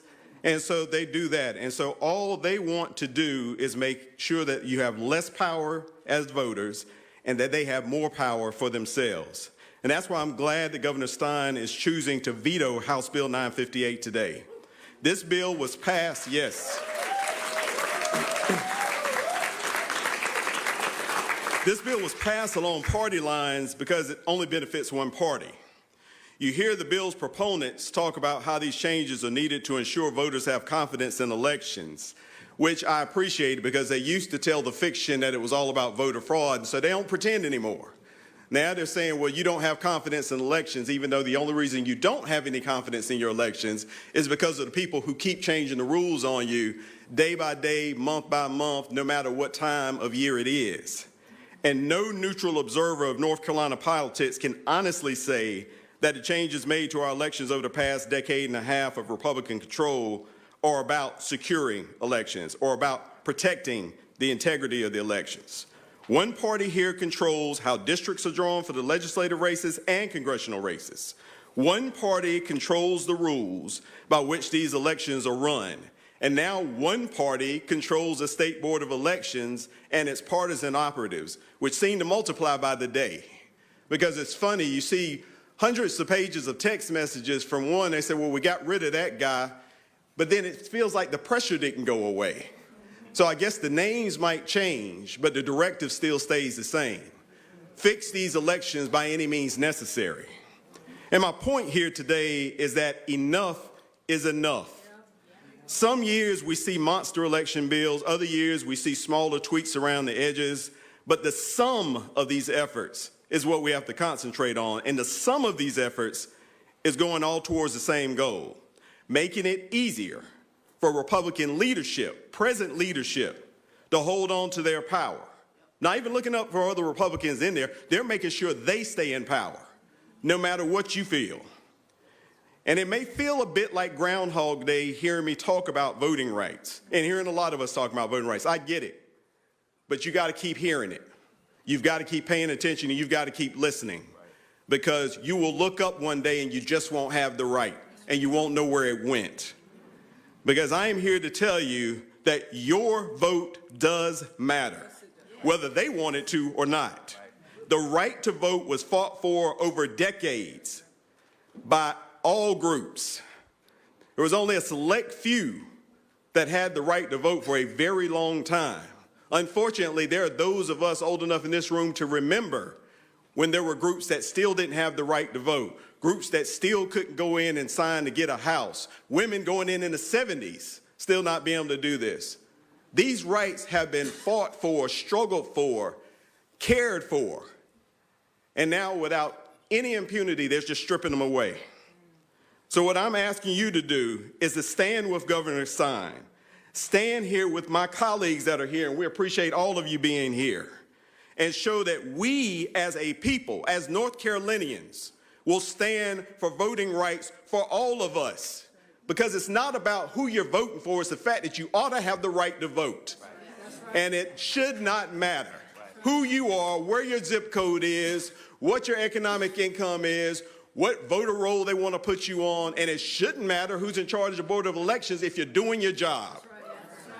So with that being said, I will turn it over to one of my former colleagues who will soon be a colleague on the other side, the Reverend James Galliard. Thank you. Thank you, Leader Reed and Leader Batch. Good afternoon, everyone. I stand as senior pastor of Word Tabernacle Church in Rocky Mount, but I also represent faith leaders throughout our state. And so I'm grateful for the pastors that are in this space, the rabbis that are in this space, the imams that are in this space. The ballot box is one of the last places that both the poor and the powerful get to stand in the same line. The ballot box is one of the last places with whether or not you have a GED or a PhD, you have equal standing. The ballot box is one of the last places that whether you live in a gated community or whether you live in a single wide trailer, your vote equally matters. The prophet Isaiah spoke about this directly, not to Christians, not to Jews, not to believers. He spoke about this specifically to legislators. He spoke to people with pens, people with gavels, people with the power to write laws. And this is what he said: woe to those who decree unrighteous decrees. And then he said, and rob the needy of justice. Isaiah reminds us that legislation is never morally neutral. Every law either expands justice or it restricts justice. Every vote in a legislator either helps people or it hurts people. We must be mindful that every generation has written election laws. The question is whether history will remember them as laws that protected democracy or laws that protected politicians. That's why I cannot honestly call House Bill 958 an election law change bill. It's really an election manipulation bill. It's really an election suppression bill.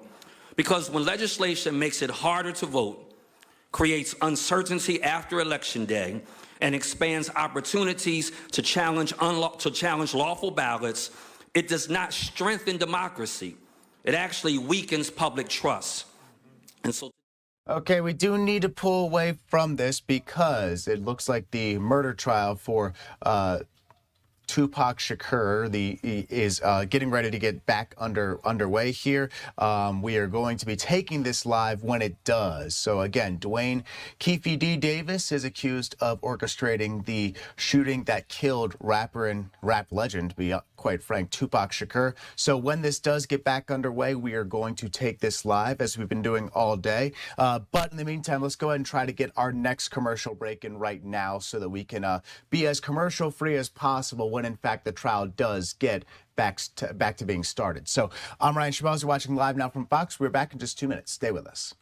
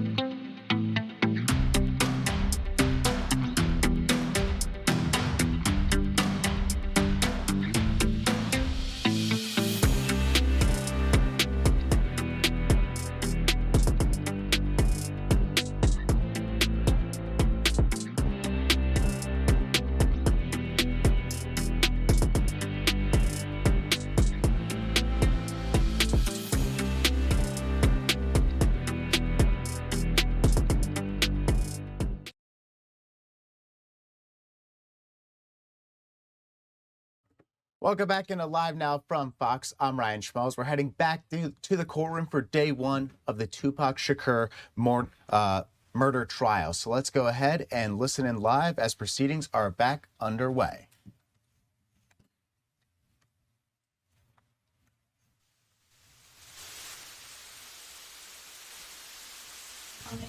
Yeah, it looks like we're having some issues with the audio there. It is currently off, so let's see if we can play with some things and see if that's going to change anything, but it looks like they may have just cut the audio.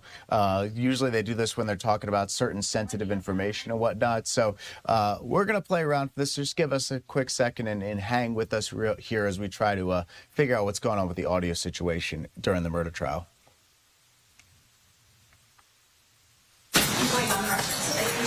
Okay.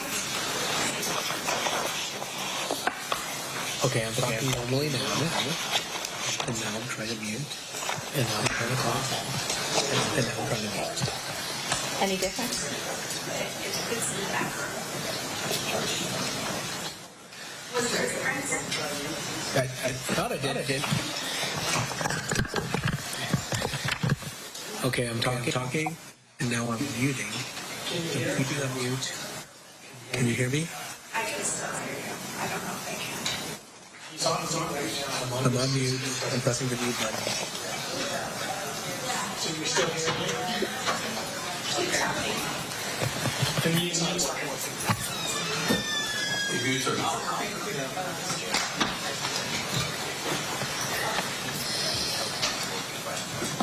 That is suboptimal.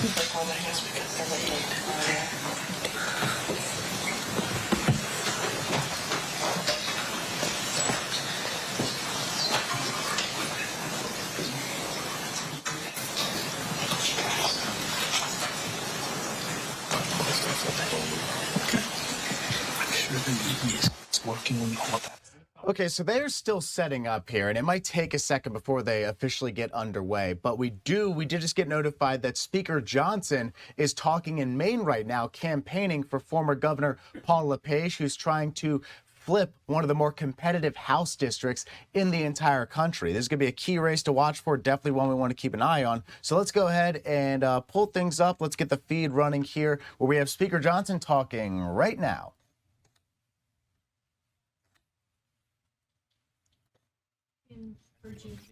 Now, look, we're very sober-minded about what's ahead of us. We have to defy history to keep and grow the House majority. Typically, a president in power loses seats for his party in that first two-year cycle, but that is not going to happen this time. And one of the main reasons is because this is a contrast election. The American people see that. It is a contrast between common sense and crazy, okay? Paul LePage represents common sense. The governor's done so much for Maine, and he's ready to continue serving. And I, for one, am very grateful that he's willing to do that. But he's running against someone who represents the crazy column, okay? A guy who embraced and endorsed and ran around with Plattner before the mantle was taken away from him. A guy who wants socialist takeover of the government and health care and all these other provisions. A guy who would get in lockstep with the DSA. And they have published their platform. We have people running for Congress on the Democrat side and winning primaries and now running in the general election who want to abolish the border. They want to abolish all prisons in America. They want to abolish the U.S. Senate. They want to defund the Department of War. They want one unicameral body, the House, to run everything because they believe over 2 or 3 cycles they'll get enough Marxists and communists elected to the House, they'll be able to take it over. And if they ever did that, heaven forbid, they would take over the means of production. And small business owners like this would not be able to own property and provide jobs anymore. The government would do everything. It is a dark, dangerous, deadly road to communism, and it is not what America represents. But that's what Mr. Dunlap is providing as the alternative. That's why we're absolutely convinced we are going to flip Maine's 2nd district in this election. In 78 days from today, Mainers are going to get to go and vote for Paul LePage. They're going to send the governor to the House, to Congress, and he's going to do an extraordinary job. He is going to punch way above his weight limit on the day he walks in Maine has a tiny little congressional delegation, and that's why you got to send somebody with a resume, credibility, and a life experience like this, because he will come in on day one and not waste a moment. I can't wait for Governor Paul LePage to join us in the House, because he is going to stand strong for Maine, and people are going to listen to him from day one because he has all this great life experience. We have so many jobs for Paul LePage to do in Congress. He doesn't even know. You have no idea, Governor, how busy you're going to be.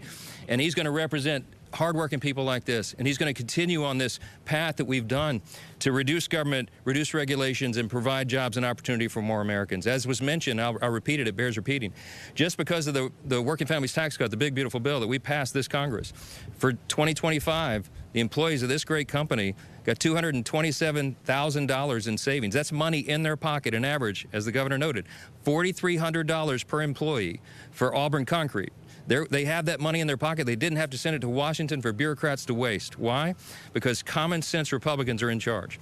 Elections have consequences, and this election in Maine is one of the key ones. Now, we're going to grow the House majority, and I'll leave you with this thought, take some questions. The prognosticators now are looking at, they're trying to guess how it's going to turn out on election night, 78 nights from today. They predict that the Cook Political Report is probably one of the main ones that people look at. They say that on election night, you can expect 211 Republican victories, 205 Democrat victories. There are 19 seats in the middle. Of those 19, Maine's 2nd District is one of them. And the reason I'm so confident about election night is I know that Governor Paul LePage is going to win that seat. He's going to flip it from blue to red like we're doing in other places around the country. Republicans will be able to continue going forward, working for hardworking families and small business owners like the people standing behind me, these great Americans. So delighted to be here. Take a couple questions if y'all have them. Yes, sir. Mr. Speaker, Maine has a real problem with the Chinese takeover of rural Maine and with the grow houses, and we also have a huge problem with Maine care fraud, Medicaid fraud here in the state. Reassure Mainers why it's so important to elect Governor LePage to the office, and so that you combat these types of issues that are plaguing Maine. Yeah, Maine is one of the states that does have a big problem with fraud and a big problem with Chinese competition. China is almost a peer-to-peer adversary to us as well, and we have to regard them as such. We've got to ensure that they don't come in, as they've been doing for many years, stealing intellectual property, but also now trying to steal jobs and come in and flood the marketplace with Chinese goods that are of lower quality than American goods. So we take that very seriously. We regard them. They are a big trading partner, but we also see them as an adversary in so many ways. And so the House has been very resolute about this and trying to make sure that our public policy takes care of that. Governor LePage will come in, having had the experience of an executive at a state that's important like this, to bring that level of expertise and insight to the table to make sure we can face this threat as it emerges in the days ahead. With regard to fraud, it's a massive problem across the country. Just in the healthcare programs alone, Dr. Oz and the Trump administration has found, we think, hundreds of billions of dollars of fraud just in Medicare and Medicaid programs. We're working every day to eliminate that, and not just that, but to hold people accountable. What Governor LePage brings to the table is the insight of having run a state where he knows where those problems are. He's been able to eliminate that in the past, and he knows what he's doing. So it's a very important skill set to bring to the table. By contrast, his opponent in this race was a state auditor. There was lots of fraud that happened on his watch, and that is a very important thing, I believe, for the voters of this state. They'll take into account. If you want to save taxpayer dollars and have a better steward of those dollars, you need to hire someone, send somebody to Congress who's done all this before and is very serious about the job and will not let your tax dollars be stolen and wasted. And Paul LePage, I know, is committed to that. So, yes, sir. Let me go over here, and I'll go to the... Speaker, 1 month ago, there was a deadly shooting about 45 minutes away from here down in Biddeford. Wanted to get your reaction to that. Some lawmakers held a field hearing today, and then also reports that ICE agents might now be equipped with some shot gloves. Governor LePage and I were talking about this before he walked out. It's a very serious situation. The investigation, as you know, is underway, and I think it's a responsible thing for us to withhold judgment till we find out exactly what the facts are. But we'll say that it is a very important principle, and I think everybody understands you have to have a secure border and you have to enforce federal immigration law. And we need to do that in a balanced way, and we need to do it in a way that makes sense. I'm heartened by the leadership that we have at Department of Homeland Security now. Secretary Mark Wayne Mullen is there, as you know. He's a former colleague of mine in the House, and he served in the Senate. He's a great leader. He's got his steady hands at the wheel, and so do people like Tom Homan, who's long in the tooth, using his own words. He's been around a long time. He knows how to do it. We have to make sure that dangerous, criminal, illegal aliens are not in our communities. And under the 4 years of the Biden-Harris administration, they opened the border wide. And by some estimates, we had as many as 20 million illegal aliens flood across that border. Many of them were hardened, dangerous criminals. So we're in the process now of removing them from our country, and everyone understands the necessity of that. So you have to have the rule of law. Again, by contrast in this election, Mr. Dunlap, who's running against Governor Paul LePage, would open the border wide. He would have no ICE immigration enforcement at all.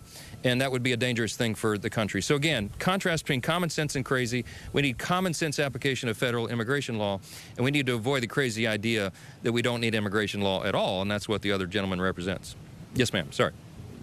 So healthcare is a big issue for Mainers, both access and affordability. What would be some ideas that other Republicans have to help those states? That's great, and I know the governor's got a lot to say on all this, so I should invite him up to talk, but I'll share with you from the federal level some of the things he'll be working on with us.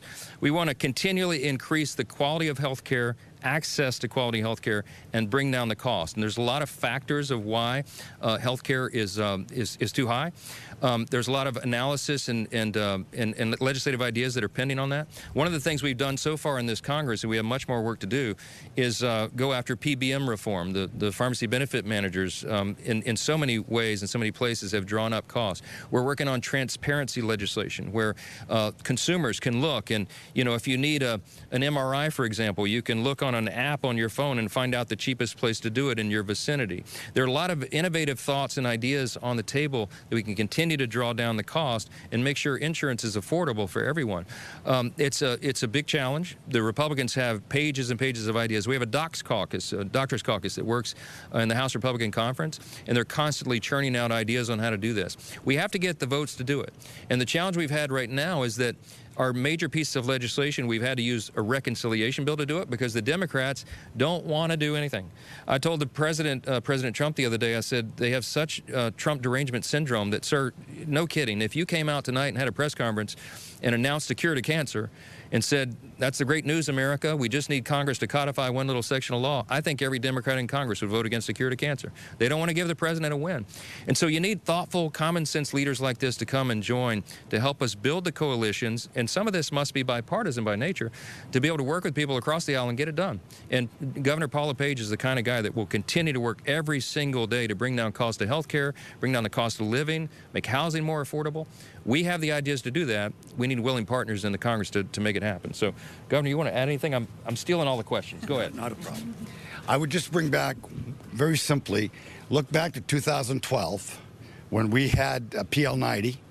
We were lowering the individual market rate premiums were dropping as much as 70%. And we were really heading to a place where young people were joining in to buy insurance because it was based on the realities of health insurance. Obamacare came in and outlawed it.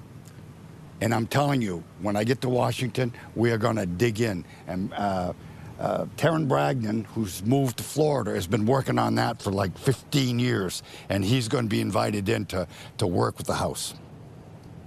Last question. Have you both talked today about some of the jobs that you might give Governor LePage, Mr. Speaker, committee assignments, things of that nature? And Governor, I was also wondering how many terms you're looking to serve if elected. I'm going to run for Congress as long as my health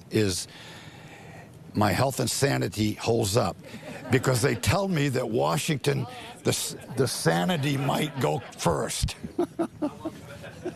It's all about health and sanity. Right now, I feel great. This guy is fit and ready to serve, and we do have a lot of jobs for him to do. The challenge is for us is that typically a new member of Congress only serves on 2 or maybe 3 committees, but he has such great life experience and he's done so much in his life. It's not theoretical. He has such a strong resume. I can think of 6 committees off the top of my head where he would do extraordinary work, and I'm telling you that he is going to rise through the ranks very quickly because there's a learning curve in Congress. As younger members come in. Some of them don't have the life experience that they bring to the table. That is certainly not true with Governor Paul LePage. And so he's going to be one of these guys. I've been in Congress 10 years now. He's going to be one of these guys who walks in on day one and they will look to him for leadership because of who he is and his integrity, his character, and what he's done for the state of Maine. So the Mainers are going to do so well by sending him to Washington. I can promise you he is going to serve you well every single day. He's going to work so hard. And I hope he'll serve many terms because we're going to need him there. Thank you all so much for being here. Appreciate it. Thank you. Thank you so much.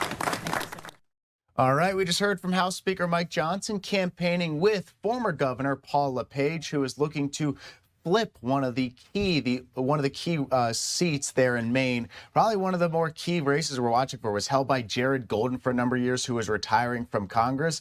If Republicans are able to flip this seat, you see Stephanie Bice right there, another GOP member of the House. And so Paul LePage has a pretty stiff team there campaigning with him, including House Speaker Mike Johnson. Now, we're going to turn over to the Senate campaign trail right now, where we have Major General Bert Mississauga, who is joining us here. He's the Republican nominee for the Senate in the great Commonwealth of Virginia. Sir, it's great to have you on live now from Fox. Thank you for your time. Thanks, Ryan. It's great to be here with you. So I think we want to start with this, which is, why did you decide you wanted this job? Obviously, you served in the military for a number of years, so thank you for your service, worked your way up the ranks. Why do you want this job right now? Well, I don't really see it as much of a job as a mission nowadays, given what's going on with our country and in the Commonwealth. I spent 41 years in uniform, serving overseas and at home, and including 4 combat tours. And a lot of my time was basically devoted to taking care of other countries, protecting their borders, protecting their civil liberties, making sure that one person, one vote, including in my last assignment in Afghanistan as a 2-star general. And I came home and thought I was, retired, but I'm watching what's going on in the nation, and specifically here in Virginia with the new Democrat regime in Richmond. And I wasn't planning on getting to this race, but we got a lot of calls. Pretty late, actually. It was in January, and the experts will tell you that was way too late to get into the race. But my wife and I decided it was too important for us just to sit by and watch what was going on. They thought I was the right guy. And so we gave ourselves 24 hours to decide.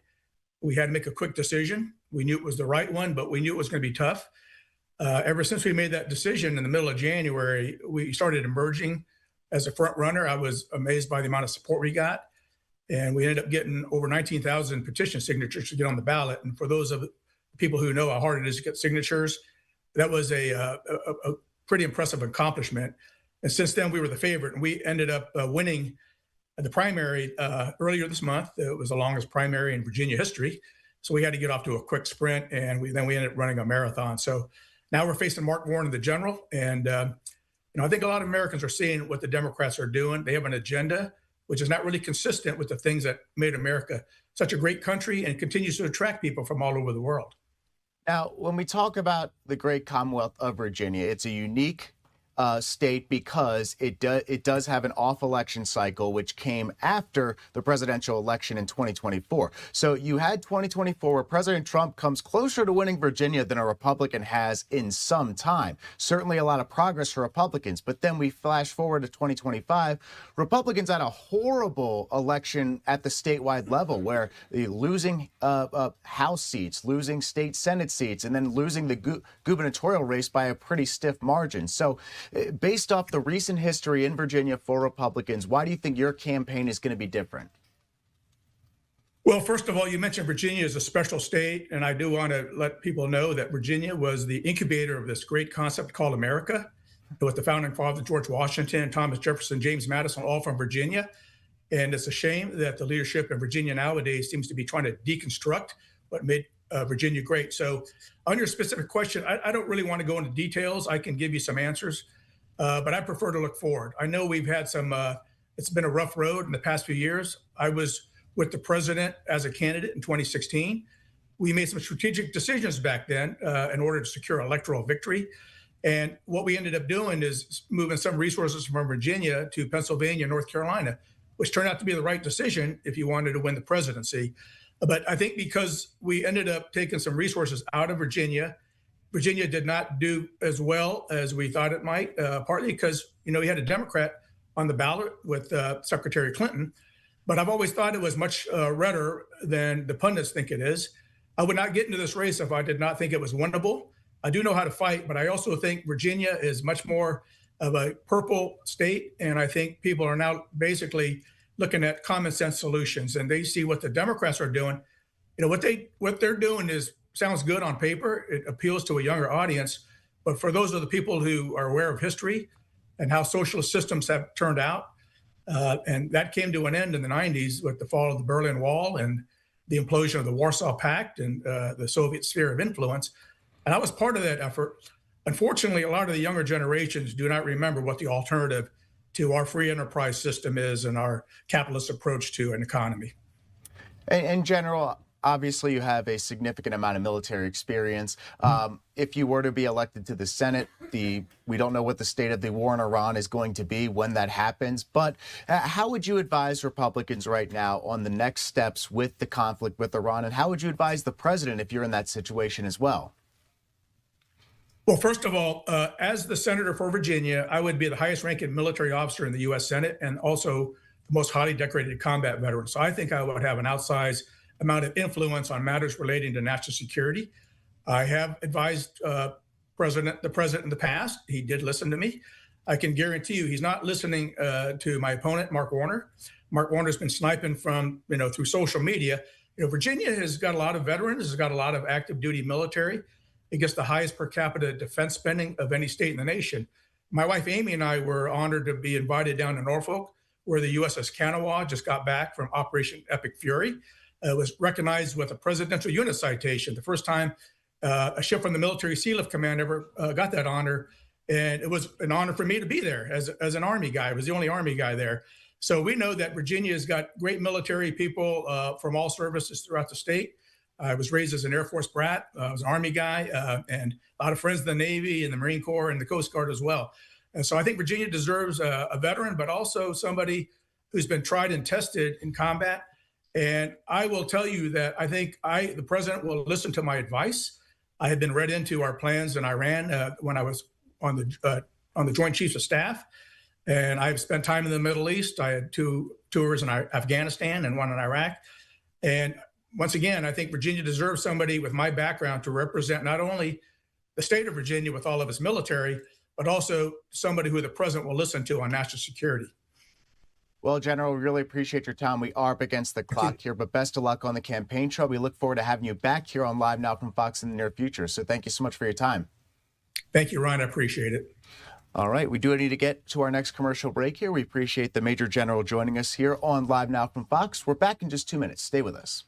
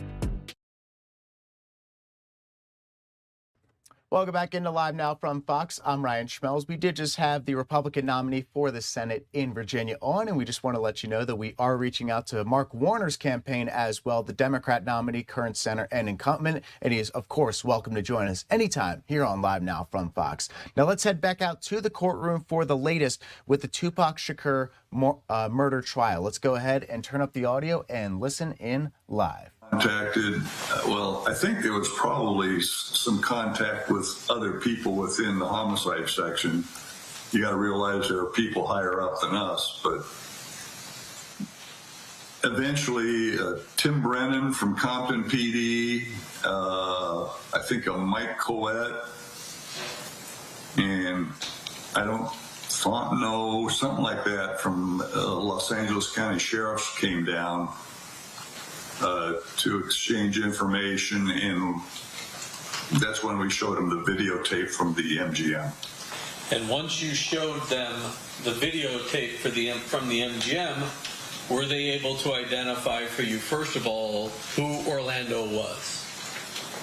They immediately recognized Orlando Anderson. They told us that's Orlando Anderson. And do they also identify some of the people that are with Suge that you didn't know might have been with Suge? They recognize Suge Knight. I think they did by monikers, if I remember right. There might have been names. I think Buntry was in the picture, a guy named Buntry. There may have been some others that would have, again, it would be on the report because we did document all this. Does Trayvon Lane sound familiar to you? Yes, Trayvon Lane does sound familiar. What about they ended up identifying a bunch of people because we ended up getting a substantial amount of information from them. Does there come a point in time when they let you know that basically there's something happening in Compton that might be really indicative of who may have killed Tupac? Well, we learned that they had a series of shootings occurring in Compton, and we're getting a lot of information from informants that was interesting to us. The problem was it was all from informants. We didn't have any actual people that would come forward and testify. So it was information we could use, but we didn't have any witnesses that would be willing to talk to us. It was all hearsay for us. And before I get too far into the time you go to Compton the first time, were you able to identify that Suge Knight, Tupac Shakur, and their entourage was staying at the Luxor?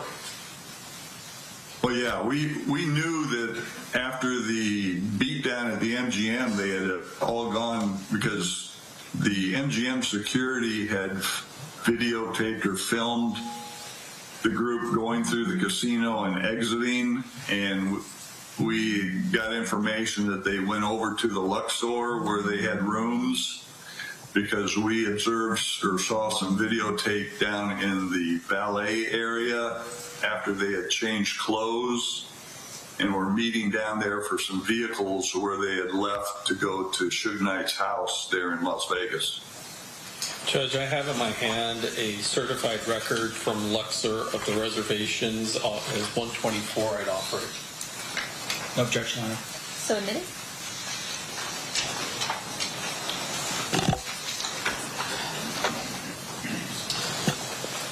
So you mentioned something that I guess I should get to.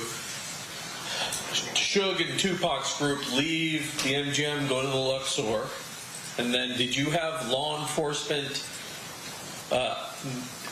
outside, not for this purpose, but did you have law enforcement working security near Suge Knight's house here in Las Vegas?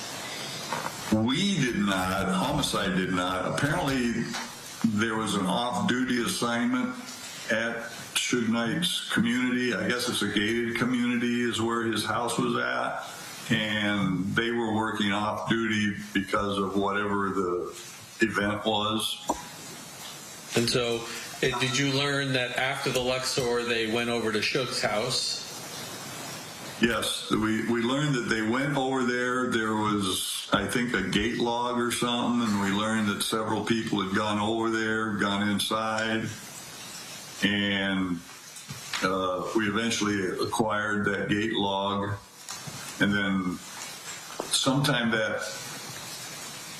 after they had arrived at the house there, they departed, and that's when the incident occurs.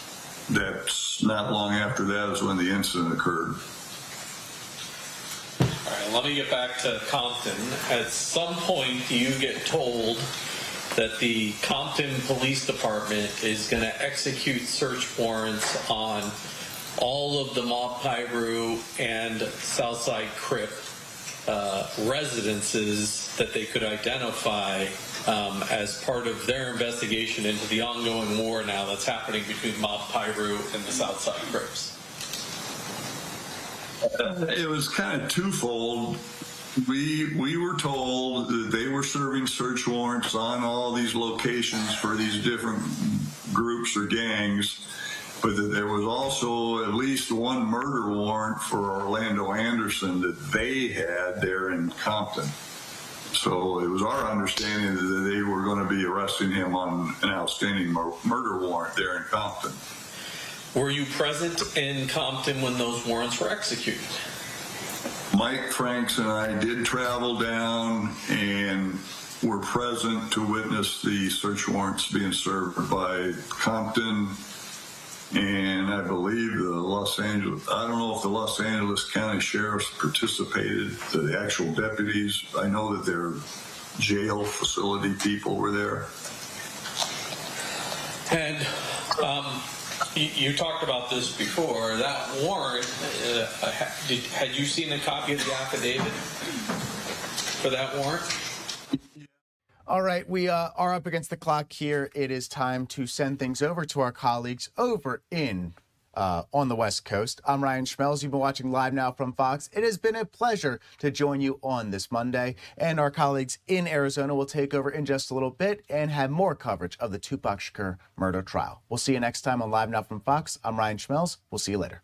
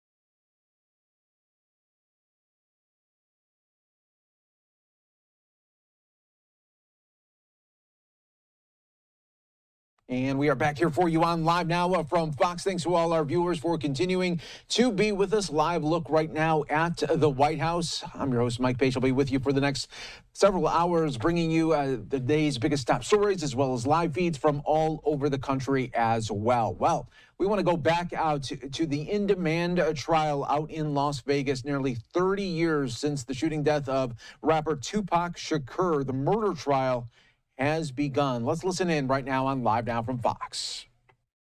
I see you. I don't see the document. Oh, wait a minute. It just flipped. You see that document now? Okay, yeah, I do see a document. It's a affidavit of custodian of records. Okay. I'm going to roll down here to page 2. And then I'm going to zoom in here, maybe. Oh, that's the search button. Is this going to let me zoom in here? There we go. I see some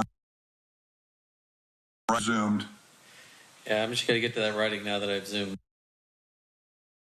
Well, on page 2 here, there's some handwriting on there. That's. You recognize that handwriting? That's my handwriting. That handwriting wind up on this record. What do you do? Well, without seeing a report, I wrote it on there. There's no doubt that I wrote it on there. The question is why I wrote it on there. It's dated September 8th.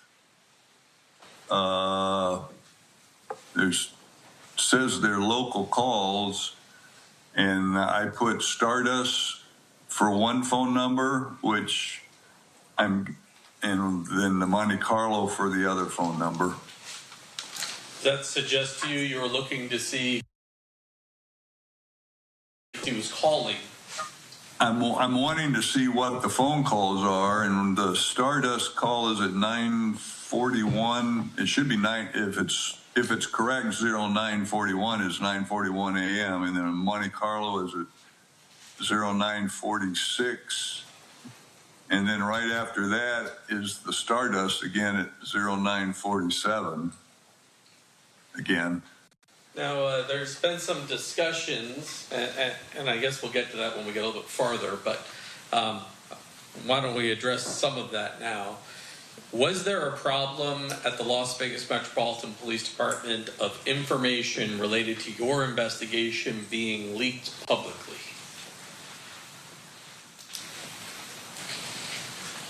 Well, I became aware that there may have been some information being leaked. I couldn't say who specifically was doing it, but I was to the point that in our office we had shelves not behind my desk, but there were some shelves where a lot of the case files were stored. And once this case continued and the nature of who the victim was, especially when he passed away, there seemed to be a lot of interest in it, outside interest, especially with the media. And I became concerned about it, so I started locking my case files in my desk because I didn't want them to be available. Because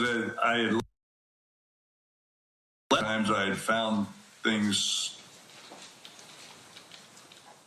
different than when I left them, and it just bothered me. So that's why I locked them up.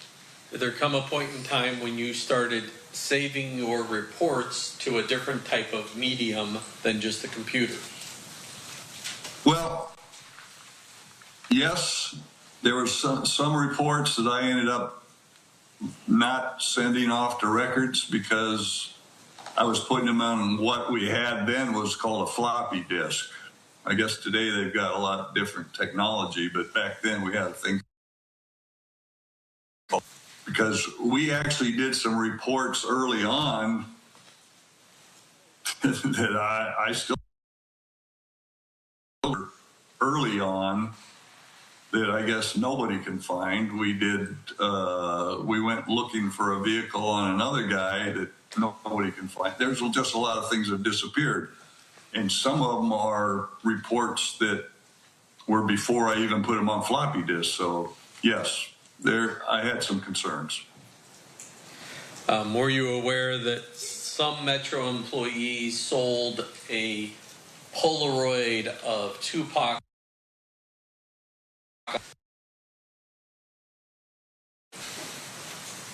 I was after we did the autopsy, I was outside. I cannot say that I saw a person take the Polaroid photo of Tupac Shakur's body. I saw somebody walk into the I was at with a Polaroid. I don't remember how long after that a book was published by it was a Polaroid photo of his body. It wasn't one of our photos of his body from the autopsy. It was quite obvious it was a Polaroid photo afterwards because it was not a full photograph that we took. We didn't take those kind of photographs at an autopsy. We had no reason to. But needless to say, you yourself had concerns about the security of the information as it relates to the investigation. Yes. Now, going back to exhibit number 125, it says on September 8th at 9:46 a.m., it appears the Monte Carlo was called, correct? Correct. And Judge, I have marked State's proposed exhibit number 126, which is a certified copy of a record from the Monte Carlo I'd offer. Any objection? If I can have a moment, please. Yeah.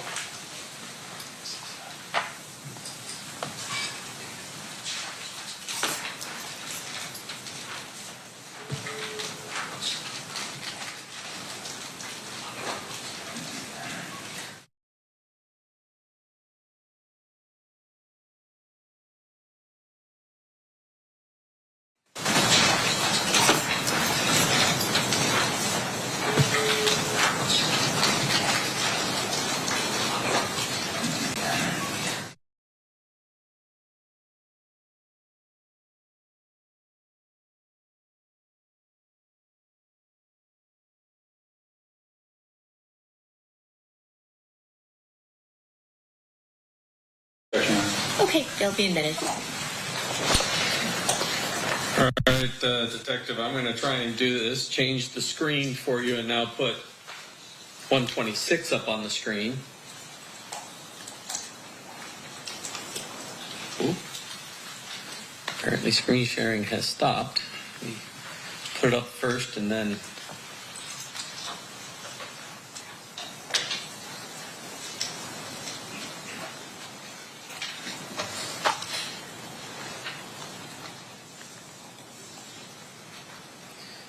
now I'm going to go back to you and hit share.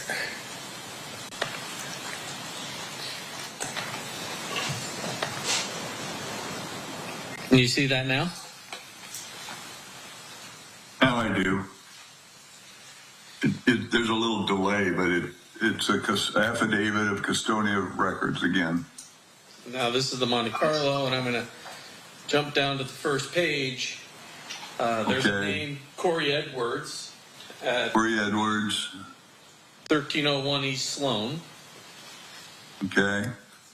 And it looks like he arrived and departed the Friday night before, the Friday the 6th into Saturday the 7th of September of 96. You see that on the right side? I see that. And I'm going to roll down here. A few pages in.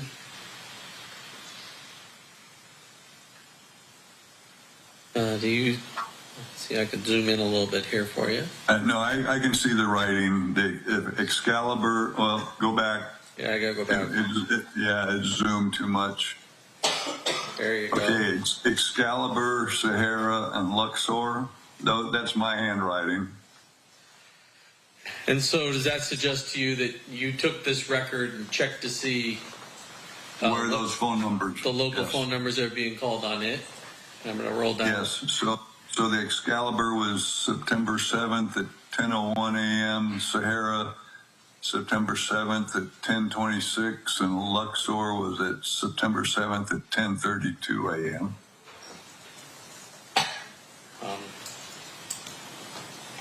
Now, initially, did you have any idea who Corey Edwards was?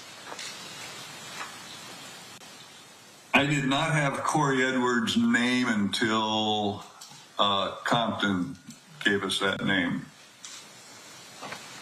So now you're in Compton. You've executed search warrants. You learn about the Excalibur. You learn about the Monte Carlo and Corey Edwards. I want to kind of fast forward now.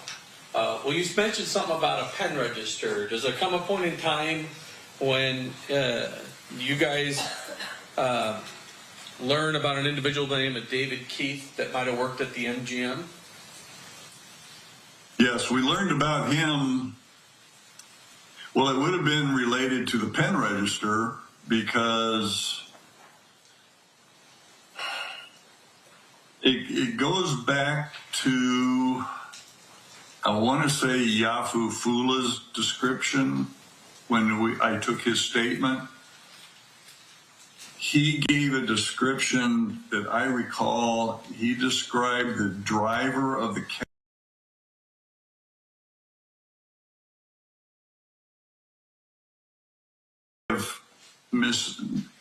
misunderstood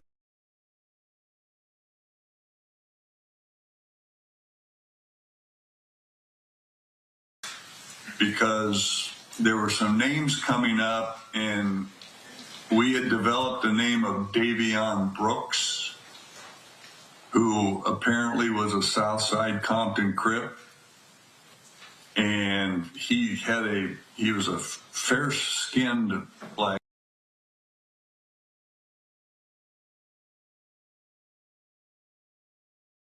He was the person that the pen register was related to in a place. It was south. I can't tell you the address right off the bat. It was south of Tropicana between the Boulevard and Koval. Because all we had, I think, was a cell phone or something, and we did the pen register, but David Keith's name came up somehow in that as a worker in Las Vegas. And for some reason, I'm going off the top of my head without the reports. He had I thought a full-size Blazer, because I used to own a full-size Blazer, and there was an address in Las Vegas and I know we went out and checked that address, but it turned out nothing was there. We couldn't determine anything, but that's how that all came about, David Keith. And I know that we ended up, because we couldn't find Davion Brooks, at the time, I don't know what they got now, we had a thing called Scope, which the people would get their sheriff's cards or criminal history would go in there, and we could flag a person. So if they were stopped by officers or arrested, that we could be notified. And so we had flagged Davion Brooks, and I believe eventually we must have been down because I was out of town, but Mike Franks and Kevin Manning went and interviewed him.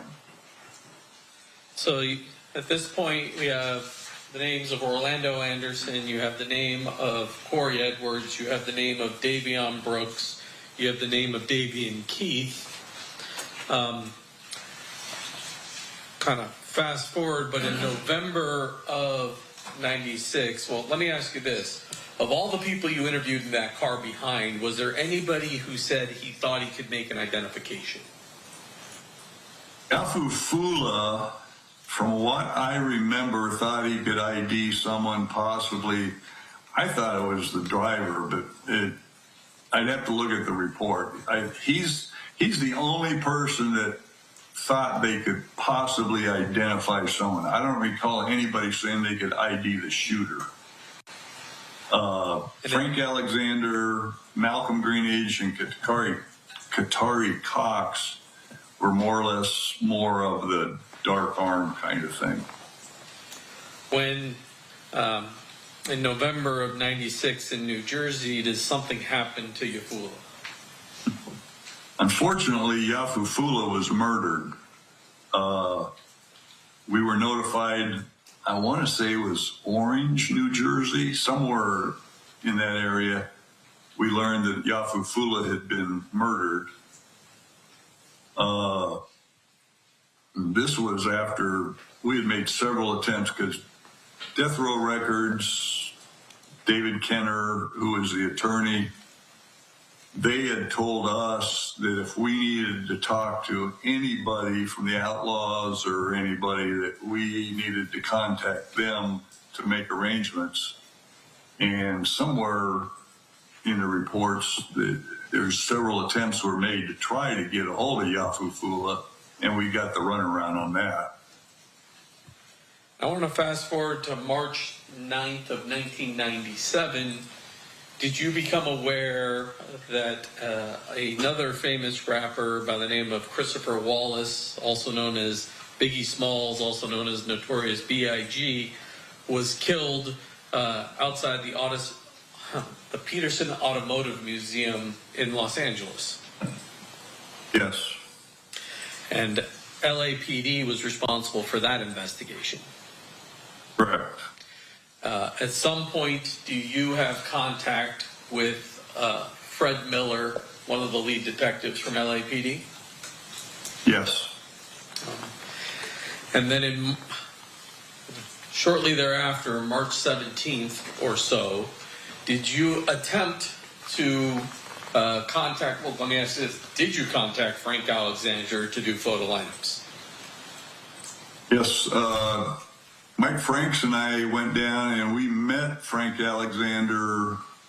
If that's what the report said, it was around March 17th down in Orange County, somewhere, California.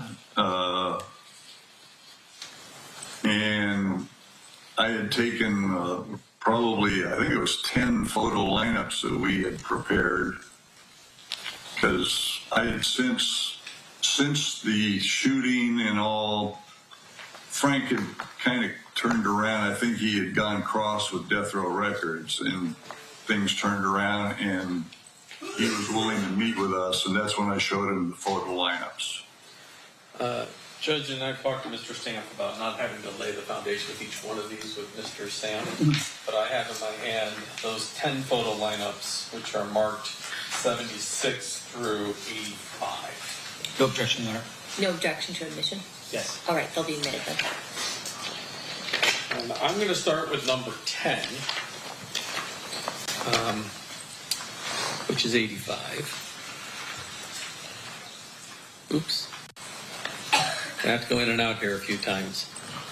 But each of these photo lineups that you have done here, did you have a reason why you had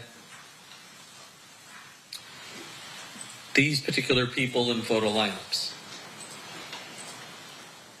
The main players that were in these photo lineups were, well, obviously Orlando Anderson was in there because of the beatdown at the MGM. I mean, and because of the information we'd acquired from Compton. Then the other people, I think Darnell Brim might have been in one of those because his name had come up. Dwayne Davis's name was in there. Terrence Brown, DeAndre Smith. There's another Davis. I think it's Dwayne Davis's brother, or he's related to him somehow. Is it Kevin Davis, I think? Let me just share my screen and we'll go through each one by one, okay? Yeah. I just All right, well, they set up the screen for this witness. So we are going to take a 2-minute break on Live Now from Fox. We will get you back out to the Las Vegas courtroom in just moments.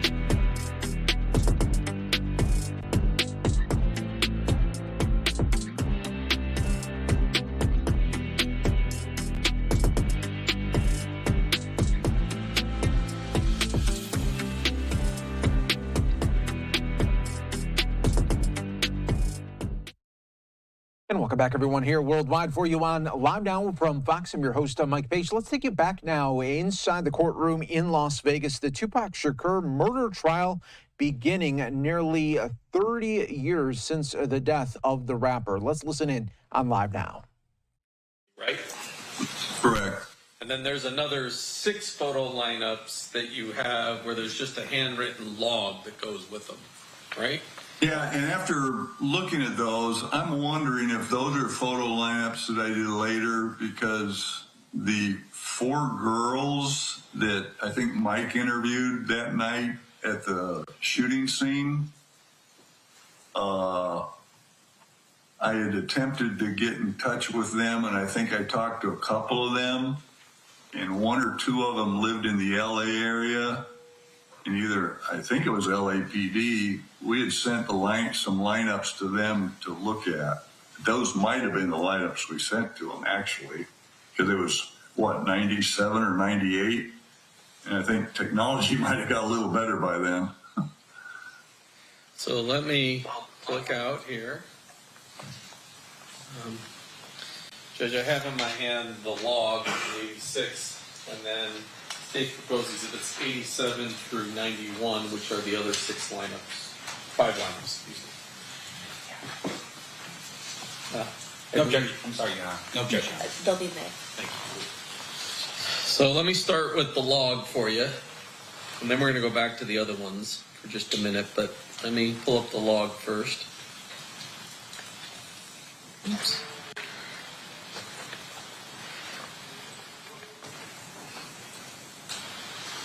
I'm sure there's more technologically advanced if you were younger. If I were younger, we could figure out how to do this easier, but... You're doing better than me, so... These are the logs. This is the logs you wrote for each one of those lineups, right? So you had Orlando Anderson in one, Darnell Brim in another, Roger... These are probably notes that I wrote down because we were just trying to put something together to send off, because I'm seeing... Well, Roger Williams would have been, wasn't a Southside Crip, from what I remember. He was a mob guy or something. He was the opposite of everybody else. Roger Williams, do you recall his nickname being Neckbone? Yes, because I think we got to talk to him briefly down in Compton. The name Jerry Bonds was the name that was coming up? Jerry Bonds was a name that came up very, very early on. And I think Compton had it. And as time went on, Jerry Bonds' name kind of was fading out. I think he's a South Side Compton Crip, but as things went on, his name just started disappearing, even from the informants. And then the last one on there is Big Dre or DeAndre Smith. DeAndre Smith, who is the guy that we think was in the back seat with Orlando Anderson. Now I'm going to go to the DeAndre Smith photo lineup, and that's 91.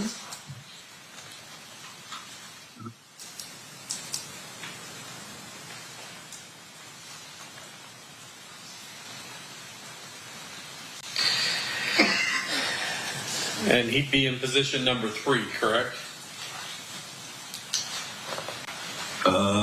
Oh wait, you can't see it. I didn't share it with you yet. Nothing's popped up yet, so. Let me share it with you.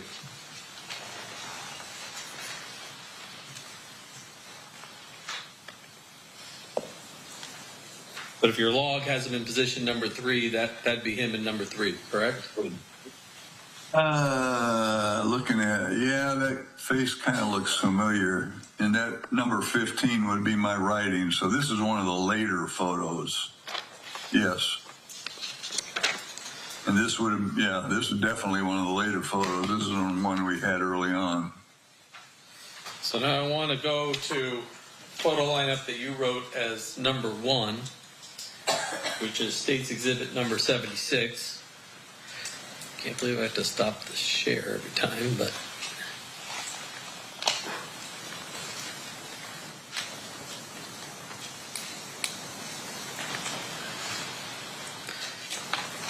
I'm going to zoom in here on number 2 and then share it with you here.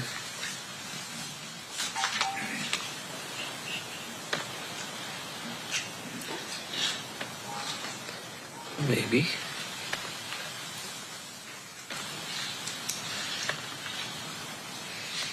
The person there in number 2, that appears to be DeAndre Smith, correct?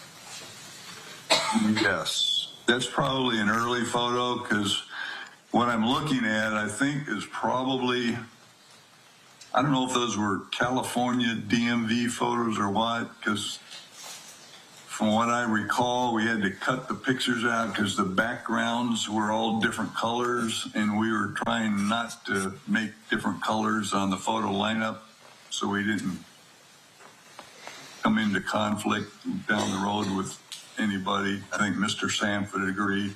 If you have a yellow, red, blue, that causes issues. So that's why we did this. And this is all we had that was available at the time. So I want to roll down here.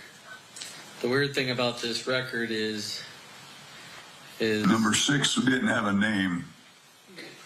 Number 6 didn't have a name, but also number 2, even though it's a picture of DeAndre Smith, the record you have written is Andre Norton. Is that possibly an AKA for Mr. Smith? Probably. We're talking what, 97? Yeah. Andre Norton. I'd have to look at his rap sheet. I don't know.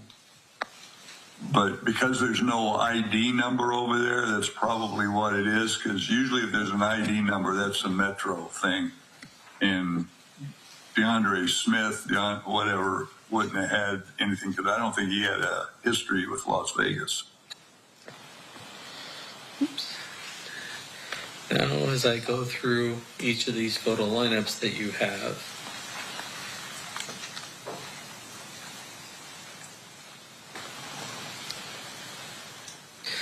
let's go to number 2, which is State's Exhibit number 77. And we roll down here. Oh, I guess I should share it for you so you know what I'm talking about.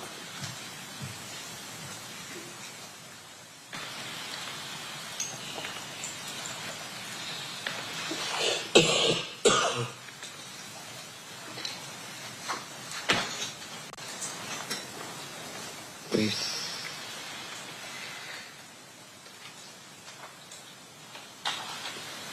We roll down here, and position number 3 is Orlando Anderson. Is that right? Okay, you're right. And position number 3 is Orlando. Yes, that's Orlando. He had a pretty recognizable face. And again, that would have been a similar deal where the backgrounds are all different colors, so that's why we had to cut him out.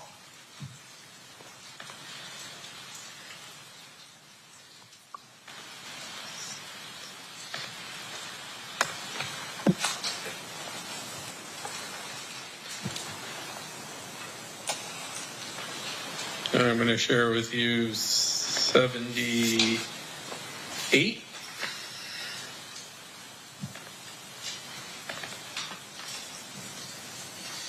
And then show you down at the bottom. Darnell Brim's in position number 1. Yeah, when I saw the picture, it looked like him up in the, something about the faces that kind of remember. But that'd be Darnell Brim. That would be Darnell Brim. Let's go to number 4.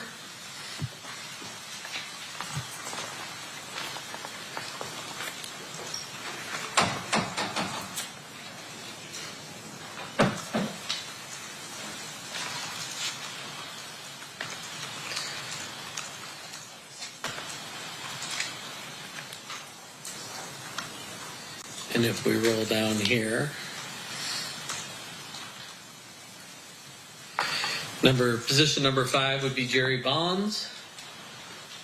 And if we roll up here, in position number 5, we have Jerry Bonds. Correct. Yes. Okay. Number 5.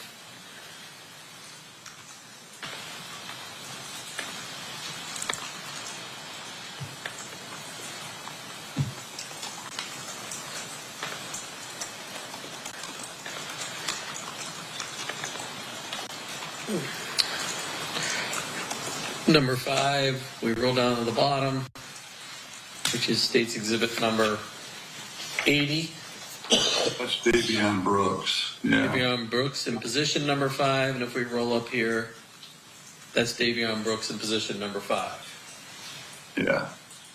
And that's the potentially young kid, based upon what Ufula said, that caused you guys to do the pen and all those other things. He's the guy we did the pen register on, yes. Number 6. Oops. And this will be State's Exhibit number 81. I gotta share it with you.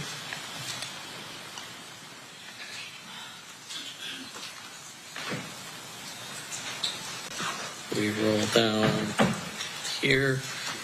David Keith is in position number 1, and so that would be David Keith. Yes, and the reason we put the tape on there is I think those are probably ID numbers or something, so we're again trying not to create problems with the different booking photos or something. And I don't know if this is a booking thing or a sheriff's card, but we just covered them up to lessen the conflict. You learned during the course of your investigation that Mr. Keith worked at the MGM, which meant he must have a work card, ergo he must have a photo. At a minimum, he had to have a work card, yes.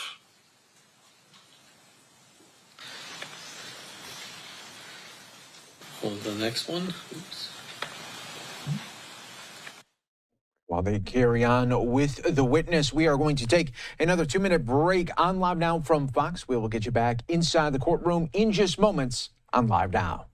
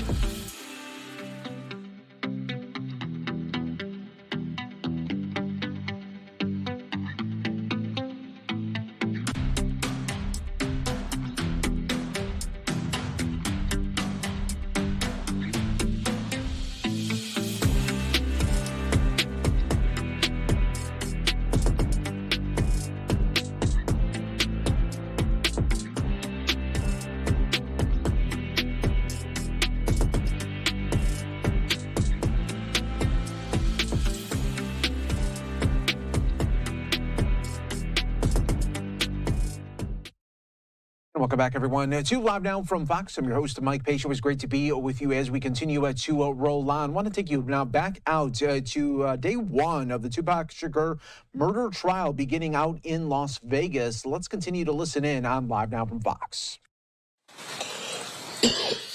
So we only got 2 more here.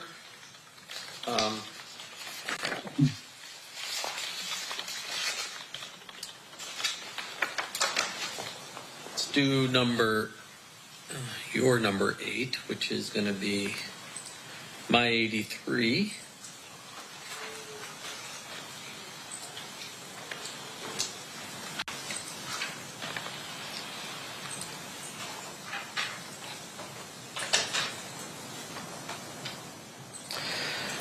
In position number 2 is Terry Brown. Terry Brown. You see that right there? It says Terry Brown. I don't see the photo lineup yet. I just see the lineup record. Yeah. Terry Brown would be in position number 2, correct? Yeah. He's going to be in number 2. Okay. And I don't. Oh, there he is. And yeah. Photo number 2 is Terrence Brown. That's the old photo. Yes. And then the last record I have